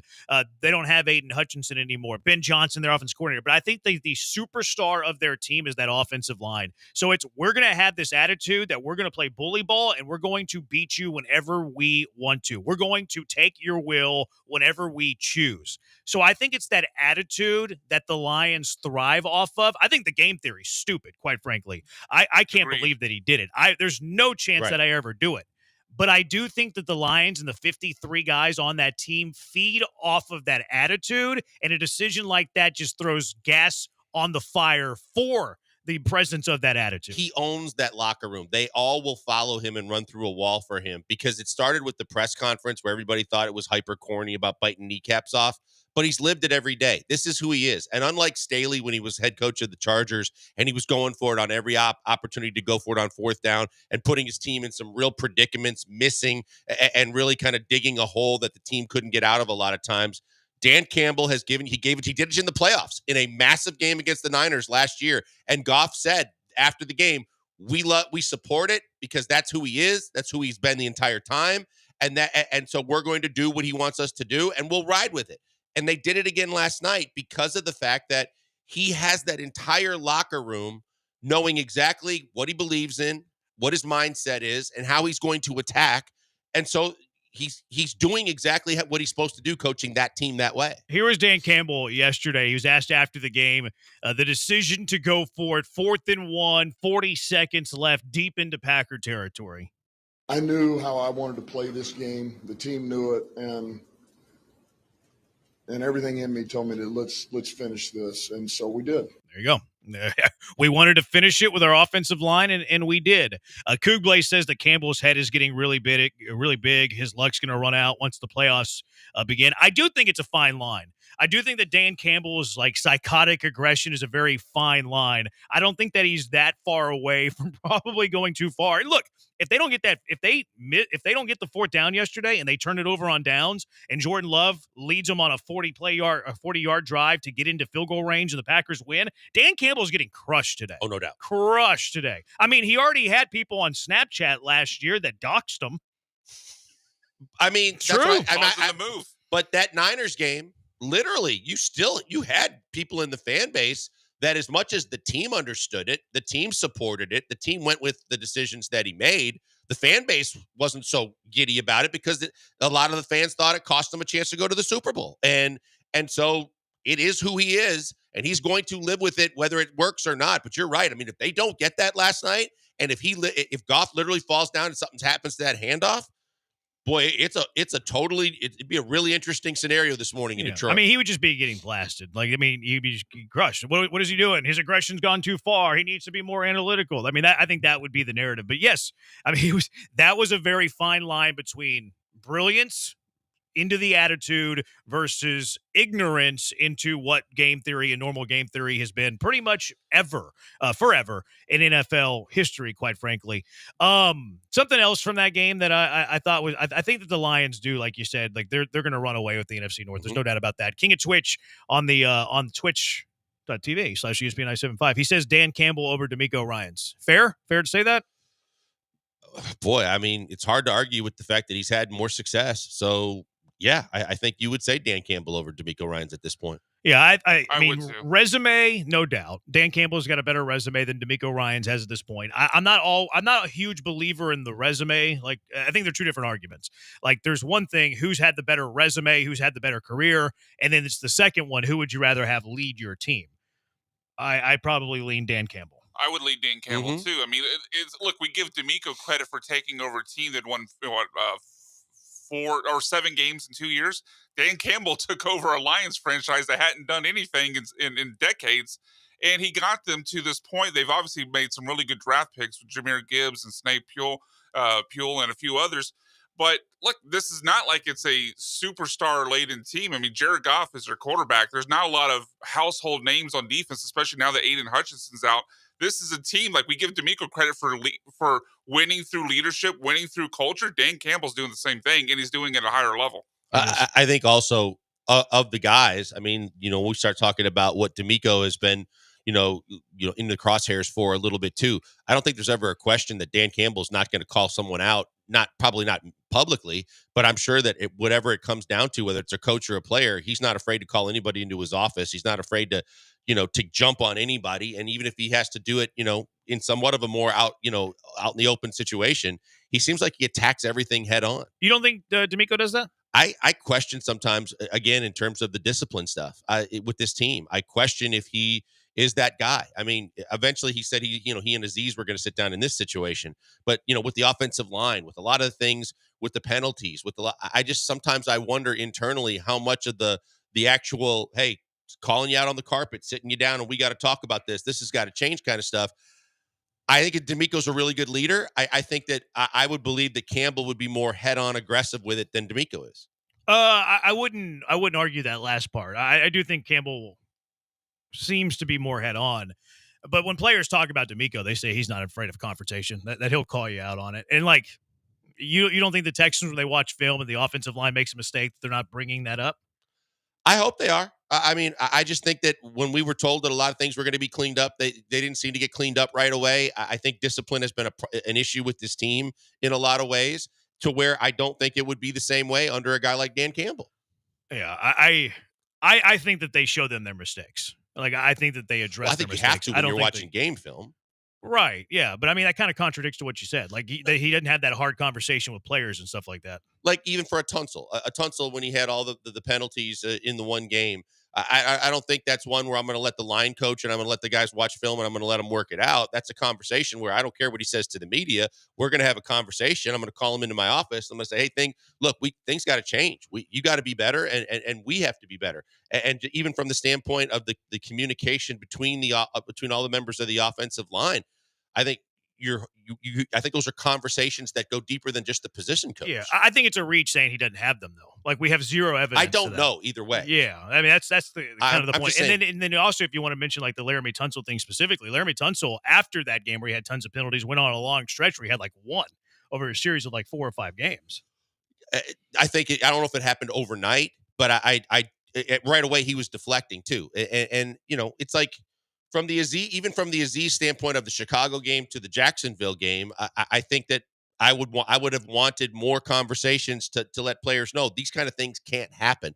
Those are the kind of things where you can't let it spill out into throwing punches and sideline brawls, no matter what the call on the field is, because it can cost your team when he's not out there. And it happened twice in a game this year to where, again, you're right. I don't know, but if we're comparing the two guys and which guy I think would give me the tendencies to attack it head on quicker and more aggressively, I'd say Campbell. Yeah, but just in your definition of D'Amico, I think there were some inaccuracies there. Like when Aziz Al-Shire, okay. Well, I'm saying we don't know. I'm saying we really have no idea other than when the players talk about it, they say that D'Amico does kind of call them out. Whenever Aziz Al-Shire punched Rashawn Johnson in the face earlier this year, you don't think D'Amico had a conversation with him?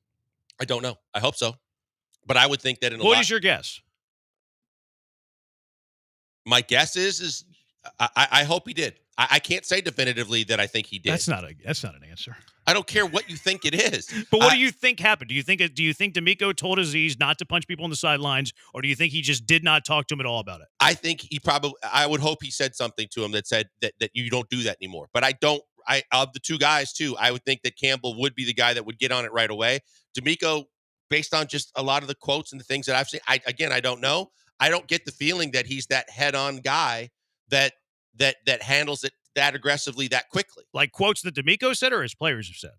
Just the way when the media asks him about those question situations, we'll take care of it. We'll handle it. It'll be in practice, film, practice, whatever. Even with those kind of things, it just doesn't give me the same kind of confidence that he's going to go in there and sit down and talk to him. And I also believe that when a situation like that happens, if you're adamant about it and you really emphasize it enough, I would think that it wouldn't happen again in the same season. Are you wanting him to confront the players through the media? No, I want him to confront the players right. aggressively behind the scenes. I don't think what they say into the press conference carries any weight. And D'Amico especially super guarded. Like D'Amico's not going to give away any answers. And like when D'Amico came out in defense of Aziz Al-Shire, it's like the first time he's ever like thrown anybody under the bus on an opposing team. I mean, that's kind of my point though. Like if we don't want him to confront him through the media, then we have to assume that they're doing it behind doors. So D'Amico's saying what we expect him to say at that point. And listening to the Texans players, I don't think there's an issue with D'Amico confronting players about things he's unhappy with. You can point to the penalties and be like, yeah, that's unacceptable. And I would agree. Like they have been one of the most highly penalized teams in each of the last 2 years. And then versus the two of them, Dan Campbell versus D'Amico, I would lean to your side of that too with Dan over Cap. All right, 713-780-ESPN. Would you take Dan Campbell or D'Amico Ryans? Fun little conversation there. Also, who do we blame for the tank disappearing act? It ain't that. I don't know which one of you put this in the rundown, but we'll discuss next. It is the Bees on ESPN 97.5 and ESPN 92.5. Hey, before we go to the break, a word from a good friend, Doc Linville, right here in the Med Center, doing a lot of great things in Houston for Houstonians. And that could be anything with the holidays coming up. If you want to get a special gift for your significant other, he does spa treatments. He does Botox. He does a ton of plastic surgery. But the one thing that I have personal experience with is he does a ton of things to get your hair back, from PRP treatments that can restore the hair you still have on your head to the fact that he can go flat out with a neograft procedure and get you hair where you don't have it currently and have you feeling great and looking great again and giving you self-confidence in the process. Right now, because you listen to us and you might be interested in what he could do for you, you can get a free consultation right before the holidays. It's perfect. With Doc and his staff, just by going to 975hair.com. You go to 975hair.com, set up an appointment. It's all free. Off the street, people are paying $150. You don't pay a single thing. You go in, they explain to you how they can help. They show you pictures. They walk you through the processes. And then you can ask questions and you do Q&A so that you can see if you have all the information you need to make a decision. At the end of the day, there's nothing to sign for. There's no money out of pocket. There's no commitment. Just you getting all the information you could possibly have to see if it might be a decision you'd be willing to make. Because Doc has said he's not trying to get rich off of this thing. He's trying to get people to realize there is an alternative when you start losing your hair and you can get it back. It's the same color. It grows the same direction because it's your hair. Genetically, you never lose the hair on the sides and the back of your head. That's where he takes the hair that he needs to get you where you need to go. Tell him I sent you by because he is literally the best in the business, in my opinion. But get that free consultation. Go to 975hair.com.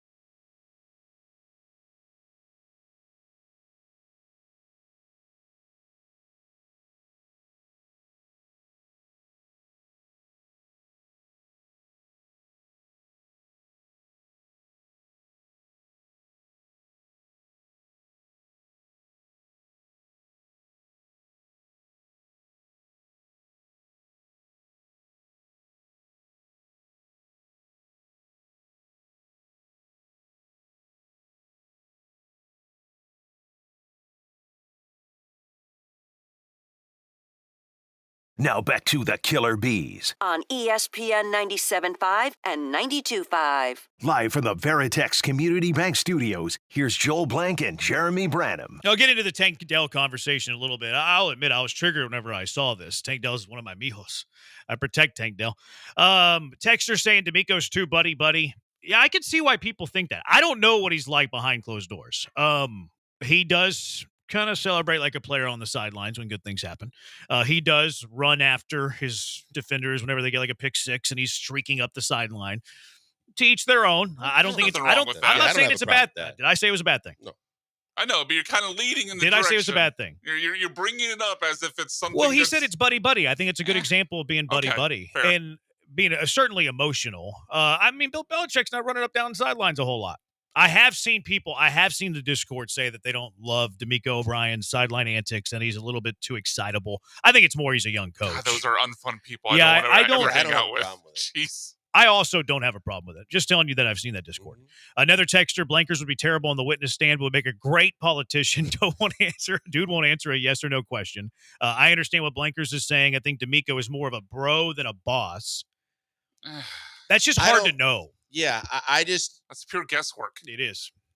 My bigger thing is that I'm not trying to kibosh anything that D'Amico has done. And I like D'Amico Ryans, and I think he is the perfect coach for this team. I just think we were comparing the two guys. And I also think that this year, to me, there's been a lot of discipline type matters that seem to be apparent to me that have gotten under my skin a little bit. So it starts with the penalties and it goes further than that. Yeah, I mean, I don't like the penalties either. That's too many, even for a team that like wants to be aggressive. And I understand that they might be top 10 in penalties whenever you play with such an aggressive style.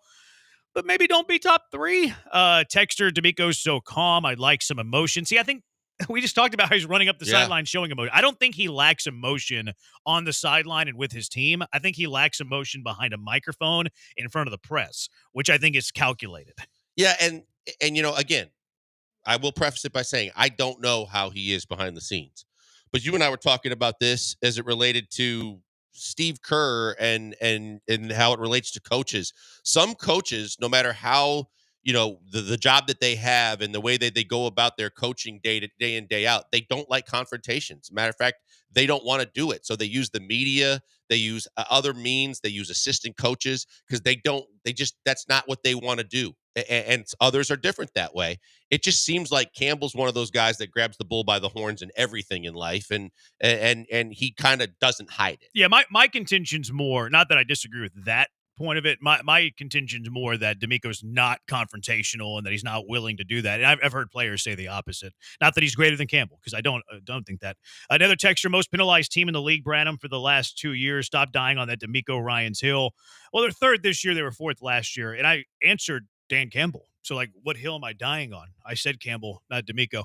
All right, 713-780-ESPN. Who do we blame for the Tank Dell disappearing act this season? This is not my topic. Obviously, I was triggered whenever I read this, quite frankly. Was this you, Blank? Was this you, Brian? Who put this in here? That was me. All right, lay it on me. Why do you think that it's a disappearing act? Well, because the numbers back it up. I mean, when you look at what Tank Dell did versus, and I'll start this from the very beginning and saying I don't think he's necessarily a worse player. I think the offense changes. Maybe he's working back from the leg injury, obviously getting shot over the offseason, having more competition with Stephon Diggs for the first half of the season, and things change from year to year.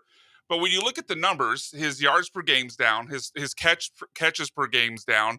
And he's got fewer targets this year through 12 games than he did last year through playing 10 games, because obviously he 11. missed the New Orleans game. Well, it was 11, but he only played 9 snaps in the Denver game where he broke his leg. And in New Orleans, he was concussed and missed that game. So he really only played 10 games. And yet he had more targets in those 10 than he's got right now through 12. And like I said, the yards are down.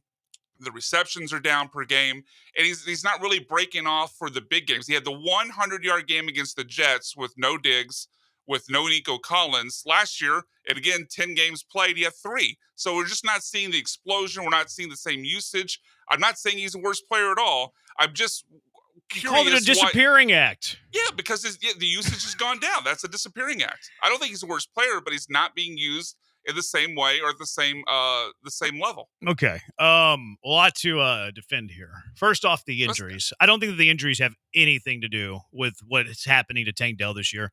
And you're speaking to this like a true stat head, by the way.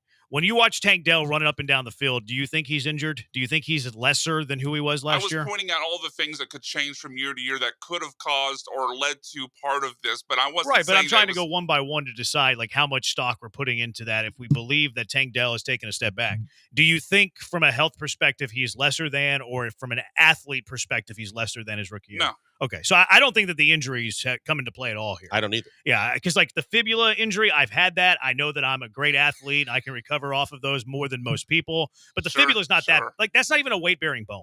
That's a crack in a bone. You have to wait for it to heal, and then you're good to go. The shooting, hate that it happened. That was in the abdomen. That's not really going to affect your athleticism once you recover from the sensitivity of it. Was it? I thought it was. I thought it was the upper leg. Yeah, I thought it was a leg issue. I thought it was in the abdomen. I thought it was thigh, upper leg. Yeah, I thought it grazed or somehow did something to a leg. Oh, it was the leg. Yeah, you're right.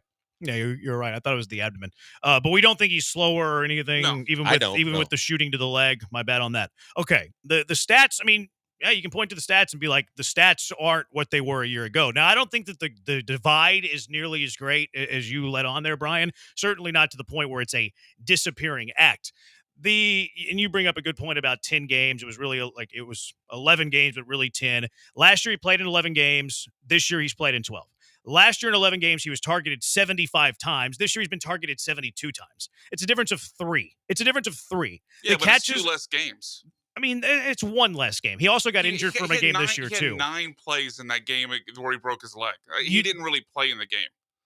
I'm pretty sure that happened right before the end of the half last year. It was 9 offensive. I mean, I pulled up his stat page. He had 9 offensive snaps. He got injured right before halftime. Nonetheless, whatever. 75 targets last year, 72 targets this year. In one less game, if you want to make it 1.5 less game, cool. He's also been injured in a game this year, but whatever. 709 yards last year, 543 this year. Not a crazy divide, 20 especially. yards per game. Okay, but look at the Texans' offense as a whole. Again, Like the Texans' offense as a whole is down. I know, but so like, you is seem this to be arguing that I think he's actually diminished. I don't think he's You diminished. said a disappearing act. How am I not supposed to think he's diminished? Listen to what I'm saying, though. I'm saying that his production has disappeared. That's diminished. I'm not saying he's a lesser player. Well, that's why I was asking the question. I'm getting why there. Has it gone down? But also, like, that's not that big of a difference. 20 like, yards a game? That's not a huge difference when you look at the totality of the Houston Texans. Let me finish the sentence. Look at the totality of the Houston Texans offense. What is the difference last year between the Houston Texans offense this year? What's the difference there in yards per game? Secondly, look at opportunity. Last year, Tank Dell was the number 2 option for the Houston Texans for every game that Nico Collins played. Every game Nico Collins played, Tank Dell was the number 2 option. Nico Collins was also hurt a few games last year where he was the top option in 2 games. How many games this year has Tank Dell been the top 3 option? Because he's behind Nico. He was behind Stephon Diggs when Stephon Diggs was here, and he's behind Joe Mixon. If you're Bobby Slowick and you're game planning. Game? No, he's not. I'm talking about from a play. Overall, no one said receiving game. Like when you're Bobby Slowick. That would be let me finish, Brian. When you're looking at it from an offensive play calling perspective and you're trying to draw up a game plan on how to beat the defense, you have top options that you want to use to beat the defense. Whenever Bobby Slowick is game planning against opponents this year, he's got Nico Collins that he needs to feed over Tank Dell. He's got Stephon Diggs early in the year that he needs to feed over Tank Dell. And he has Joe Mixon that he's going to feed over Tank Dell, even if he's running the ball. Because if you're running the ball, what are you not doing? You're not passing it. So whenever you have the options that Bobby Slowick has this year, and Tank Dell for a lot of games hasn't been a top 3 option. Sometimes he's been a top 3 option where he hadn't been a top 2 option. But last year, he had far more opportunity being the guy or the bridesmaid versus this year. If you go look at every game they've played this year, they went to play the Colts. They were fully healthy the first game of the year, the Colts. Tank Dell was your 4th option that week. Same thing against Chicago. He was your 4th option that week. Joe Mixon got hurt in that game, so he was your 3rd option after that. When Stephon Diggs got hurt, I believe Joe Mixon was back right around that same time, so he was your 3rd option. Whenever Nico Collins came back, he drops down the importance of the offense. So this is more about opportunity than it is anything else. See, and I know you guys are both passionate on either side of this. I'm just going to interject to say that the offense isn't as great as it was a year ago overall in terms of the numbers are down. We know that they've struggled. We know the offensive line has struggled. When the offensive line isn't as good, we've talked about how it affects all the elements. Jeremy's last points were where I was going all along, which is when you add a Stephon Diggs and you add a Joe Mixon, and now Joe Mixon is not only in the running game, but he's also in the passing game, and you have more mouths to feed, and you're trying to make sure. We've talked about how all 3 receivers' numbers are probably going to go down at the start of the year because there's a lot more weapons to use and a lot of ball to go around. But I think those are the big elements to me where you could see a drop-off. CJ hasn't been as good as he was a year ago either, and factor that in as well. But I think that all those things factor into why not just Tank, but a lot of guys aren't, if they were put in the same situation, aren't going to have the same numbers that they had the year previous. And the answer to the question, I agree, is because the reps, or not the reps, but the targets and the need in the offense is diminished because of the added the additions of Mixon and Diggs. But at the same time, Mixon's missed 3 games. Nico missed 5 games. I believe Diggs now has missed 4 games. But they weren't all at the same 5 time. games. They've 5 games. been staggered, so where he was never the second Diggs most was offensive healthy, player. Diggs was healthy when Nico went down initially. So then instead of Tank being elevated to 1, Diggs was elevated. He's been 1. like the 3rd option pretty much all year. And like when they've all been healthy, he's been the 4th option, which last year he was never worse than the 2nd option ever. Have they how many games have they actually been all healthy though? Like 2? Well, doesn't the burden of proof fall on you? I'm asking. Game 1 against the Colts, they were all healthy. And okay, then so he's the 2, 4th Mixon option. goes out. Let's pull up the box scores. Actually, let's do this on the other side. 713-780-ESPN. Where do you stand on this, Hive? What do you think about the disappearing act of Tank Dell, if you believe that it's a disappearing act? 713-780-ESPN. It's the Bees on ESPN 97.5 and ESPN 92.5.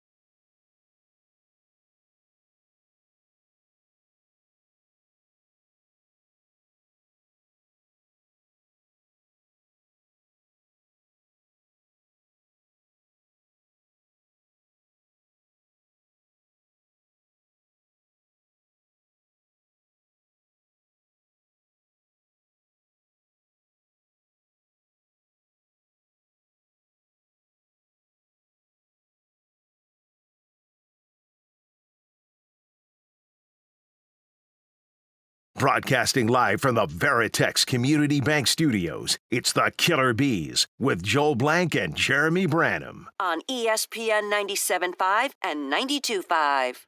Few texts on this. Where you at with the Tank? I hope Tank is hurt. If not, the downfall is even more worrisome. Another member of the Hive, 100% the line fault, which I think that's a kind of the overall problem with the offense. When Nico was out, Tank did not step up to be the guy.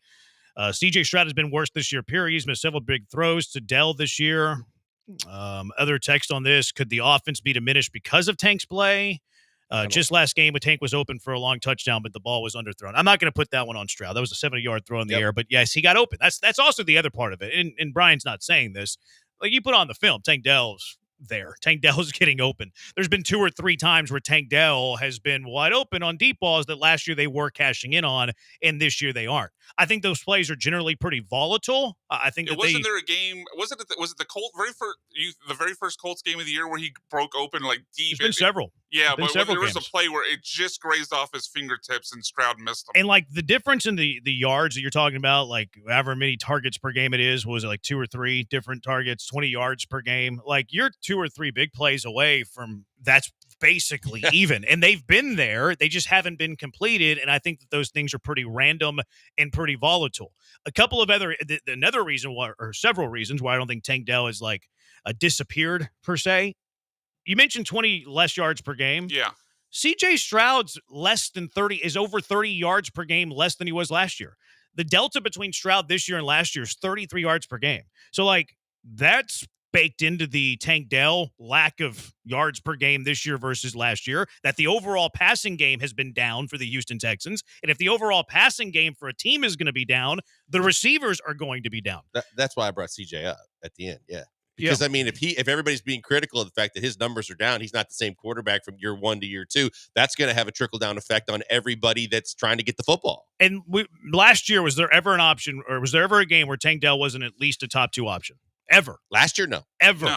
Never was there a game where Tank Dell wasn't a top 2 option. And there were several games, 2 games that Nico was out, where he was the number 1 option. Twice. The Indianapolis game, they had all the big 3. They had they had Joe Mixon, they had Nico, they had Stephon Diggs available in that game. The Bears game, same thing. Now, Mixon did leave that game with an injury.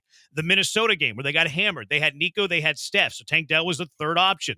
The Jacksonville game, he actually missed the Jacksonville game because D'Amico Ryans had him playing with a 27-point deficit on the final series of the game, which was ignorant. Dan Campbell would never. When the Texans beat the Bills, Joe Mixon did not play, but Nico and Stephon Diggs did, so Tank Dell was a 3rd option. Against the Patriots, Mixon was back, Nico was gone, but Diggs was playing, so Tank was the 3rd option. Against the Packers, Joe Mixon was playing, Stephon Diggs was playing. Tank was the 3rd option.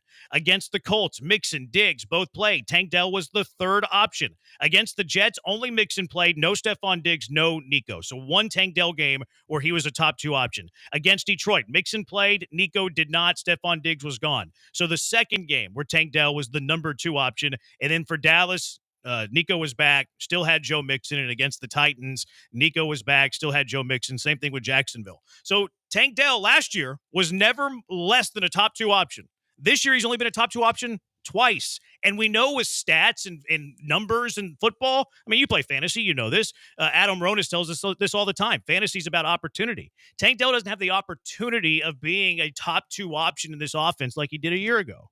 I pushed back a little bit that because you mentioned the Bills game. I mean, Nico left before halftime. Obviously, you mentioned in the Bears game. Kind of cherry picking now, though. Huh? I mean, you're cherry picking now. Like, no, look, here's certain. You could go back to to last year too, where there was examples of this. I'm sure that work against you. I mean, the question I asked when we held it over to go into this segment was how many games had all 4 guys played together in full, and the answer is 1. But I think that's misleading though, because if Tank Dell was a top 2 option all of last year, you should be saying, has there ever been a time where Tank Dell was a top 2 option this year? Because even that's less. Even if he's the 3rd option, that's less than being the 2nd option. Sure, but look, again, this is not. I feels like I'm banging my head on the wall, repeating this and making an argument that I'm not actually making. But I'm not trying to say Tank is any less of a player. But I'm asking the question: why are the yards? Why are the targets? Why are the receptions down? I think obviously your answer is he's less important to the offense. And he has a lesser role in the offense. That's underselling what you put in the rundown. You said his disappearing act. Okay, should I word it more blandly? We're trying to do a radio show here. You're kind of hedging here a little bit. I'm not hedging at You're all. hedging. It says, who do we blame for the tank disappearing act? That you're hedging a little bit. Disagree. Look, again, his numbers are down. If we want to call it disappearing, if we want to call it drop, if we want to call it dip, I don't care what word we use. I'm just trying to figure out and ask the question, why are the numbers down? You obviously think it's because he's less important to the offense than he was the year prior. What do you say? I would say it's that, and the overall offensive production in the league is down, as we've seen pretty much across the board, including with C.J. Stroud. Where are you at, Blake? I said previously, it's the offensive line. It's CJ not being the same CJ from a year ago, and it's all obviously the line is connected to so much. It's the additional weapons that you started the season with. It's the fact that from an overall standpoint, play calling and otherwise, everything has changed. I think there's so many folds and layers to this, and yet he still is within range of where he was a year ago, to where I don't think he disappeared by any stretch, but I think that it goes back to what we said at the start of the year, that I think we expected all the guys' numbers to be down from what they had been previously, because more talent in a system where you're trying to get everybody the football, and CJ hasn't been as sharp. Texter only one ball. Texter, he strikes better not being the number one option. I don't think he's the number one option. I don't think he should be. I think he's a good Robin to Nico's Batman. Another texture, Tank was on pace for 1,000 yards last year. Slowick needs to do a better job of getting him the ball. Tank should be more involved. He's too good. I think some of that's opportunity. I think some of it's been there, and they just haven't quite been connecting on those plays that were there his rookie year. All right, 713-780-ESPN. Taylor McGard, college football analyst, former Rice Out quarterback. He'll break down everything you need to know heading into championship weekend. Starting tonight, it is the Bees on ESPN 97.5 and ESPN 92.5.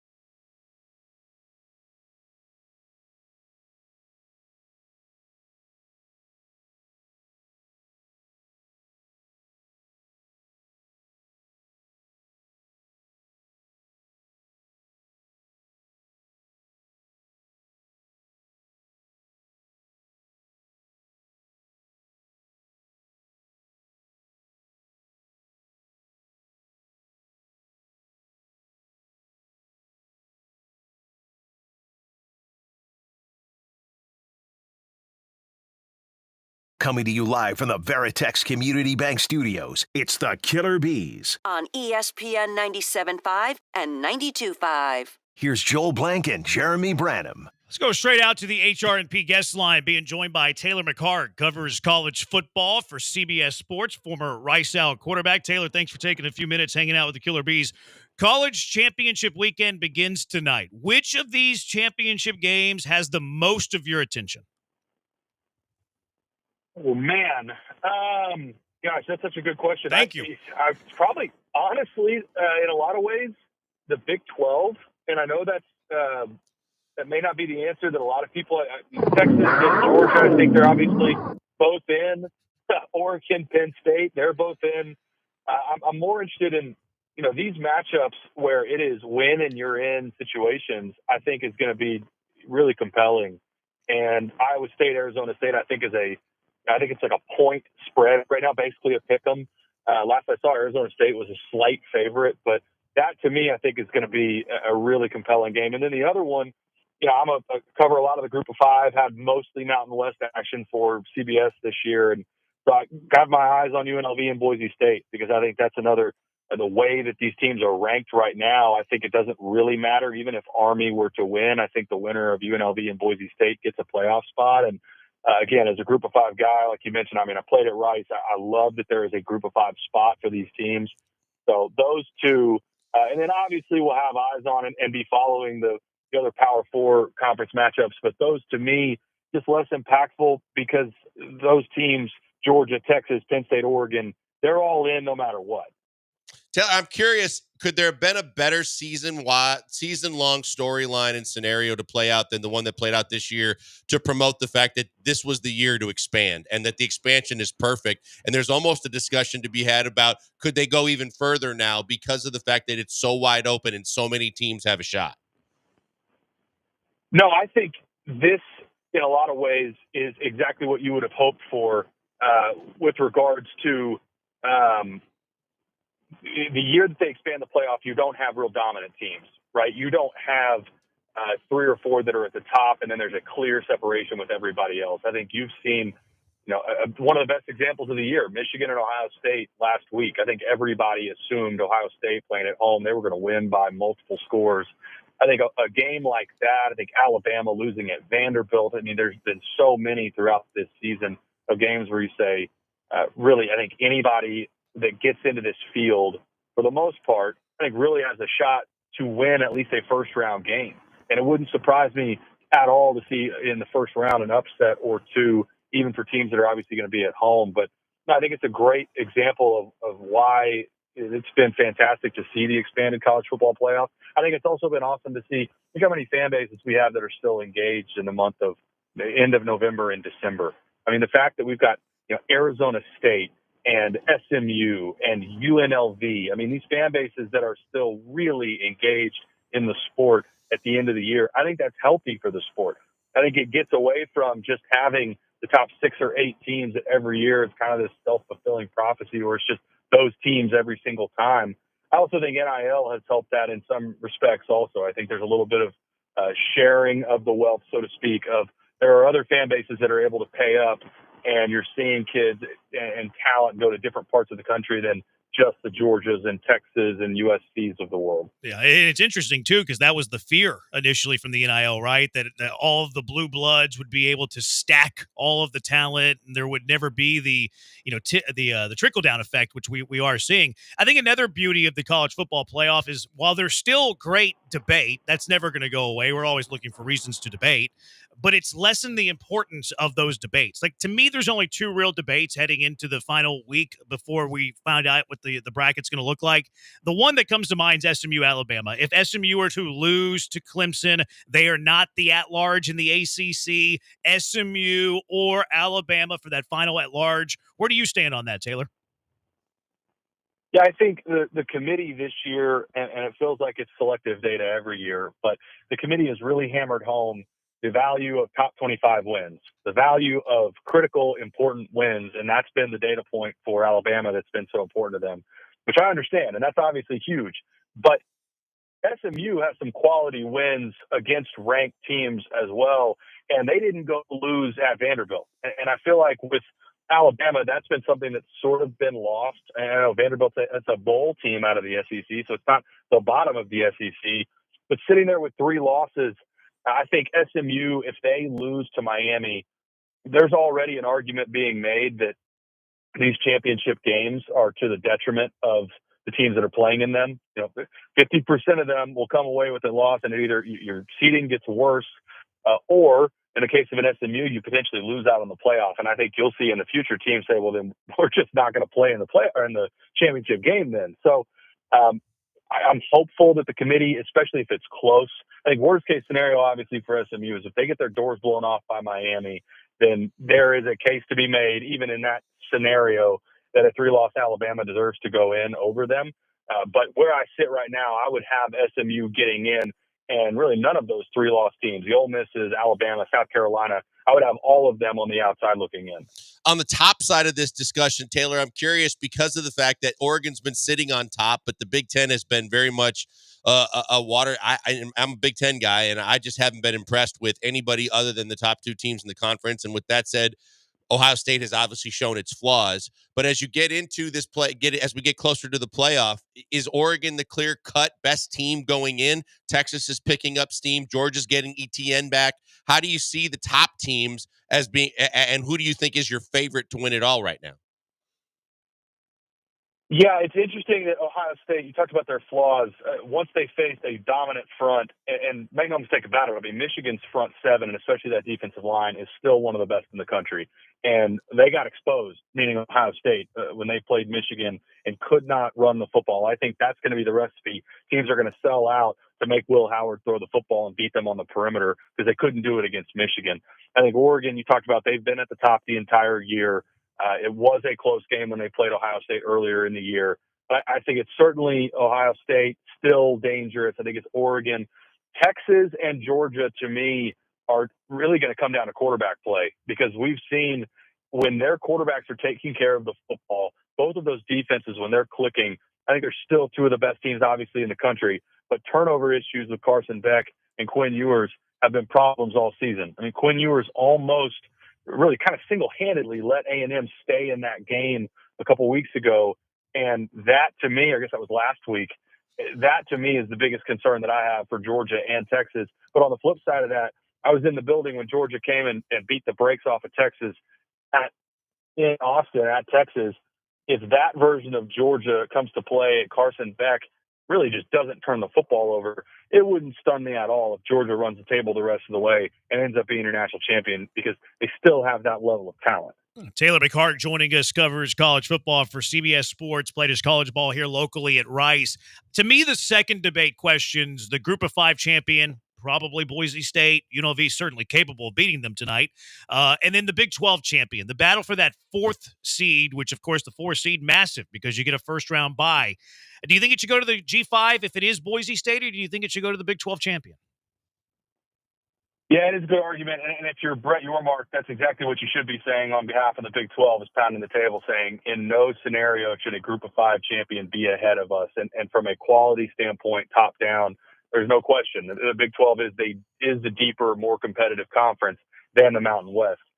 What I would challenge the Big 12 on is you did not have a very good season top down. You had some really bad teams toward the bottom. You had some Mountain West teams, UNLV, for example, that beat a couple Big 12 teams, Kansas, that they've got to win over Colorado. So if you want to go game by game, I think the Mountain West at the top with UNLV and Boise State, there was a clear separation between those two and everybody else in the Mountain West. But the majority of the Mountain West was down this year. I also go back to, and I know people are tired of hearing about it, but Oregon and Boise State earlier in this year, that was a one-possession game that really could have gone Boise State's way. They were in that game late. Ashton Genty had a sound performance in that game as well. I don't think we can just forget about that. And because of all that, I don't have a problem with Boise State especially ending up with the 4 seed and getting a bye.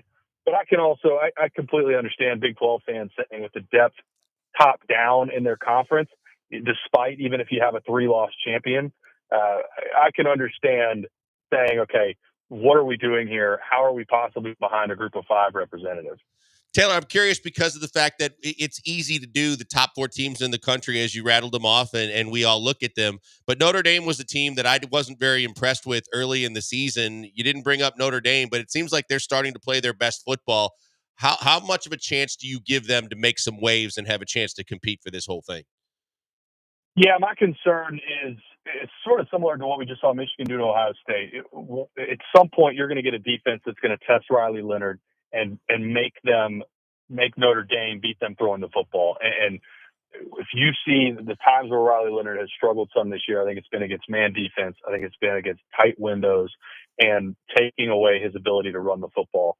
And that, to me, at some point down the line, he's going to be challenged. And I don't think you're going to have good enough quarterback play, a national championship caliber quarterback play from Riley Leonard. I think that is the biggest reason why at some point in the gauntlet that they have now, I think in some ways Notre Dame would be better served if it was just the four total playoff or teams in the playoff where they just had to win 2 games. Having to win, because it will be 4 for them, right? There's no shot of them getting the bye. Is Notre Dame capable of beating 4 of the best teams in the country? I don't think so. Real quick, Taylor, before the horn, do you think Bill Belichick's capable of coaching in college, interviewing with North Carolina? Do you think it could work? Man, I got to be around him a little bit at the Manning Passing Academy this summer, and I had never met him. Wasn't like I got to talk to him a bunch, but just seeing him around the college guys, he was a totally different demeanor than anything I had ever seen from the outside looking in on the NFL perspective. I think it'd be fascinating. I'm not going to say that he can't do anything because maybe the best coach that's ever, certainly in the NFL, the championships that he had with the Patriots, but it would definitely be a culture shift to now have to compete in the NIL game in North Carolina. Yeah, it would be entertaining for sure. Taylor, thanks for the time. Enjoy your college football weekend. Yeah, absolutely. Thank you, guys. Taylor McHargue, Rice-Out quarterback and college football analyst for CBS Sports. You think Belichick in college would work? I don't.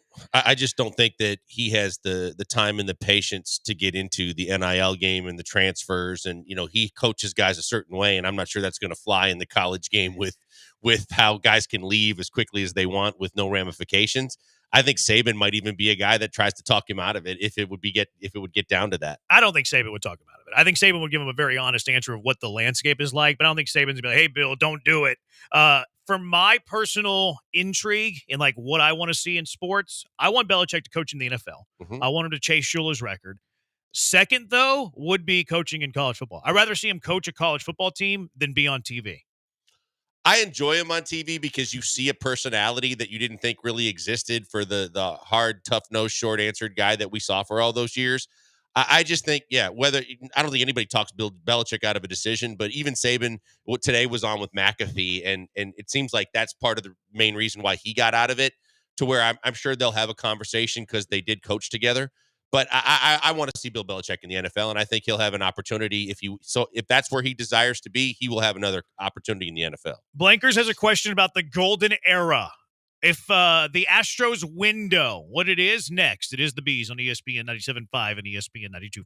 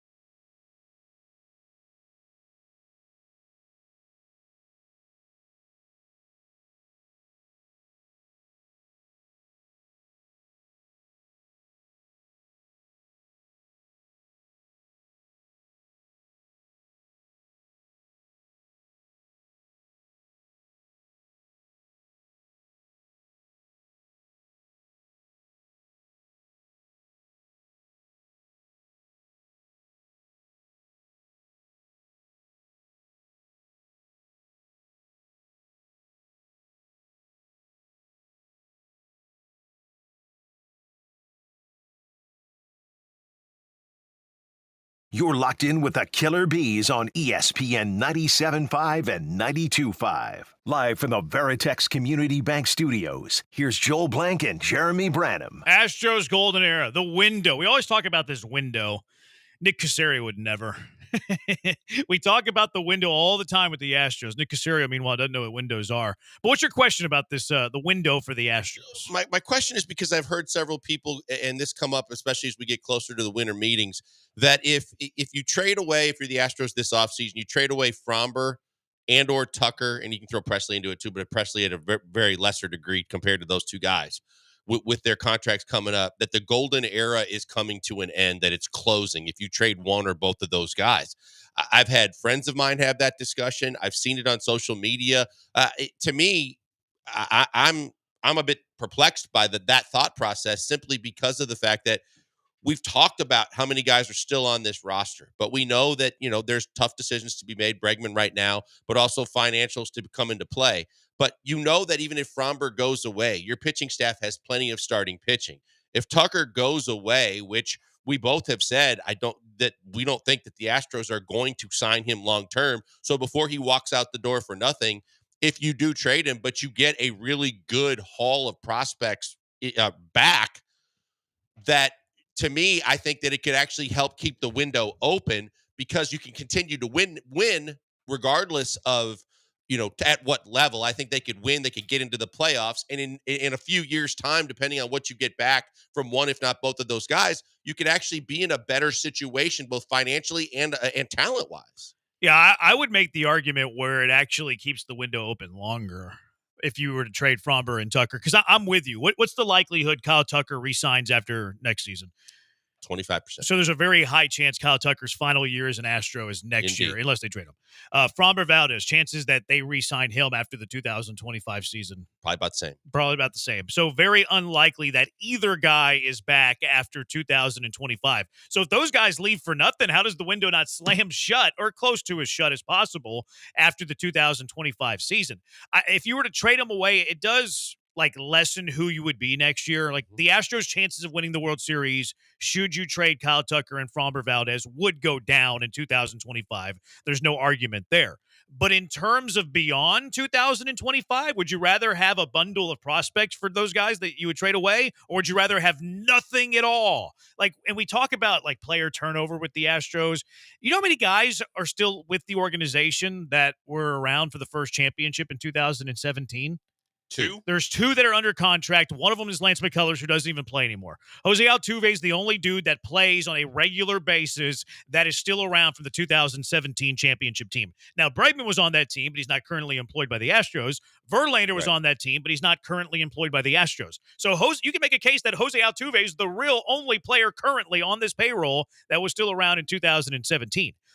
You win in baseball by having good players over a long period of time.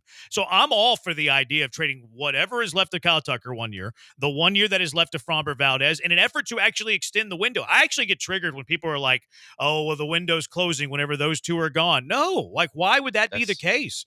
To me, you can keep the window open forever. If you don't trade them, I think you're a bigger risk of shutting the window completely. That's what now, I'm saying. if they leave in free agency, I still don't think it completely closes, but it's much closer to completely closing than if you don't trade them at all. I'm all for the idea of trading Fromber Valdez and Kyle Tucker. I would trade every player unless I have a really good chance of re-signing them long term whenever they're going into their final year. I would have traded Bregman last offseason. This is your last chance to get something, I think, substantial for both of those guys, because as you get into the season now and you get closer to the deadline, now you know that it's a rental situation, because they're going to probably test free agency regardless. You're not going to be able to get the kind of return. This is a chance for you to cash in, because of the fact that you didn't cash in on Correa. You didn't cash in on Garrett Cole. You didn't cash in on a lot of the big names that walked out the door previously, but yet you do have guys that are going to be here long term that are either under team control, and or in the case of a Yordan, where you signed him to such a great deal and you have a surplus of starting pitching, and you have some young players on your roster that have contributed very well, to where you still have the ability to keep this thing going and maybe give yourself a little momentum and a nudge if you trade these two guys. And I think that you could say that, and I agree with you that for the most part, you probably are taking a half a step back in doing so for the upcoming season. But then if you do get creative because you take those finances off the books and whoever you get in return and what you do, you could still add a few pieces, maybe a few extra pieces than you were thinking and planning about being able to do in free agency to still keep this team at a very high level. I've never really come up with a great analogy for like what this would be similar to, but I do look at baseball players as commodities. Maybe that's wrong for me to do, but I look at them as commodities, and whenever they're going to leave you, like you're losing any sort of return on investment that you're getting. The moment that Kyle Tucker's gone, like you're done. You're done making a profit off of Kyle Tucker. You're done making a profit off of Framber Valdez the moment they leave. And I understand you get compensation picks, whatever. It's not going to be as good as whatever a trade would be for a bunch of prospects. So if you let Kyle Tucker walk, that commodity runs out. It expires. It is done. It is toast. So would you rather have that happen, or would you rather use that commodity to trade for 3 other commodities that might be lesser, but could eventually mature into being close to what those guys give you? For me, it's always don't let the commodity expire. And I would do that over and over and That's what the over and Rays have over done. again. The Rays have done it on a much lesser, and like I actually think it'd be really good for a team that actually is willing to spend, because now your bridges would be way better. Like the Rays have been winning in the most difficult division in all of baseball on an incredibly low payroll, one of the lowest payrolls in all of baseball, yet they're winning. How? Because of this strategy, because of this game plan. So if you put this strategy and this game plan together with a bigger payroll, I think you win at a bigger level. That's why I was ticked off that they let James I Click was go. going to say, James Click coming from that to you would have been the guy to orchestrate all of this to keep this thing going for a substantial amount of time.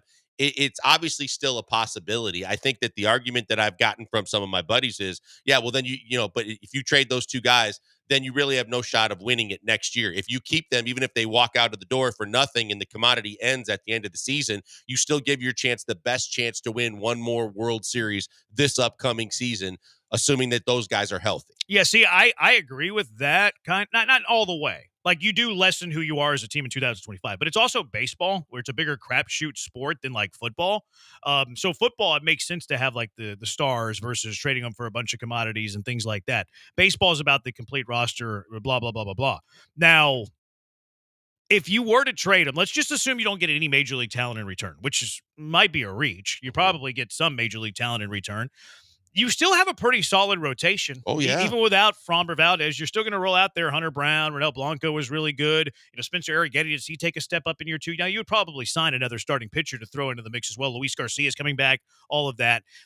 You played a bunch of games without Kyle Tucker last year and actually played your best baseball without Kyle Tucker. Now, you would be looking for a replacement that you can find in right field. Now, you could probably find a guy that's nowhere near as good as Kyle Tucker, but that can be the bridge to a guy that eventually comes up and then takes the position for 6 years. No, I'm in favor of this in a big way. I get triggered by the idea that trading them would close the window. I actually think it extends the window. I get triggered by the idea where they have to sign a bunch of players in order to keep the window. No, all you have to do is stay competitive and then hope you get hot in October.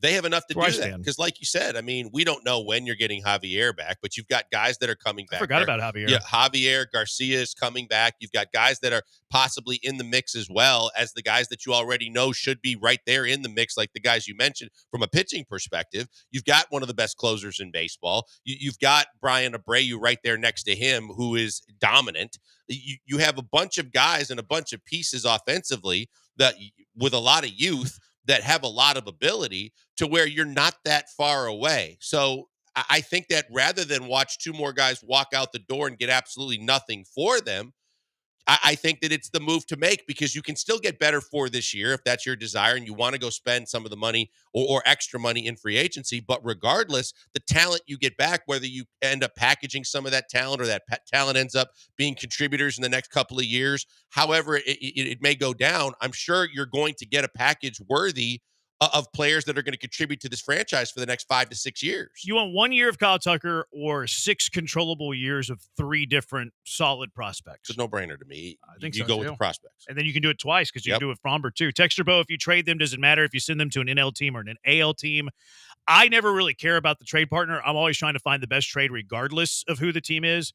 But I can certainly understand the idea of not wanting to keep them in the AL. But if a team, like, let's just put the level of return on a scale of 1 to 10. If a division rival was giving me a 10 and then the second best offer was from a National League team and I'm getting a 6, I'm giving them to the division rival. I'm taking the 10. I want as much a return as I possibly can get. I don't care where it's coming from because my mentality is I'm winning this trade, and by you making this trade, you're going to be lesser than. Yeah, and I think that I lean if all is apples to apples, I would love to keep them out of the division. I mean, out of the league and in the National League. But overall, I'm taking the best package I can possibly get. If I get prospects and a major league player or two from in terms of trading one or both of those guys that are going to help me both right now and for the long term, well, that's what I'm after because I've got to believe that if I'm playing in the American League, that if I know what everybody is, but I also believe that I'm trying to do this so that I'm going to be competitive for the next umpteen years, not just for next season if I trade them to a team that might be able to beat me. Yeah. And like winning the championship to me in baseball is more about giving your chance a shot those up-teen years versus just one. Right. Like you could have the best team in baseball 1 year. You could have the third best team in baseball for like 7 years. Which one's giving you more World Series titles? I think it's option B.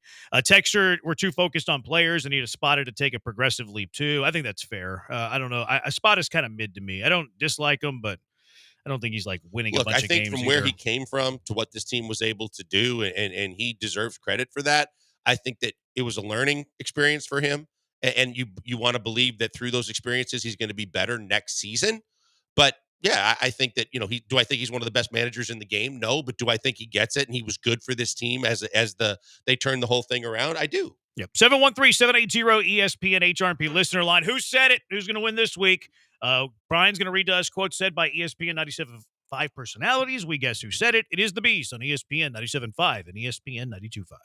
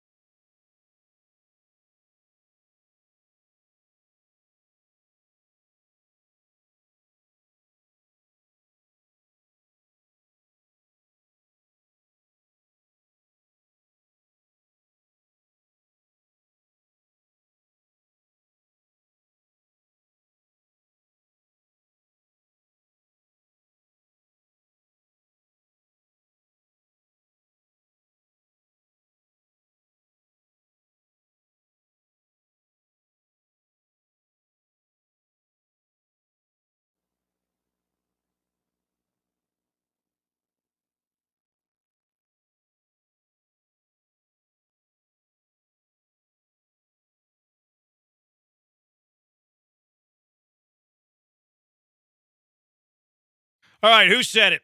Brian's going to read to us 5 quotes said by ESPN 97.5 personalities. We guess who said it. We win last week? We didn't play last week. Thanksgiving. Week before. 2 weeks ago we won? Don't remember. I don't either. I remember we won. All right, there we go. We won. I think Joel always remembers. No, I remember we won. Okay, sure. All right, quote number 1. Wait, time out. We won. He was on remote. We were at we were on remote as well. Yeah, was that the Twin Peaks show? Oh yeah. Okay, yeah, you did win that one. Okay, thank you very much. All right, quote number 1. Why are you asking? You're asking word salad GM. How's your quarterback been? What do y'all think he's gonna get? Let me start that one over. I butchered it at the front. I butchered it at the very front. All right, here we go. Redo. Why are you asking? You're asking word salad GM. How's your quarterback been? What do y'all think you're gonna get from Nick? I'm fine with. Man, I don't. And honestly, just pick good players and make good trades and do smart things with contracts. That's all I care about. I'm not gonna get the real from Nick. This is a bit of a pretentious take. Like, what do you want him to ask? Hey, Nick, who are you drafting coming up? He's taking a shot at the media, really. Joe? I think it's either Joe or Lance. Joe's the first one that came to my mind. I thought it might have come from the G's, but the more I heard the long quote, the more I kind of. Do you think Joe would take shots at the media? Oh, yeah. Our local media? Oh, yeah, especially bloggers and people trying to make a career for themselves. Fair enough. Well played, sir. Thank you. That was the funniest thing you've said all week. That was really well done. Thank you. Oh, man. I'm torn on this one. You're leaning Joe? I mean, that was my initial reaction when I heard it. Who plays a lot of press conference sound? Because this is about Nick Caserio talking earlier this week. Like, did the G's play a lot of press conference sound? Playing on the shows? Yeah. Boy, I think everybody kind of does. I think the G's do a lot because I think Paulie likes to hear his own questions sometimes too, and Paulie asks a lot of questions. The G's do like to play the subpar sound too. There is that. Sean, yeah. I mean, you seem pretty strong on. No, Joe. that was just my initial reaction. I was going to see how you reacted to it. Let's see if you got the hot hand today. Let's do it, Joe George. Why you ask? You're asking word salad GM. Darn it. How's your quarterback been? Yeah. What do y'all think you're going to get from Nick? I'm fine with man. I don't. And honestly, just pick good players and make good trades and do smart things with contracts. That's all I care about. I'm not going to get the real with Nick. I mean, Nick blasted the NFL this week. I think this quote was I think this quote was from Tuesday. So it's been right. No, about it was. The same I mean, time. Nick was. He was. I think Aaron Wilson asked him what he thought about Stroud's progression this year. Yeah. But I mean, Nick will say some stuff. He'll say some stuff from time to time. He is word salad. He did. I don't know. I think over the overall track record, it hasn't been much, but he's usually guarded. But he'll talk. I mean, you got to pay attention to it. Most of it's word salad, but he'll throw a nugget in there from time to time. Oh, he owns word salad in this market. He does. Yeah. He'll throw some. I mean, he talks about windows and the lack of them. All right, quote number 2. These interns are really sticks in the mud. They're dull and boring with no sense of humor. Other than Allen, who I think is just who knows where all the bodies are buried, and we're going to have to threaten him before he leaves. This is definitely the morning show, and this or Dell, because Dell has had it. He's had a back and forth with Abigail. I heard. Is Allen even an intern here? No, in the morning. Really? Yeah. I've never met Allen. He's a morning because I heard John and Lance going back and forth. I think I think I heard part of this conversation.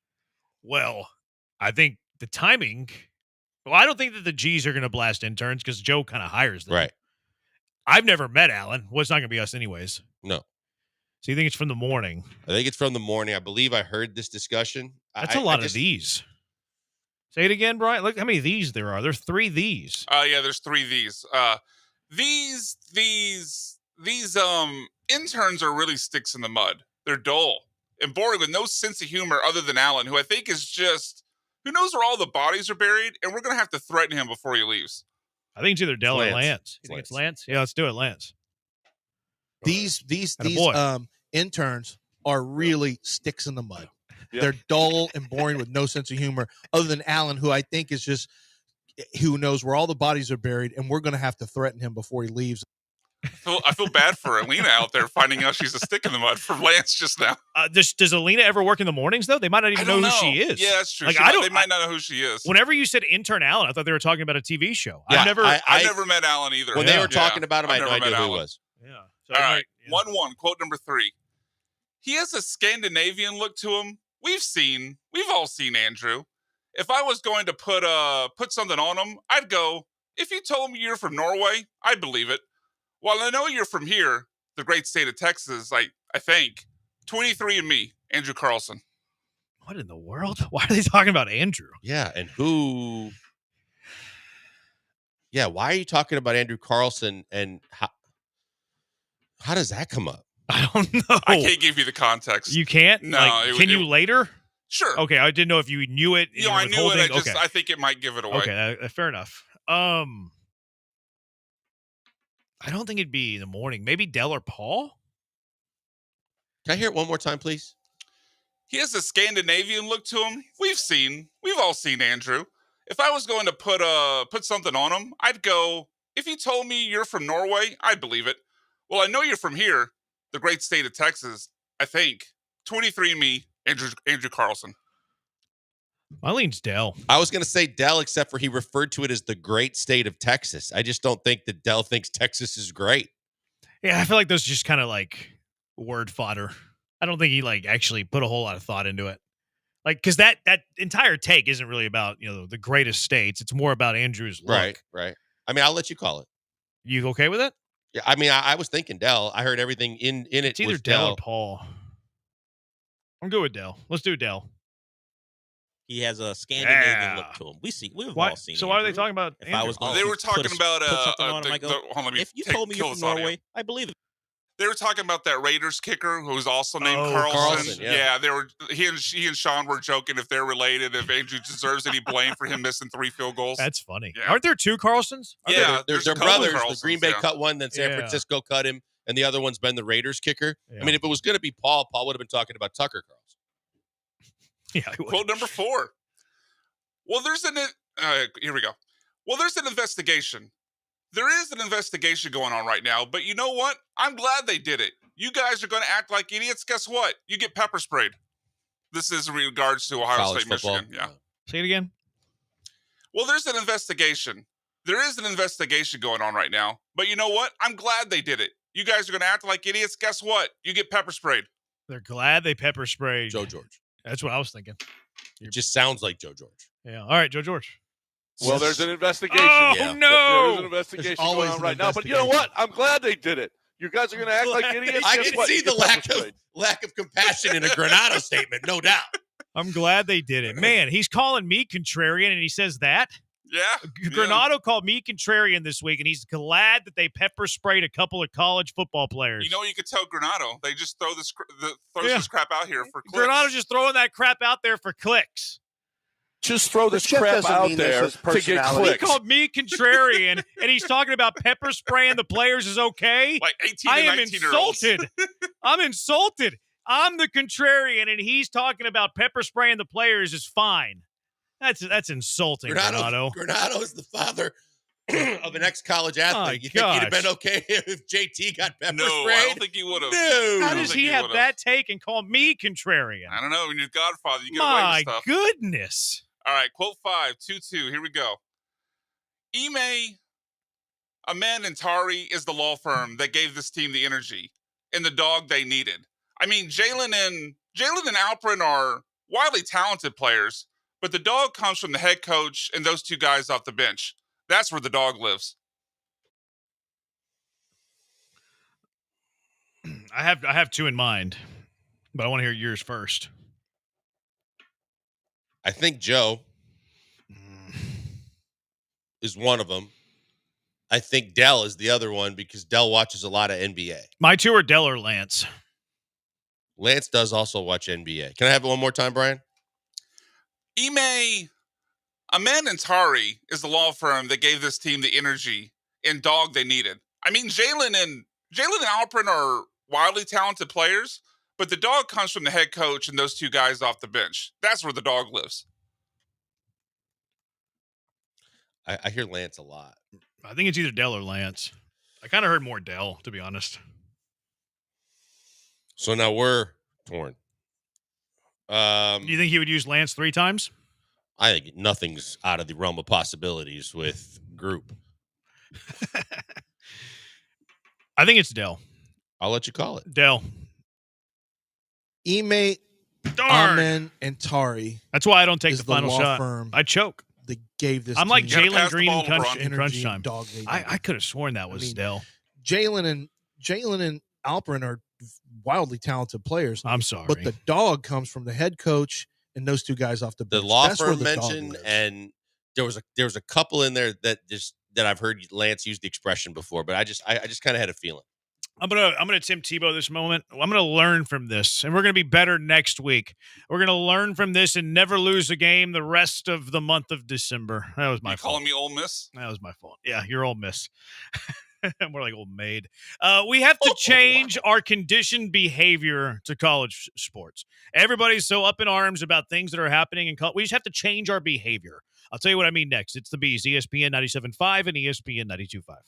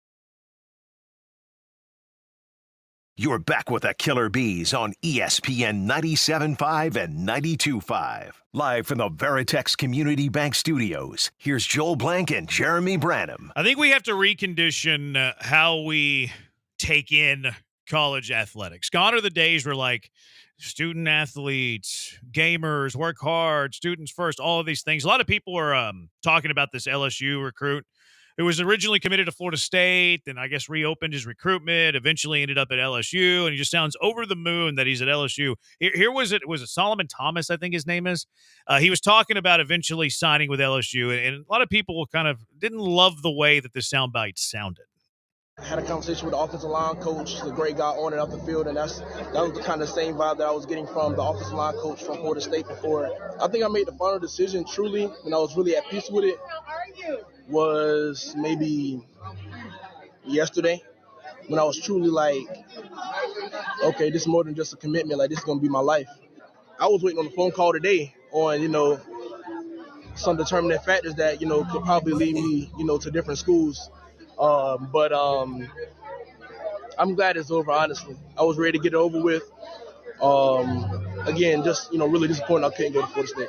There you go. A lot of people heard that. LSU commit, by the way. Disappointed he can't go to Florida State. You chuckled there, Blankers. Why did you chuckle? Because I actually had this as one of my car wrecks, and we didn't have enough time yesterday. But when I heard this, the first thing that I heard was when he said it without saying it, he was waiting on a school to come with a little bit more money the day of the signing day to see if someone could change his mind or actually come forth with something more for him. Probably. Now, Florida State did fire their offensive line coach, so that's a factor too, potentially. But 95% chance it was about the finances. And this is why I feel like we need to recondition the way that we view college athletics. I saw there was a quarterback yesterday. I forget where it might have been Cincinnati, actually, where the press release was that they agreed to terms for him to come back again, which is we all kind of look at that and we're like, oh, this is college sports. Can you believe that is happening? It's no longer college sports. And that's where we have to recondition our behavior and how we view this. It's no longer college. They are pros. They're getting paid to play. That is the landscape of college athletics. It used to be taboo to say that, and you couldn't say that. Well, it's no longer that way. So you need to recondition how you view it all. It is about who's paying them. It is about where they're going to get their money. It's all of these things. You had the Arizona State coach that after they won the game a couple of weeks ago, and even on the sideline, he's wearing the NIL collective on a T-shirt on the sideline, and he's talking about, if you like Arizona State football, then this is our collective where you need to go to give us money. It is pro sports. And we see these things in college sports, oh, I can't believe this. Kind of get off my lawn. But when we see it in pro sports, we don't bat an eye. Right. Like Solomon Thomas saying, I went to the highest bidder, basically. Or Cincinnati quarterback agreeing to terms to return. When we see that in pro sports, we don't bat an eye because it's second nature. It is time for us to start viewing college athletics the same way that we view professional sports. They have budgets. They have payrolls. The players are more often than not going to go to the place that pays them the most money. Sometimes, not all the time, sometimes. But it's like free agency. So all that we need to do as the viewer and as the sport fan is condition our brains to think of it more as the big leagues than amateur sports. UNLV quarterback who midseason decides to bail on his entire team because he wasn't getting what he was quote-unquote promised. Brett Bielema comes out yesterday on signing day and says schools have budgets of over $20 million a year for signing day to just throw at kids to make sure they get the guys that they want. That's the way that the landscape is going. Matt Rule starts out by saying to get a 5-star quarterback, you need at least $2 million. And then the kid transfers or changes his mind from LSU to Michigan because he's getting 10.5. All of these things should register with everybody that's a fan of college football to realize it's collegiate free agency, but they're all getting paid and they're going to be able to change team to team, just like when you see hot stove leagues and free agency that we're talking about in baseball and football and basketball. It is going to be the exact same thing unless anything changes with the combination of the transfer portal and NIL, that there is so much money being thrown around in college football right now. Money matters, and money is getting the top recruits to where the alums and who the people that have the money want them to go. But why does that feel gross to some people? It feels gross to some people because it feels wrong, because it's college sports, student athletes, amateur athletes. It's no longer that way. So just recondition your brain to now just realize that it is pro sports. Texter saying that he didn't go to Florida State because he was emotionally attached to Alex Atkins, the offensive line coach. Kid loved him. Firing Atkins, we knew Thomas wouldn't sign. See, I did rule that in as a possibility. And this isn't really just a thought just because of that single player. It's the overall landscape. And like the transfer portal and players entering the portal, like you liken that to free agency and in the big leagues, which is exactly what it is. You just have to come to accept that if you're going to continue to be a fan of college sports. Yeah, and it really, unfortunately, it sucks if you are some of the lesser than teams or you're not the teams that have the big bankrolls and the blue blood backing and all the different things that the big time programs have. It is a competitive disadvantage to some degree, but that is what it is right now these days. We came a long way from the days of saying, oh, the Fab Five generated all this money for Michigan and they never got a dime and they couldn't buy a pizza. And now it's completely flipped 180 to the standpoint of now, even if you never are good enough to play professional football, there's a chance you can get life-changing money just by playing in college. Yeah, I actually think that it actually helps parity because these guys who aren't playing at some of those bigger names, like they're seeking either playing time or NIL opportunity. Like there's a trickle-down effect that comes from that. And Taylor talked about that earlier. He feels like there's more parity in college sports because of that. And I actually agree with that. 713-780-ESPN. Let's go out to the HRP listener line. Ray from the North Side. You're in the Hive. What's up, Ray? Hey, what's up, guys? I appreciate you taking my call. Enjoy the show. I just wanted to call about offensive lineman out of Rains High School who flipped from Florida State to LSU. It's the same high school that Hall of Famer Harold Carmichael and Brian Dawkins went to. What he's telling people is that he flipped because of the decision to get rid of the offensive coordinator and the offensive line coach. So I just wanted to give some. I know a texter just stated that, but I know my best friend that I grew up with, his son plays for that school, so I just want to give you all that info. Thanks for taking my call. Appreciate for the input, Ray. Yeah, I mean, look, we're talking about more kind of the whole general landscape of everything that's going on in college athletics. But to me, I just being honest in what I heard, the first thing that came to my mind when I heard his quote when he decided to change his mind, and the fact that he was waiting on some things the day of his decision. Yeah, that's what free agents do, right? Like they take in all the information. They take in the information of, okay, this is the contract that's being presented to me. These are the people that within the organization program, in this case, that I like. These are the coaches that I like. It's the same thing that a free agent would go through. Or maybe that soundbite from Solomon Thomas is being taken out of context, but it's still part of the equation whenever you talk about these guys. And then I also liken it to European soccer, quite frankly. Like you have these guys that get developed by some of like the middle teams in European soccer. And then when they become really, really good, what happens? They get bought by the Manchester Cities, the Man U's. I'm not really, adept at professional soccer in Europe a whole lot, but the big brand names that have these gigantic payrolls eventually get them in the transfer window. It's very similar to college athletics these days. And look, some people think it's gross. It gives them the ick because it's not the college sports that they knew whenever they grew up. It is the reality of the situation, though. And I think that if you recondition that it's pro sports, not really college sports, even though it is college sports, I think you'd be in a better, mindset to enjoy it. And then also get the idea. I quite frankly don't pay a ton of attention to the transfer portal. Like let's see what the roster is whenever it's time to go play ball. Yeah, I mean, it's tough to keep track of kids these days if you don't watch everything that goes on with a specific program, because of the fact that in a lot of instances, when to the example you gave, but in a different way, if you've got a kid at a mid-major or a smaller school, but the kid has a hell of a year, chances are, next year he's probably going to be playing up and he's going to get an opportunity to play at a higher level with a bigger school and probably going to get paid to do so. And that's just the way that the landscape has changed overall from a player's perspective too. I think it is a good thing from the standpoint of kids and their families now have a chance to actually cash in for the abilities that they have coming out of high school, as opposed to crossing your fingers, staying healthy, and hoping that someday you get a chance to play on a professional level. It's a different world. DJ Bieniemy. I wonder how much NIL money DJ Bieniemy would have gotten whenever he was running track at Louisville. Maybe a couple thousand. Maybe a couple thousand. DJ Bieniemy covers the Houston Texans for ESPN, ESPN.com. He'll join us next. It is the Bees on ESPN 97.5 and ESPN 92.5. Guys, a word with the weekend coming up and all the college championship games coming up in college football starting tonight. for mybookie.ag. Mybookie.ag is the place that I always tell you should be if you want to put money down on any of the sporting events that you're watching on TV. It doesn't matter if it is college football, college or pro basketball, soccer. They've got all the sports. They've got something going at all times, so much so that they also have live dealers that stand by so you can play casino games like blackjack and poker, and you don't have to fly to Vegas or drive to Louisiana. But the best thing I can tell you to do to get the process started is go to mybookie.ag and always use our promo code BET975.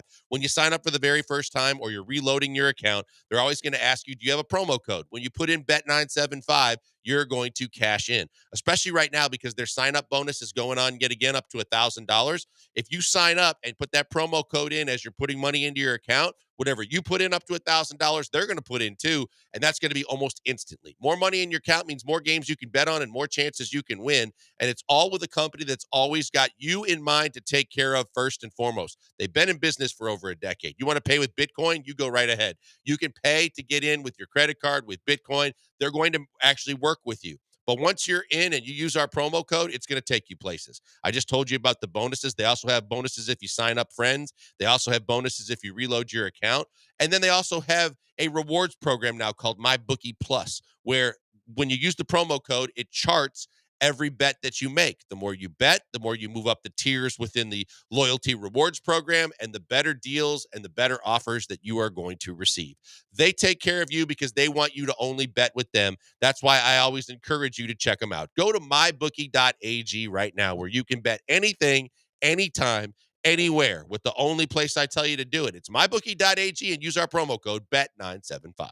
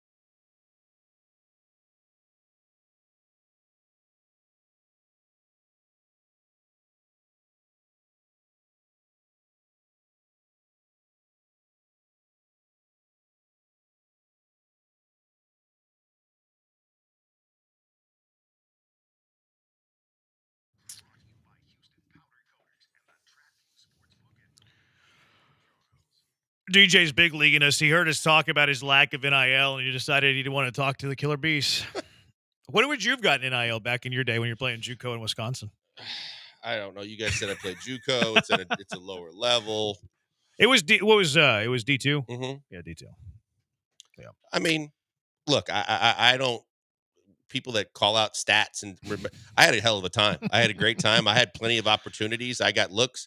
I got chances, but I played sports, and I played sports longer than high school, and that kind of building relationships, experiencing the team thing, competing at a different level was an awesome time in my life that I will always cherish no matter what. It's interesting now to see what players would have gotten when you played with them, especially when you had big time players in your conferences. And then all of a sudden you realize, man, in today's age, they could be millionaires before they got to the league. Did you play in the days, though, where you left your glove out in the field? No. Let's go out to the HR&P guest line. DJ Baname covers the Texans for ESPN and ESPN.com. Joining us now. DJ, what's your take on the Azeez Al-Shaair? Kind of putting a bow to this. I think this is probably the last day we'll talk about it. But what's your takeaway for all that transpired Sunday and then all the way through the appeal that was upheld? Yeah, I mean, it feels like, low-hanging fruit at this point when people, still discuss it. But I would say from Sunday, I did feel like it wasn't a dirty hit, but it was an illegal hit. And based off of his previous history from this season alone, he was going to get suspended. I do think that D'Amico's press conference on Monday probably hurt him just a little bit because there wasn't really much remorse or, forgiveness or anything of that nature. And it kind of gave the impression that, like, not we encourage this, but we don't discourage this. And then obviously he got something for 3 games. That surprised me. That shocked me actually. And I thought that was going to get reduced. But when Nick Caserio, basically calls the league out, I was talking to one guy across the league because he asked me what I thought, and I said, I think Caserio kind of, having a temper tantrum, which was understandable, right? Like it's fair for him to be upset about that. I'd been upset too. Him calling out the league, they might have seen that and been, oh nah, this whole entire operation, they're just standing 10 toes down, and what they're doing. I still do think it was a little excessive. 3 is crazy, in my opinion. I did think 1 was reasonable. Maybe 2, and then when I peeled down to 1, I do think that it is a little fluky or funky that one of the people overseeing the appeal was a radio person for the Titans. So there's a lot of conflicting stuff. It's a conflict of interest, but it is what it is. They're gonna miss him. There's some reports that Christian Harris will be back after the bye, but Christian Harris ain't played football since January, man. Like he hasn't put on pads in January. Because even in training camp, he got hurt like early. I'm talking about like he might have practiced 1 day and then was hurt. And then when he came back, didn't make it through. He didn't make it past individuals, and they didn't even have pads that day because it was a Sunday when they got back from. I want to say maybe Cleveland. My memory's serving right, but yeah. So he hasn't put on pads since the playoff game against the Ravens, which was January 16th or something like that. The next time they play is going to be December 15th. It's going to be basically 11 whole months since he actually hit somebody in a game. So I have no expectations for, what Christian Harris is going to look like when he gets back. I think it's very unreasonable to think he's going to be like a difference maker because, again, like if you don't, I'm a big proponent. If you don't play football, you're not getting better, period, right? If you're not practicing with the team, you're just not getting better. So that's kind of my whole entire take from the top down in regards to the suspension, to the replacement, to where they are now. DJ, a couple things because you covered some of the questions I was going to ask you in that first question, but we were discussing is Azeez allowed? He has to stay away from the practice facility and everything like that, but is he allowed to interact with his teammates on text message and things like that so he can stay connected with the extra? You can do that. You can do that. You just can't be at the facility. So he basically won't be around for a whole month. Wow. I don't think you can talk to the coaches, though, right? Only the teammates. Probably not. Yeah, not employees of the organization. organization. I don't think he's out to the coaches, no. Now, as it relates to the bye, it's obviously a very late time in the season to have a bye, but there's a push coming with the toughest portion of the schedule coming up. And we know that this team has had shortcomings in this stretch where they were supposed to win all 3 games. They didn't do that. They didn't look dominant as much as a lot of people would have liked. So how do they treat this bye aside from getting healthy? Are there things they're going to try and change and implement and do differently? internally as it relates for everything from the offensive line to play calling to, just everything on both sides of the football? Or is it more so just let's get healthy, let's regroup, and then let's just go do what we got to do when we get out of the bye? Yeah, I think it's more regroup, a reset mentally and physically, because to their credit, they've been at it the longest out of anybody in the league. Remember, they had training camp first, and then they had the Hall of Fame game. Because even with the Hall of Fame game, the Bears still started when everybody else started, right? Where they started basically like a week before everyone else. They were basically almost in pads before people even got into like the first day. So they've been at it this whole, like basically for almost 5 months straight. But I would say changes, I mean, it's December, so there's only so many changes you can actually do. In all honesty, talking about shuffling on the offensive line, who are they going to bring? Not necessarily play? shuffling, but is there anything they can, anything they can do, whether it be, schematically or otherwise? I think if I were them, I would probably stick to try to run more gap schemes, because I think this offensive line probably more equipped for that. I think trying to run the outside zone, especially now that, because once you put it on tape, like everybody's gonna copy it. What Tennessee did, where they basically would just sit in the cut by lanes. Granted, Joe had a big game against the Jaguars, but I do think that these next three teams, they're actually all pretty effective at stopping the run.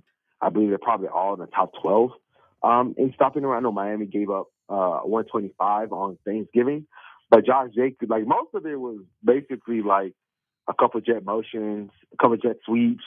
That regard, because Josh Jacobs only had 43 yards on 19 carries against Miami, and Josh and Joe have very similar running styles. Well, obviously they can get you the home run, but they have really good vision, and then they can fight through those yards. But regardless, Miami has a pretty good run defense. Obviously, KC, Baltimore. I think they're all ranked in the top 12. So I think they just probably got to stick to what works the best, which is probably going to be a little more gap, gap schemes with power, whams, traps, things of that nature. I don't know how much outside, because the issue with like outside zone is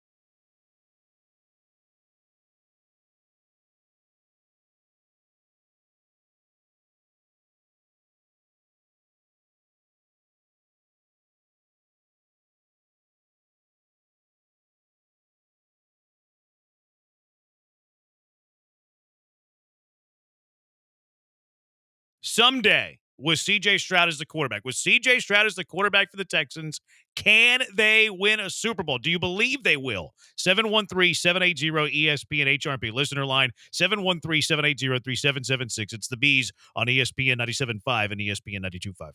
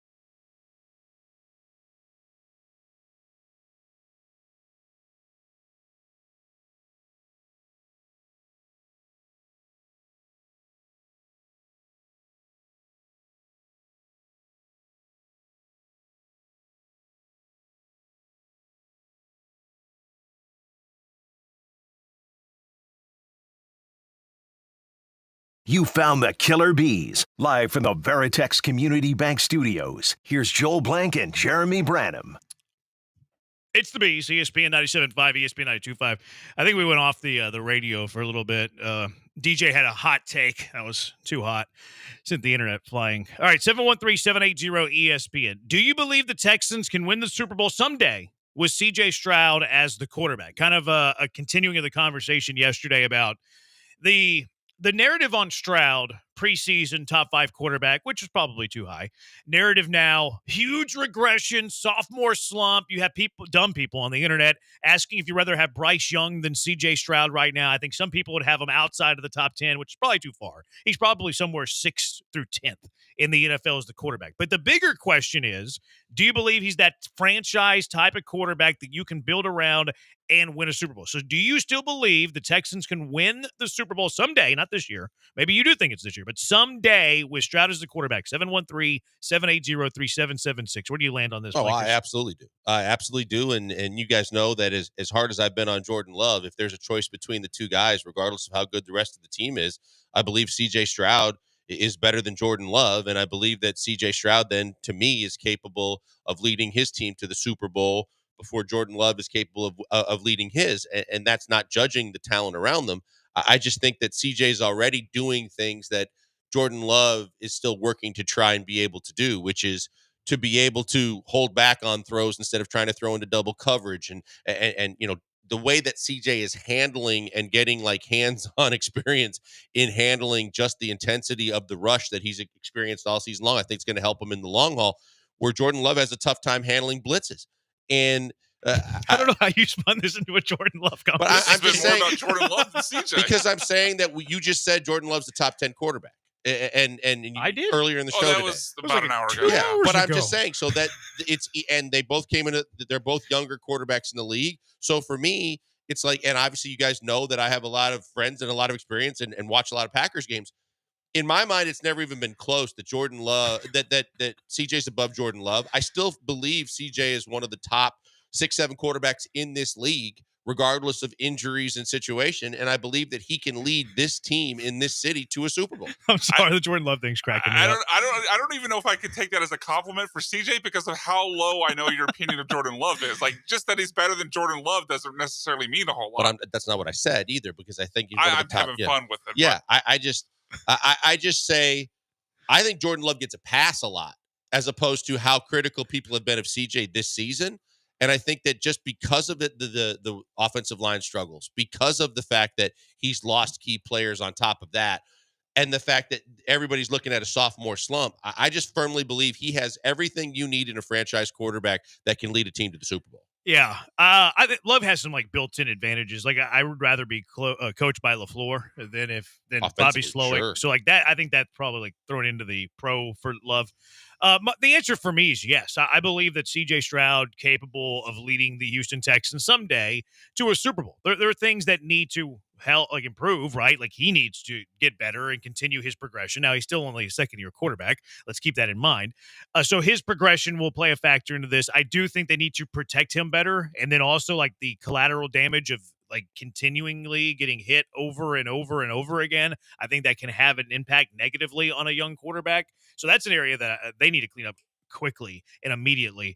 But I certainly think that CJ Stroud is capable of leading and guiding the Texans to a Super Bowl win someday. Not to say it's going to happen because it's very difficult to happen, but I do think that he's certainly capable of doing so. Yeah, I think he's just him, like his own talent, the own skill that we've seen from him individually is capable of not only winning one Super Bowl, but multiple Super Bowls.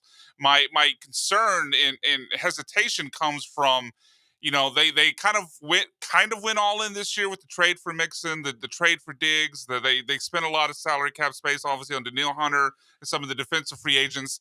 And now you're inching closer to when CJ Stroud gets that massive, contract that's going to be probably north of $400 million. It's going to be north of $60 million per year. And can they, with obviously the holes that you guys talked about, like you need a lot of offensive line health. Diggs is not going to be here. You're going to have to replace some of those weapons. Mixon's obviously is a 28-year-old running back. He's not going to be here forever. So are you able to keep this roster at a place when CJ gets paid that keeps the team overall in a position to win a title? It's kind of weird because they work against each other in two different fronts. Like a young quarterback progresses in terms of, how good he is relative to the rest of the NFL, right? From the time he's drafted, you project a young quarterback to get better and better and better and better. It's a stock that's climbing, right? It's always moving upward. It's like Bitcoin, to the moon. Unless it's the Tua or the Hawk Tua girl. Yeah, I mean, yeah, true. So, but at the same time, the economics of the NFL work against that young quarterback that's improving and improving and improving. Because the first 5 years of his career, because he was drafted in the first round, you have him under contract for 4 years, you have the option for the fifth, he's going to get better and better and better and better. But it's more difficult to field a really good team around him because the economics of the salary cap, you have to pay him more of a percentage of the salary cap. So it makes like years 6 through 10 or whatever very, very difficult to win. And ESPN did a big thing about this at the start of the year, before the year, where they talked about the modern day salary cap and that these young franchise quarterbacks have the best chance to win in their first 5 years of their NFL career versus the next 5 years of their NFL career once they get that payday. So they kind of contradict each other. Young quarterback getting better, but the price of keeping young quarterback getting higher and higher, thus the talent around him being lesser and lesser. So I think that the Texans can win it with him in year 6 through 10, but you would think that the best chance of them winning it with Stroud is in the first 5 years of his career. And obviously Pat Mahomes is the exception, because Pat Mahomes is the guy that, because we've heard over and over again about you don't win a Super Bowl when your quarterback's, getting that first big contract. And it's tougher because of what you said, trying to get the people and the pieces around said quarterback. And Mahomes is just such an unbelievable talent. He's been able to do it with the money that he's still been able to make. But when you look at it from my personal standpoint of just looking at his skill sets, we talk about his touch. We talked about the fact that in the Jacksonville game, he basically threw a ball 70 yards in the air. I mean, he's got the arm strength. He's got the touch. He has an understanding of the X's and O's. He's got a feel for the pocket. You're right that at the same time, when I think that, this isn't a learning experience in trying to adjust to the pass rush on every play and how he's had to move the pocket, slide around, move up, do those kind of things. It also could be detrimental if he takes too many hits. But you hope that from an organizational standpoint, for all they've done to improve everything around the offensive line in the offseason, they damn well better make it priority one to do whatever they have to do to upgrade this offensive line and make changes wherever necessary. Yeah. That's part of the equation too, right? Like, you have to build around the quarterback. It can't be solely on the quarterback. The talent of the quarterback gives you a much better chance to win. On the Mahomes front, guess where Mahomes is at in quarterback contracts in the NFL? I was going to say where he slots in. He took a discount. 7th? Nope. Lower? Mm-hmm. I would say like 12. Tied for 12th with Kirk Cousins. So, Mahomes is an example of a quarterback doing his team a favor in order to keep them competitive. You know who else was very famous for this? Tom Brady. Yeah. Tom Brady. So, if you want to be a dynasty, and we're putting the cart way before the horse here, but the two greatest quarterbacks in recent memory in terms of Super Bowl pedigree are Pat Mahomes and Tom Brady. What do Pat Mahomes and Tom Brady have in common in the economy of the NFL?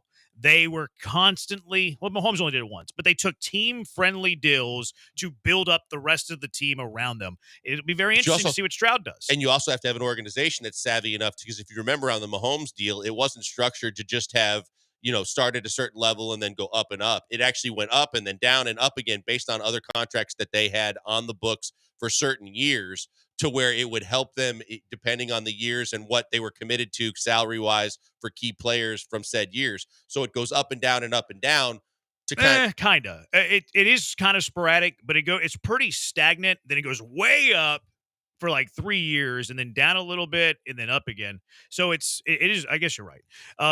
This year, this is 24, he's making 37. His cap number this year is 37, but I wonder if they did this more because they're going to restructure it and affect the cap number down the road. I don't know if it was so much the players that they had under contract. I think it was more they set it up this way to benefit them in a future restructure. I'm not smart enough to figure it out, but this year his cap number is 37. Next year it's 66. The year after that it's 68.5. Then it's 65.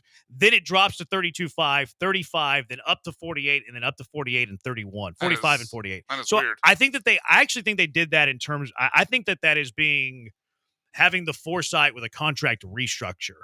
Maybe I think it's about a restructure. It's still credit to the organization. But it's not up 1 year, down 1 year, up 1 year, down 1 year. It's more kind of middle of the pack, up for several years, then down, and then work its way back up. But even for the first couple of years, if he's down in the 30s, it allows you more flexibility while you still have guys on your roster that have, brought to the level of of Super Bowl champion.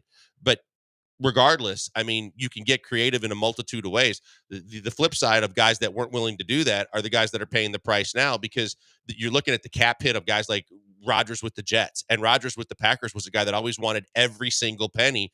And it cost the Packers in so many ways, but now he's paying the price because they're like, "Why'd you only get to one Super Bowl?" He took a salary cap. Eventually, a discount. Rodgers did. Rodgers is less than Mahomes. I mean, Rodgers right now, 13, eventually 14, he did with the Jets, but he's still on. I forget what the dead cap money is and what they owe him for next season, regardless I of think. how it Well, ends. he redid his deal to help him out. Yeah, recently. he did eventually, but he would never do that in Green Bay. He was trying to get every single penny all the time, and because there was always articles and reporters and people saying if he really cared about winning as much as he says he did, do what Brady did. Do what guys do. I mean, I can't other blame guys a guy have done. for taking the money, though. can't. Like, it depends on the motive of the player. Like, I don't blame Dak Prescott for getting $60 million a year. I ain't mad at that. I can't be mad at him for going out and becoming the highest paid quarterback in the NFL. But in terms of winning Super Bowl specifically, it shows you what they care about, right? Mm-hmm. And I'm not going to flaw a guy for wanting money over championship trophies. But in the modern day era, you kind of have to be willing to take a cap hit as a star quarterback if you want to be on a consistent Super Bowl winning team. Yeah, and we knew Brady was driven by winning, and that was always what he wanted, the best team around him he could possibly have, and he made no bones about it. Yeah, so, yeah, it'd be and Stroud with Mulligetta will be interesting. It'll be interesting. But I do think he's capable of winning Super Bowl. Texter says if Trent Dilfer and Brad Johnson can, so can Stroud. Much different era, though.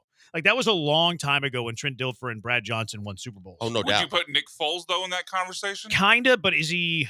Even Nick Foles is a bit of an anomaly. Like, he had a really good team. He had a really good coach at the time, but they also had an MVP caliber quarterback that year, and he just rode the hot hand, Nick Foles did. Like, he wasn't their top quarterback, you know? He just was played a at the backup end of the year. Like, it's tough. It's tough to win nowadays without a really good Super Bowl or a really good quarterback. Flacco was the last. People were calling him elite at the time. I mean, that postseason, he went 11 touchdowns, no interceptions. He was great in the postseason. It was kind of like Eli, where Eli was mid, and then he would turn it on in the postseason, 2 times. I think it's much more difficult to win a Super Bowl nowadays with a mediocre quarterback than it used to be in the Brad Johnson, Trent Dilfer era. Not to say it's impossible, but I think that the odds of doing it are much smaller. Oh, no doubt, because you're more pass happy than ever before, and and we know how the entire offense seems to be focused now on receivers in the passing game, and you can't just be a game manager as easily and carry a team, even if your defense is really good. What would you say is the modern era, like with the salary cap thrown into it, the economics of the game? Like, when did it start? Like, well, yeah, just like whenever you hear somebody say like how it currently is in the NFL, like how far back would you be willing to go? Manning, Colts. I was talking about like a year, Oh. but I mean, I guess it's kind of the same thing. Because that's when it went pass happy too. I would, yeah, but Manning was kind of ahead. The last CBA was ratified in 2020, which isn't that long ago. I would say it was before that. Mm-hmm. I would say where it's like today's NFL looks like that NFL. Yeah, maybe I would say Manning, but Manning with the Broncos, like 2014, 2015. That kind of feels like today's NFL. Okay, so like even that's kind of towards the end of Brady in New England. Yeah. Okay. Last 5 years of Brady in New England, yeah. So if you go, let's just start in the 2014 season. You got Patriots with Brady. You got these are Super Bowl champions. Broncos with Manning. Patriots with Brady. Eagles in 18 with Foles, who'd be the outlier here. The 18 season with Brady again. Patriots. 19, the Chiefs won it with Mahomes. 20, Bucks won it with Brady. 21, Rams won it with Stafford. 22, Chiefs won it with Mahomes. The 23 season, Chiefs won it again with Mahomes.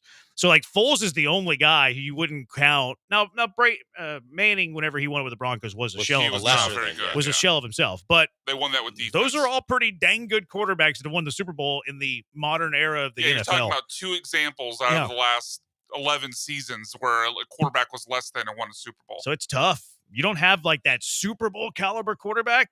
I mean, you're an outlier if you win it all.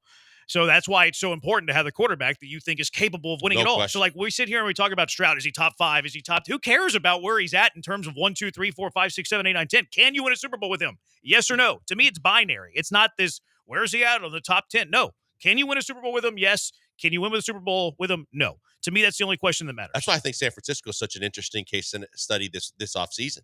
Do you think that Brock Purdy is a guy capable of getting to that level and being at that level? Or is Brock Purdy like a guy that you've seen what he's going to give you? It's more like a modern day game manager in a lot of ways. But is San Francisco going to be all in and committed to a big dollar figure and locking him up? He's going into his last year. That's right. Yeah, it's going to be fascinating. Harder to win with mediocre quarterbacks because even those dudes get paid. That's a great point. I mean, you got these mediocre quarterbacks who aren't even guys that are capable of winning the Super Bowl. Daniel getting $40 Jones million got, a year. 40 a year. Yeah, so like to me, you have to like Purdy. You're right. Purdy's a great case study because you either you have to make a decision if you can win a Super Bowl with him or not, and if you can't, even if he's mediocre, even if it costs you like 2 seasons of like being a 9-8 team or a 10-7 team, you got to pull the trigger and not pay the guy. You absolutely do. Not pay the guy. All right, 713-780-ESPN HRMP listener line. BZ Money, hand you winners when we come back. It is the Bees on ESPN 97.5 and ESPN 92.5.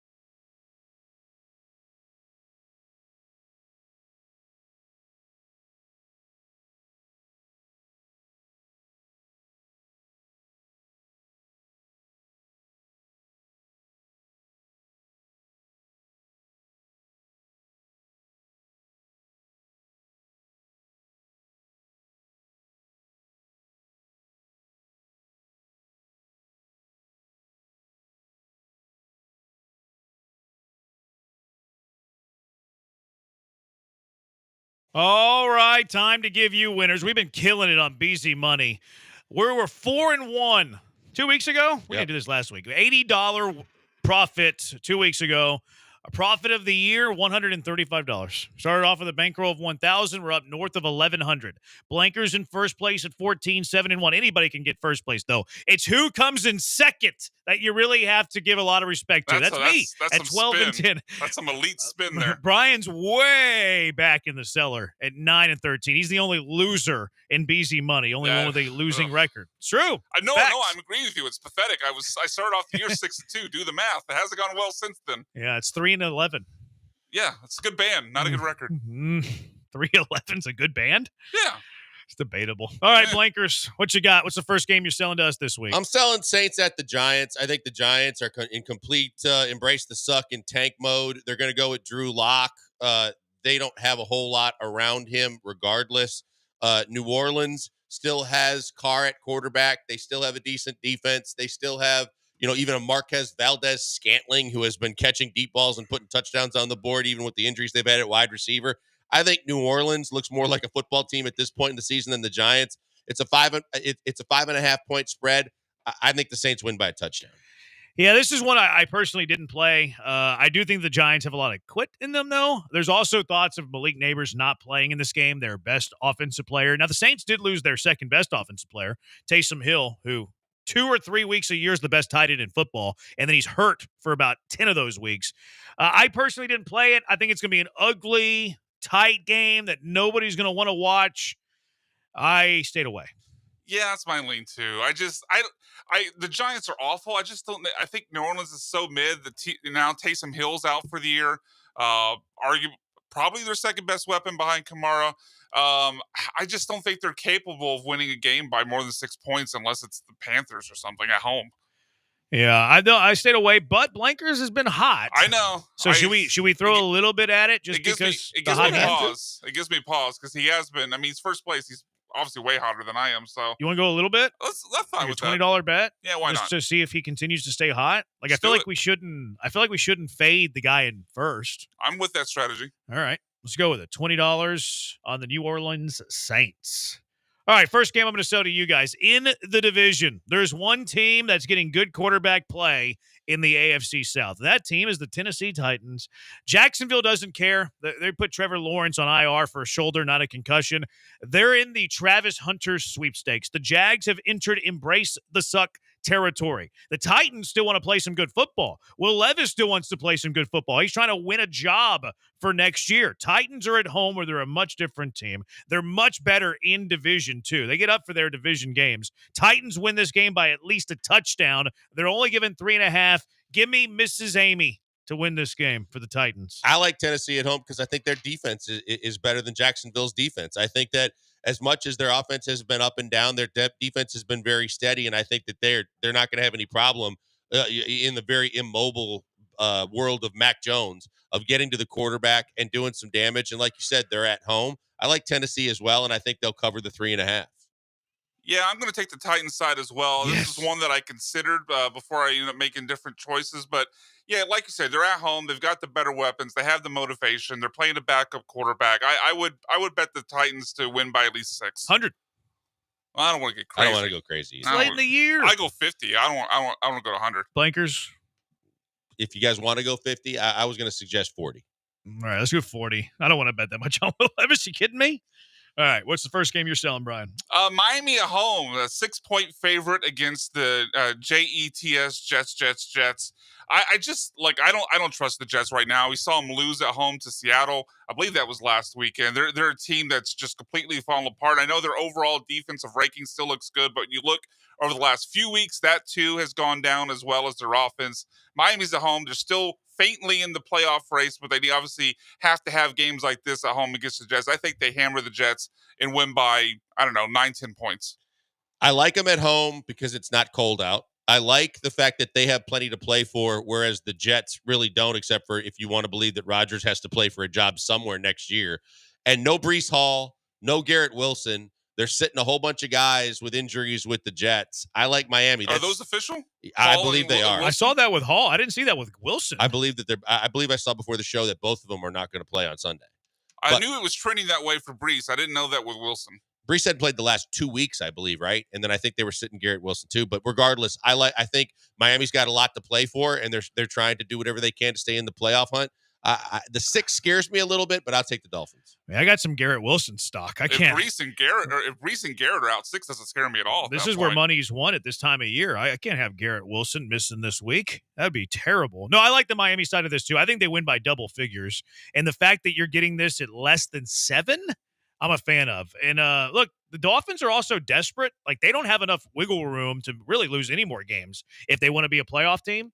So, yeah, Dolphins desperate. Jets are not. Dolphins at home. Tua's back. Much different team with Tua. I like the Dolphins here a lot. What do you want to go? Another 40 spot? You are in last. I wonder if you get a $5 deduction because he's in last 35? place. Yeah, let's go 35. That's fair. I've earned it at this point. All right, next game, Blankers. I like the Buffalo Bills are hot. The Buffalo Bills are playing in the snow and doing a bunch of things, but I think that the Buffalo Bills are playing good football. They're playing a Rams team that looks like they're not. The Rams look like they're not very good right now. I like Buffalo. kind of getting out of the snow and being able to, full throttle their offense on the turf in LA. The spread's only 3.5. I think Buffalo, I projected them around to win by a touchdown. I like the Bills at the Rams. Yeah, I like Buffalo here too. They're rolling. They're a great regular season team. Rams are kind of mid too. Like, I know they're sticking around, but they're sticking around because they're mid. I think I bet the Rams against the Eagles a couple weeks ago, and it looked so foolish. It was in LA too. I was like, oh yeah, LA. Although we benefited because Joel and I flipped it on you and bet the Eagles. Look at me panning out dimes. Look at me making assists even whenever I make a bad play. I lucked into that assist. I think Buffalo rolls in this game too. I think the Rams can hang around with some of the above average teams in the NFL. I think they can beat all the average bad teams in the NFL. I just don't think that they have the juice to keep up with the top teams. I'm on your side with this one. I think the Bills roll. Yeah, especially since, the Buffalo defense isn't perfect, but where they're really, really good is against the pass. And I don't think the Rams, even at home, can run their way into a victory against the Bills. So I would play the Bills. Getting Milano back helps them against the run, too. Alyssa? Yeah. I think we should also consider that they are flying cross country. So maybe we reduce the bet amount a bit because I hate cross country games. I assume teams going cross country. This is a 3:00 game, obviously, right? I'm sure, yeah. Okay. Yeah, I would think in LA. It's very, very rare. I think Kansas City played a noon game a couple of weeks ago, and that was really, really rare. Yeah, it might have been Denver, but doesn't seem like that they would do I'm sure it's at 3. I think we should just keep that in mind. Cross country flights. Sometimes those teams Maybe making they the cross left country flights. Maybe, I don't know. Do you know? I don't. Okay.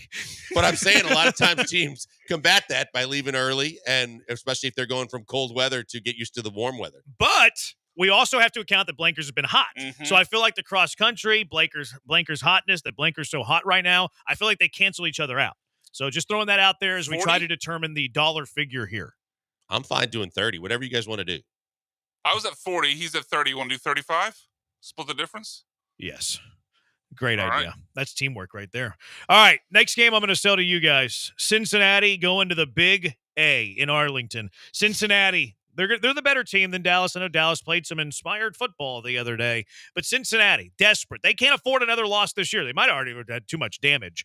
But Joe Burrow's playing at a very high level. Jamar Chase is playing at a very high level. They're trying to feed families as we get near the fantasy football playoffs these days. The Cowboys, they don't have enough juice offensively. Yeah, they're a good story. Cooper Rush, all of this stuff. I understand the Bengals' defense is really bad, but that Arlington offense just isn't good enough to take advantage of the bad Cincinnati defense. I like the Bengals -5 on the road in the Big A.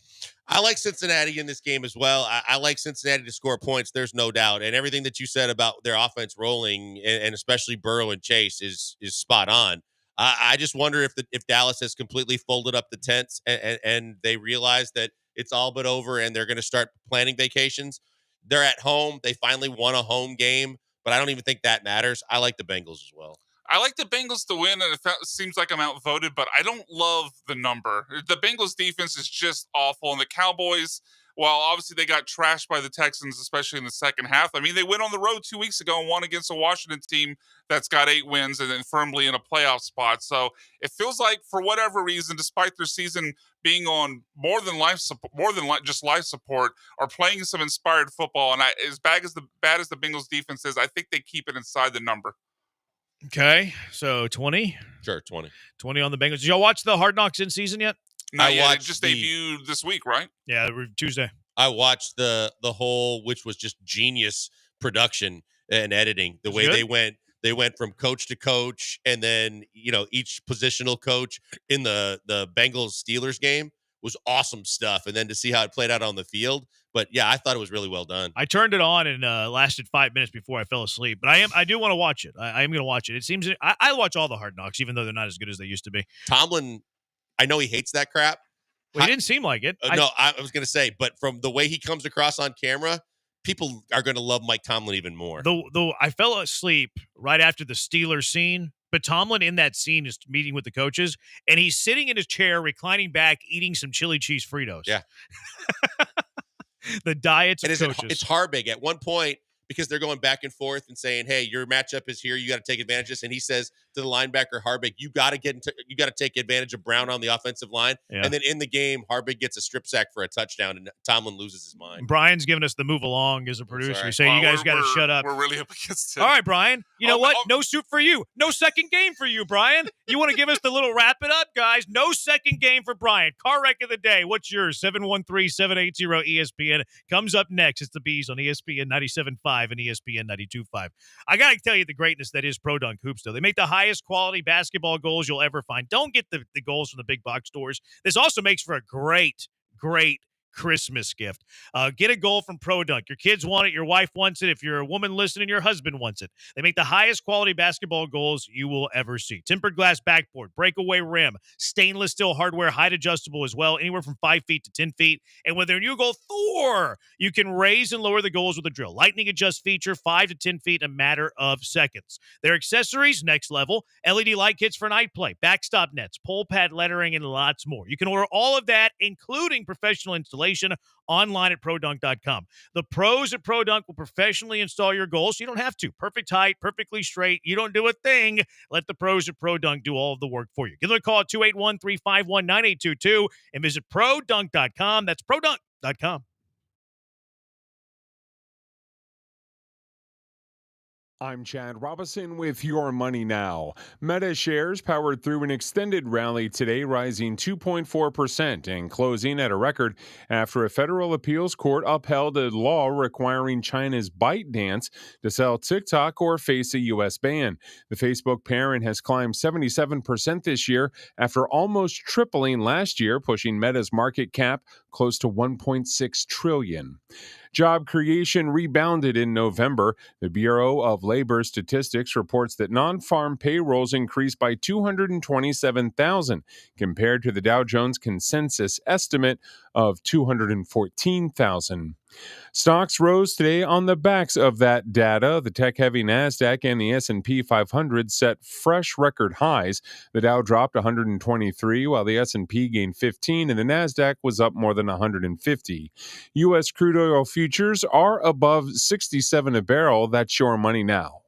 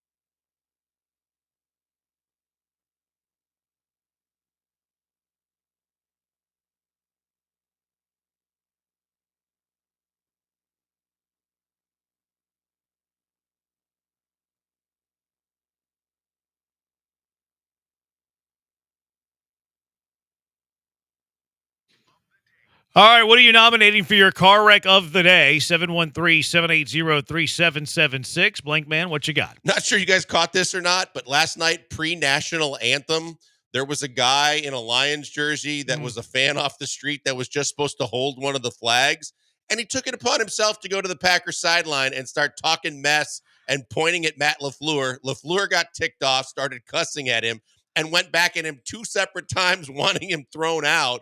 It's like, you get a chance of a lifetime to be on the field and hold the flag for the anthem, and you're going to go talk mess to the coach of the other team? Yeah. That's not so good. It's hilarious. I love it. It's great drama and entertainment, but it absolutely should not happen. No. It shouldn't happen. I didn't realize he was a flag bearer Yeah, he was just one of the guys that was supposed to just hold the flag while the anthem singer sang the anthem, and he was in a Brian Branch jersey, and he decided to have someone else hold the flag, and he walked over to the sideline and started talking crap to LaFleur. How far into the sideline did he get? He was right up against the sideline. Security had to get between them. Players came at him. Yeah, I saw the face to face. He got that close, but I didn't realize he was a flag bearer. LaFleur finally stopped, walked back, and then like 2 seconds later turned around and went back at him again. I'm surprised LaFleur actually said anything. He said walk away, dropping bombs. I wonder what he said to LaFleur to make him react that way. I don't know, but he was dropping some F-bombs. I wonder if LaFleur thought it was Bush League because he was a flag bearer. Sneak into the playoffs. I think that's what he said to him. Yeah. Jordan Love's terrible. Yeah. You're going to sneak into the playoffs. He had to, if it was a random streaker doing that, I don't think LaFleur would have the same reaction. I think he thought it was Bush League because he was a flag bearer. I bet you that came into play. Oh, I'm sure. There's no doubt that if you're a guy that's supposed to be on the field for a presentation and you want to go and think that this is your moment. Would he have had the same reaction if it was a random streaker? I don't think so. I don't think he would have. I mean, if the streaker's talking mess to him? Yeah. I mean, maybe not the same reaction, but he'd still be ticked off. I think it'd be less because I think it all depends on what he said. Yeah, maybe. I want to nominate Brian for giving us the wrap it up. We're talented here, Brian. We know when we need to be. Are we going to be out in time? Because I wrapped you up. Sure. Because we got rid of your game. All right, what are you nominating, Brian? You can't pick us. Guys. I'm nominating your clock management. I'll throw in an honorable mention seconds, for Jalen Green shooting. Jalen Green shooting. It was bad. Not very consistent, that old Jalen Green. All right, what's winning? The flag bearer. Yeah, I like the flag bearer. Clock management. I didn't realize he was a flag bearer either. Yeah. That makes it way worse. I thought he was a random streaker. No, he was just a D-bag. Man, look at that guy winning twice. He won it. His team won yesterday, and now he wins car wreck today. All right, does it for us. Thanks to Brian. Actually, no thanks to Brian. He's Blank on Brandon. We'll talk to you next week, Houston. Have a great weekend. Goodbye.